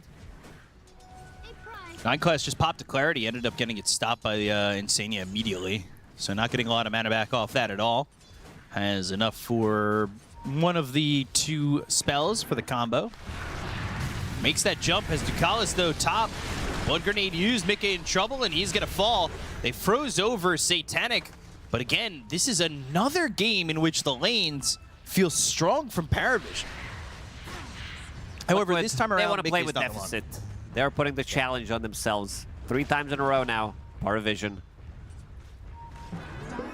They want to be behind 30K and make the comeback this time. Insania looking dead to rights, and Satanic dominating 6 minutes into the game. Luckily, this hero doesn't have a Black Grimoire. Otherwise, this one might be over. Mickey again, sprouting, but holding himself in the tricks of the trade, and this is a tough lane all of a sudden for him. Let's see Talon once he is gets also level here. 6. They definitely need Shaker to become slightly more active. Ice Path lands, and they get at least the 9 class kill, but Mickey has to really run it back. Yeah, because all of these things, there haven't been many stacks made. In the triangle for PARIVISION, none. 2 camps for Team Liquid in the triangle. So that's about it. 3-2 from both teams who are usually big stackers. Saberlight's by himself, but no one's here with the haste. He is level 5. See how easy of a kill this is. Saberlight roared at level 6, has that record-breaking help with the Dominator hoof stomp. 9 class also at the same time stealing the shrine. And Nisha's here. And Nisha's actually in trouble. They've got Dream Coil. They have Mickey for the rotation. They drop down the Echo Slam, but they look for the fissure that lands on a 2. Nisha still, though, in trouble, dies. 9 class. He'll fall. The sprouts around DM. The Wrath of Nature gets the kill, and no one needs to be careful about jumping in. He'll TP away. Again, Liquid losing the XP battle. PARIVISION seems like they're bringing in extra hero every single time. But this time around, at least they have a little bit of global presence. So Mickey TP's in. Trying to make a move onto Satanic, who is level 6. Already level 6, this time going Lance first. We've seen, of course, I mentioned with the TAs already before, the different builds we see from Templar Assassins. This isn't turned out of control just yet, where we see Liquid down about 3,000-4,000 early on. Trouble. They do find Boxy on the Ringmaster. No one's going to get that kill. Ducalis has been everywhere. I mean, this guy's not stopped moving. Again, PARIVISION, they have this tempo. They have a lot of tower damage coming up from your Templar Assassin. Beastmaster, this time going for Wild Hunt. You said it's record so far in the tournament, going for the Helm. Because usually we do see the other facet on Beastmaster opting to go for Aghanim Scepter, but still going to be pretty good timing on them. DM taking the Twin Gate to top and looking for a Primal Roar, but Mickey has backed off the lane for the moment. Has 2 bounty runes to pick up. Tame the Beast, no one. Jaunting away from this side of Liquid as Nisha is up right by him, but not sure how long he wants to commit because there is Ducalis here.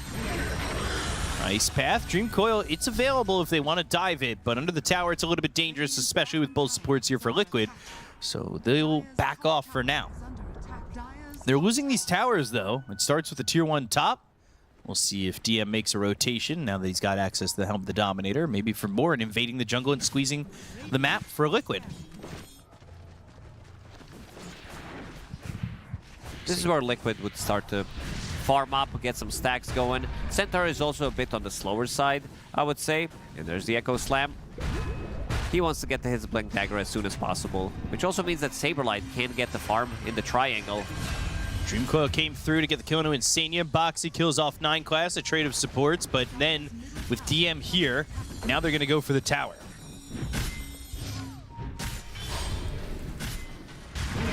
Get the tower, and they get themselves an Ice Path onto the Ringmaster, but trying to jump away with the Whoopee Cushion and ends up dead anyway. So still falling, and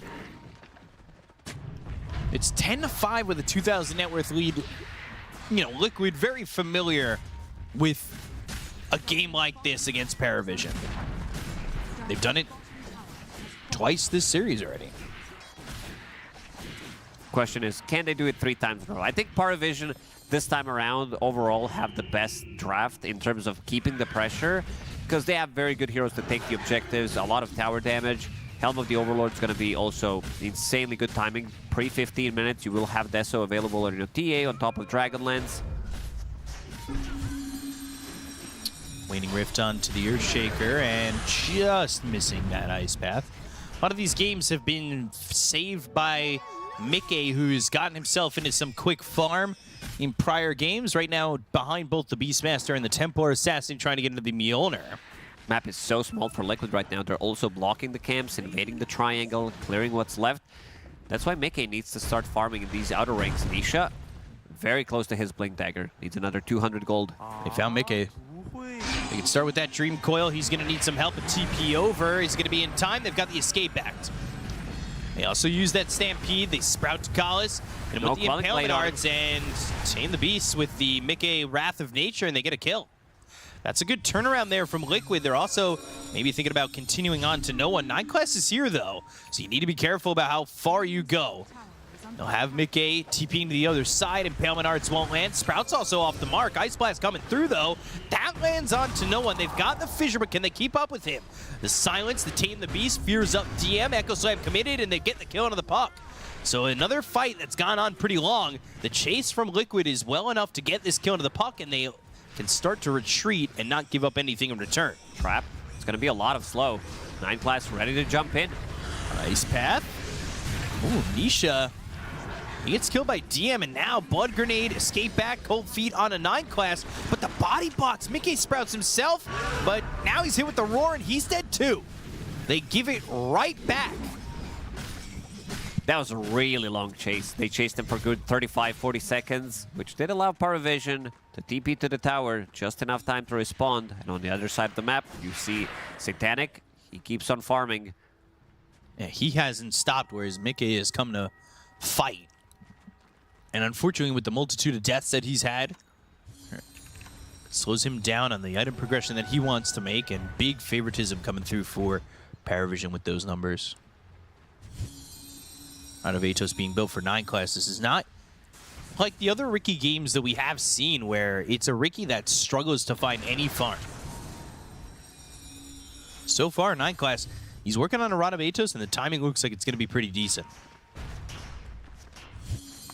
They'll have that extra layer of control, make this a little bit harder for Liquid, who will have a Blink Dagger, at least on Nisha, but it'll be some time till Centaur gets one if he wants one. But with the Rod of Atos and the extra control, things get dangerous, and you're seeing these numbers get pretty high up for PARIVISION. Again, now a 6,000 net worth lead for him. So much pressure on the map. No one ready with the coil. Doesn't want to use it just for box use. Only level 5 still. How do you deal with this Ancient Black Dragon? It is way too much. And also Beastmaster, he's going to be building into pipe afterwards, most likely. Helm of the Dominator just finished, / Overlord. That's going to be some good tower damage. 9 Class, scouting things out. Moxie doesn't have escape act. They will take both shrines. That's at least a little bit of a silver lining here. Ancient Black Dragon put pressure onto the tier 2, and now 9 Class might find Mickey. They don't have a +1 yet, but they will in a moment. He could TP out, but they've got the vision on him, and he is just got nowhere to go. Ice Path, DM, he's got Primal Roar if it's needed. The Silence is down with the Smoke Cloud. Mickey stayed too long, and he ends up paying for it. This time, Liquid, they are staying for way too long, chasing for another good 15, 20 seconds. They will smoke up and try to get a kill with this Blink Dagger on Earthshaker. Oh, Nisha! Ooh. Oh! Yikes! Have to get it out of the system. That one bad one needs to go out immediately. Coil, he snaps it, gets boxed. I know Puck is a slippery hero, but he just avoided 3 ults by just going on by his day. He also had Shield Rune available, so not sure if they were able to get the kill. Anyway, he's a very tanky guy. That shield was like 650. Yeah, they may not have killed him in that situation, even with all 3 abilities there. But it's still, mental-wise, feels pretty bad. Tormentor for PARIVISION. As we watch a live look at the Cobalt on your screen on the bottom right. Just looking to stop a creep wave. Not sure this is going to work out. He's on the run now. Still alive. All right, you know what? I respect how... Oh, he's dead. Never mind. I was going to respect how strong the Cobalt was. Maybe not as strong as the board. Nisha coming over, finding an amplified damage. Doesn't have Echo Slam for 45 seconds. Blinks up towards no one. He's in a rough spot, but he has 11 charges, now 12 on that wand. It goes to the Fissure, and they get the kill to no one. They get another one. 9 Class is dead with the Wrath of Nature. Ducalis, he's trying to run away from Insania. They'll pause, and I hope it's just, okay, not a bug. Whew, just a keyboard. Sheesh. Okay. So he's trying to run away with Jakiro. Pick pole has been used. Let's see if they decide to chase, but... Oh, he stood in the macro pyre. Standing in the macro pyre with Blade Mail. Hits him with the Bing Bong. Bing Bong. Crimson now done.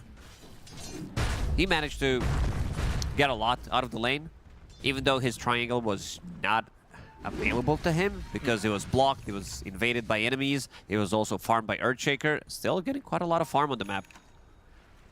Blink now finished for Satanic. He has been practically free farming for this game. He's gone into the Lance, Deso, Blink, but is yet to get the charges on the Desolator. It's like when you eat food and you've got a mustache, it's there for later. The charges, they're for Desolator. I take my influence from you. We don't need another one like me. No, we don't. One griefer is enough. Well, you got Krogers in the game. There's a lot of griefing going on. 7,000 net worth lead, but the win probability 65-35. I do wonder if that accounts for the last 2 games, if that's like a live looking percentage-wise. But again, these ancient creeps aren't easy to kill, and they will get the deny on the tower, so not bad from Saberlight. They've got the Sentry, they see 9 class, but unfortunately they lose that obs. Fissure missing the Impalement Arts.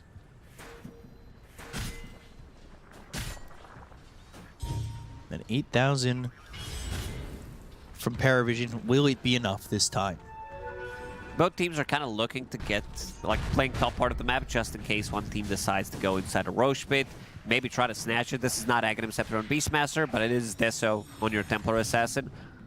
So let's see how PARIVISION is going to approach it, whether they want to force this fight. Thinking about it. Grouped up mid. Mickey doesn't need to be nearby. Yem, picking up pipe. Yeah, makes him super tanky. You see Saberlight, but he's the tankiest of the bunch and probably not the one you want to jump. They've got this obs that they can break this smoke, and Sania is going to be the one who's caught. He's dead immediately. They throw a Sentry down. Dream Coil now on a Boxy. Will go to the escape back, but the Ice Path follows him. Immediately will get themselves a second. They got 2 kills, 20 seconds without Ice Blast. Liquid, they can't take this fight. Already 8k gold lead. Map has been very, very small for Team Liquid. Yeah, Mickey has to farm on the other side. They're going to buy back on the Ringmaster. It'll give them Wheel of Wonder, but they need to get there quick enough, and 9 class is going to be in their face. Sentry down. They know that Saberlight can't see him with that Sentry, and now they've got the silence. Roshan's dying. The Waning Rift there. Roche is dying. They hit the Impalement Arts. Wheel of Wonder ends up being used on 9 class. Aegis for Satanic, so this buyback was meant to put the Wheel of Wonder in Roche most likely, but now Primal Roar with an escape act onto the Centaur. They go to the Echo Side, the Ice Blast flying through. Satanic, he might lose his first life, but they'll end up losing Nisha for it. He'll shatter. So they lose the first life, but Saberlight, he's pretty tanky, but how tanky is he? Now under the tier 2 tower. Thinking about a host stop if anybody made the jump like 9 class, but they hit the Ice Path. They've got the silence. They get themselves another kill. And this is just falling apart for Liquid, but they hit the fear and no one has to phase shift. Cold Feet freezes over, drops the Dream Coil. Insania dead for the life of no one, but Satanic, he's on a triple kill looking over to get Boxy, and that's going to be an ultra kill at 20 minutes into the game for this Templar Assassin. This game opened up so widely, picking up that Roche, forcing a buyback. Ancient Apparition ulti doesn't really... I mean, it connects onto Templar Assassin, but they wanted to get a bigger Echo Slam, maybe on 2 heroes. It's still not enough, and I love that 9 class just went in, realizing that he might try to sacrifice his life so the rest of the team can take Roche. Doesn't even die in the end. Here body blocking Saberlight, and then the fight ends up happening on this high ground, so it's away from Roche, meaning they can just take the Aegis, no real worries. Wheel of Wonder gets used pretty early as well. Saberlight holding onto the Stampede until now, then he gets hit with the Primal Roar. The timing's quite nice from the Beastmaster. They have the second, so they do hit this Ice Blast. Without an Aegis, obviously this is an amazing fight for Liquid, but you've got that second life, and off this, Satanic's then going to get an Ultra kill. Saberlight trying to run. Everybody's here.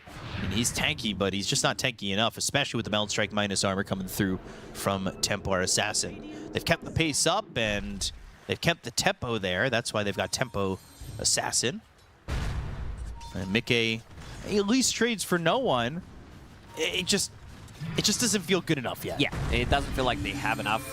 Maybe without this Aegis, they're going to try to go again, but Earthshaker, he's still very far away from his Blink Dagger, so they need to save him with either Escape Pact or with the Stampede. No one jumping in. Echo Slam is available, but there's also Pipe Ready on Beastmaster. Top tier 2, now going to be pushed by this Ancient Prowler.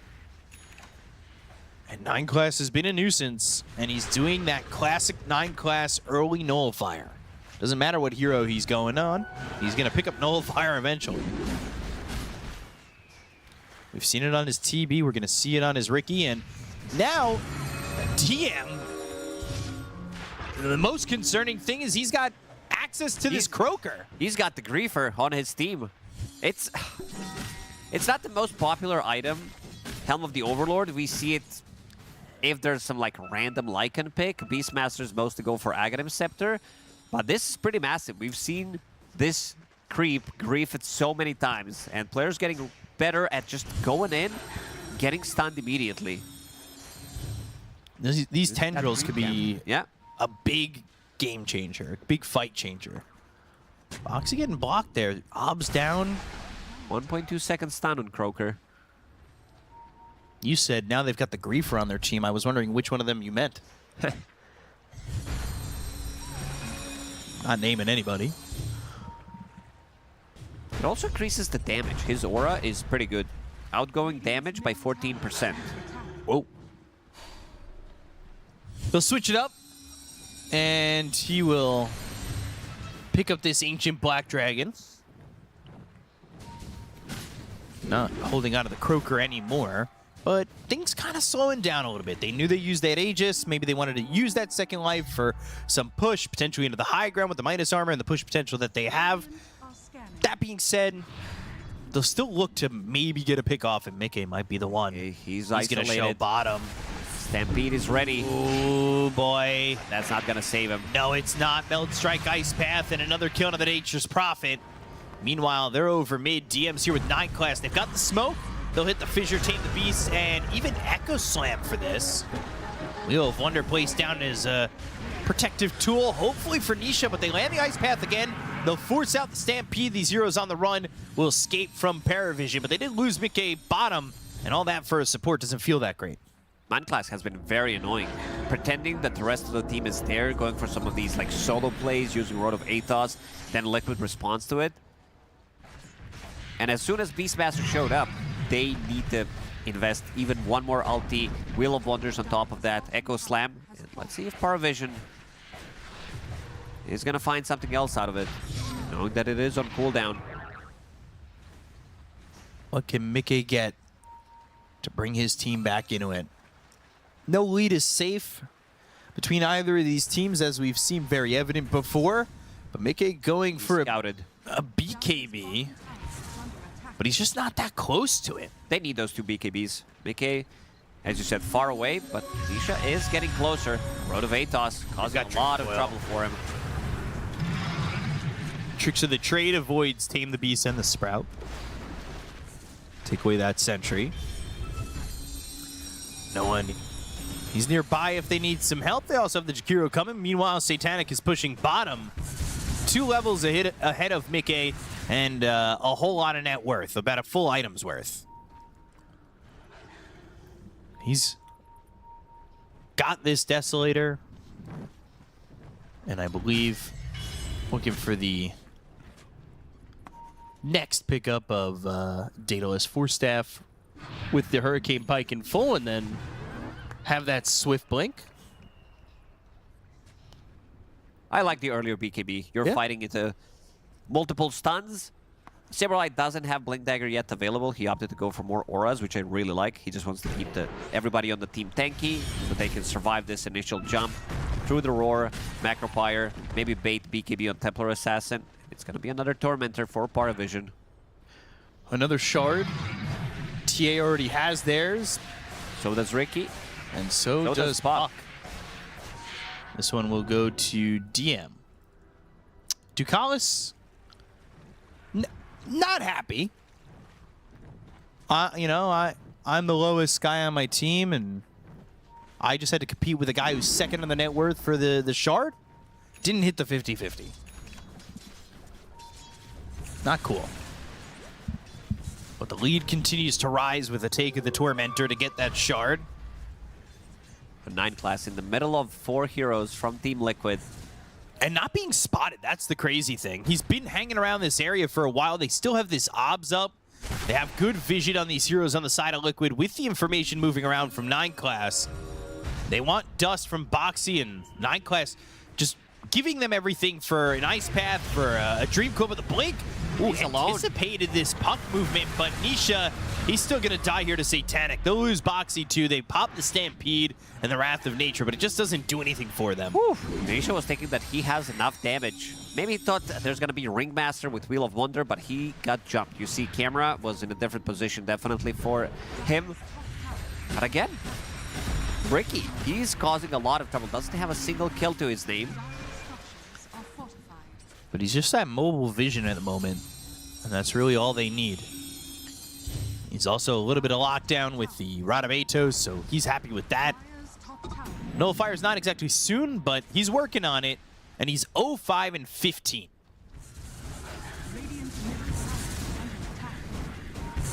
All right, not far from the BKB, but Mickey again. I mean, they are just always ready. They are moving with 9 class, and the lack of protective vision is hurting them. Mickey will survive.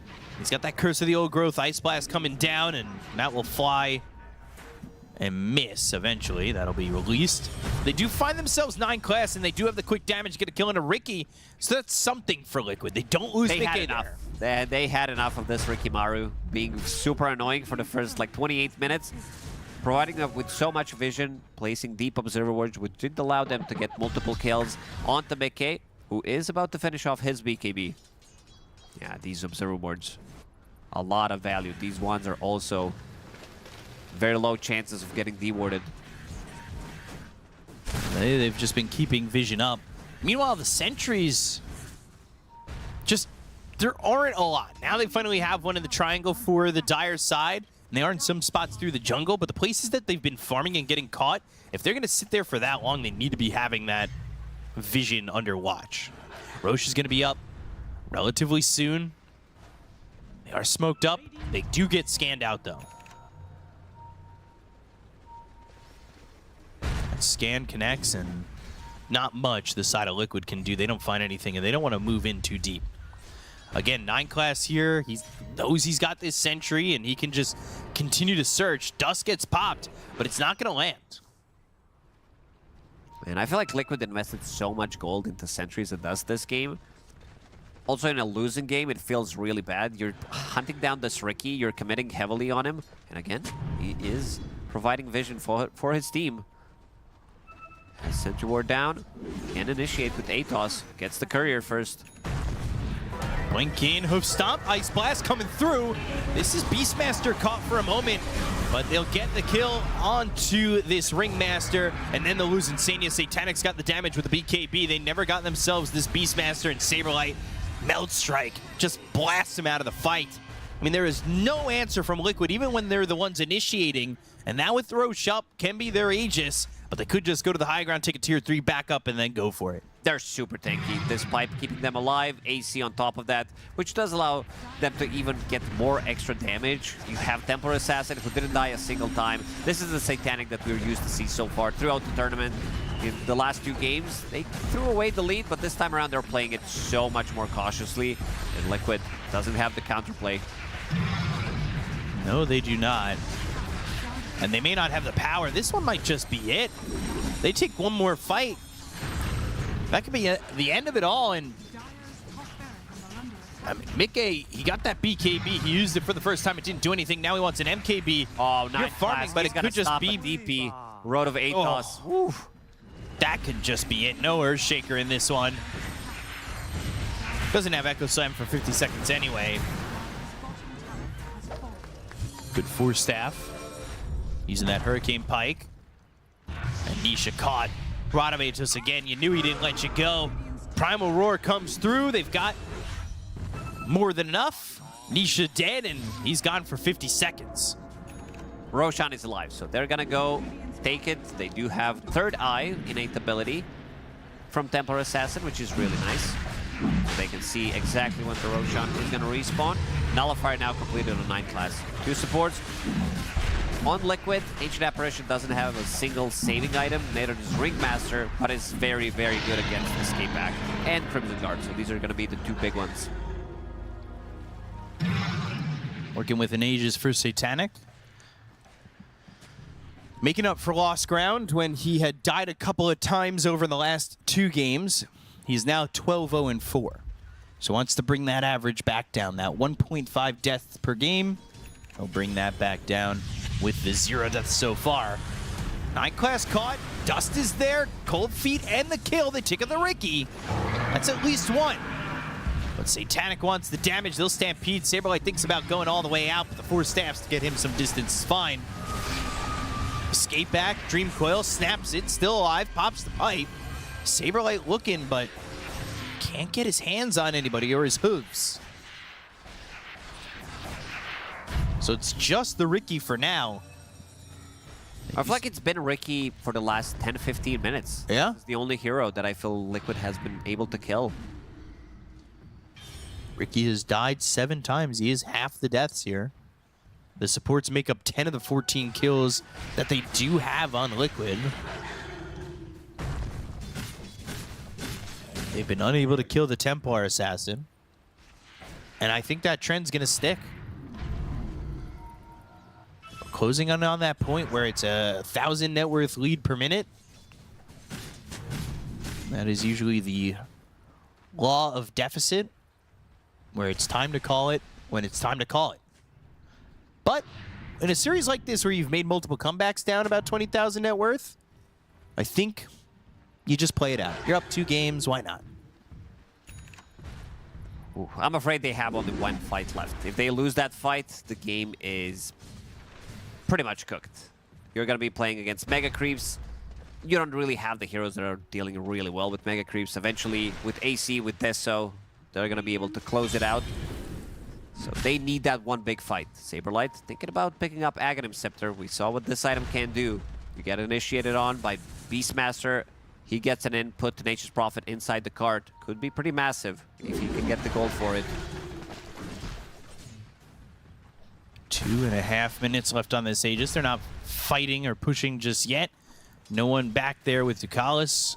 Over in the triangle, the amplified damage is spotted by Liquid with their obs that's on it, but they're going to give it over to no one as they see it. They'll smoke up, but that smoke's under ward vision. Saberlight, blink, looking for a stun. All he finds is death.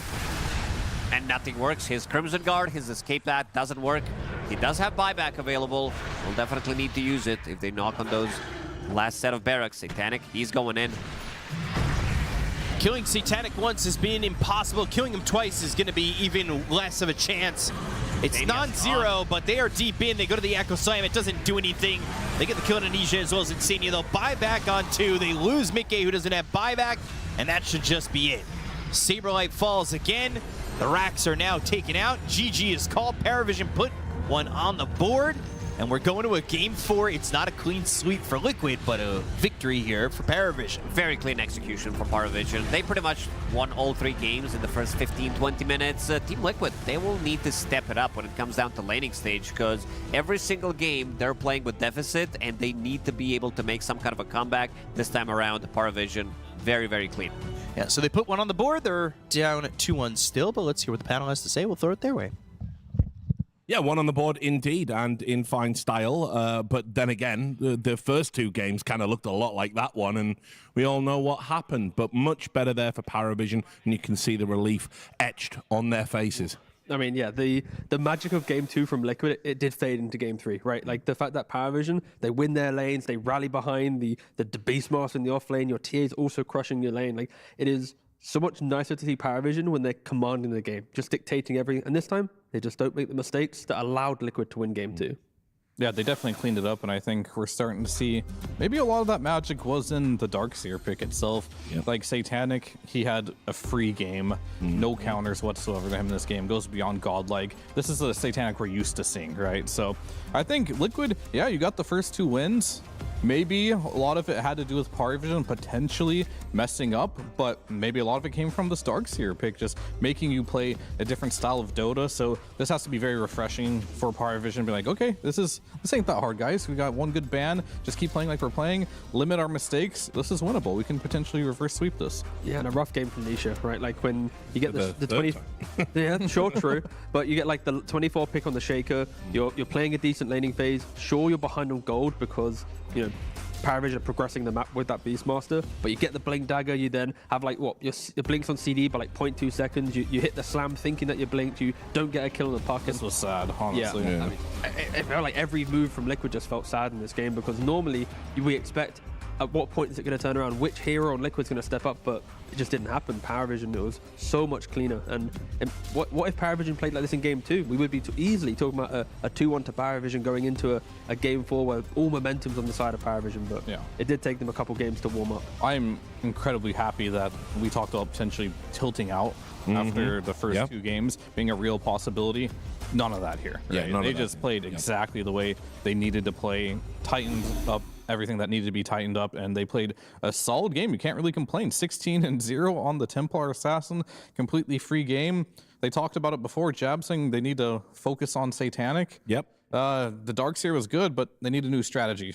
Yeah, exactly. I mean, one of the things that we've said about Satanic time and time again is if you let him dominate these games, get farmed, he will take over it and just carry.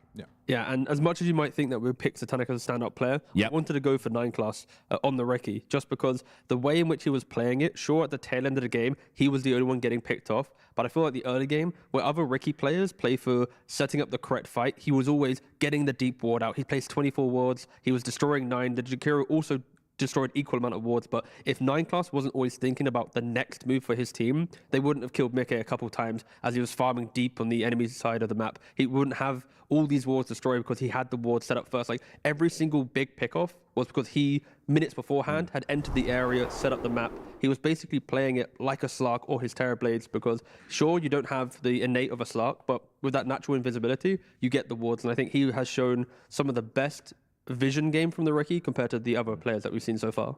Yeah, you read my mind with that. It's like you can see Team Liquid obviously respect that Slark on 9 class. So it's like, what does the same job? And he's identified the Ricky can do that, and it was a problem. They were able to just gank all the lanes, move around the map, get all the kills, and that's why they had so much of the early game go their way. Yeah, I think him seeing Shaker as well in all these fights was a big part of it. It was very hard for Nisha to play the game into this puck.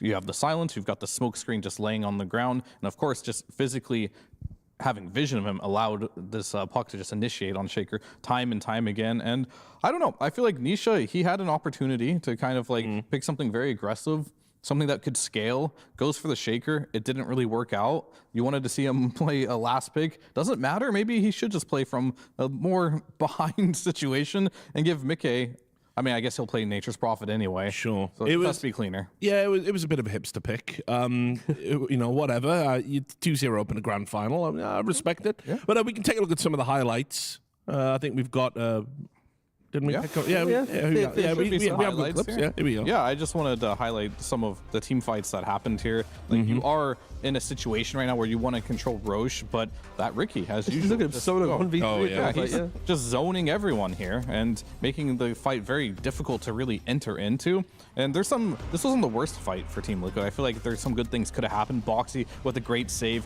You have a good Echo Slam there too, but unfortunately you are playing into the Aegis, and this is what happens when you get behind. If you play into an Aegis this early on, a fight that could look close is really one-sided. I mean, it helps for PARIVISION that they are playing into a Liquid lineup that needs that one explosive moment. Like the Centaur needs that initiation with a Stomp, or again, he's buying the auras in this game, and then same thing for Shake. Like he has to hit that slam to enter, and when PARIVISION, you got the Beastmaster and the T with so much economy, and the way 9 class is throwing his body into the early fight.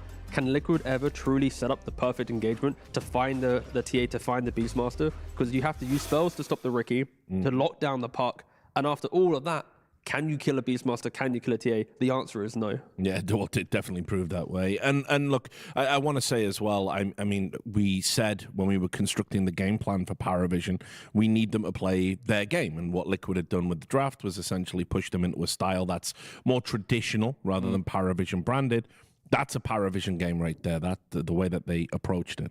Yeah, I mean, absolutely. So was the last game too, though. But I feel like in this particular game, we just saw no mistakes, and they went even more into their play style. I think going for the Wild Hunt on the Beastmaster, going for the auras, being like, all right, Satanic, you're going to hard carry this game. We're all just going to support you to that end, and we're going to try to end when you hit your timing. That is definitely the PARIVISION way, and they did that this game. Once again, the vision already set up. The 9-class starts to fight, and how do you fight on Liquid when you're already just seen? Shaker died in 3 hits there too. Yeah. Like the idea was like, we're going to kill this puck before it gets spells off because we have vision there, but the Ricky's already on top of you, right? So all these small openings that you did have were kind of shut down just by 9-class and where he was positioned. We called him annoying, you know, in his hero pool. That's why we call him annoying, right? Like all these small plays that you want to make, they're being shut down. And as T mentioned, they're mostly based off of vision, deep wards, dewarding, or just being invisible in this case. Maybe potentially illusions from Terrorblade. I mean, moving forward, is that something they now need to think about? Obviously, we've got a prolonged break coming up for the players. They get a little bit extra time at this stage of the final, so that's why we'll be yapping for a little bit longer than normal. Is that something that they need to think around? Because the vision control that PARIVISION have had now is a real problem. It is a problem, and when you think about the heroes available, like Liquid banned Slark in the first phase, both games. Are they now going to have to think about Slark and maybe even a Ricky? Do they now lose value in picking Ringmaster? Because I think Ringmaster was the reason why PARIVISION went for the Ricky, and then the Ricky broke the vision game, plus the TA traps and the Beastmaster going for the Helm of the Overlord. It's like you have so much ways to push waves, trap vision, Ricky invisibility, Sentry Ward. Like PARIVISION thrive when they have the vision advantage. Again, you'd argue most teams should, but PARIVISION utilize it what feels like better than any other team. So for Liquid in this extended break, they are going to have to think about, if we are picking heroes, we don't want them to get Ricky, so we need to find a way to avoid that. They're still going to ban Slark most likely. That's not going to change their perspective, especially after they lose this game. And yeah, it's going to be difficult for Liquid to find the correct path to at least the vision game, at least, it feels.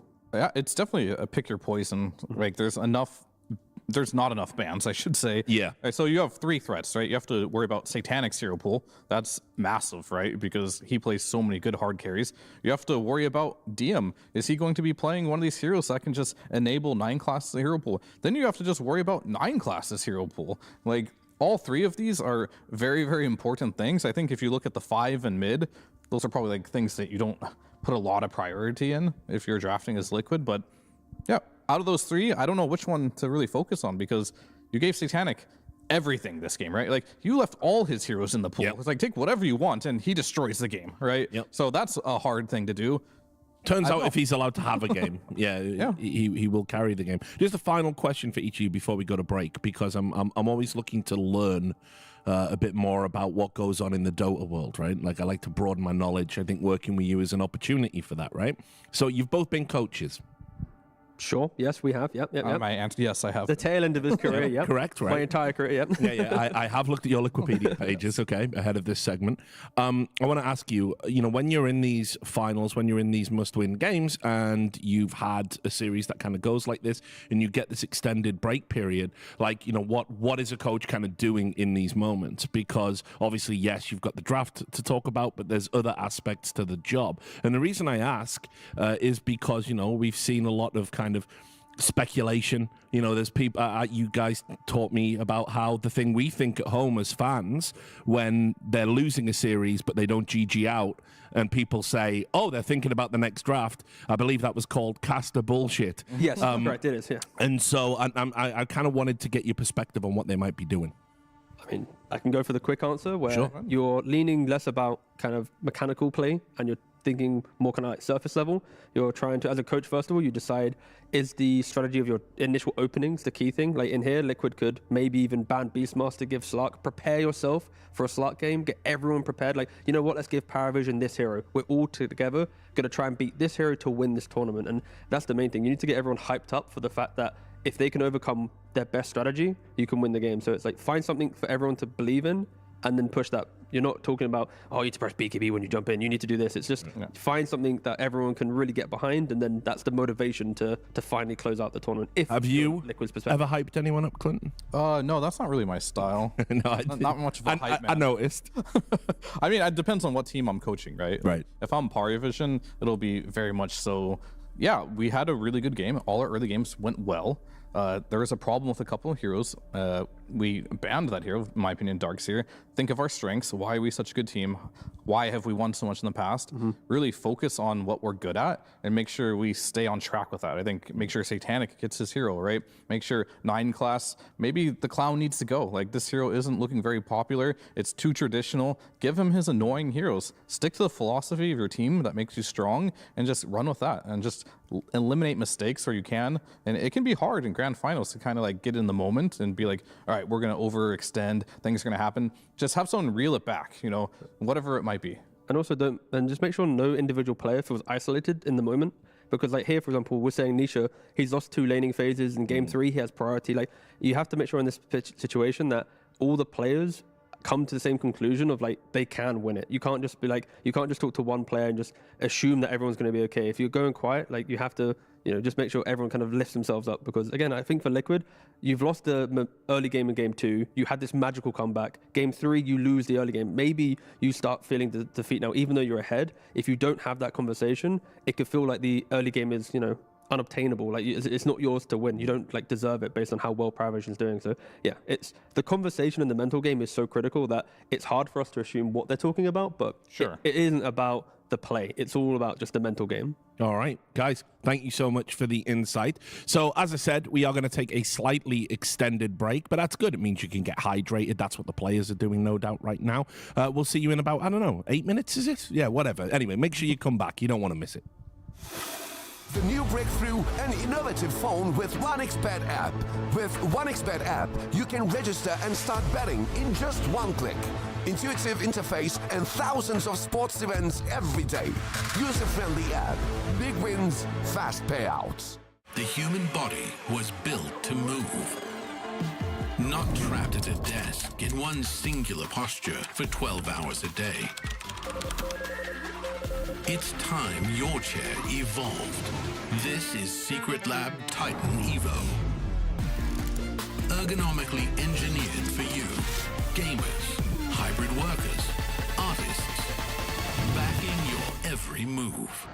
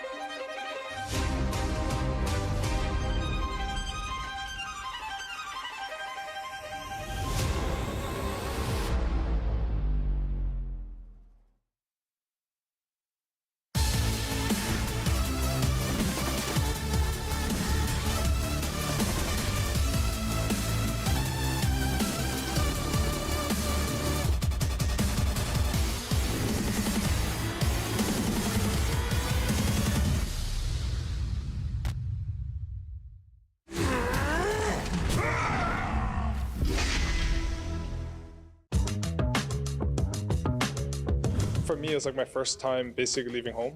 I didn't really get to travel growing up. So we flew to Paris, and I don't know, it was weird, honestly. Like, I wasn't expecting it. Like, I mean, I watched like StarCraft 2 before, and I competed a bit in StarCraft 2. So like the scope was not like overwhelming, but it was just really like you got to meet all these people that you had known online for like years, or like from Dota 1, and then that was really cool, I think. And was there a crowd? I don't remember. I think it was like the events there were like more of like convention halls, and then like there'd be people, and like I think there was like a lot of games at the event. It's like sort of like the dream hacks where you have like your bring your own computer section, and like I think that was more like a bunch of games, and you're like in a convention hall, and everyone. I just remember we got like a free headset. That was good. Nice. I think the first LAN I attended, it was DreamHack in 2008. Yeah, I played there with mouse. And we needed a stand-in, and that was when I asked Poppy to play with us. So that was the first LAN I played. It was anyway one of the first. There was only DreamHack. There weren't many LANs back then. And there was one in Moscow called AVULUS. Yeah, we got third place on that LAN. It was a great time. Very different, not being in a nice hotel like that. More like sharing one room with 6 people. Lovely. Yeah, it really was. Yeah. So that was the first LAN, yeah. And the second one, I have to add it because I won that LAN. It was in Hanover. It was also organized by the guys who organized the Dota League back then. Okay. That was in February 2009, I think. Yeah, my very first LAN in Dota, me and Mika, we cheated a little bit.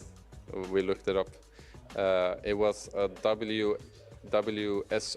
it was called, and it was a LAN event in Las Vegas.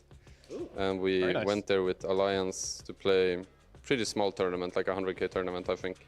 And it was really fun. I was quite jet lagged at the time. I remember during the middle of the day, I was like sleeping at the computer. And it was our first time like traveling really far as a team and, you know, like staying at hotels and all that business in Dota. So that was really fun. Obviously in Hon I played, my first LAN was like maybe 4 or 5 years before that. But then for quite a while, I didn't play competitively. And I didn't, maybe the cameras are over here. I didn't play any LANs in Dota either. So for like a few years, I didn't play any LANs. And then it was really fun to go to a LAN with the team again. It's also a very interesting stuff because my first LAN event is play as a stand-in for DK. That time DK was like Burning, Mushi, SSS, and Lamb and MMY. Yeah, so they have some like visa issue. They have to back to home to apply some visa, and there is a league in LAN. They play against Titan, so they pick 3 of us, like me, Blink, and JDM for stand-in. So yeah, that was my first time to play in like in LAN. Yeah, excellent. And I stand in for SSS. Yeah. So the person who inspired you the most, you got to stand in for. Yeah. How did it go, and what was the experience like? We actually won 2-0, and because Burning was too good at that time. Yeah. I remember I play Nyx and center. Actually, I don't know what was I doing there. I just like completely confused and play with instinct, and I don't know. The game just won. My first LAN was DreamHack 2012. It was like 2 months before TI2, which was my first like Valve tourney. But yeah, it was DreamHack 2012. That was like my first time going and meeting like, and that was like the coolest thing ever because I met all my favorite like players. Like I was like massive fanboy. So yeah. That's awesome. Who was your favorite player to meet? I started liking the Chinese teams a lot because they were just like godly at the time. So my favorite Chinese player back then was a player called DK Super. He used to play mid, and Burning, those two. So yeah, I was like big idols of Chinese Dota. It was TI 2015. So your very first LAN event was TI5? Yeah, but I haven't played on stage, but it was my first LAN. But what was it like for you the very first time being on stage as a professional? I think it's like a magic. You like, I mean, you don't take it like as something unreal for yourself, but it is because like you need to play, you need to win matches and stuff. But in my mind after, when I start to realize I'm there, it's like a magic. I don't know. You couldn't believe it's there. I'm not sure if it's Valve tournament, the Dubai Galaxy one. Mm-hmm. Yeah, I think that's we won against Tundra that time. So yeah, I think that was from what I remember. I have some pictures for you to look at from when you were younger, actually. So can you have a look at these images and tell me when these were from and what was going on here? Because you look very young indeed. Oh yeah, that's a tournament like Mineski, like internet cafe back then in my hometown. So yeah. And did you win this event? No, I guess we're in just like around top 6, top 8 in that time. I think that's the first time I played in tournament. Yeah, with my friends. Mm-hmm. And how old were you in these pictures? I think 11. Yeah, 11 or 12. Dota one time.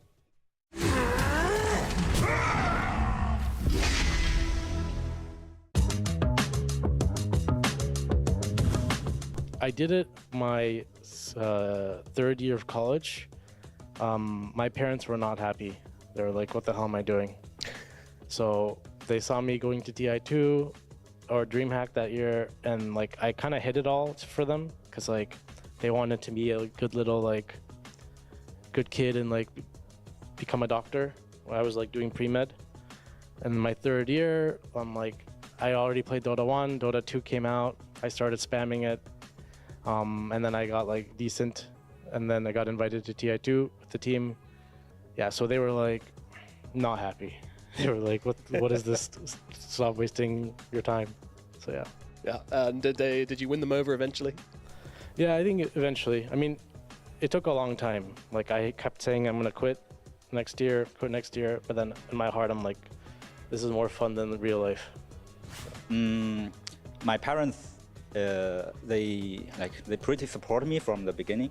So there's no like drama there. They just very happy I can make it and I can play some events. My grandma was really harsh on me about like studying, and he was like really, she was like not letting me play Dota at all. She was like, if you want to play, you need to go to a university with a really great grade, so you have it like for free, because we cannot afford the studying for you. And I needed to study as well, so I did both. But in the end, after I win in New York, I just say like, I won like $20K, sorry, I'm out. And she's like, yeah, fine, do what you do. At first, they don't have much idea like how the event goes, and when they saw me in the stream, I get like they kind of get shocked for a bit, like oh yeah, these are video games I played for. So it's quite big. So yeah.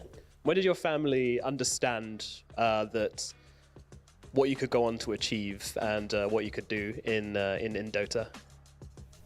At the moment, like when I got team back then in my hometown, then I got contract and I earn money like a little bit, and that's the time like they see how dedicated I am in Dota. So yeah, I think from 2017, from what I remember, and they just fully supported me. I mean, before they were both supportive and a little against it, and then once you started traveling and I suppose like making money and having more success than just playing pub games, they became only supportive, I would say. And they were really happy for me. My brother and my mom came to my first LAN in Heroes of Newerth in Thailand, or the first like international LAN, when I was 16, I think I was. So that was really fun. And you know, people were quite surprised or like amazed that you could make a living out of it. And a lot of, you know, my parents' friends would joke and be like, haha, maybe I should start playing, you know. And I'm like, yeah, you know, sure. Yeah. Try your luck. Give it a try, yeah. Yeah. So people were very like happy, I would say, to support me in that sense. But I was also quite young. I think it might be different if you're in university and you're like contemplating jumping out to start a Dota career versus when you're 16, 17 and you're just playing games anyway. My family, like, they wanted to make sure I had a backup plan because I was in university, and they're like, they didn't really believe it could be a job because it wasn't really back then. So the plan was always like, as long as I'm going to school, and eventually it's like, oh, as long as you can go back to school, and eventually it was like, oh, okay. You can, like, I had like a good year on Cloud9 or Dignitas or something. I was like, okay, I want to try full time for a year, and then it was a good year, and I just went full time completely. Excellent. They supported you from there? Yeah. I mean, in the start, since there wasn't any real money to get, it all started with Dota 2, so my parents were fully against it, obviously. They didn't understand it, the whole concept, first generation esports. But by the time I played with NAVI and TI3, everything changed. There was a full acceptance, everything was legitimized at that point. So from that point, it became like a cool thing and a legitimate thing. Before it was a ridiculous thing, obviously. So, fair enough. Yeah. Like some dude playing video games, or like nobody understood. Back then, esports was like it was not understood. Like it was not mainstream, not even anything. It was a super small thing overall. Yeah. So yeah, that's how it went.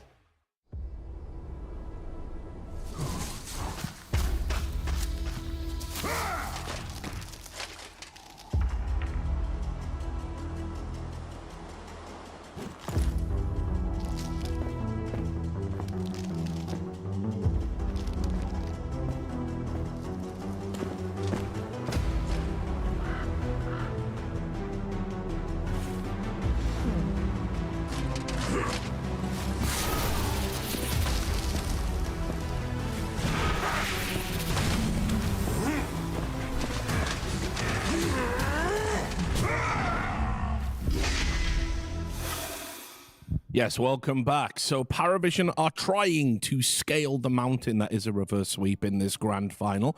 They've already started their ascent, but our thoughts actually turn to Team Liquid, don't they, Clinton? Because now we feel PARIVISION have an understanding of what heroes Liquid want to play. They have an understanding of how to shut Nisha down in the early game. They've done it successfully. So you believe it's about those two players, Saberlight and Nisha, thinking about what they need to do next. Yeah, I definitely think this series has gone very simply right now. Like, you lost the early game every single game, right? You were able to make good comebacks in 2 of the games. Mickey had a great lane in all 3 games, really, right? Nisha, he's been struggling in the mid lane. Saberlight, he's also been struggling in the off lane. Even when he was playing his Darkseer, he wasn't necessarily winning the lanes. I think if you are going to play versus PARIVISION and you realistically want to win this series, not through amazing comebacks off mistakes of PARIVISION, you've got to tighten up this laning stage big time. In the off lane, we need to pick something a bit stronger, maybe for Saberlight here. And in the mid lane, I think that's where most of my attention is going to go right now. Nisha, he's struggling way more than he should be in this series. So get him more comfort picks, but it might be something where PARIVISION, they have his number now. Like his Ember, his Beast, they're not allowing him to have these heroes. Maybe it's time to go potentially for first pick if you are Team Liquid and change things up. Yeah, and it does look like actually they have taken our first pick for this draft. Good, yeah. Yeah, going back to Fizz point, it really feels like, at least in game 3, like Nisha's lane was going okay, but suddenly when the Beastmaster's taking over and Mickey's having a bad lane, and then your Centaur's having a bad lane, it's like, it doesn't now matter if Nisha's having a good time because his entry to the game is near impossible, right? So it just feels like 3 games in a row, Liquid has leaned more on the team fight magic and the camaraderie of the team rather than let's play a good, first 10 minutes and let that dictate how the game is meant to go. But they are first pick now, so they're going to still go with the same bans in the Nigma. The question is, will they take the Sand King? Or will they give it to them, or will it be banned? I feel like it's more on PARIVISION. Do they want to ban the Beastmaster? If Yes, they don't ban do. the Beastmaster... And they banned the Sand King. Interesting, because I was expecting it to be a Beastmaster ban for PARIVISION, then like a Sand King for Liquid. Yeah, same. Draft continues, right? But interesting. They get a Beastmaster now. I think 100%, without a doubt, you take this Beastmaster for Nisha. This is what he's been winning on. This is what he looks good on. We saw the Shaker. Wasn't doing it for me. The Beast looks good. So now it's what? Just ban Slark, pick Beastmaster, and then you... Because they were so afraid of the Slark in the first 3 games that they were always banning it out. And again, interesting. I mean, that's kind of the Beast counter, right? The lane, this is probably his hardest lane matchup. So I don't dislike this. I mean, I'll keep seeing time and time again. You're innate for Kunkka. You get the Admiral's Realm. If you fall below like 70% health, you get damage reduction. And Beast is a hero that primarily relies on bursting heroes instantly. And of course, the lane, the boars are nice to have. So this makes sense. Yeah, I don't mind the idea of like you have a couple options when you pick up the Beastmaster, right? It's like you ban the support that counters you, the core. Like Fizz mentioned, they go for the core ban. But now for PARIVISION, it's like you've not had access to one of your best strategies the entire time. Is this now where you instantly pick it up because it's available, or do you show a bit more kind of respect in the draft and keep it for a later phase? I mean, I think you just take it, right? I like they've had so much success with that. I can't imagine they don't. Yeah, and they do go for it. Okay. I think by Liquid's logic, it was like if we ban the Slark, they're just going to take Ringmaster or something who's also like a save. So I think specifically to PARIVISION, though, I don't think they've had the same kind of impact when they've played Ringmaster and what have you over this type of stuff. Yeah. The Slark's been dreadful for everyone to play. Yes, but I think it's been figured out by a lot of teams. I think you take Grimstroke position 5. Okay. You hit the Slark, you leave the ink trail on him because of your innate. He can't regen. You silence him. You pick all these ground AoE spells, make the Slark feel like he can't do anything in the game. But also make sure that DM on the offlane doesn't have an independent offlane hero that can enable the Slark to run mid. 9 class on the Slark and even the TA, at minute 2.5, 3, he's quickly going mid. He's not killing, he's just running there, taking the water rune, just being annoying. So maybe with these 2 bans from Liquid, they think about the Medusa, the Centaur, like the heroes that once they get to level 3, they can soak a little bit of aggression whilst 9 class breaks open the early game. Sorry. I mean, I actually do want to see PARIVISION ban Grimstroke. This is just a hero, like, you'll probably never ever hear me say this unless it's this one specific game. Right. Because Grimstroke is not in the meta, but this hero is just too good against Slark. You want to be able to just weave in and out of the fights, use your Dark Pack. The bug shuts that down. Laning stage is hard. I think 9Clash has experienced this before, so we'll see if it's worth the ban or not. Again, that's one of those things where it's like we've seen it in play throughout the tournament. I think specifically was it one of the Chinese teams that did it, or Maposhka likes doing it. Maposhka did it. Oh, interesting. Okay, so I know I've seen. I think it was Tidebound also dabble with this, but it really depends. Has Liquid picked it up from the other teams during the tournament? Insania does play it, so yeah, true. It is we'll see. Iconic hero to play a matchup. They're taking a lot of time for this next ban here. I mean, they banned out the Ringmaster. We saw how good that can be against Beastmaster, and then the AA. So I guess their choice is Jakiro. Riveting, yes.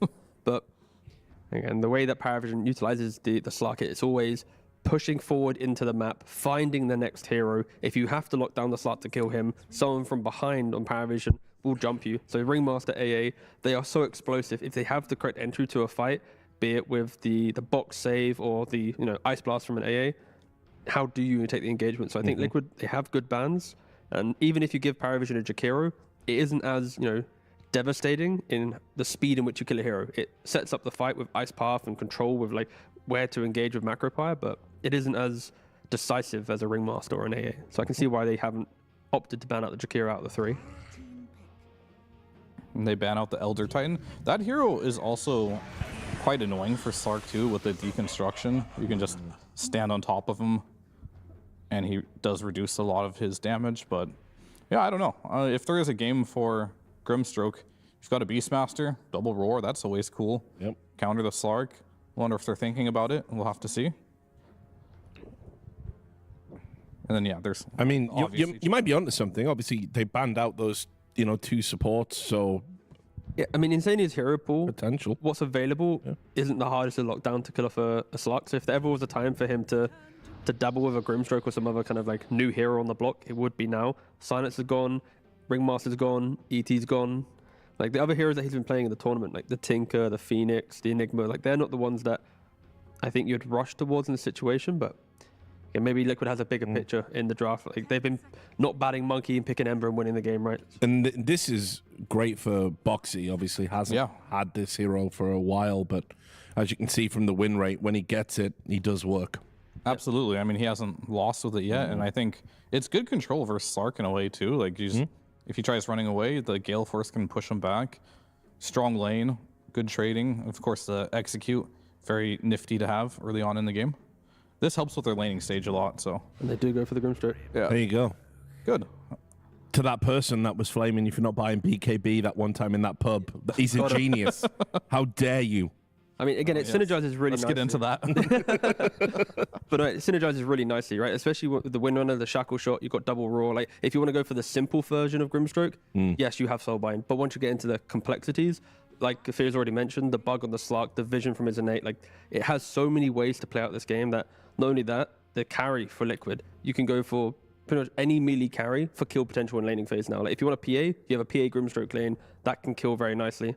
So PARIVISION, you've got to think quite nicely. Is there a danger, though, T, that, we've talked about reactive drafting before and how sometimes it obfuscates your game plan? Is there a danger of Liquid falling into that trap here? I would say no, because they are making sure that every pick they go for still enables each other. I think reactionary drafts often look bad because it's one hero counters another, but it doesn't synergize with my own. Then I got another counter, but it's yet to synergize. Like the first 3 picks from Liquid synergize with each other very nicely. Like after laning phase, they can just play behind a Beastmaster and keep pushing the aggression forward. And I still think, like PA is looking very, very good for Liquid if they were to go for it. Yeah, I mean, they get to C4 heroes, right? So it is PARIVISION that needs to reveal likely the offlaner here, and that'll give lots of information to Mickey here on what he will be working with. But yeah, every time we see the Slark, typically it is with this Enigma or Sand King or Bristleback. All those are out of the pool. It'll have to be the Centaur. I mean, maybe. Again, there's plenty of options. I think, again, to talk about Grimstroke one last time is with the Soulbind, the way that Slark plays on in the game from the support role, you're always kind of jumping with a core for the kill. So now if you're thinking about your Pangoliers, your Embers, any of the mobile mid laners, once you have the vision from Slark and you jump, you can very easily get punished by getting connected to a mid lane. So, all right, that's a risky pick. You are now inviting the Lifestealers and Ursas of the world with a Grimstroke. Right. Yeah, any of the aggressive laners that we mentioned are possible because of Grimstroke now feel even better. Yeah, I will say Underlord, it was another one of those heroes that slowly crept in over the course of the tournament. I don't think it's necessarily great here, but Monkey King as been well. doing well. Oh yeah, Mickey Monkey King. That's a Monkey King. brainer, but he's did not expect that. That is not a hero that plays well with Grimstroke. Underlord is one of the better lane counters. But I think because of the Underlord being a CS advantage type hero in that matchup, it's still not killing the Morphling, right? Like Morphling can just disengage from the tower. Like Sark isn't going to quickly snipe the Morphling when he goes to low HP. So Mickey should get good farm. It's more on like when they bring a lot of heroes to bot lane, can a Grimstroke and Winner a support duo fight with the Morphling? That is the question mark, but it is a good Controversial Morphling here, but I hate that pick. You hate the Morphling pick? I hate that pick. I think. In what way though? Do you hate it because the lane is you're giving Underlord the lane, or you've already losing the laning stage to this team, and you're giving them a free Slark game instead of punishing it. I feel like as the game goes, you're winning ultra late game. Sure, it's a great matchup, but there's so many ways you could have done that otherwise. So what if they do win the lane though by Grimstroke going for points in Bug over Inkswell? What if he plays for the Slark? Well, that's what I mean. Like, and you put a Phantom Embrace level 2. If it does work, it's going to be like some wow situation where he's being very creative. And then I'll be like, okay, this is really cool. I didn't think of that. But from what I think of this matchup just on paper right now, it looks like a liability. And you definitely think 0 chance you could take them off mid maybe and swap up the beast or something? It is that way. Hypothetically? It is hypothetically, yes. Nisha can very confidently play it, but PARIVISION have ultimate last pick in the draft, so it's not as if you can see everything then put it there. Yeah, I mean, just in my opinion, it's just like if you just pick something that shuts down the Slark, we see how useless it can be, whether it's like a Lifestealer or an Ursa hero, or his classic Monkey King. This is a hero that could just like trash the game. This is Mickey's playstyle. I know he's a good Morphling player, but he usually picks it in a really good Morph game, and I'm just not seeing it right now. But at least I think the good thing about Morphling though is it does force Satanic on the Nature's Prophet to have to itemize for like the long path to getting into the game, right? Like he wants his brooch, he wants his MKB, like he needs like 2 or 3 more items in the 1v1 of Prophet versus Morphling. Compared to other cores, it could be as simple as like you get to 2 items on Prophet, and with your team, you can win the fight. If Morphling has good farm, like the Manta, you get like Butterfly, that alone is like, okay, Satanic, please, AFK farm a little bit longer because you cannot touch this Morphling yet. But again, you are potentially, like Fear mentioned, you're giving a lane to Slark. But I think, again, don't go for the Inkswell, get the Phantom's Embrace, like level 2, level 3. You step up too far and you can die, but it is an unconventional build to punish the Slark at least. And yeah, we'll have to see here. And they probably need an offlaner, but you could just pick Nisha, his Ember, or something as well. They're talking it over right now. But I don't know if you want Beast offlane versus Jakiro, and you're not going Wild Hunt versus a Crimson Underlord. So probably an offlaner. They go for the Mars. Yep. Has it got like one of the lowest win rates at the tournament? It definitely does. Yeah, it was on 16%. Down no 14% yesterday. So 25. Yeah, up to 25. Yeah, but I don't mind it here because even though the stats don't look good for the hero, Mars suffers because you don't buy auras for your team and you don't have the damage for your team. You've got Grimstroke from Stroke of Fate, you got the Soulbind, you got the Windrunner, the Power Shot, Beast with the early Aghanim's from mid lane, Morphling to eventually bring the right clicks. Like you do actually have a lot of damage and nuisance with your lineup, so it's not too bad. But you get the no one, last pick on the Storm Spirit. Yeah. I think we're going to game 5. Yep. I told you, it came to me in a dream. Yeah. I mean, just to be honest with you, I don't know. I think Liquid may have overcooked here. The first 3 picks were great. The last 2 picks, for me, I think they might be liabilities on this one. Meanwhile, you have really strong lanes. You have all the heroes that you do want on PARIVISION here. So I think bot lane is going to be very critical. Is there going to be a unique build on this Grimstroke? Can they win with this Morphling? Will they shut down DM on this Underlord? Because if you don't, and he buys Crimson Pipe, well, who's doing damage for the first 20 minutes of this game? But also to kind of counter that, if PARIVISION, if no one doesn't enter the game with confidence, if Mars gets a good time and doesn't get shut down by the Jakiro Prophet, the same arguments for them. Do they have the damage, right? Your Underlord's buying auras. Your Storm Spirit might not be able to ever jump and kill someone. Satanic might be too afraid to enter fights because he sees the Morphling with his itemization. He has to farm, again, the MKB and more. So it's like, I think it is really a race to see who owns the early game first to really remind their opponent. All right, well, we're going over to Nomad. He's with Jabs. Maybe you can ask him about that draft. Well, I guess I will then. Jabs, how about that draft? What are you thinking about this one? I think it's interesting how the drafts are evolving. Obviously, now Game 4, it's kind of a meta in itself. We're both fighting for... We know exactly what the other team wants to pick, and it's all about being really precise. I think maybe we weren't the most precise in this draft, so I think it might be a little bit rougher, but overall, we tried to focus a little bit more on the weaknesses of what we had in Game 3, and hopefully that should get us better into the game, so we have like a more even playing ground going into the mid game. And can you expand a bit on what you felt that weakness in Game 3 was? I think we just had the puck was just an issue, and we knew about it too, but we kind of decided against like banning it, and then we ended up letting it through, and it led to us kind of having to solve the problem of how do we kill the puck. And overall, the last pick in our draft, we didn't feel super happy about it. I still think it was winnable, but the game was, of course, much more complicated than if we had just fixed that issue in the ban stage. But it happens, and that's what best of fives are for. Absolutely, you got a chance, you got another chance. But of course, what was the last thing you said to the team just quickly before you left the booth there? Do you remember what it was, what the last words of wisdom you gave them were?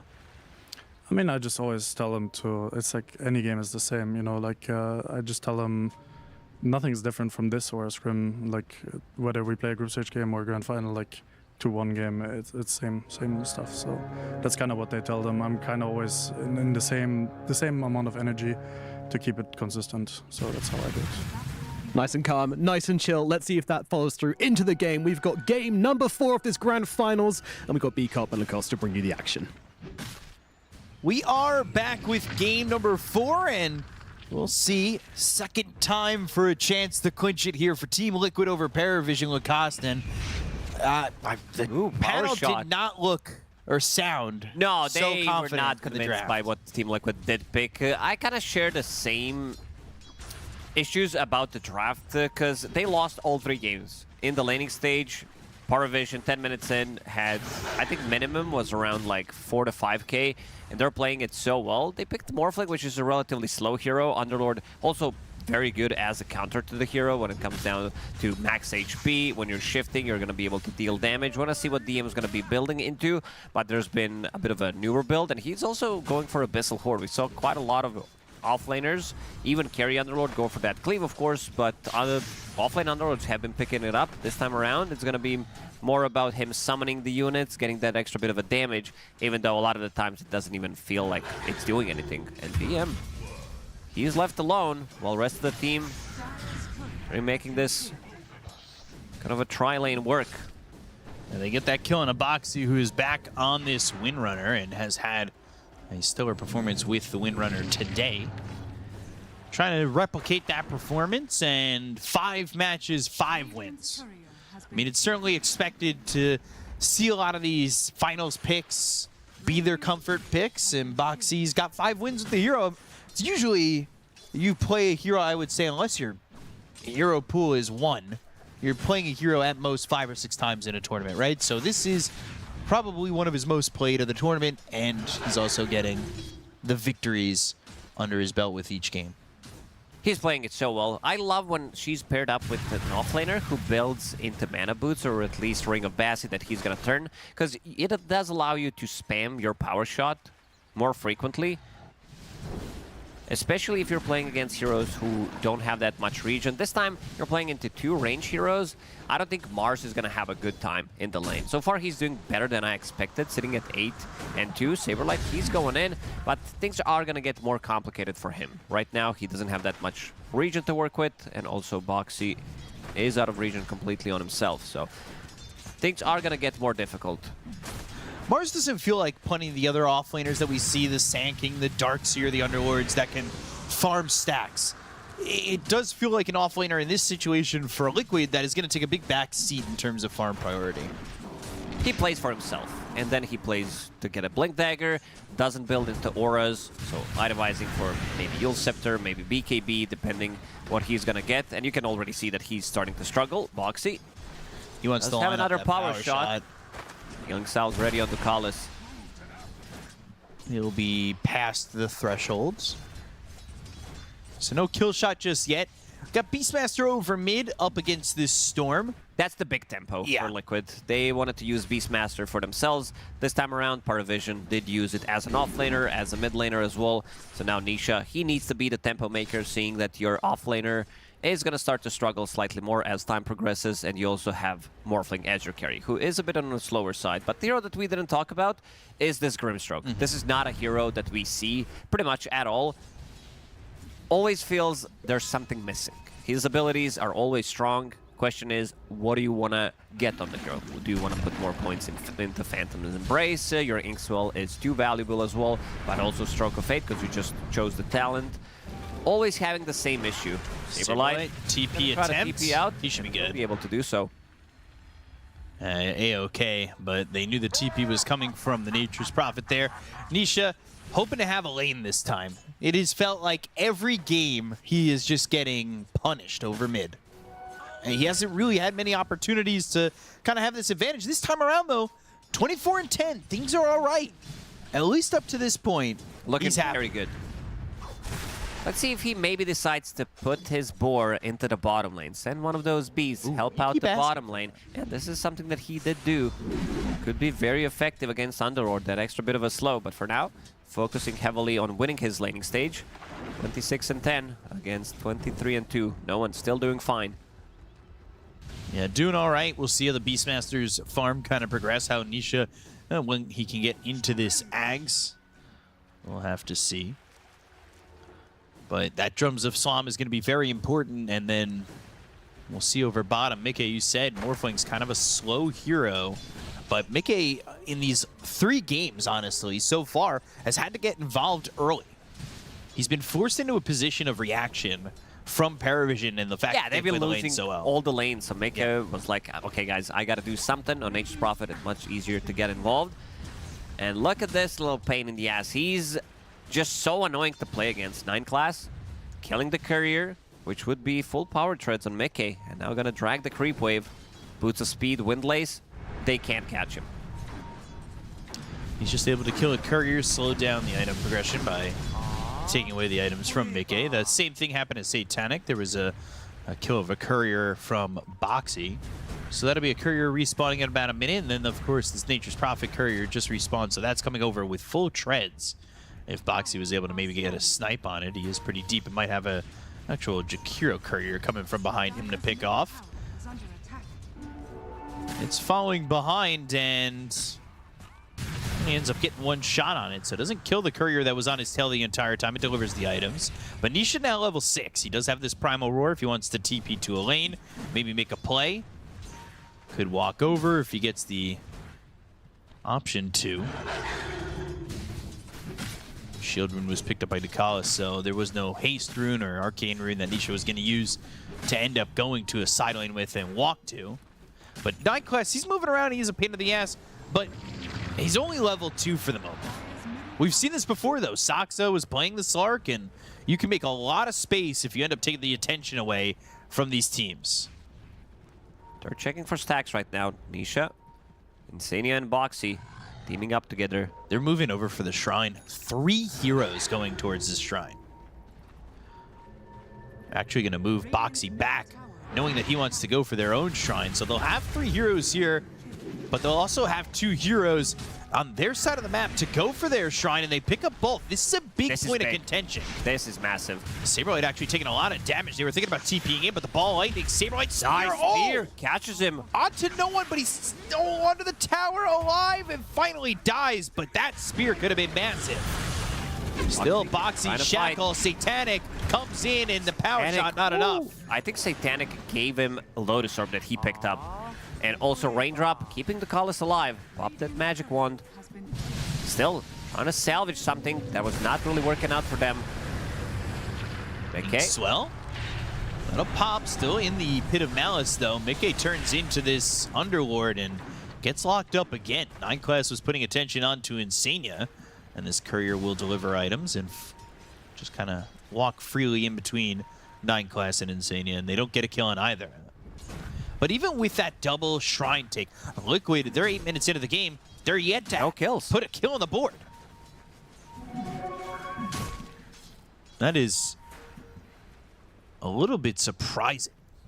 And Nisha did get this haste rune, and that's something to move with. But now maybe the attempt is to go for no one, but he does have a full slew of mana to work with, and he shouldn't really be getting caught at all. Ooh, he found the perfect item.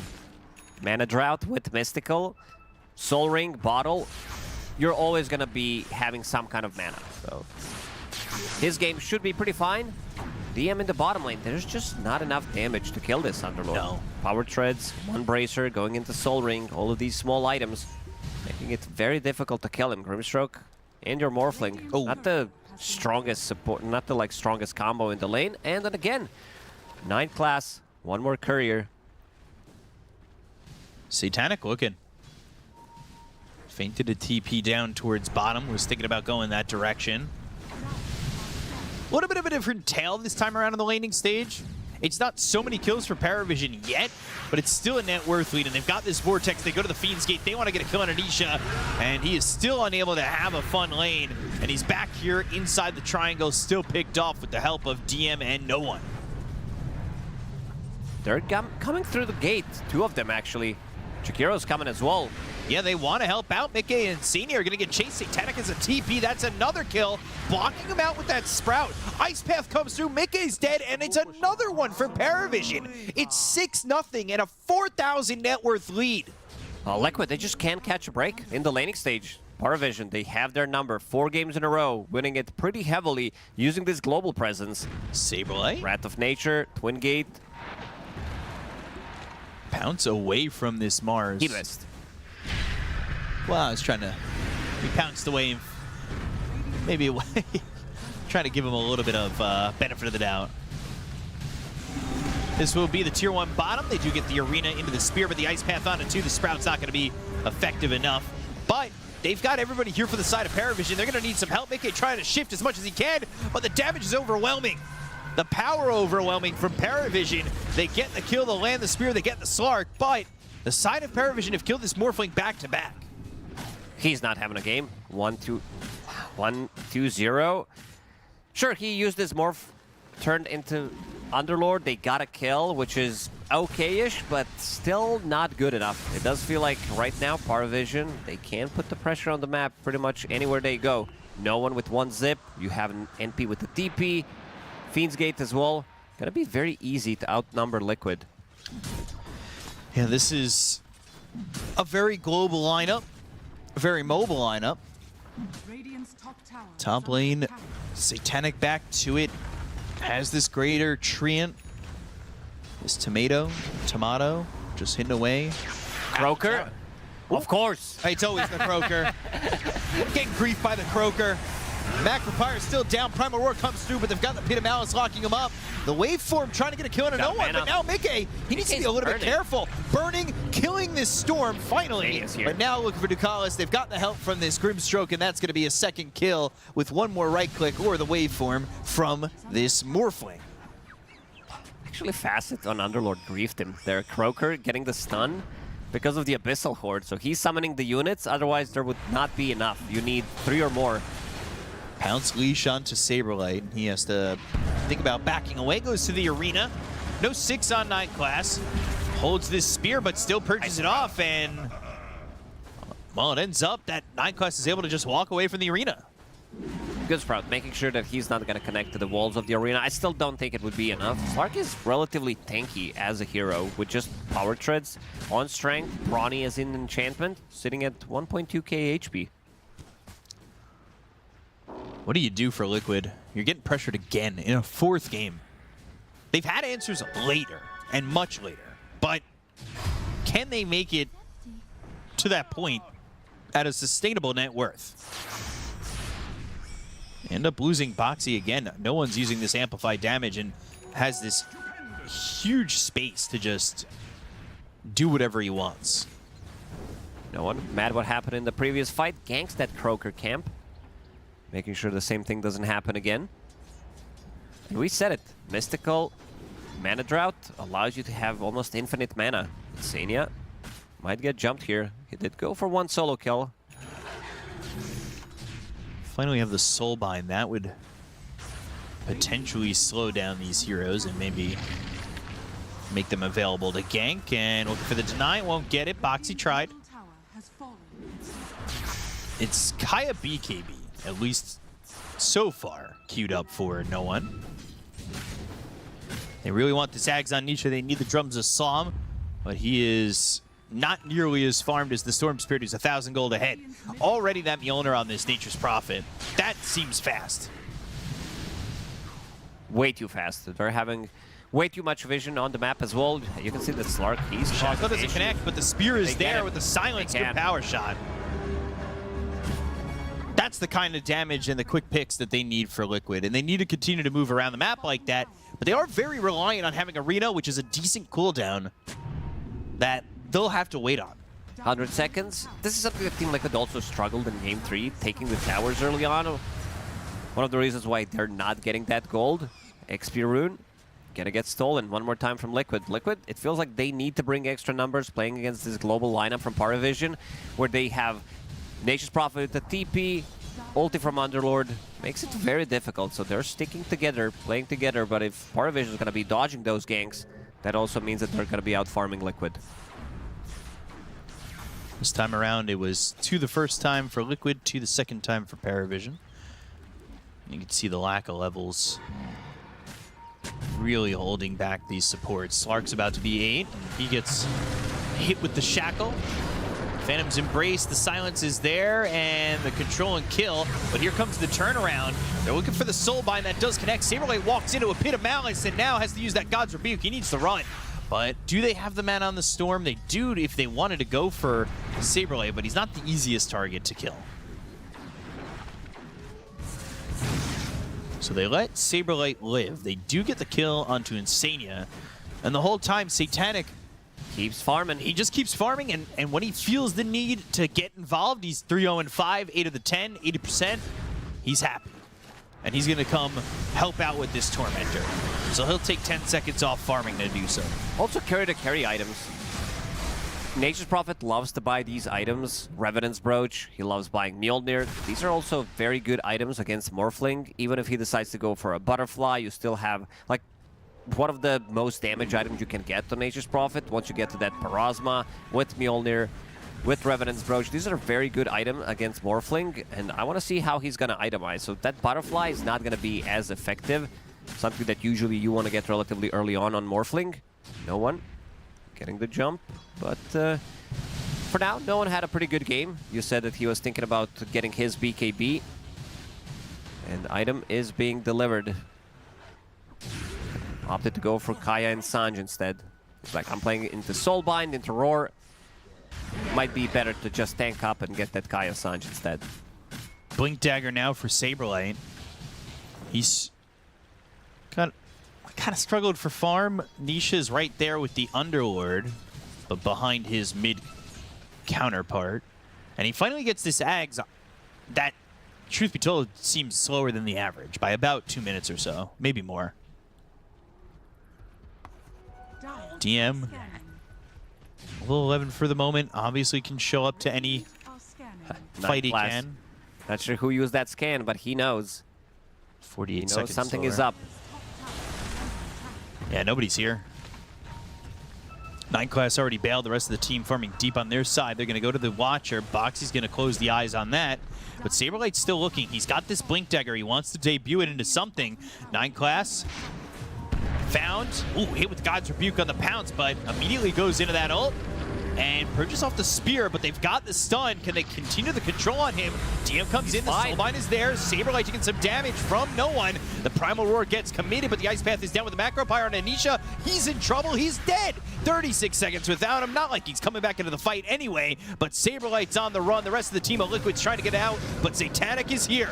He'll TP forward. Insania TP's out, but Boxy leaves in a grave. And that's going to be 2 more kills for PARIVISION, who counter the aggression from Liquid. Liquid, they just don't have enough damage. Underlord shows up with his aura, which is maxed out, so you don't have that much physical. That 30% damage reduction comes in with the pipe. Slark doesn't even die. And this is Slark with just Power Tread's Magic Wand. These are his items. How do you plan to kill a core if you can't even kill this position for Slark? Yeah. They can't kill the Slark. He's already got access to that shard, so he has the depth shroud that makes him very elusive. And now Saberlight again, Vortex, the Ice Path is there with a bit of malice. There's no way for him to get out. And a Wrath of Nature from Satanic puts him on a mega kill streak.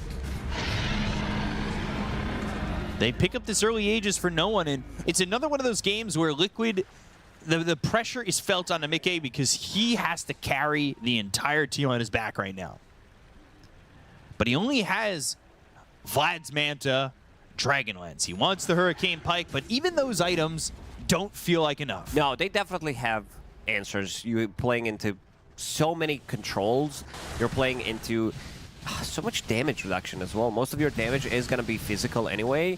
You blink on top of the Underlord, who's going for Crimson Guard, by the way, which means that all that damage mitigation, it's going to start to add up. And Mickey, he's going to need some big items, and he's going to need them soon, because PARIVISION with this Aegis on Storm Spirit, they could definitely go and try to choke out the map. One, zip in from the Storm Spirit, Twin Gate rotation, NP with the teleport, and pretty much grab any kill on the map. Working with 8 galvanized stacks on this Storm. Still holding on to that mana drought, but it's now a tough mana drought. So a bit more damage, a bit more armor, but the mana drought definitely leading to more available mana for this Storm Spirit. And you could see Satanic, we have said before, he's the best farmer in the tournament up to this point, and he is 3,000 net worth ahead of the Morphling. And the 10K are ahead, only 20 minutes into the game. They are looking for a Game 5. They are trying to continue this comeback. They lost both games 1 and 2, but in the early parts of the game, the first 30 minutes of the first 3 games, it felt like they won. Just a couple of fights in games 1 and 2 that didn't go well for PARIVISION, but Liquid, they know how to take advantage. That's not to take away anything from them. They have played their hearts out so far to get to this point. Yeah, again, 10K lead, 20 minutes into the game. Team Liquid, they just can't catch a break. They love to play with the deficit, it seems. Really push the limits. They're of their putting the lineup. weights on. Pretty much. They're trying to find that fight where their weights come off. Well, creep skip here. Okay.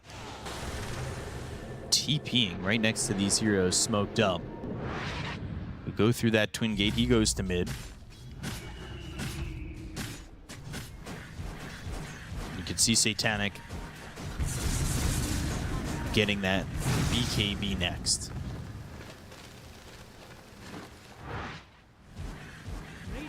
He's just moving all over this Mjolnir early. We've seen it too. You get that Mjolnir, you throw it on a Greater Treant, throw him down the lane, he clears up these creeps, clears up these waves. So you have multiple ways to farm. It's not just TPing from camp to camp. Lanes are always going to be a problem. You can creep skip with Slark, you can creep skip with Storm Spirit. NP with his ulti is going to kill pretty much everything. Underlord as well. Team Liquid, really worried how they're going to be able to make plays. Found the Grimstroke. 9 Class getting a kill with the help of Satanic. 9 Class has himself only 3 permanent agility, but he does make a lot of space and room for the side of PARIVISION. Liquid may be looking for an opportunity, but instead, there's this Obs on the high ground. They've got themselves the Ice Path. They'll bring in DM. They've got the extra damage from the Abyssal Horde, and Ducalis will take the life of this Mars. And it's moving around the map, just having this global presence, and when the vision is down, you have nowhere to hide. How many Observer Wards have been killed? I feel like this Slark has been on that duty for quite some time now. Very annoying. Quite a lot of impact. Let's see if he finds him with Yule Scepter, and he does. Into Pit of Malice, into Pull. Okay, doesn't even shift. Never has a shot to shift, and that's going to be a +1 onto Insania. Unstoppable already for Satanic. This one is really a rough one. I know that Liquid made comeback in game number 1, game number 2. In the third game, it wasn't that close. PARIVISION just stepped it up really hard, and it seems like in a game 4, they're even doing a better job overall, not allowing Liquid to play the game. They're just dealing with a lack of vision. They're dealing with a 4-position Slark. I mean, he really is a pain in the 9 class. And they'll pounce the leash. And speaking of the Slark, here he is again. They went from mid to bottom, or bottom to mid to bottom again, and Nisha's on the run. But Primal Roar is going to be expended for what? Satanic gets the kill again. There is nothing that Liquid can do on the map that isn't seen by Slark and the rest of PARIVISION. Boxy, he has to run. Satanic even coming over. This Gale Force, but an Ice Path really blocks them out from doing anything.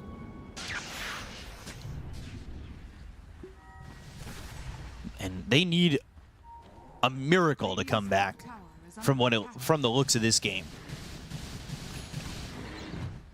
It is just not going to be easy, and there's that Crimson Guard that you were talking about. So Beastmaster's completely countered. Yeah. Deals physical and magical damage with his right clicks. Beast mode. Can't really do much. Even with a BKB, he's still going to be struggling. There's no item/abilities right now that do go through magic immunity, through debuff immunity.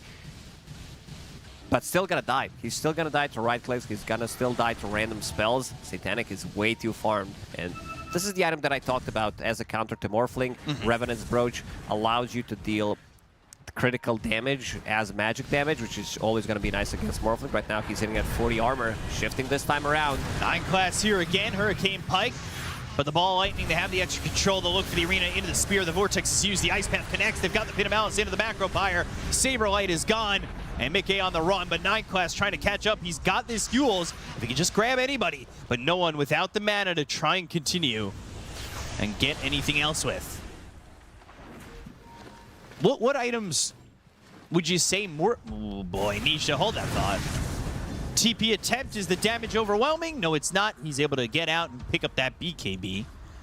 As I was going to say, what do you need from the Morphling? What items make this game viable? I mentioned Butterfly, but there's also counter to Butterfly. Whether he wants to go for MKB, whether he wants to go for Parasma. MKB sounds like a safer choice, but you're also playing against NP who's staying 5k ahead of you, which also means that he can farm that item so much faster. Revenant's Brooch also going to do the trick. And 9 class, they can't even catch him. He only died 2 times, and he's playing on the enemy side of the map for the last good 15-20 minutes. He really just is all about his positioning, all about knowing where to be, knowing where to go, and actually, we'll get the Tormentor, while 9 class had spotted the Mars, and that's now Shard for no one. 9 class and him saw each other for a moment, and he does this. He buys that efficient one item, Shard, prays that he gets it from Tormentor. If he doesn't, he buys his own Shard pretty much every single game. And then really big item. We're talking about Hex, Nullifier. Yeah. These are like 5,000 gold items. And so now he'll be going into the Hex, and again, just taking out Sentry Wards, taking out the Vision. Miss Revenant's Brooch faster than the previous record by a bit over a minute. And it is just about 20,000 net worth lead. What's the analog clock say? It says about 1.5 minutes on Roche. It'll be some time. Take a look at the hero damage. They're getting doubled up. Boxy spotted. Phantom's Embrace. That'll end up dead. Even thinking about the Fiend's Gate, but here comes 9 class. And that's another kill on a Boxy. He's on a killing spree. Again, just trying to use this Yules to have that extra bit of control. And holds him up in the Pit of Malice. That's going to be insane. You dead 2 heroes got on the side of Liquid. And it really does feel 1v9 class. Insania. I'm really not feeling the impact of this Grimstroke. There's a reason why the hero is not picked. It makes it very difficult, especially in a losing game. Getting initiated on. Gets the shift this time. Yeah, but Morphling still taking so much damage. The Pike, the Force Staff, Pit of Malice doesn't lock him down again, so he's able to get out. But this is now the Tier 3 bottom in trouble. Realize they've put the damage on it. They can back away. Maybe zip for more. There's full mana on this Storm Spirit. And again, just using these greater treants to put pressure on these lanes and still working with that. Madabal, no, he switches over to the Whisper of the Dread with the tough enchantment on it, on Storm finally. He doesn't care about losing his daytime vision. They're fighting during nighttime. You have Slark, so that extra bit of vision definitely helps. This is when he starts to play slightly more aggressive, has Gale Guard, has Mystical, insane amount of mana regen. He sees you first. If you try to initiate on him, Dark Pact. Where's the damage? Like, they need to heavily commit to be able to get the kill. How much time is this, Benjamin? We zoomed it in for you. 17 seconds. No, 10 seconds. Yeah, no, 12 seconds. Is that your final answer? Yeah, 10, 9. It's not going that fast. Shut up. 6. No, I said it's 9, 8, 7, 6, 5, 4. Insania! Uh-oh! No one's here. BKB, they've got the control. They'll look for the Grimstroke. They've got another kill. I'm buying you a digital watch after this one. And 12. There it is. Finally, wow. we got there. So that's Roshan, available on Dire side again with Roshan's banner. It feels like PARIVISION. They have this one in the bag. We saw some of the slip-ups in game number 1, game number 2. Game 3 was pretty clean. This one, it doesn't feel like there's an item on Liquid right now that it's going to have that much of an impact to be able to deal with all this lead that PARIVISION have. Even with BKB on Mars, even with BKB on Beastmaster, these are 9-second BKBs. It still feel like they can't take the fight. Okay, he's close to that Butterfly, and let's see how Satanic is going to respond to this. He's making Butterfly of his own. Satanic coming over, BKB forced out from Nisha, and 9 class is looking for somebody. It was actually Saberlight. He used that Eul's. They've got the Gale Force, but the rest of the team is coming over. They'll find themselves the Wind Ranger. And with the Pit of Malice down and the Ice Path landing, they've got another kill into the Wind Ranger, dead for 34. They know there's no BKB on Nisha. They're working with an Aegis. They've got a banner. So it's certainly time that PARIVISION, if they want to, can push. They really just can. Butterfly picked up for the Morphling. We'll see if that ends up being of much value. Butterfly, level 20 talent, that's extra 55 agility on Morphling. Big damage increase. Still, doesn't feel like it's enough. They need to pull off the big combo that we haven't seen yet. They need to use this Roar on multiple targets. Shackle needs to connect as well with like 3-man arena. Otherwise, I don't see them winning the fight. Yeah, there's a lot that needs to go right. This is... And I'm being very optimistic here. This is just a very difficult game for Liquid. There's the Hex for 9 class. And they don't exactly leave. Like, yeah, these heroes retreat, but they're always in potential of coming back into the fight with the teleportation, with the Fiend's Gate. So Liquid, yeah, they see only 2 heroes or something like that. They think that they can get the control out here. He's not the one who's holding the Aegis, but you gotta know that there's always an opportunity for PARIVISION to have the rest of these heroes. And that Hex from Slark, you saw it 10 minutes faster than the previous record. Probably never bought second item like that. Ball lightning in, and Insania was there, immediately gone. Satanic got the kill with the Wrath of Nature. The BKB's going to be popped out. Satanic with the damage going after Saberlight, and Mickey's going to try and fight, but there is the Hex from 9 class. Liquid will do their best to try and hold on. It is not But enough. it's an epilogue being written by PARIVISION. No BKB on Mars in this game. Beastmaster thinking about going in. They need that big combo. This fight is pretty much do or die. Liquid, can they pull it off? Satanic not really afraid of standing up at the high ground. They take the bottom set of racks. There's no tier 2s available. They can move from set to set. Ninja Gear popped by both Grimstroke and Mars. But Satanic thinking about just TPing in. Playing mind games a little bit. Looking for a Satanic next. There really isn't much in their way. 9 class, he picked up the Hex. What does he have queued? Nothing. I think he's full C6 slotted at this point. No one, Investing meanwhile, into he some wants sentry Axe. wards. They also have Gem on DM. DM only dying one time on this Underlord, buying pretty much every single aura item except Guardian Greaves, Shiva's Guard, Crimson, Pipe, which made Team Liquid not have enough damage between 15 and 32 minutes. They were trying. Beastmaster completely shut down. Mars surpassed by this Slark.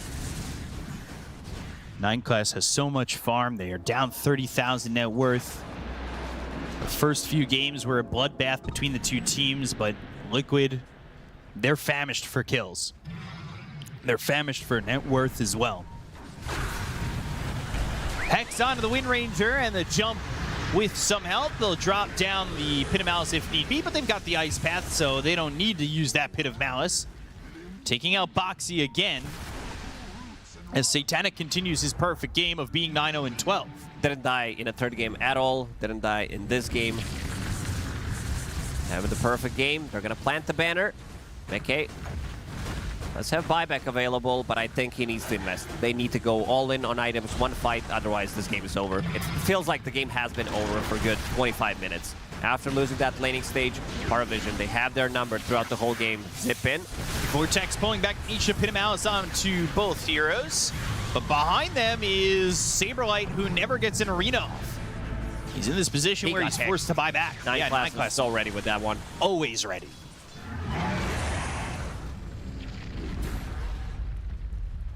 Just a real perfect game from everybody on PARIVISION thus far. They're probably hearing Astini's words. What happened? Game 1, they throw the lead. Game 2, same thing happens. Game 3 was pretty clean, and it's probably pulsating in their heads. Guys, we have this one. We just gotta stay calm in the mid game. Try not to throw the lead, and that's exactly what they're doing. And you guys are good enough. Just finish it off and get us to a game 5. It's also probably a little bit more scary. Steeny says it in like the most calm voice. He's very stoic. Definitely believes in the team. Yeah. But when when you're not getting yelled at, but it's coming from such a stoic voice, you're like, all right, Steeny means business. And full respect to him. Radiant's courier has been killed. PARIVISION. Potential next Roche in 2 minutes. Will they wait that long? Not sure they need to. They could just, if they find a pick-off, go for it. Their vision right now near the Radiant side isn't perfect, but there is a scan that connects, and with that information, Liquid, they're actually going to try and wrap around and find a play. Instead, no one kind of hitting the scan, backing out, ball lightning. If they were paying attention, they could have seen that there is Vlad's aura on one of the catapults. Tukalis. Right. He's hiding in a Roche pit. No buyback. He bought out. He's going to question why they walked into Roche. Not even close to time for Roche, and he's just trying to hide in there. They do get the Jakiro. I think that leaves, the only one not to die is still Satanic on PARIVISION. Picks up that Axe, though. He did buy out, like you said. He's got the Axe. So that upgraded Macro Pyre makes these fights even more difficult, especially when you're getting held still with the Ice Path and the Pit of Malice. Pounce leashed as well. What is DM going to take? Pirate Cloak. With the tough enchantment on it.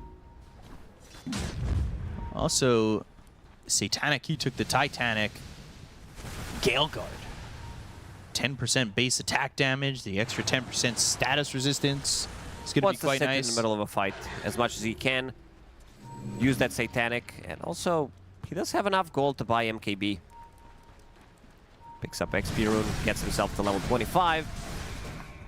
So Greater Treant Protector even becomes stronger 3 times. It's not like they needed it. Does it hit harder than a Treant Protector? Yeah. Treant Protector, highest base damage, level 1. Gets replaced by a 25 talent.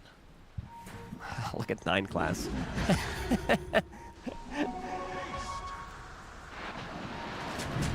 He's just always there. They see him, but they I don't think they can kill him. They're going to try. He still has AVULUS. He has Depth Shroud. He's going to buy so much time. This time, they got him. fall. Nobody came to bail him out this time. He played a little bit too far out of the comfort zone. Meanwhile, while they were ganking 9 class, they lost melee barracks in the mid lane. Oh.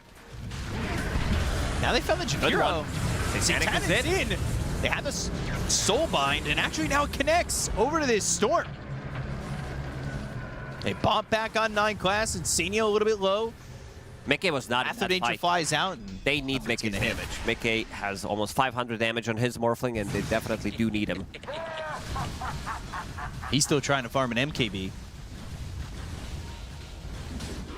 They did end up getting the kill on the Jakiro. They forced 9 class to buy back. Well, they didn't really force 9 class to buy back. He wanted to be involved again. He gets a little itchy from the sidelines and wants to be involved.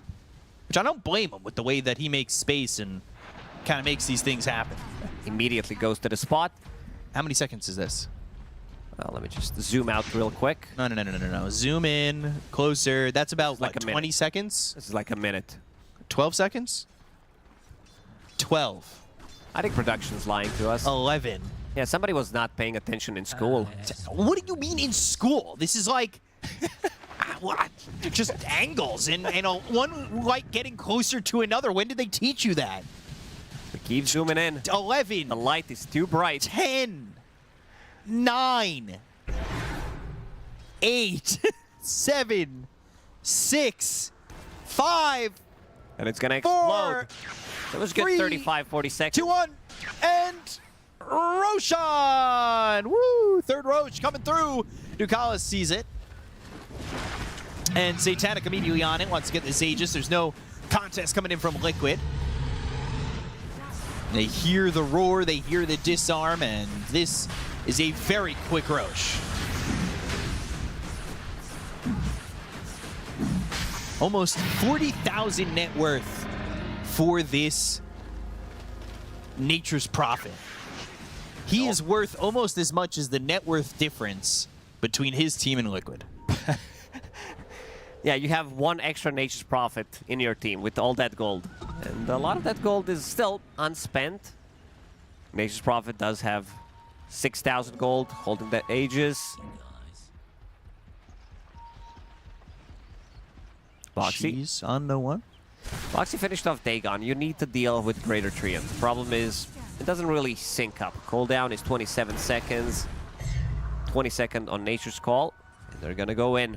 Saberlight in a good position to get the jump. Maybe if he can spear them onto the tower. They knew. Hex from no one. It's on a Saberlight. The Gale Force, but I don't know if it's going to matter. They have gotten a kill on a Saberlight. They take out Boxy. Both heroes don't have buybacks. The Hex onto the Morphling. They're looking to finish the game right here, right now. 3 heroes don't have buyback on Liquid. These top set of racks are going to die. It'll be mega creeps, at least for PARIVISION, if Liquid want to hang out in it. And they'll go for the tier 4 towers. GG is called, yeah. This was a pretty good read from no one, knowing that Saberlight doesn't have buyback, comes in, uses Refresher, double Hex, and again, PARIVISION winning it pretty heavily in the first 10-15 minutes. Team Liquid, if they want to bring this one back, they need to focus heavily on the lanes. Oh yeah, they do, and PARIVISION feels like they've won the laning stage in all 4 games. They push us the distance. We're going to a game 5. I mean, there was no doubt. I know our host had a premonition that we were going 5 games, so let's hear him talk about said premonition as we throw it back to the panel. That's right, Ben. The voices are too strong. And just to specify that in the premonition, it was a reverse sweep that happened. So we're on the precipice. But stop me if you've heard this one before, panel. PARIVISION had an immaculate early game, dominated, and then, of course, they won this game, unlike some of the games that they lost, despite having that awesome early game. Yeah, no, pretty much. No, this game, again, like game 3, was just PARIVISION just outplaying in the laning phase, and already with the highlights for Strayo starting with, no one syncing up with the Ducalis, entering the stacks, and it just felt like Liquid. It was kind of like every man for himself in the early game, whilst PARIVISION, they were bringing the correct heroes, applying the correct pressure, really just stopping Liquid from ever entering the game. Like, when you look at Liquid's lineup, there is a good way to rebuttal the aggression to take the fight, but when they lose the lanes this hard, can you really do it? I don't think so. No. And it's crazy. It's crazy because if this was the first game, you go, okay, that can happen. It's a final. If this was the second game, you go, right, guys, we've got to get it together. Remember, this is a best of 5. That was the 4th game, and Liquid have lost the lanes in every game. Yes, they have. And I wanted to see the lanes go better this game. Why not just pick Mickey his Monkey King? I'm going to harp on this. No, I think you should. This morph pick, like, what it does is it enables the Slark to do what he wants to do in the laning stage, which is go kill couriers, maybe go take runes, whatever. Underlord doesn't care about this Morphling and Grimstroke lane. It's not that strong. So not only is this Underlord getting a game, the Slark's getting a game, and you're applying no pressure at all. So if you do pick an Ursa or you take a Monkey, sure, maybe that courier sniping still happens, but Underlord dies because of it, because he can't step up to the laning stage. And we can take a look at the off lane too. Yeah, Mars is not a hero that's ever going to win its lane. There's a reason people aren't picking this hero. It's a weak laning hero. They picked it into Nature's Prophet, the strongest laning hero. The outcome was going to be obvious. Like, Satanic, he's going to get a free farm game. The Morph, yeah, sure, you're going to have good farm, but you're not going to be as farmed as Satanic. Eventually, the Auras will come online, and the Vision won't be there because the Slark. Everything will fall apart if you give these heroes a good laning stage. And yeah, Liquid just didn't really make any of the right moves, it felt like, in the laning phase to do that. Like, when we think about, sure, let's say they do go for the Morphling, right? They have a Grimstroke. Then they go for maxing Inkswell, and then they're trying to kill a Slark with Inkswell maxed, and he's just able to Dark Pact it, run away. I really feel like in this game, if the Grimstroke was able to maybe put more points in Bug, you have to hit the Bug 3 times when you have 3 points in it. You put that on a Storm Spirit or a Slark, you can actually hold them in place long enough to get the kill, but, you know, sticking to the traditional build, going for the 1-1-4 build on Grimstroke, I'm not saying that's the reason why Liquid lost, but no, could have been some creative ways to level your heroes to at least give a bit more fight for Liquid. Sure, it was lots of little things, and ultimately what seems to be happening now is, you know, Satanic is getting into these games, and he absolutely took over this one, and also did it with the mushroom tip Nature's Prophet, which I don't think is lost. Oh, at least in Satanic's hand, it feels like. Yeah. I mean, he just hasn't lost with Nature's Prophet, period. So yeah, that definitely helps. I mean, we're very critical about Liquid because there's not much to say about PARIVISION. They've dominated 4 laning stages. Yep. Right? Yep. They've been great. Nothing wrong there. They've just threw 2 games, essentially. And they fixed that. They're no longer, like, losing these team fights. And Liquid, they can't rely on just coming back in the late game. Like, sure, we're going to have a great arena. This Morph 6 slot's going to carry the game. PARIVISION are done not taking this serious, clearly. Yeah. Right? So you're going to have to make an adjustment on this last game. It's a best of 1 now. And then now it's time for Liquid to adjust. PARIVISION, they already did the adjusting. Yeah. Well, look, let's take a look at that early game. The Slark, we highlighted it. It's been a key strategy. We ruminated on whether they should have it. This is why. Yeah, I mean, he killed 4 couriers in the laning stage alone, right? He killed 7 in the game. 7 in the game, but the first 4 couriers he killed, they had Mickey's boots, they had his gloves of haste in them as well. So, like, that is 4 minutes you're having without those items in the laning stage, which obviously helps the Underlord a lot in that situation. So that is one of the big reasons why I was very unhappy with the Morph pick. It's just, you're allowing him to kill couriers, you're not punishing the Underlord, and that's what he wants to do on this hero. To play devil's advocate, I feel like Liquid also just didn't respect what Slark's doing, right? Like, when there's a Slark in the game, you know he's not going to be right-clicking the Morphling and killing. His game plan is to block the small camp to try and kill the couriers, right? So for Liquid to lose their couriers, that is just bad micro from Liquid. And then when you get into the fight, right, we're getting close to the 7-minute mark. Wisdom Rune is so critical. But Liquid, I feel like they divide their forces. Half of them are chasing the Slark, looking at maybe pressuring. They don't kill him. And then you have Saberlight and Boxy. They're taking the fight at their Wisdom Rune. No one. He then rotates down to pressure the Saberlight. And you also have, at the end of this clip, Satanic TPM. So, you know, 20 seconds before we showed this clip, we see Liquid chasing the Slark, not to get the kill, and then they don't have the resource to take the fight, whilst PARIVISION, they bring 2 big damage cores into the fight to punish Liquid, and it just feels like the early game, they lose 4 couriers to the Slark, they chase the Slark, don't kill him, then lose out the Wisdom Rune fight, and then from that point, Mars has no game, your Beastmaster's left alone, your Morphling's all by himself. It's like, it literally has been 7 minutes. I feel like Liquid have no game just because of Slark doing couriers, Slark dragging your team. It's just all Slark in the early game. Well, I mean, this is one of the things Slark is also really good at. Yes, we've talked about the vision, but he stays alive for a long time and he can bait fights. And when you've got a draft that has a Storm and a Nature's Prophet and we can just turn up, baiting fights, it turns out, is pretty good, right? Yeah, I mean, the nail in the coffin will be this upcoming clip where they try to kill the Slark and it just doesn't really come into play, right? It's why we often see PARIVISION take the Slark when possible. You're arenaing him, you throw an Inkswell, and it's like, okay, well, he's still alive. Wait a second, guys. Hold on. No, God, now the Storm Spirit's here. And this is like, if Liquid had a better laning phase, they're probably executing the Slark with ease, right? But with how bad the laning phase went, and they're throwing everything onto the Slark. They're not even pressuring Satanic here. This isn't a smoke to find a carry or a smoke to find a storm. They're using everything, and PARIVISION, they thank Liquid for, thank you for initiating on our support. We can now punish you. We can also take a look at the kind of head-to-head. I think this is the Morph, right? We want to highlight a little bit. Yeah, I mean, I wanted to highlight the Underlord and the Morph link. Yeah. Because this is one of the concerns I had about this game. It's 24 minutes into the game. Because the laning stage didn't go poorly, yeah, sure, you have your farm on Morph, but playing this here with Atrophy Aura versus a Pipe versus a Crimson Guard, it's really going to make it so it feels like your Morph does absolutely zero damage in the fights. He also went for the Necromoncan facet, so even more, a little bit of mana burn in there to help out. So I think I'm going to just have to say it again. I wanted to see the Mickey Monkey King so bad. It would not allow, this Underlord would have one less item, right? He would probably just have a Crimson Guard, and that would be at this moment. This Morph instead would have like 4 items, right? And then we'd have a playable game. So I think they really did mess up in the draft. Sure, there's play errors as well, but I think PARIVISION has come and shown that they're going to play a certain way. And if you don't really respect what they're doing in the early game, the game will just become inevitably impossible to play because they're going to have a net worth advantage that is insurmountable. No, I just feel like in every game, there's always one concept in Liquid's lineup that causes difficulty, even though they have won 2 games in the grand finals. It's like,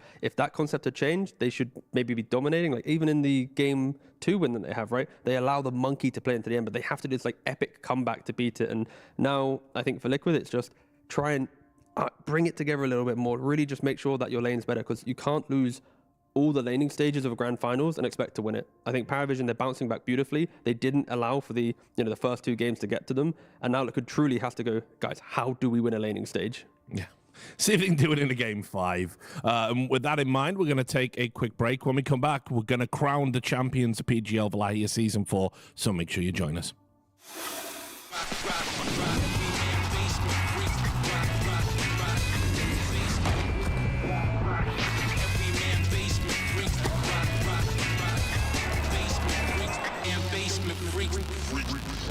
The human body was built to move.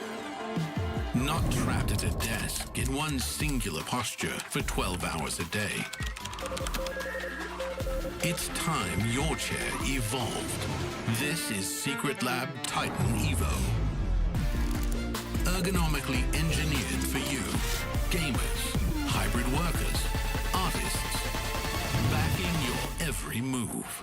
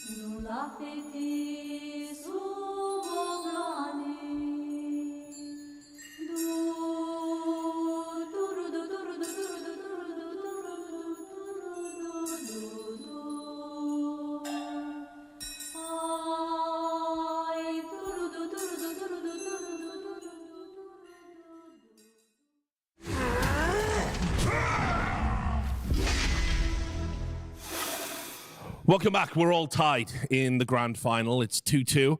Of course, this is the last game. Someone has to win, and my fear, T, is that Team Liquid might have shown all of their cards at this point.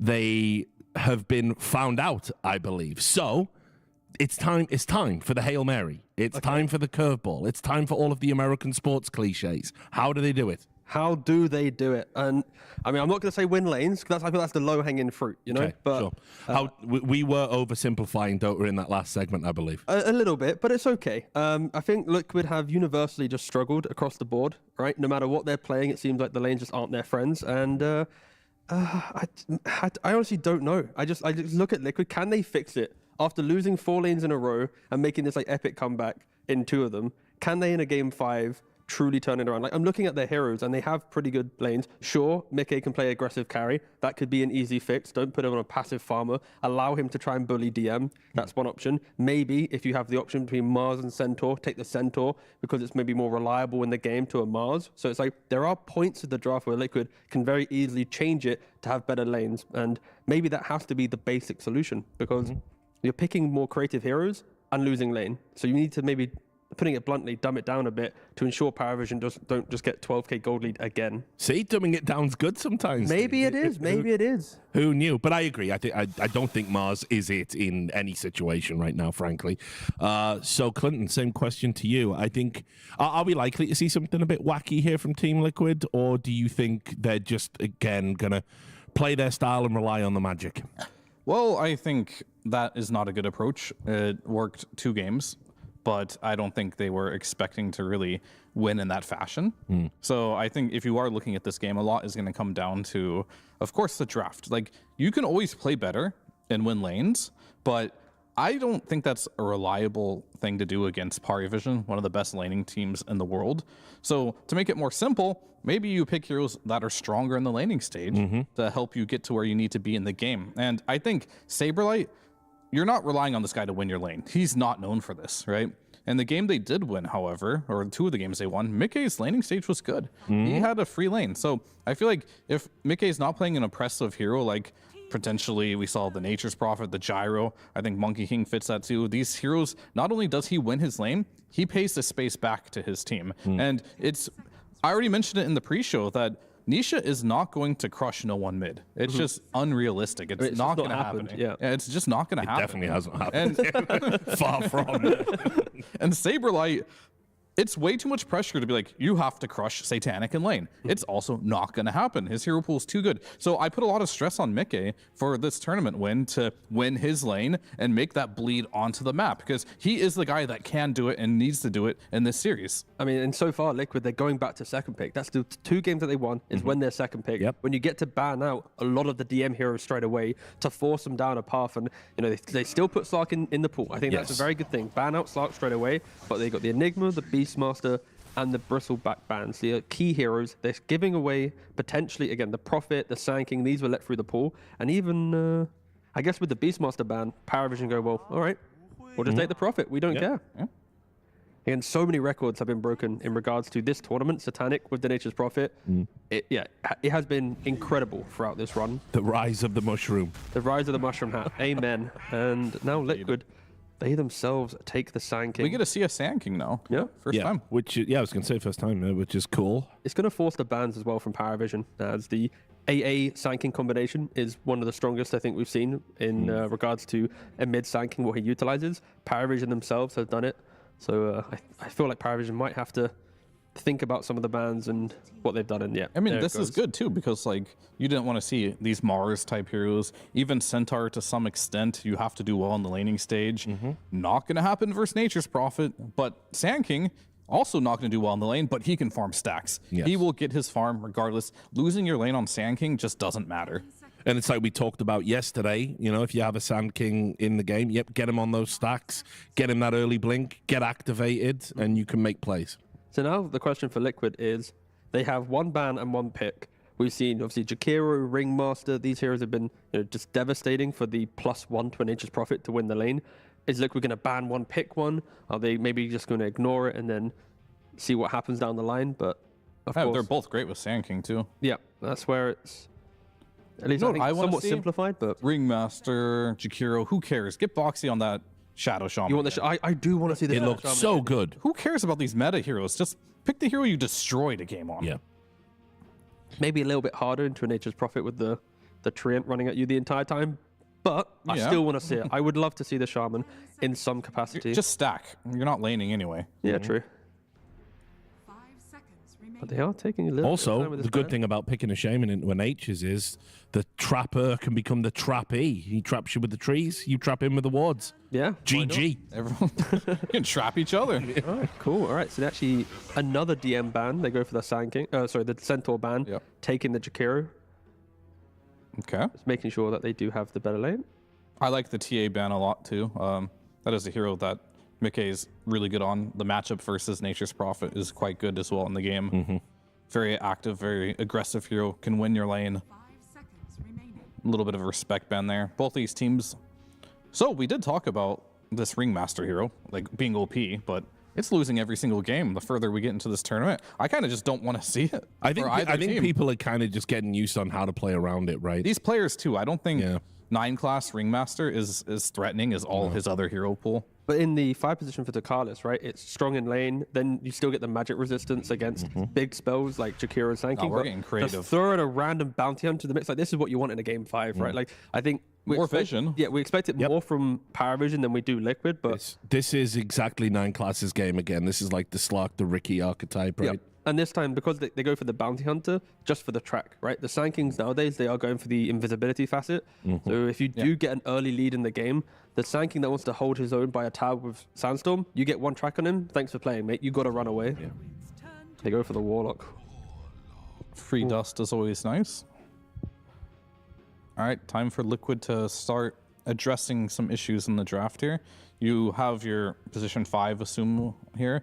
Do you just go back for the... So Shaman and Wind Ranger are 2 heroes that are... I mean, Wind Ranger is a likely hero, I want to say. Toddle is in the pool too. We've seen that a lot with Sand King for stacking. Here's a question for you, Clinton. Yeah? Do they need to take something that's got to be ready to rumble for the Wisdom Room? Because we saw it last time. Pop Grimoire. You go early, drop rock. I mean, the Grimoire, right? It gets charges when you die.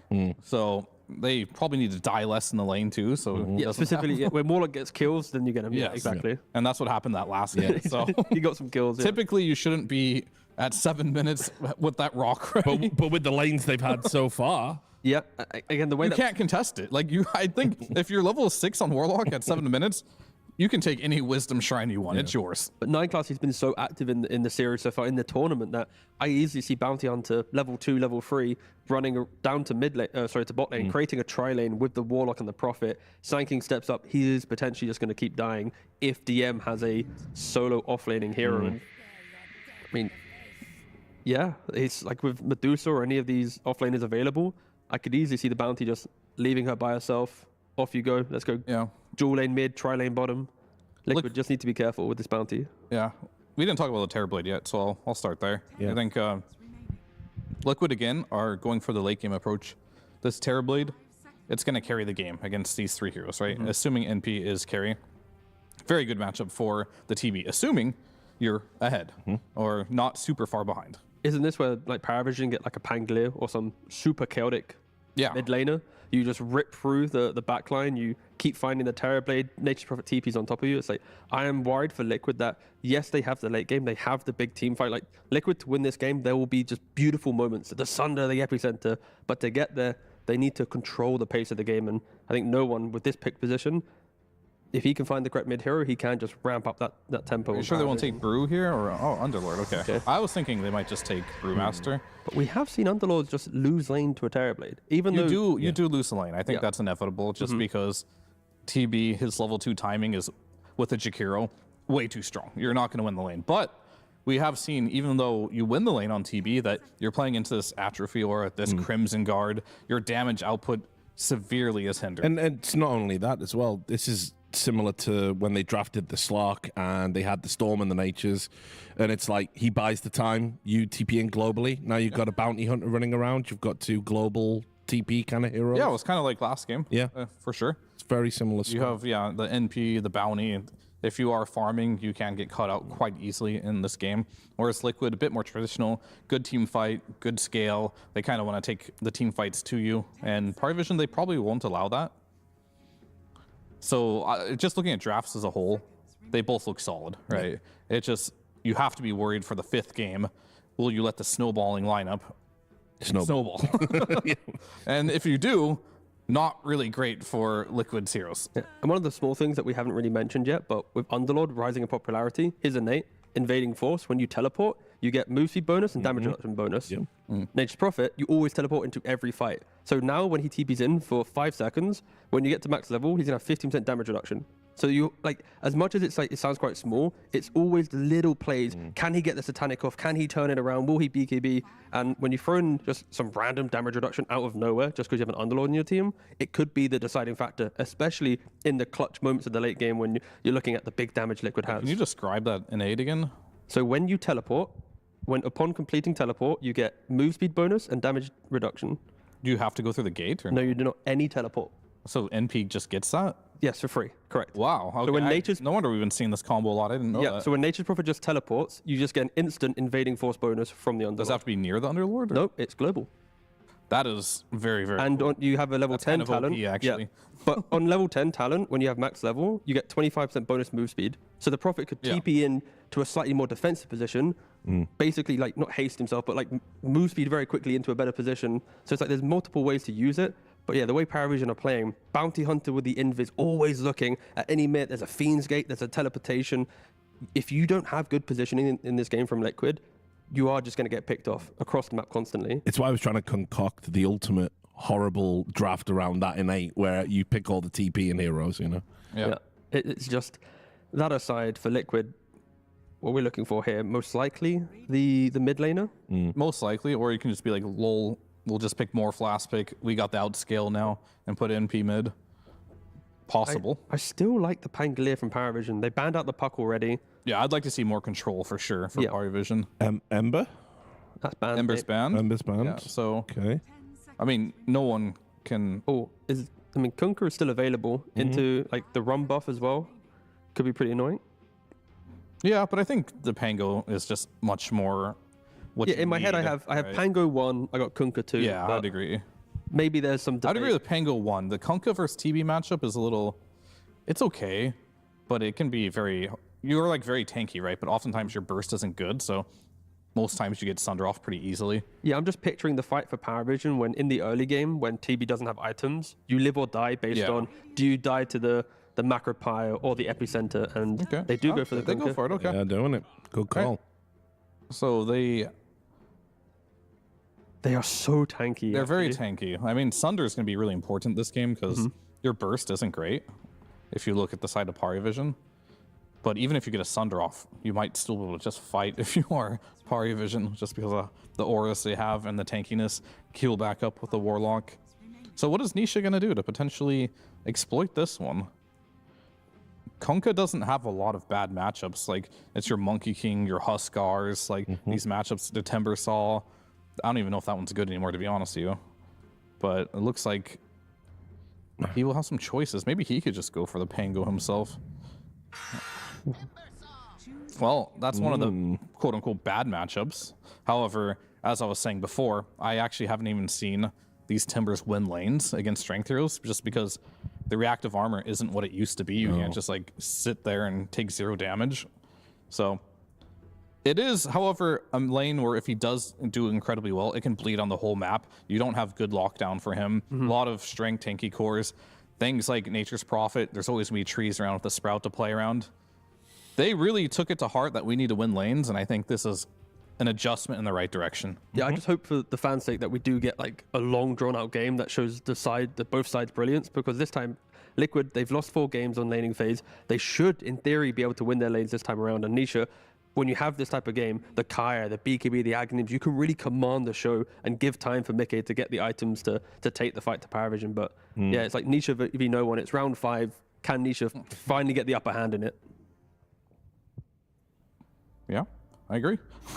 not a lot to say on that front here. I think this Timber does need to do a lot of work in this game, because if 1 or 2 rotations happen in this game and Nisha does die around 6-7 minutes, Sand King, he's forfeiting his lane, so we're going to have a really farm Satanic as per usual. So if Nisha and the Sand King have a bad lane and you have a Terrorblade farming, it could be disaster situation, so all eyes on this Timber Saul. But also 9 class, can he make the rotations? Can he create this tri-lane with the Nature's Prophet and the Warlock, kill Sand King multiple times? So even if Timber's having a good game, the Bounty Hunter has been active in the correct lanes to shut down the other cores on Liquid. All right, well, look, Nomad is backstage again, but this time he's with both coaches. Thank you, Richard. Yes, I'm here with Jabs from Team Liquid and Astini from PARIVISION. So, Jabs, you want to start us off? Why is your draft better? I mean, I think my draft is better because I hope it is better, because we drafted it to win, you know. But of course, I think this series was kind of a test for both of us to like find each other's weaknesses. I think it's been back and forth, and hopefully, like on the 5th game, we kind of had a comeback, like in terms of drafting. But it was a good fight for sure. So it's gonna be interesting to see how the match plays out. All right, Astini, you got a rebuttal to that? There's Satanic MP, and you cannot beat Satanic. We have heard that one before, haven't we, Jabs? I mean, is this draft cut out to beat Satanic? How are you going to take him down? I mean, we took him down a few times, you know, like it. You never know.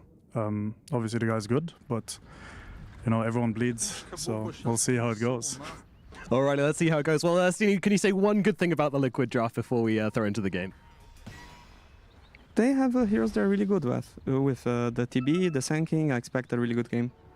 All right, Jabs, one good thing about the PARIVISION draft?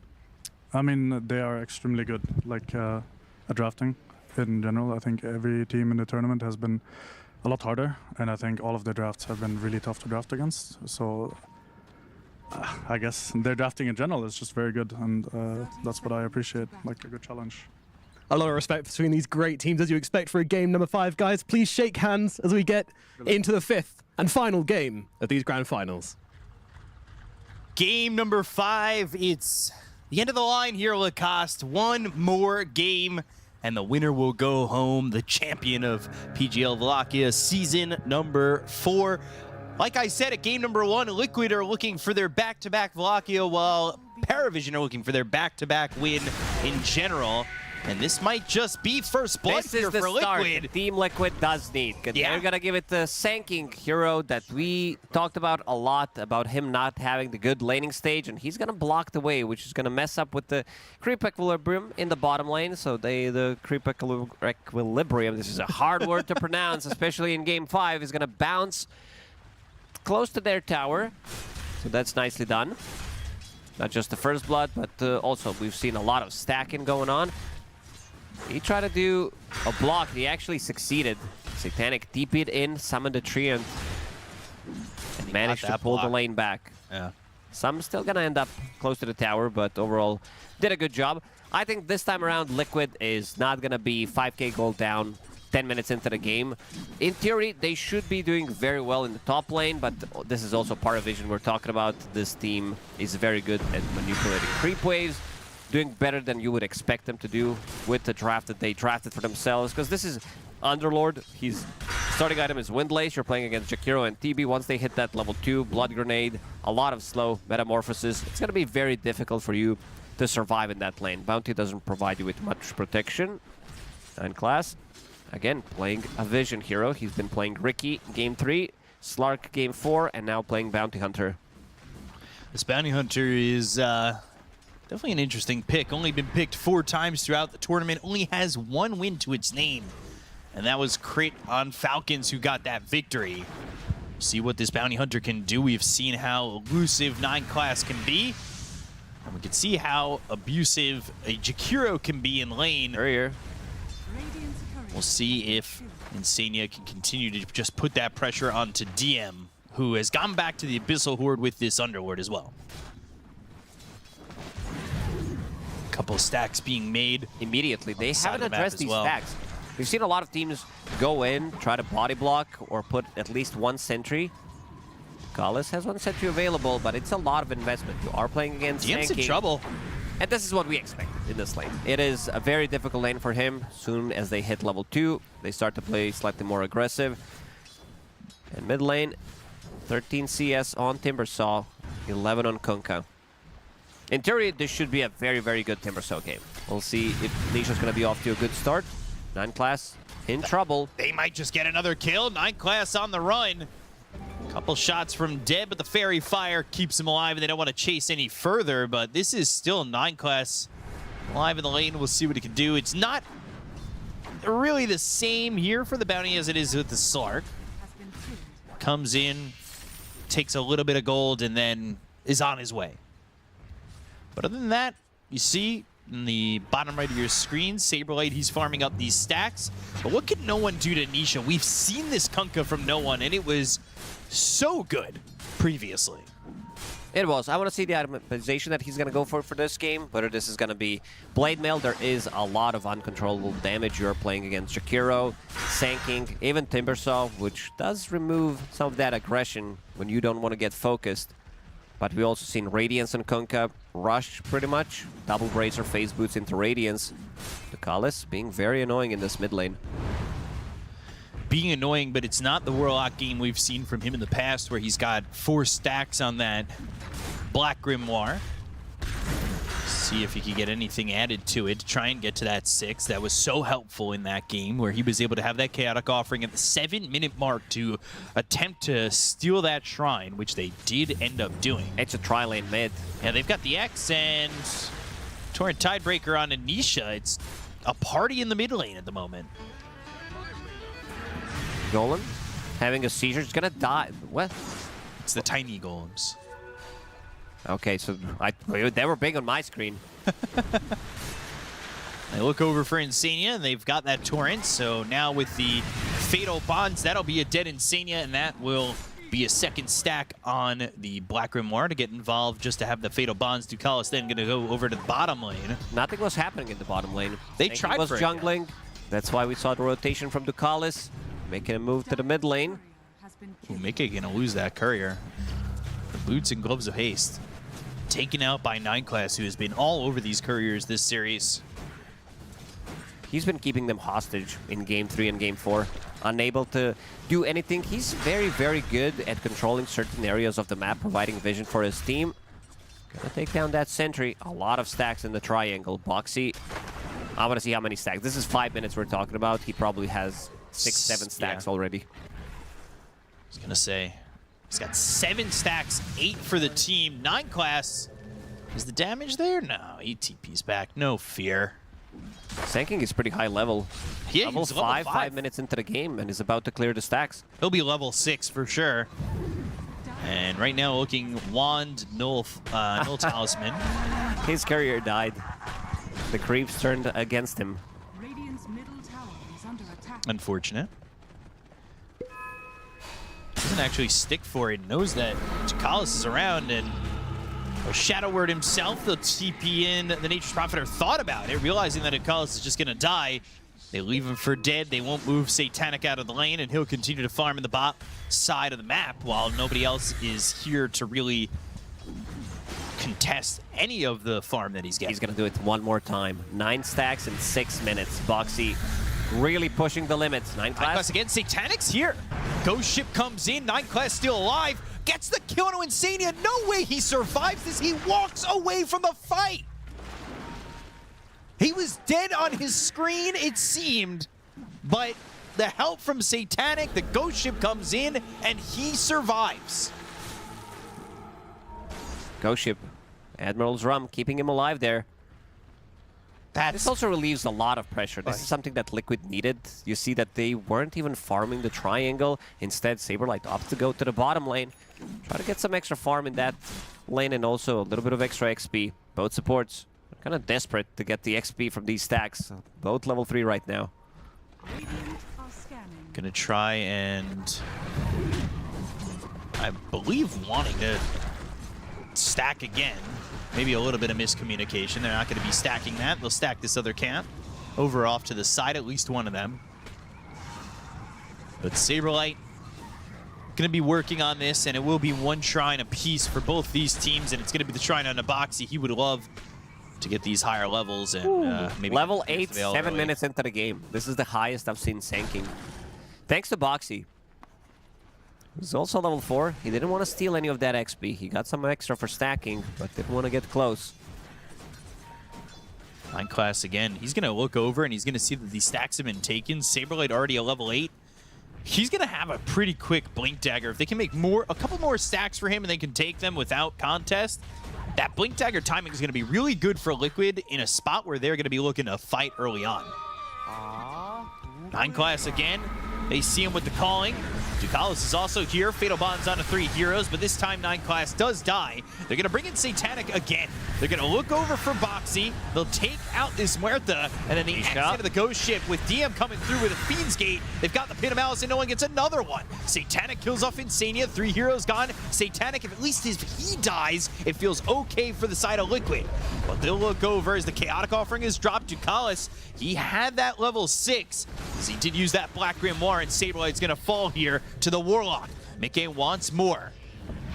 Sees the dead shot land, and Mickey gets another kill. He's on a double, and it's a big trade between these two teams. Might also get this Golem for a bit of extra gold, and it's 100 gold for Mickey and a Sunder on a Boxy. Get back to full health. Boxy can't catch a break. He's playing very sacrificial, but this is going to be another kill for Liquid. This is what they needed. To focus heavily on the lanes, and so far they've been doing a good job. Stacking, Boxy, even Sunder has been used on him. Gonna be on a different side of the map, stacking it one more time. How many stacks is this? This is like 13 stacks. I'm gonna go with 13. I'm wrong. But very close. That's all I can hope for. On side of PARIVISION and 14 on Liquid. A lot of gold injected into this lineup with all these stacks. Feels pretty good, and you know, Satanic kind of still doing the same thing that he's accustomed to with this Nature's Prophet, get involved. And I know it hasn't completely turned into all benefits. He's 1, 2, and 3. But you're getting kills. They got Saberlight and they got Nisha. They're able to slow down, especially Saberlight, at least for a second, on getting this Blink Dagger, but he's almost got it. He's got 2,000 gold and he's level 10. This has to be the fastest one on Sanking, even though we saw Sankings from the mid lane do really well. Faster than the average, but not the fastest one. Insania, Shield Rune is ready. Fiend's Gate. DM commits. Ice Path reactivated, and now Nisha going into no one who pops that Blade Mail. Admiral's Rum has been procced. This is how you kill him. So 60 seconds without it. Saberlight is looking for something. Wants to use that Blink Dagger. Going to the top lane, Mickey. Let's see if they can get there on time. Insania. He's seeing all this, but they see it. They've got the Sentry. They were thinking about the Epicenter jump. They don't need it as they get the kill into the Bounty Hunter once again. And this is one of those games where 9 Class is in a little bit of a struggle as it's minute 11 only. And he's only, level 4. He's about to be 5, though. It's not like he's playing Ricky, so doesn't have that invis. So we'll still have a good amount of impact. Scouting things out, providing vision for his team so they can come in. Nature's Prophet, we saw, as you said, Satanic getting involved in some of these early kills, involved in 4 out of 6. No one. Blade Mail. When then BKB, so this is not going to be that Radiance game, right? No, I think he needs more protection. Seeing how much damage there is, pure damage, magical damage, and also great way of dealing with this tanky Kunkka is to sunder him and then kill him. Same goes for Underlord. So wants to have some kind of protection. Tier 1 getting pressured by DM. Has that Fiend's Gate available in 15 seconds. The Blink Dagger is available for Saberlight. Now going into the Ags, of course, now taking even more stacks. It's a lot of gold, a lot of CS, 112 last hits up to this point. Even though it was a very fast Blink Dagger, we're still yet to see that Blink Dagger being used. It was 10-minute Blink Dagger. They got a kill on Bounty Hunter, but we need that Blink Epicenter to connect onto one of the big heroes. He was looking for it top, and I believe 9 Class with the vision there sees that they've got this Blink Dagger. X calling. And a Timber Chain that doesn't connect to the trees in the river. But he will bottle up that Illusion Rune. Saberlight level 11. working on this Aghanim Scepter.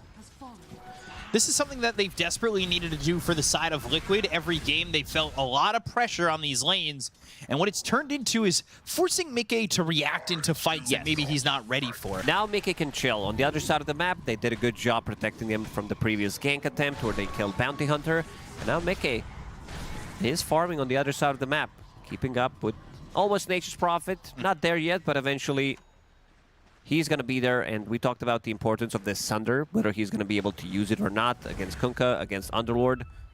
Underlord can be a very difficult matchup, building into Crimson Guard, building into, like, of course, Atrophy Aura. So we'll see how they're going to deal with it, because they have Sanking, they have Timber, so these heroes are very good at bursting heroes down. Kaya already completed on Anisha. Want to see what the next item is going to be, whether he thinks he needs Blink Dagger to play with Sanking, jump one target, immediately kill it, Aghanim Scepter, or if he needs a VKB. Extra ship on Boxy. Boxy has ulti available. And he pops that Pierce the Veil. The Blade Mail gets popped by no one. Ice Path kind of blocking his position. The blink into the Burrow Strike. Ducalis has fatal bonds onto a lot of these heroes. Thinking about the Chaotic Offering that goes down to Saberlight. He's dead, so is Insania. No one drops Boxy's dead. Ducalis had the double kill. Those fatal bonds wrapped around the entire side of Liquid, and it helps to take these heroes out very quickly. Combine that with a couple of tracks, and all of a sudden, they get a big gold jump for PARIVISION into their pockets. They get a tower. Sanking wanted to go for two-man Burrow Strike, misses it. And again, this Blink Dagger that he picked up so early on, it's really not being put to a good use. He didn't even epicenter in that fight. He gets to a spot where maybe they're lining up, but your watch, he'll TP in here on the right side of your screen, and then he looks to get the Burrow Strike out, but it's the Burrow Strike, doesn't hit Ducalis, hits no one. Fatal Bonds do way too much damage. Fatal Bonds hit everybody. Look at where this is at. It's getting Nisha. It's got the Sand King of Saberlight. It also had Boxy. And Sania was caught, I believe, in the diamond that it hit. And all of a sudden, you get a couple of tracks and big jump for PARIVISION. Sunder. He wasn't that low. And the Metamorphosis, too, committed. Shine active. Farm up for both these teams, and yeah, he'll use that meta to farm on up. Saberlight, I think the name of the game for him is to continue to farm. He needs to get this Ags. What was once him at the top of the net worth, he's been surpassed by no one and Satanic. And it's not surprising to see Satanic here. He's not afraid to fight and go. When you have two TPs available, you TP to the fight and then back to lane. You're right back to farming. And even then, you know, when you get yourself the Mjolnir, you farm that way. You have that greater treant out in the lane while you're taking a fight. DM has been doing a very good job cutting into backlines. Ooh, dust off the mark. And is also about to finish off his pipe. Needs another 300 gold. Every other component is ready. This is going to be big damage reduction on their side. Track again, Timber Chain. And another rotation. 4 heroes are down here for Team Liquid, and there can be another hero. Well, honestly, the 2 heroes that aren't available for PARIVISION at this exact moment can be there in a heartbeat too. Teleportation as well as a Fiend's Gate. They can make the numbers happen. It's one of the things that maybe puts Liquid in a spot where they see an advantageous fight, and immediately the numbers are even or better for PARIVISION. They will need Epicenter to connect. They need that extra bit of damage. It's definitely been lacking. Now it's going to be even more difficult with Pipe online, so Saberlight, he continues to farm up. But as you said, DM is getting close. All those stacks that he did clear, they haven't managed to find the opening yet. Put that extra network to a good use. They find Nisha, they pull him back into the ghost ship, and Boxy, he's here spotted, tracked, but Nisha's dead, and it's another track kill. And despite the fact that the lanes went so well for the side of Team Liquid, the net worth is starting to go towards PARIVISION in big jumps. PARIVISION still outplaying them. Mickey is the one who didn't die a single time. Terrorblade, we've seen times and time again where he can be the one carrying the game. He's gotten a little bit of extra time with the fact that the game is closer than it once was in the first 4, but you need to give this Terrorblade more. I think they kind of missed the timing with this Blink Dagger and none of these follow-ups into kills, and they're still kind of farming into the Ags, but that Ags timing has to be a moment where they take a big fight. This is the biggest difference I've seen. 24 stacks on one side and only 1 creep stack for PARIVISION. A team that usually is, I believe right now they're in top 4. NAVI Junior is the team that stacks the most. Team Liquid on the 3rd place, and PARIVISION place number 4. I also like that he's building into mech on Bounty Hunter, so now you have mech plus pipe. It's all about that, the damage mitigation. And speaking of damage mitigation, Atrophy Aura is maxed out. There's also Crimson Guard available. They find something here. 9 class. And an ice path. They get the sentry down the track though on a Mickey. They've got some help. The torrent lands, but it's not going to matter. The Wrath of Nature thrown by Satanic. They'll give it to Kalis, who's got the Glimmer Cape. Saberlight with the Burrow Strike and the Dust ready to go. So Nisha's got himself a double kill. A couple of good kills for Team Liquid overall. They don't react though on PARIVISION. And that's what's giving them the opportunities. As they didn't have, they had Satanic throw the Wrath of Nature, but he doesn't commit to the fight as well. No, he wanted to keep farming, get his next item. Seems like that's going to be Hurricane Pike. Pretty standard, unless he feels that he needs BKB. Let's see what he decides to go for. BKB is slightly safer choice. He's going back to the Radiance. Whoa. Wants to scale. Yeah, yeah. I think this game could go pretty long, seeing what they have on the high ground. You have Jakiro, Sanking, Timbersaw. This is also Game 5. Game 5 with a little bit of a lead. Maybe you thought you weren't going to get that gold as quickly, but a couple of track kills, and then you look at your gold, and you're like, maybe I could. Doesn't mean it's definitive yet, but it is queued up. Why not? This is a point that Liquid need to kind of hold it, where Mickey, he's got a couple of good items under his belt, but we'll see if they look to fight as the Sags now is completed on Saberlight. They do smoke. They are going to look for something. In 9 class, he's actually recovered so well since the slow 6. There's the epicenter. Pipe's going to be popped, but it's not going to matter. They're able to rip through this Underlord. That's the kind of kill Liquid really needed, and they need to take out this Treant so it can't cut the creep wave, and they can take this tier 1 tower mid. Otherwise, it's going to cut the creeps, and there we go. They take it out in the Mjolnir armor. They won't be able to cut the creep wave, and then they could go for this build. Finally, we see the epicenter, and even like sitting underneath the tower, pipe has been used, Atrophy Aura maxed out. They managed to get the kill, showing that these heroes on PARIVISION, even with all this stacking of damage reduction, they can be killed. But if we do, in theory, how much damage reduction they're gonna have, it is a lot. This is gonna be some mischance from Radiance once that's finished. Admiral's Rum. Saberlight. The X and the Ghost Ship actually don't hit that well, and the Ice Path on the Fiend's Gate.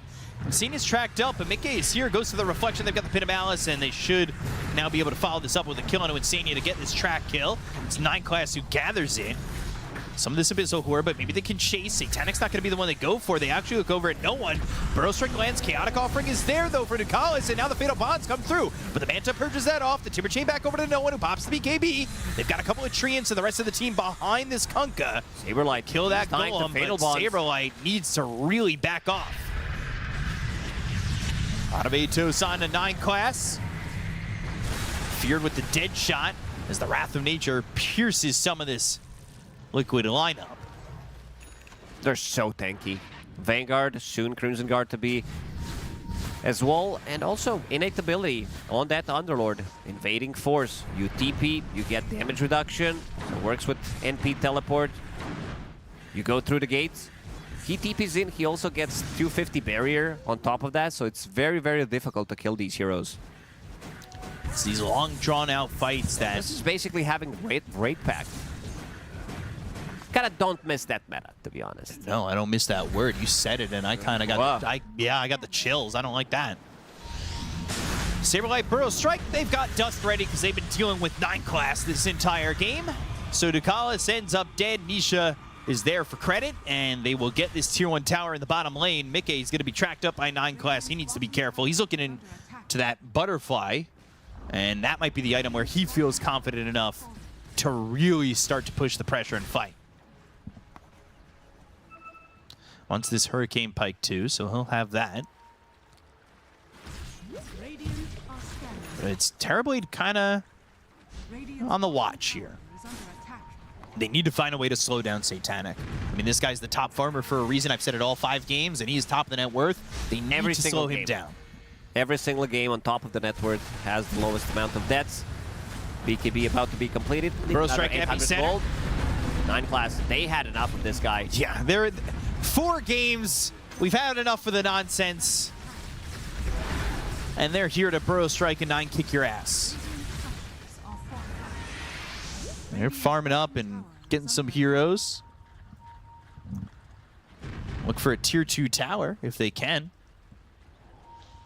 Also have this shard on Mickey, so he's using that Demon Zeal to move around the map pretty efficiently and get farmed that way. And you can see they're cutting into the net worth a little bit. Even the win probability favoring Liquid. Ghost ship comes in, Insania. He is going to die here eventually and falls to DM in the Firestorm. 9 class had that mechanism. He's going into the AVULUS next, an item he loves on all the 4 positions that he plays. He even gets it, you know, TB, Slark, Bounty. He's not afraid. Have that extra bit of control. It's cheap control with the AVULUS. Go for it. BKB finished for Satanic. He's been involved in 8 of the 12 kills, but he has been farming quite a bit. He's got 311 last hits. 311. Also a great band. X-Torrent and Boxy in the Pierce the Veil. He's actually still alive for a moment. Not for long, though. And he gets the dead shot on a 9 quest, so maybe they command this ice path, but they'll miss it off to the side. Nisha not afraid to continue to go in, has that whirling chakram and gets the bounty hunter, but he is tracked up. They'll use that dust one more time. Can TP out if he doesn't want to take this fight. And he's out, but Ducalis hit with the Burrow Strike. Saberlight finds him. They've got the ice path follow-up, and with a whirling death, they'll cause the death of Ducalis. Team Liquid. They made comeback game number 1, game number 2. In the 3rd game, that difference isn't really that big. No, not at all. It's really a bit of a track difference that's coming into this game number 5, but Liquid are doing a much better job of keeping this one so much closer. I mean, there were games where 24 minutes in, they're 21,000 net worth down, and they just don't really have a path to recovery. Solar Crest finished off for the Jakiro. They'll have other ways to kind of hold on past this physical damage. But Liquid, they were pushing the pressure, putting the fight on. See if they want to continue. They are top. They do have Saberlight nearby, but they actually move forward, scout him, stun him, hit a Malice, Ice Path on a 3, and the Burrow Strike away. Insania was able to help, but Satanic is here. So Insania tracked up, 4 staff forward, 2 more shots and the kill. So they'll get a little bit more track gold, but they do not get Saberlight, which is a big save at the end of the day for this Jakiro. Yeah, seems like both teams are thinking about going inside the Roche pit, but they need a bigger kill. Jakiro, he could easily buy back, doesn't have gold for it, but they don't know that. Dire using the scan immediately, thinking what we're thinking, that PARIVISION, they want to go in. Will the scan last long enough? Spot Satanic going in. So now the question is, do they want to make their way over there in a 4v5 situation? 9 class is going to be able to get some information. They'll throw that dead shot in, but they need to figure it out. No one's going to bail from the pit. And everybody's out of the pit. They go and find themselves the Ghost Ship X into the Pierce the Veil. They've got the Torrent, but the track is there. The Burrow Strike comes through. It's going to be out of no one. They turn it around with the Chaotic Offering and the Fatal Bonds out of 3 of these heroes. Down goes Boxy. Ducalis is going to be focused by Mickey, who needs to find himself a Sunder target. But the BKB from no one. Now he's going to Sunder up 9 class. The Golem hitting him. He's still on the Fatal Bonds. They'll find themselves the Bounty Hunter. They've got both supports out of the fight, but they'll buy back on the Warlock. They'll buy back on Boxy.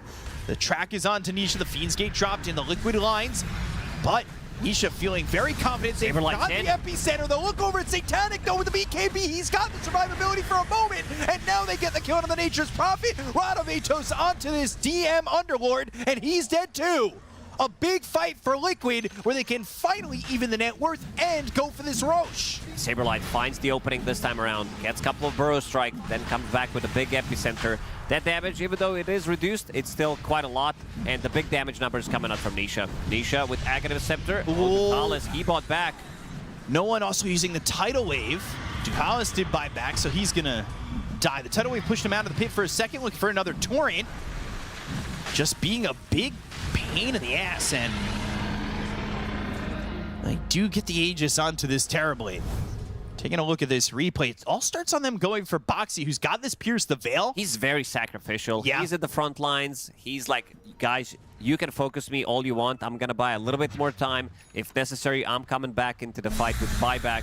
And Mickey, this ghost ship, once it goes down, once that Admiral Rum is gone, you're definitely going to start feeling the pain. And Nisha, he is definitely online. I love his items in this game. He did pick up a Blink Dagger after Aghanim Scepter going into Shiva's Guard, and he's actually very close to it.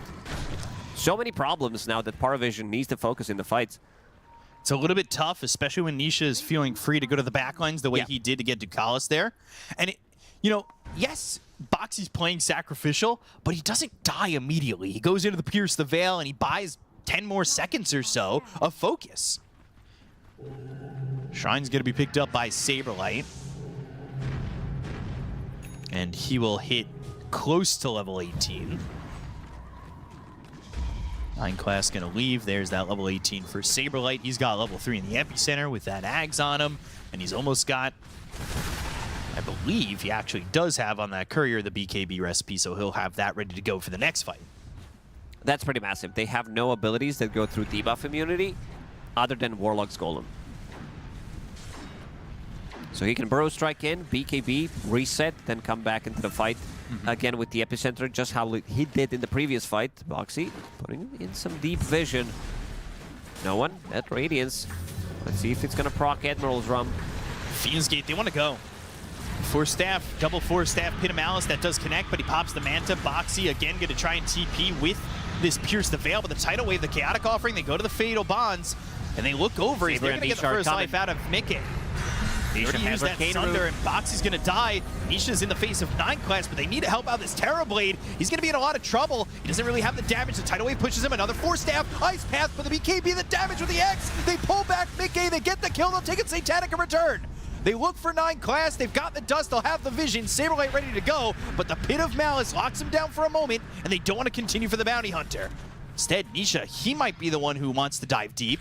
As another Timber Chain. He's got the Blink Dagger, Whirling Death, and the Whirling Chakram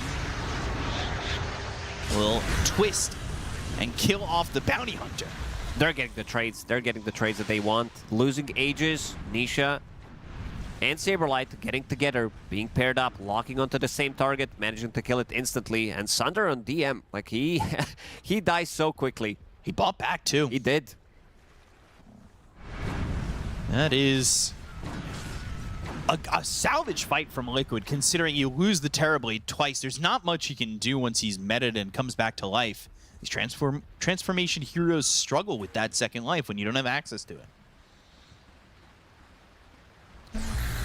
Isha, he has been, I mean, this is what happens when he has a lane, right? Gets to have a game. The first 4 games, he didn't exactly have a fun time over mid. I think game number 4 was the most difficult one for him. Beastmaster couldn't really feel the presence of him, but this time he's completely unlocked. He's ready to go in. BKB, and almost has enough money to buy Shiva's Guard. 1,400 gold away. Those BKBs are causing a lot of trouble for PARIVISION. They're going to have a Ghost Scepter for Saberlight, so he's going to be able to survive quite a long time with the BKB and the Ghost Scepter when he picks it up. Isha looking to kill a Courier, and does. That's the Solar Crest for Ducalis. It's the full Solar Crest. That is a really bad Courier to lose. McKay looking for his own BKB, then Daedalus. Probably get rid of that Falcon Blade. And he's been farming quite well. That being said, Satanic's still top of the net worth by 1 creep. He's still farming really well. But this is similar to games 1 and 2, right? Games 3 and 4, Satanic doesn't die. Games 1 and 2, Satanic has 4 or 5 deaths. Now they have control for him. He uses his BKB of Sanking, and Timbersaw are not dead. They're immediately going to start going on him. As soon as that BKB is down, Isha, he feels very comfortable coming into the fight, knowing that they can't really stun lock him from 100 to 0. He's going to be able to get the BKB off. Jakiro, Sand King, Timbersaw, all holding on to Whisper of the Dread. All these heroes, they do a lot of magic damage. That's... Why not increase it?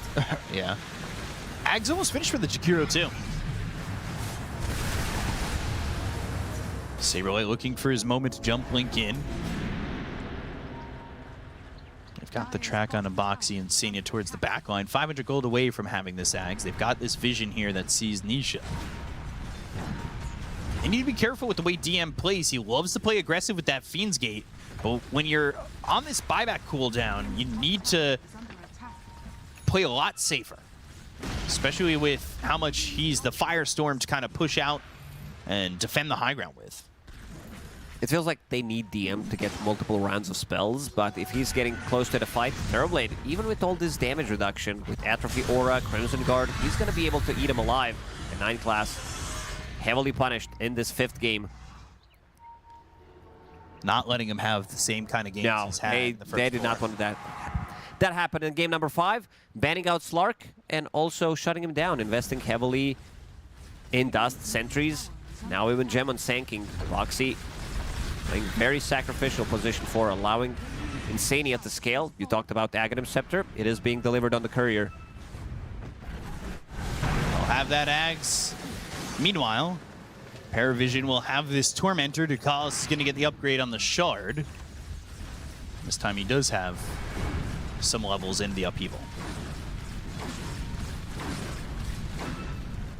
We'll see how they want to go about it. Roche gonna potentially spawn in a minute 15. But the side of Liquid not afraid to just kind of farm up, wait for this next Aegis, try to fight there if need be, and then go and push for the championship. It's not a big lead by any means. It was at most a 5,000 net worth lead by Paravision. So you got to play it a little bit safe. I mean, this is game 5. You don't have the freedom of one more loss. No. This is it. This is all you got. Your best strategy in game number 5. So far, Team Liquid, they've been showing that this Timbersaw as a counter pick have been working out amazingly for them. Shield Rune as well. That's going to get dispelled. Surprising that 9 class walks up there, seeing that they're dewarding that Sentry. Steps up, immediately hit with the Burrow Strike, and he's dead for 45. Path of Nature flies in, trying to push out these creep waves a little bit. Get some more gold, farm a little bit. No one pulls himself back, throws that Torrent out. He's trying to clean up these creep waves, buy time, and Turtle, as they're trying to get as much farm as they can onto Satanic. 9 class so far on this Bounty Hunter. Had 9 deaths, now 10 deaths. This is probably one of the games, I would say, minus that Ricky game that we saw a couple days ago, where he has died out of position. Or not really out of position. These are the positions he wants to be in.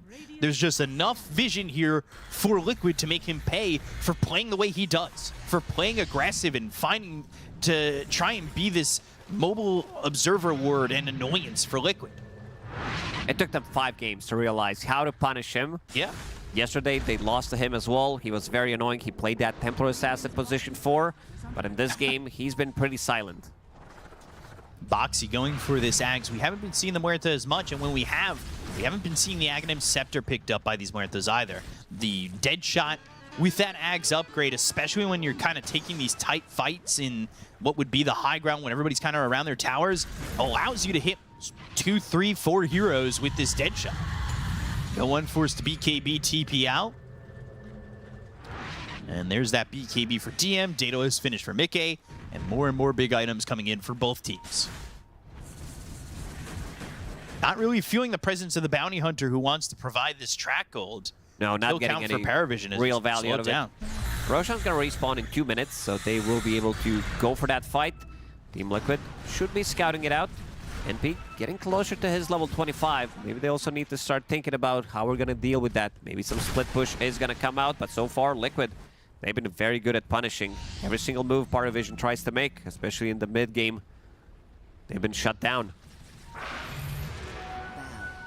Keep the pressure on across the river. Roche is going to be up in about 30 seconds, I think.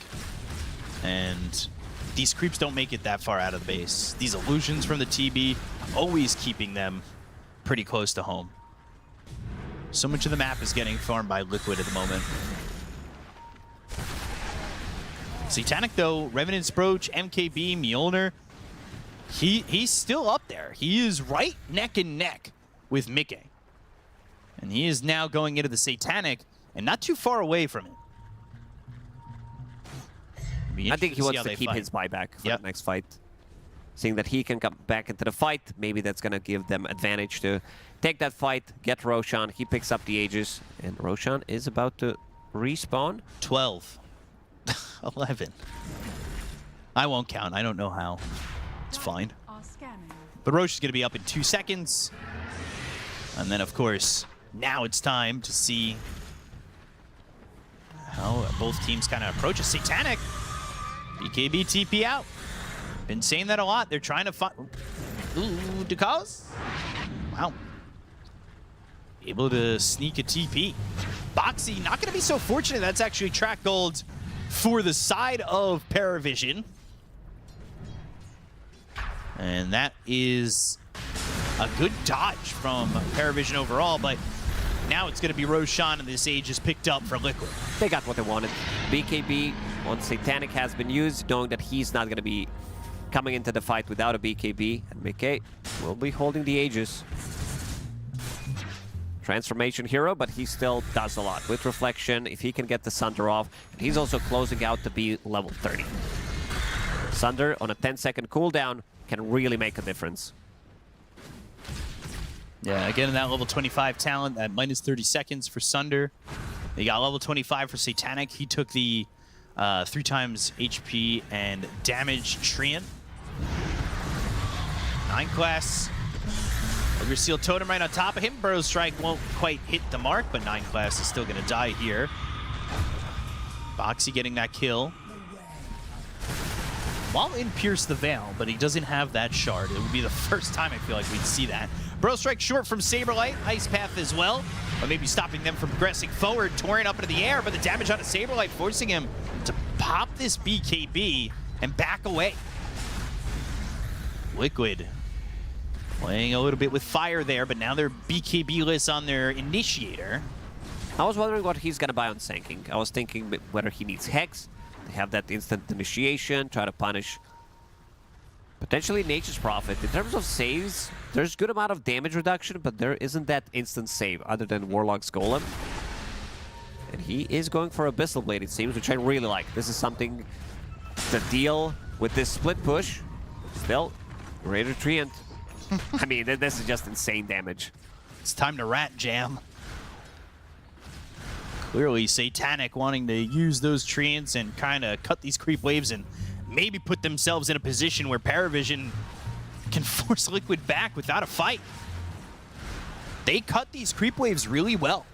They handle creep waves coming in with ease. Saberlight bottom. Like you said, going for the Abyssal Blade, but there's the Yules from 9 class, and thinking about the epicenter. They've got Nisha nearby. They go to the Chaotic Offering. Saberlighto is going to be dead, and they get his Courier too, but Nisha goes right for 9 class and will get the Bounty Hunter. But what else can they find? Ogre Seal Totem, Nisha has a track on him, but can't find anybody on the side of PARIVISION other than this Bounty Hunter. Very good instant reaction. Nisha immediately TPs in. They have a Glyph just in case that they want to kill those creeps. Satanic, he's going to need to be careful. Every single time his BKB is down, you can see how timid he is. He does not want to get close to the fight, not unless the rest of the team is controlling the fight. And look at the items on Kunkka. This is basically the water park that he's trying to go for, the budget one, since we removed that with the Bloodstone and removed those talents. No Torrent. So with Doctrine, yeah, with Doctrine, Torrent, level 20 talent as well, it goes down to 4.5 seconds, which is relatively low. So you can push them in, use Tidal Wave, and I want to see if he picks up level 25. 100 spell on AoE. Getting closer to it. Still level 23, but eventually we'll get there. It really is the... I mean, it's Water Park Light, but you've got the ability to jump into the wave pool. You can drink some rum, hit some torrents. It's everything but the lazy river, honestly. And He's now level 24, has this late Radiance. Swift Blink picked up for the Terrorblade. 1:19 left on this Aegis. But PARIVISION not afraid. They smoke out of the base. Level 25, Nisha took that talent for the 75% Timber Chain range and projectile speed. Ooh. Not quite catching these heroes for the 42-minute Shrine. Nine Class also going to pick up some of these Lotus Petals. 55 seconds. On that Aegis. Are they going to try and decide to go for the high ground. Metamorphosis is ready, but their high ground defense is very good. Torrent immediately, Firestorm. Might try to pull them in with Tidal Wave. Hit a Malice too doesn't allow you to really step up, but the blink forward for Mickey is going to be on a Satanic, but he's all alone. He needs Saberlight to come help. They go to the Macro Pyre, but they get the code of Saberlight. The Tidal Wave is huge. Saberlight and Sadia, the Aegis is gone. He already used the Macro Pyre. Mickey needs to leave. Pit of Malice, BKB, TP out coming through from this Terrorblade. And a big defense from PARIVISION. Oh, Kunkka did a lot of work in that fight. Managing to get 3-man Tidal Wave into Pit of Malice, into Firestorm, while you're having the right clicks from Nature's Prophet. 5,000 damage coming out from him. Sanking, again, dying. Not a single damage dealt by him. He needs to be more careful. He needs to be able to get to jump in. I think if Nisha wants to be the first guy who jumps in with Shiva's Guard, Overwhelming Blink, try to get some BKBs out, potentially slow them down, and then he needs to come in with Sanking. Level 25. AoE is available on Kunkka. Oh gosh, this fight was at their own base. And here they are, knocking on the tier 3s. They might be the first team to break the high ground. This is a problem for Liquid. Mickey doesn't have Metamorphosis for 50 seconds, but the jump in from Nisha, he needs to be the saving grace. He'll Timber Chain far away. Go ship. And the X, it lands on a Boxy, but no one's going to pop the BKB. They've got the damage to get the Kona. This Boxy Muerta, but Nisha sitting low, activates the reactive armor, and now with the Ice Path landing on a Satanic, he'll take out the Golem and start to back off. Okay, Blink Dagger in 10 seconds if he wants to go for the Sunder play. Gemma on the ground, and Gem picked up. Now these heroes of PARIVISION on the run. Third Roche available potentially in 2 minutes, and PARIVISION, look at that graph. It just goes right back up. And, I mean, the win probability is a huge change as well. Just a moment ago, I believe it was, what, 17%? Now it's 60% probably like for them. Ooh. Kunkka has been doing a lot of work in these couple of fights. Want to see what his next item is going to be. He can get rid of that Blade Mail. He can also upgrade his Aghanim Scepter, which is not the best one, but still, in some of these prolonged team fights, could be doing a lot. Or he wants to maybe get Refresher. I think this is also a very good choice. Use your double BKB, double boat, refreshes your Rum. Butterfly on Satanic. Satanic back to the top of the net worth. He's working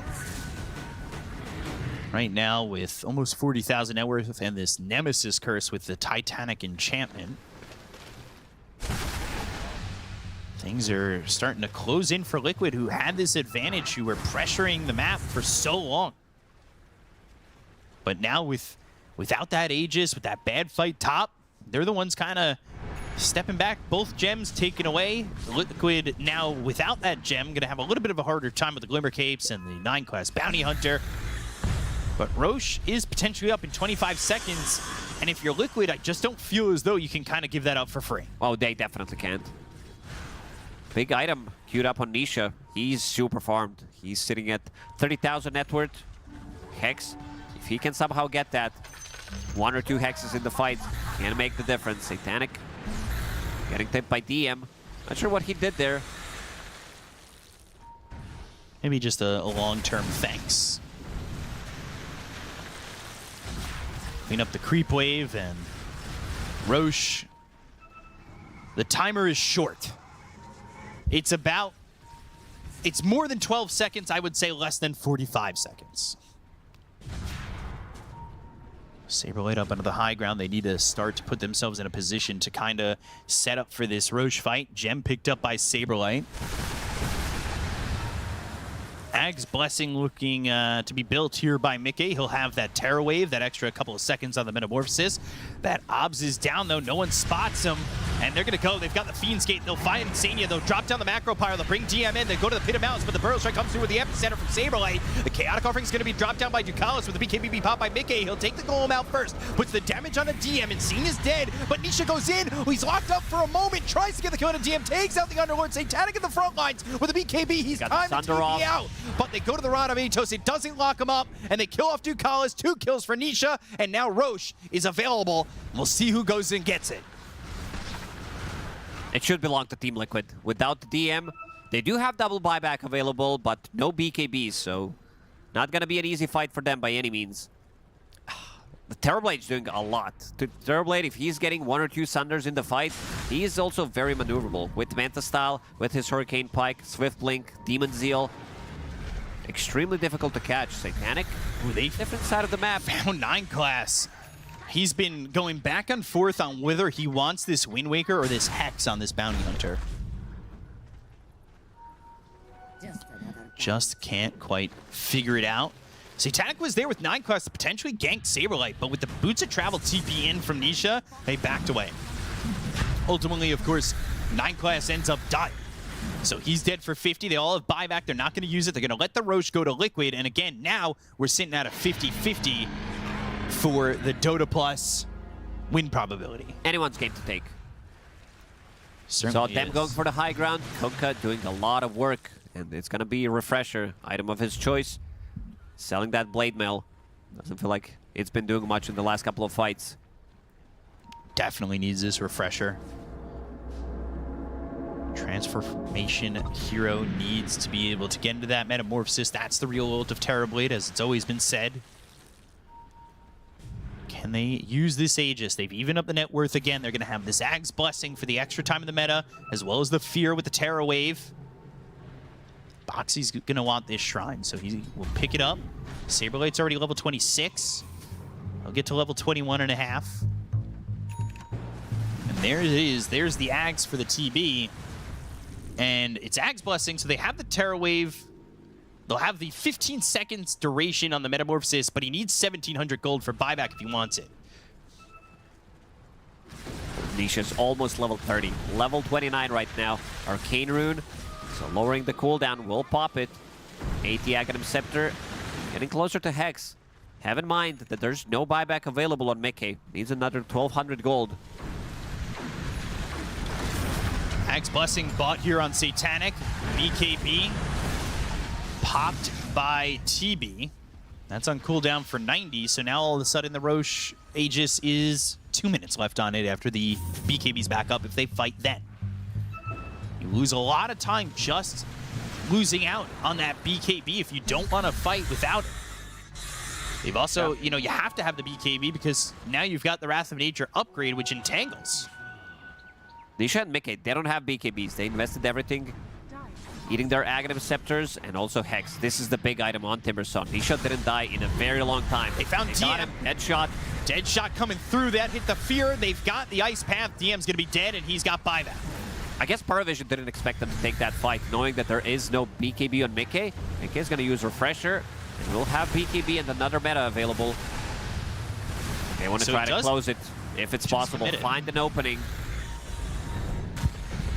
Epicenter, Burrow Strike, but the BKB early from Satanic going for the damage on a Saberlight. Takes on the banner instead. Refreshes. So no BKB on Satanic. Nisha ready to jump in. Pink Hex available. Can he grab it? These dead shots with the Ags. The hitbox on it is just so difficult to deal with. If they catch a glimpse of Nature's Prophet, Nisha's going to be jumping in. These Treants pushing out.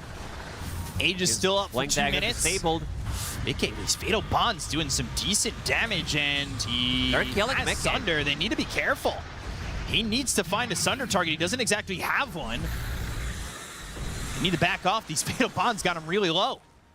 No track anymore. He can blink in. No meta for 70. If he could Terror Wave into a Sunder, or just Sunder Insania, that's the easier of the two. Certainly the easier play there.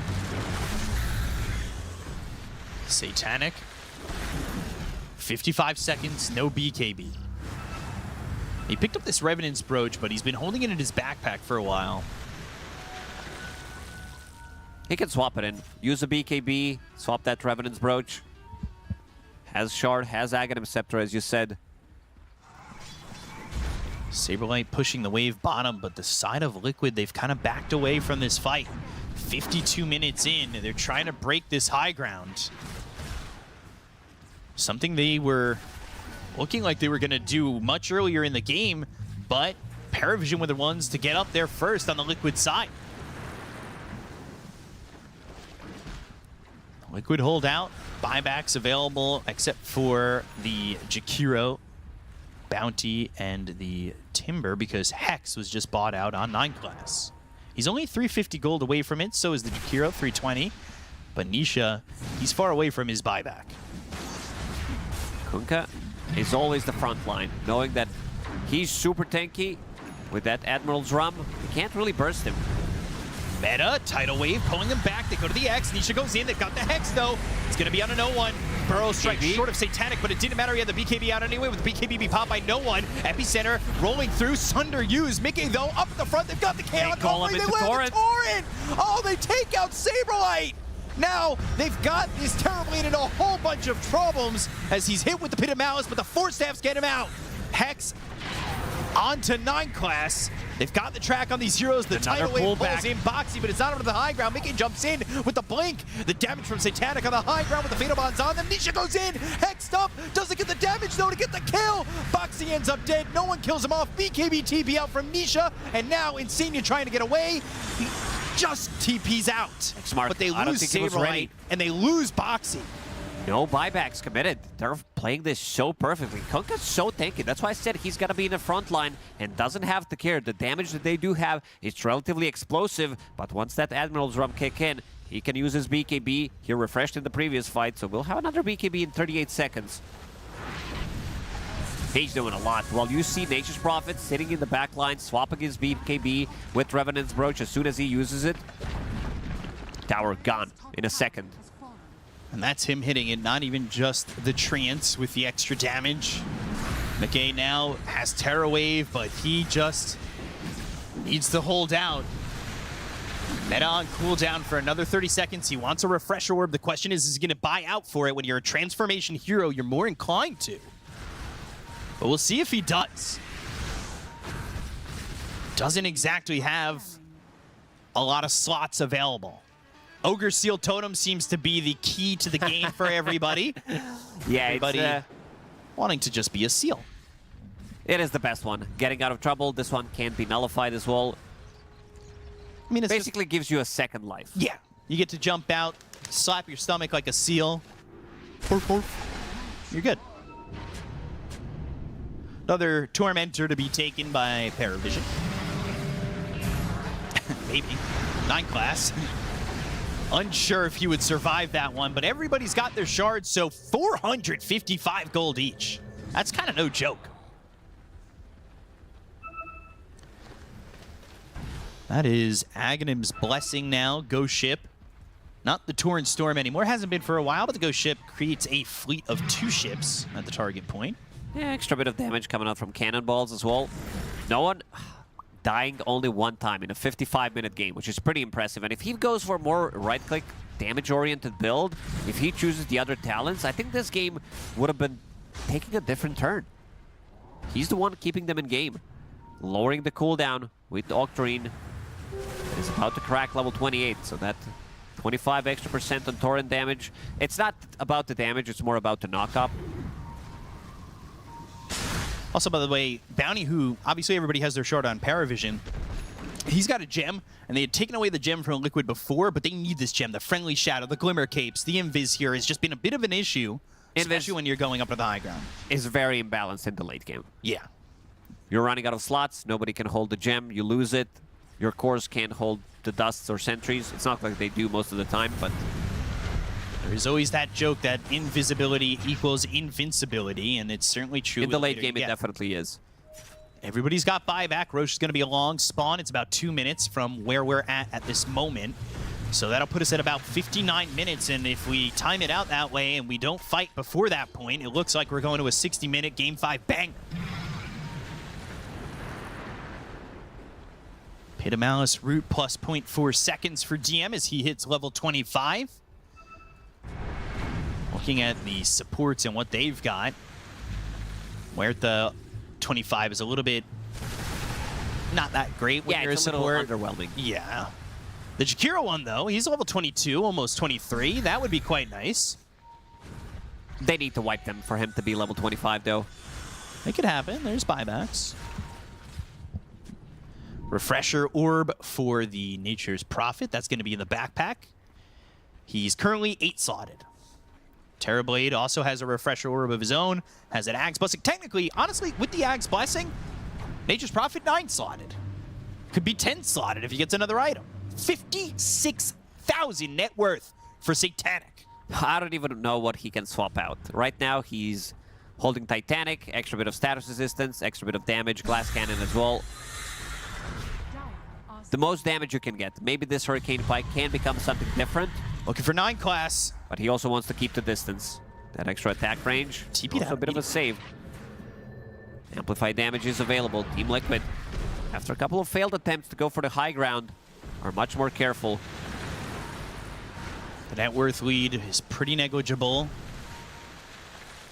These mid laners are pretty even when it comes to net worth. The game is pretty even overall. But the big difference is the support's gold. That's making up pretty much the majority of the net worth difference. Although that being said, it's also 7K between Satanic and Mickey. Maybe not. Kunko looking for the bots to maybe move around. Again, they do have very good pushing potential. They've got these 3x X health and damage treants to push in and force the sign of Liquid Somebody back. needs to address this. This tower is dead. The tower's gone.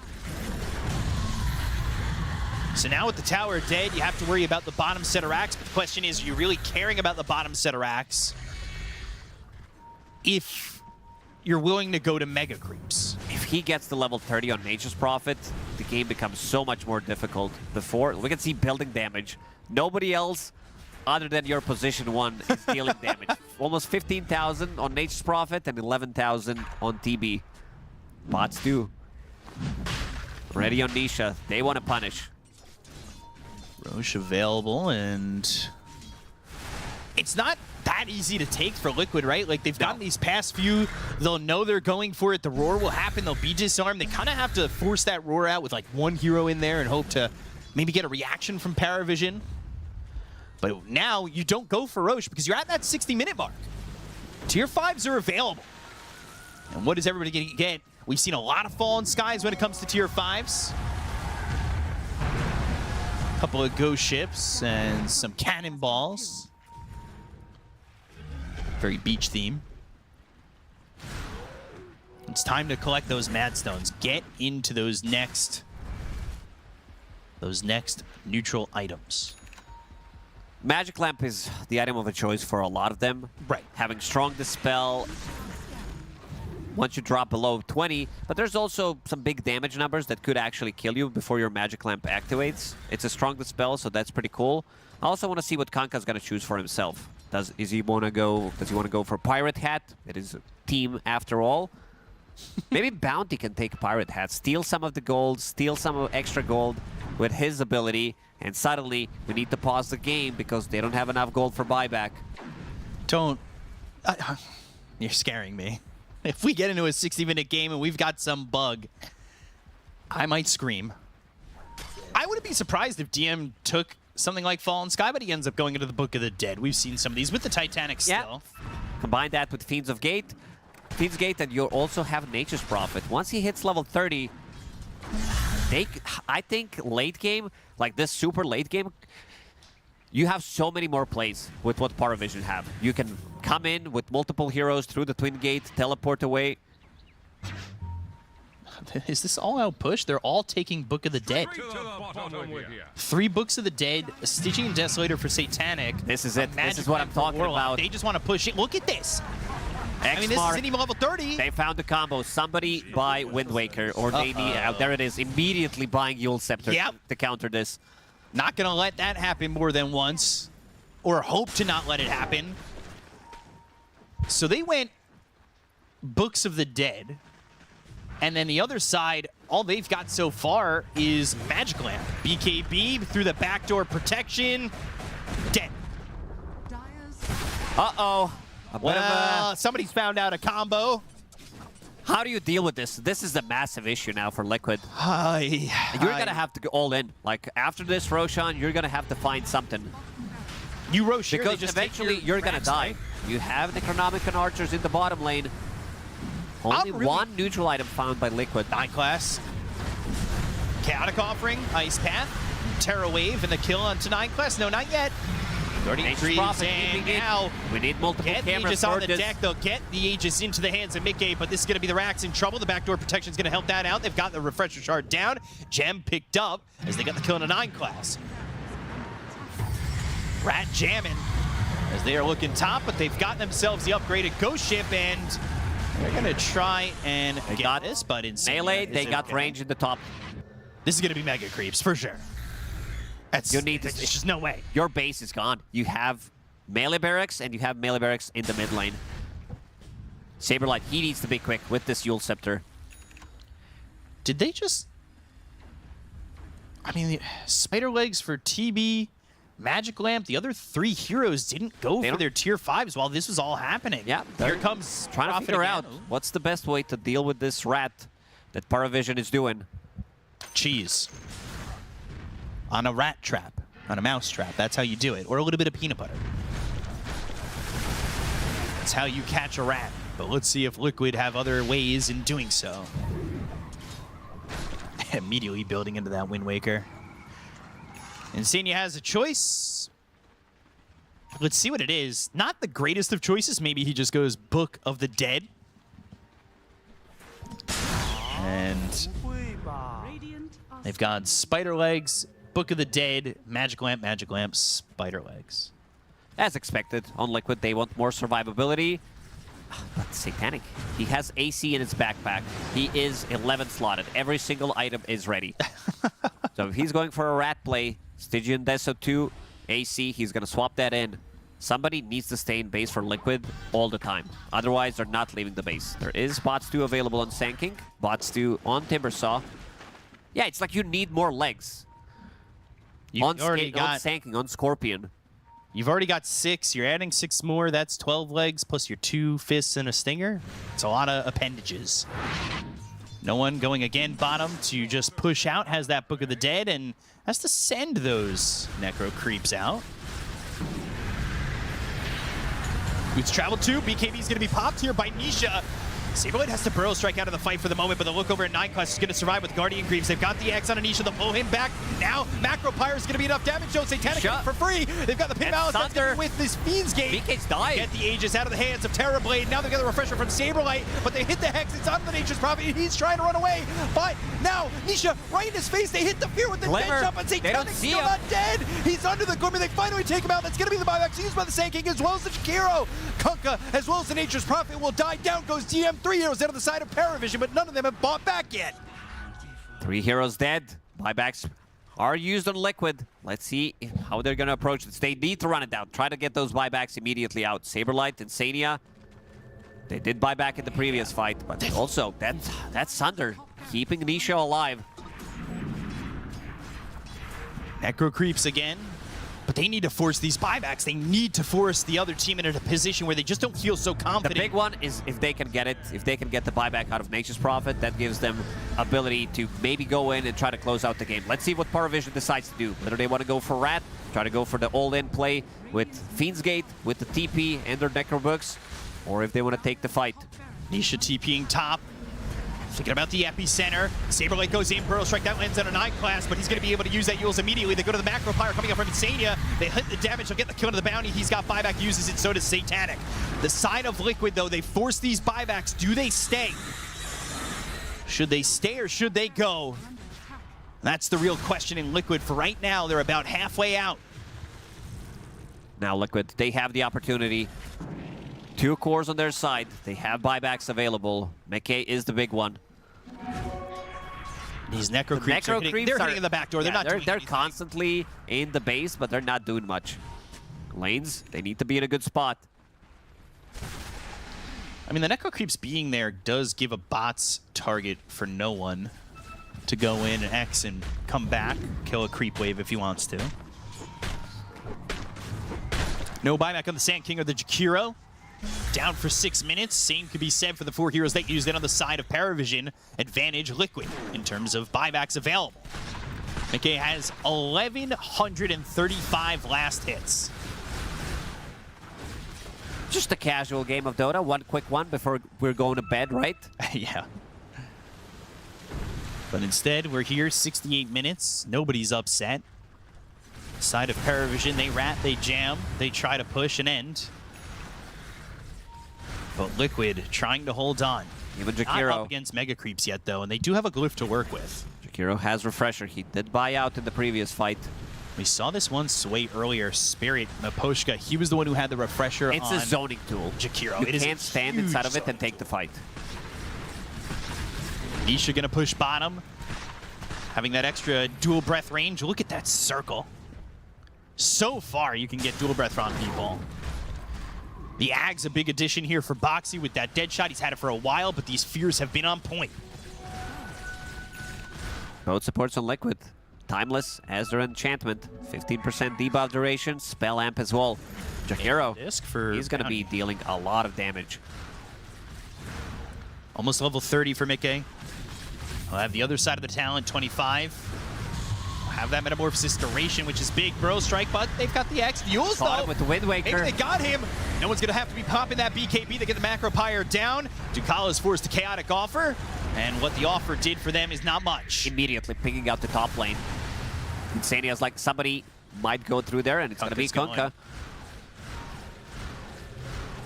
He goes, he doesn't even hit the creep wave or anything. He just summons the Necro Creeps and then comes back. That's all he wants to do. Throws them off to the side of the wave, and I don't believe Nisha saw them, so now they'll cut the creep wave. He actually hid them within the trees, and Nisha misses them, so the creep wave's gonna die here. See how important that is.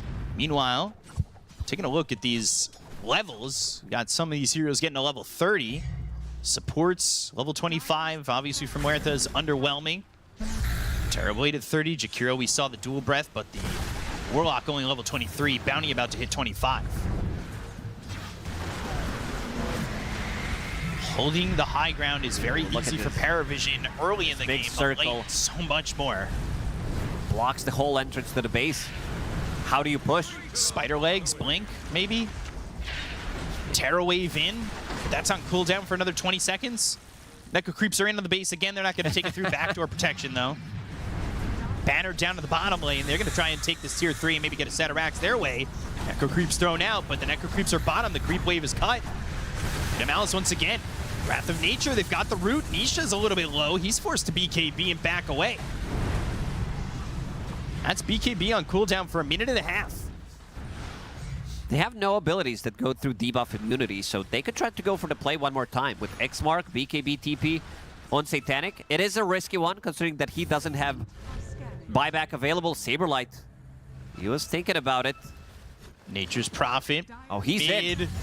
BKB, and there that building goes. Yeah, no.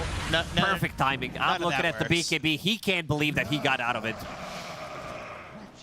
He's smiling. He's laughing. Satanic giving a giggle. That's the last one. Buying time. 3 minutes and 20 seconds for his buyback to come off cooldown. Buying a lot of time, and honestly, when there's so much pressure to win this game, the fact that you're smiling and laughing is such a big vibe. Something that teams have been saying when they're playing against PARIVISION, that they're taking these unfair fights. The way they're playing Dota with position 4 Slark, with this position 4 Terrorblade. This is the most unfair I've seen them go. Terror Wave gets the fear on Barrett 9 class. They're going to go for no one. BKB's been He's popped. got enough. Burrow Strike. Now Chaotic offering from Ducala as they'll go and throw the Macro Pyre down. but Satanic's in. He's got the Sprout around Insania, throws another Macro Pyre out there.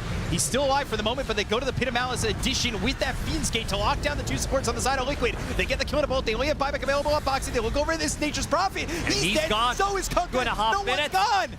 Can they hold on, though? Liquid. 3 They heroes. want to close it out. They might even think about the throne, but they don't have the heroes that take these buildings that quickly. Are the Necro Books going to be enough? The Books of the Dead, can they hold it?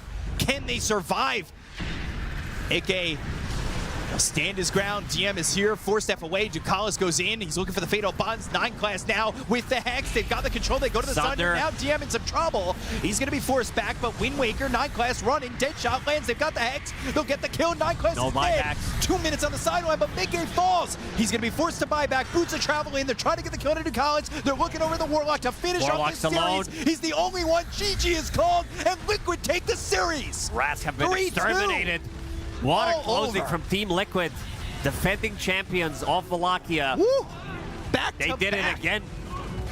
I cannot believe Team Liquid, after a long banger, it was back and forth, they were getting ratted, the palpitations were there. I mean, this was as close as it gets for a Game 5. 4 games before it that were so one-sided for the side of PARIVISION in the laning phase, but Liquid takes the first 2. PARIVISION flawlessly take 3 and 4, but a back and forth from Team Liquid and PARIVISION to get Team Liquid to the finish line as they shake hands with PARIVISION after a long-fought battle. I mean, this was quite the fight for Team Liquid, and they'll group together. They'll get ready as they are going to look to lift this trophy as they are your Season 4 Wallachia champions. Lift that trophy, Team Liquid.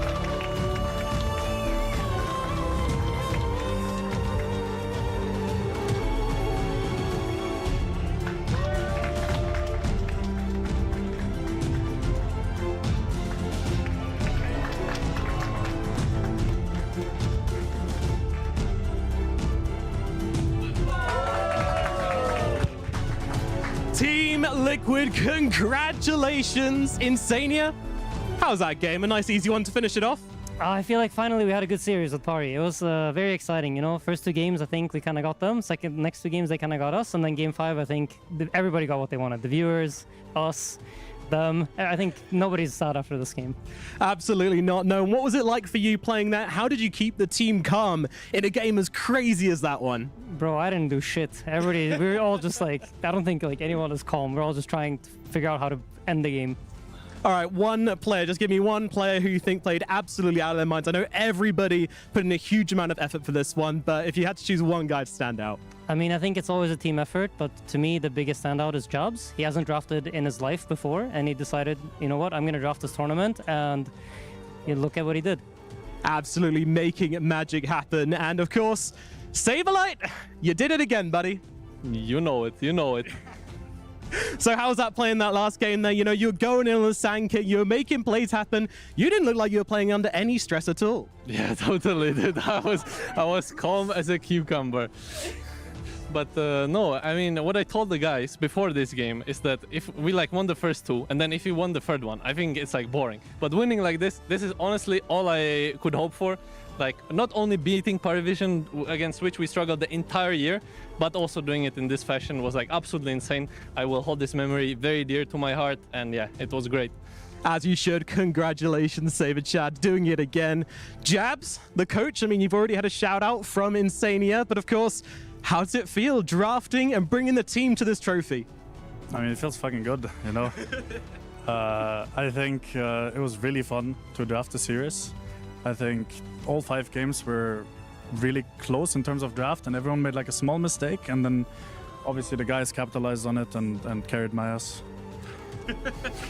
I'm not sure they'd agree with that, but you really did support this team phenomenally, doing the work of 3 people in one go as well. Do you have any word for your opponents, PARIVISION, as the series ends? I mean, I think they're very, very good. I really respect their play.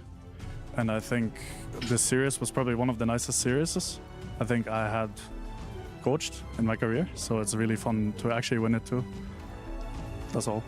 Amazing stuff. Thank you so much, Jabs, and congratulations. And of course, Boxy, I think everybody in the Dota community wants to thank you right now for bringing a bit of justice to the position 4, you know, for proving that good, honest Dota, it can actually work. Yeah, I mean, we've tried this business before, you know. For like 1 month, I tried to play Slark 4 every game. So believe me, I'm like I'm not an honest guy. But you know, they make it work better than we did. So I'm playing Wurta. You're playing Wurta, you're winning, and what does it mean to be back again, taking another Wallachia trophy? No, it's really cool. I have a little bit deja vu. We were here like 3 weeks ago, also winning. So that was great, you know. I do remember thinking at that time that PARIVISION wasn't at the tournament, and they're usually our biggest opponent. And, you know, we maybe had like somehow we slipped a win in game 2, which helped. But, you know, we beat them, and that was really fun. A long time coming, probably like our 10th match or something we lost, I feel like, since Bangkok. So yeah, that was really cool. Fun to beat your what do you call it? Nemesis? Nemesis, yeah. And of course, you've played so many games today, 7 games today. Fatigue start to set in at all, or, you know, you're chilling? Yeah, I mean, I think it's really rough always to come from the losers bracket, because you have to wake up quite early, you play a lot of games. You're quite drained after the first series, and then, like, you know, you don't really get a lot of rest. But we're used to it. You manage it with some caffeine and some internal, like, hyping the team up. Usually, I think by maybe the 4th game, we were a little down on our energy. But this last one, we really, like, pulled it together again. And once some nice moves happened, I don't know, I think at minute 7, we were like, okay, we haven't gotten completely destroyed yet, guys. So, like, that was a big positive, you know. Yeah, you held together really, really well and improved on your mistakes brilliantly. Boxy, well done. And of course, we have Mickey. I mean, I would say the most consistent player. The fact that you're able to just find your farm every single time, how do you do it? I don't know. It's thanks to my haters, you know, for making me better every day. And, you know, what can I say? F you haters. I'm lifting another trophy. Good shit, Mickey. Good shit. Well done, man. And of course, I want to talk to you about your cousin as well. You know, he might be watching. Do you have any words for the little guy who you've been doing it for? No, we're gonna celebrate when we go home. So see you soon, Ryan. Thank you very much, Mickey. And Nisha. Nisha coming back and bringing your team to a trophy. How does it feel? Feels okay. Feels good, yeah. That's the last thing I expected after like my break, because I did not play enough. Absolutely. Well, I mean, you clearly did, because you're here lifting a trophy, Nisha. I don't know what you're talking. You clearly played enough. But have you seen like the first, second, and third game on mid? I mean, it was enough. You come back every single time, Nisha. And I mean, what was the kind of discussion like when you were when you getting that 2-0 and then they started coming back? You know, how do you hold it together from that? I think we just like switched up a couple priorities and played a different game, and we were like kind of confident in it. So just, you know, cope your way into it. All right, Anisha, I'm going to ask you to do it. One final word for the Liquid fans out there, because I know you've got a lot of them. What do you say to them watching? Ask Saber. I don't know. All right, screw it. We'll go ask Saber. Saber. Nisha's handing it over to you to say goodbye to the fans and say thank you to everyone Amazing. watching. Okay, guys, thank you so much. Thank you to our sponsors, Alienware Monster. We love you. Thank you for Liquid for supporting us. But most importantly, thank you to you, the fans, for being with us the entire time. It's really nice to win it a second time, and here's to many more. And thank you to PGL for hosting great events. Obviously. I don't know what it is about PGL. Maybe it's the Romanian water, but we go to another level here. Thank you very much. Congratulations, Team Liquid, on a phenomenal win. And we'll send it back to the panel. Yes, the lovable Saberlight there. And look, we want to thank Liquid as well, because whenever they come to these PGL events, we watch them level up through a tournament. They give us thrills and chills and spills and ups and downs, an emotional roller coaster, and then they win it at the end somehow. I mean, without a shadow of a doubt, for the 24-25 season, this Game 5, it was the best game of a Grand Finals. Right? Like, the fact that we get to the final point, it's 2-2, the scoreline, anyone can win it. We get to go over 60 minutes into Tier 5s, Liquid winning the early game. Finally, in all 5 games, they were yet to win an early game. Then they bring it back. High ground's a bit of a nemesis, but then, yeah, I don't know. It was everything you could ask for in a Game 5 of Grand Finals. And look, we are going to talk a little bit about Game 5 specifically as we round out the show, but I do want to say the totality of the Grand Final had a bit of everything, because we had an epic comeback that made no sense, technically 2 of them, but one more epic than the other. Then we had PARIVISION establishing dominance and Team Liquid looking astray like they've been found out.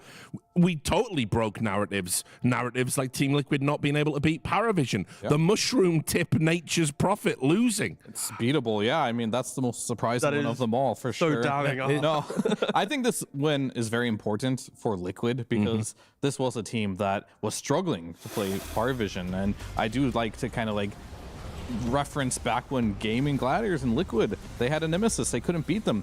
Not the case anymore. They're overcoming this like fear of certain teams and playing bad against them. They're actually just leveling up now. So this is a very scary team. Whenever they're on top, they just look so good. Sure, maybe Nisha had a few rough laning stages in the early on, but he came in clutch in this Game 5 with that Timber Saw, completely unkillable all the time. So that's just the type of player he is. He's just a clutch player, and he comes in when you need him the most. And, you know, for Liquid, they said last Wallachia, PARIVISION wasn't here, and they are correct, right? The fact that in the last, 10 series, it's 1 draw between the 2 teams, 9 wins for PARIVISION. The last time Liquid was able to beat PARIVISION was back in November 2024. So for Liquid, it truly is their nemesis. So for them to win the previous Wallachia, but then also to win the next one by beating the team that they maybe in the back of their minds go, would we have won it if they were here? It really puts like a closing chapter on the 2 back-to-back Wallachias, and maybe before they take the flight home, they're going to bottle up some Romanian water. Yeah, so when they take get some to with TI, you. they can have a quick swig of that sweet water and make sure they put on a show there again. I mean, I'll say this as well, just in terms of, beating your nemesis, what a way to do it, because ultimately this probably should have been a 3-0 to PARIVISION. It kind of looked that way. It could have easily gone that way. They held in there somehow, and then this is when they showed their very best. And of course, this guy, you said he came in clutch. Nisha had a rough series, but he absolutely dominated with this Timber this game. Yeah. He definitely did. I was going to say, it's just critical that Nisha in Game 5 steps up. He even in the interview said that he just didn't have very good games in the early part of the Grand Finals. And in your Game 5, when you get the last pick, he had a last pick before. He had a shaker into a puck. The game just did not go well. This time around, he gets the Timber Saw, and he proves that, yes, he can do it. He can lift up Liquid to win another trophy. Yeah, and look at the standard he holds himself to as well. He seemed almost like downbeat at the end because he knew he had a rough series. And he said, I took Raleigh off. I haven't had enough time to play. And that's why he's so good. Like, he, even in a trophy win, he's thinking about all of the things that went wrong and how he can get better. But nothing wrong with that Timber game at all. Absolutely. I mean, it did take the Game 5 for him to really warm up. And I think in his mind, right, he feels like, I just need to do better if we want to keep winning. And that's pretty normal as a competitor. Like, you'll look at your bad games more than your good games. Even though they did win, he's no stranger to winning tournaments, but he wants to continue to win more tournaments, so he'll get in his head a little bit. But it's fine. He finished very, very strong, and that's what matters when it comes to winning tournaments. This Timbersaw,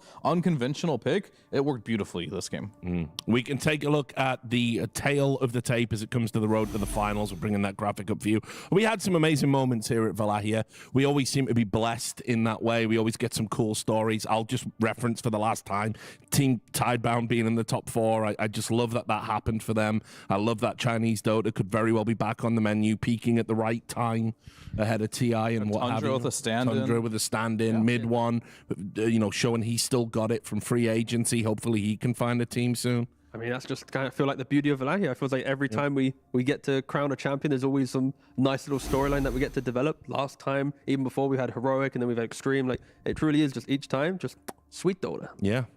I have to agree. I don't know what it is about this event, but there's It's always the water. Come on, listen, trust Saberlight. Come on, There's simple. crazy things happening. NAVI Junior making a run too Yes, as well. juices rise up. Yeah, his stocks are through the roof right now. Yeah, there were so many cool moments, and like I say, the good news is we might be having many, many, many more because PGL have, of course, announced that they are committing to Dota, a live game, $13 million in prizes committed across all of those events right the way through to 2028. So, unfortunately for you two, you'll probably be seeing lots of me. Yeah, that is true, and it's going to be just beautiful. You know, the fact that we are going to have, you know, so many Wallachias in the future. And again, for some reason, when you put Wallachia into the title of a tournament, the Dota is just so good. So I'm not going to complain at all that we have so many more across the next 3 years. I can't complain. Dota, I love watching Dota. More Dota tournaments on the calendar just makes me happy. So love to see it. Yeah, and look, guys, as always, I love working Dota events. I love working with you. I had an excellent time, lots of fun. I learned lots as well from you. I always do when I listen to you. I feel like I'm leveling up my game and becoming more part of the furniture. So thank you for that. And with that said, it's time to close it out. We, of course, say commiserations to PARIVISION. Congratulations to Team Liquid, now two-time Wallachia champions. And thanks to all of you for tuning in. We'll see you all next time. See ya. See ya.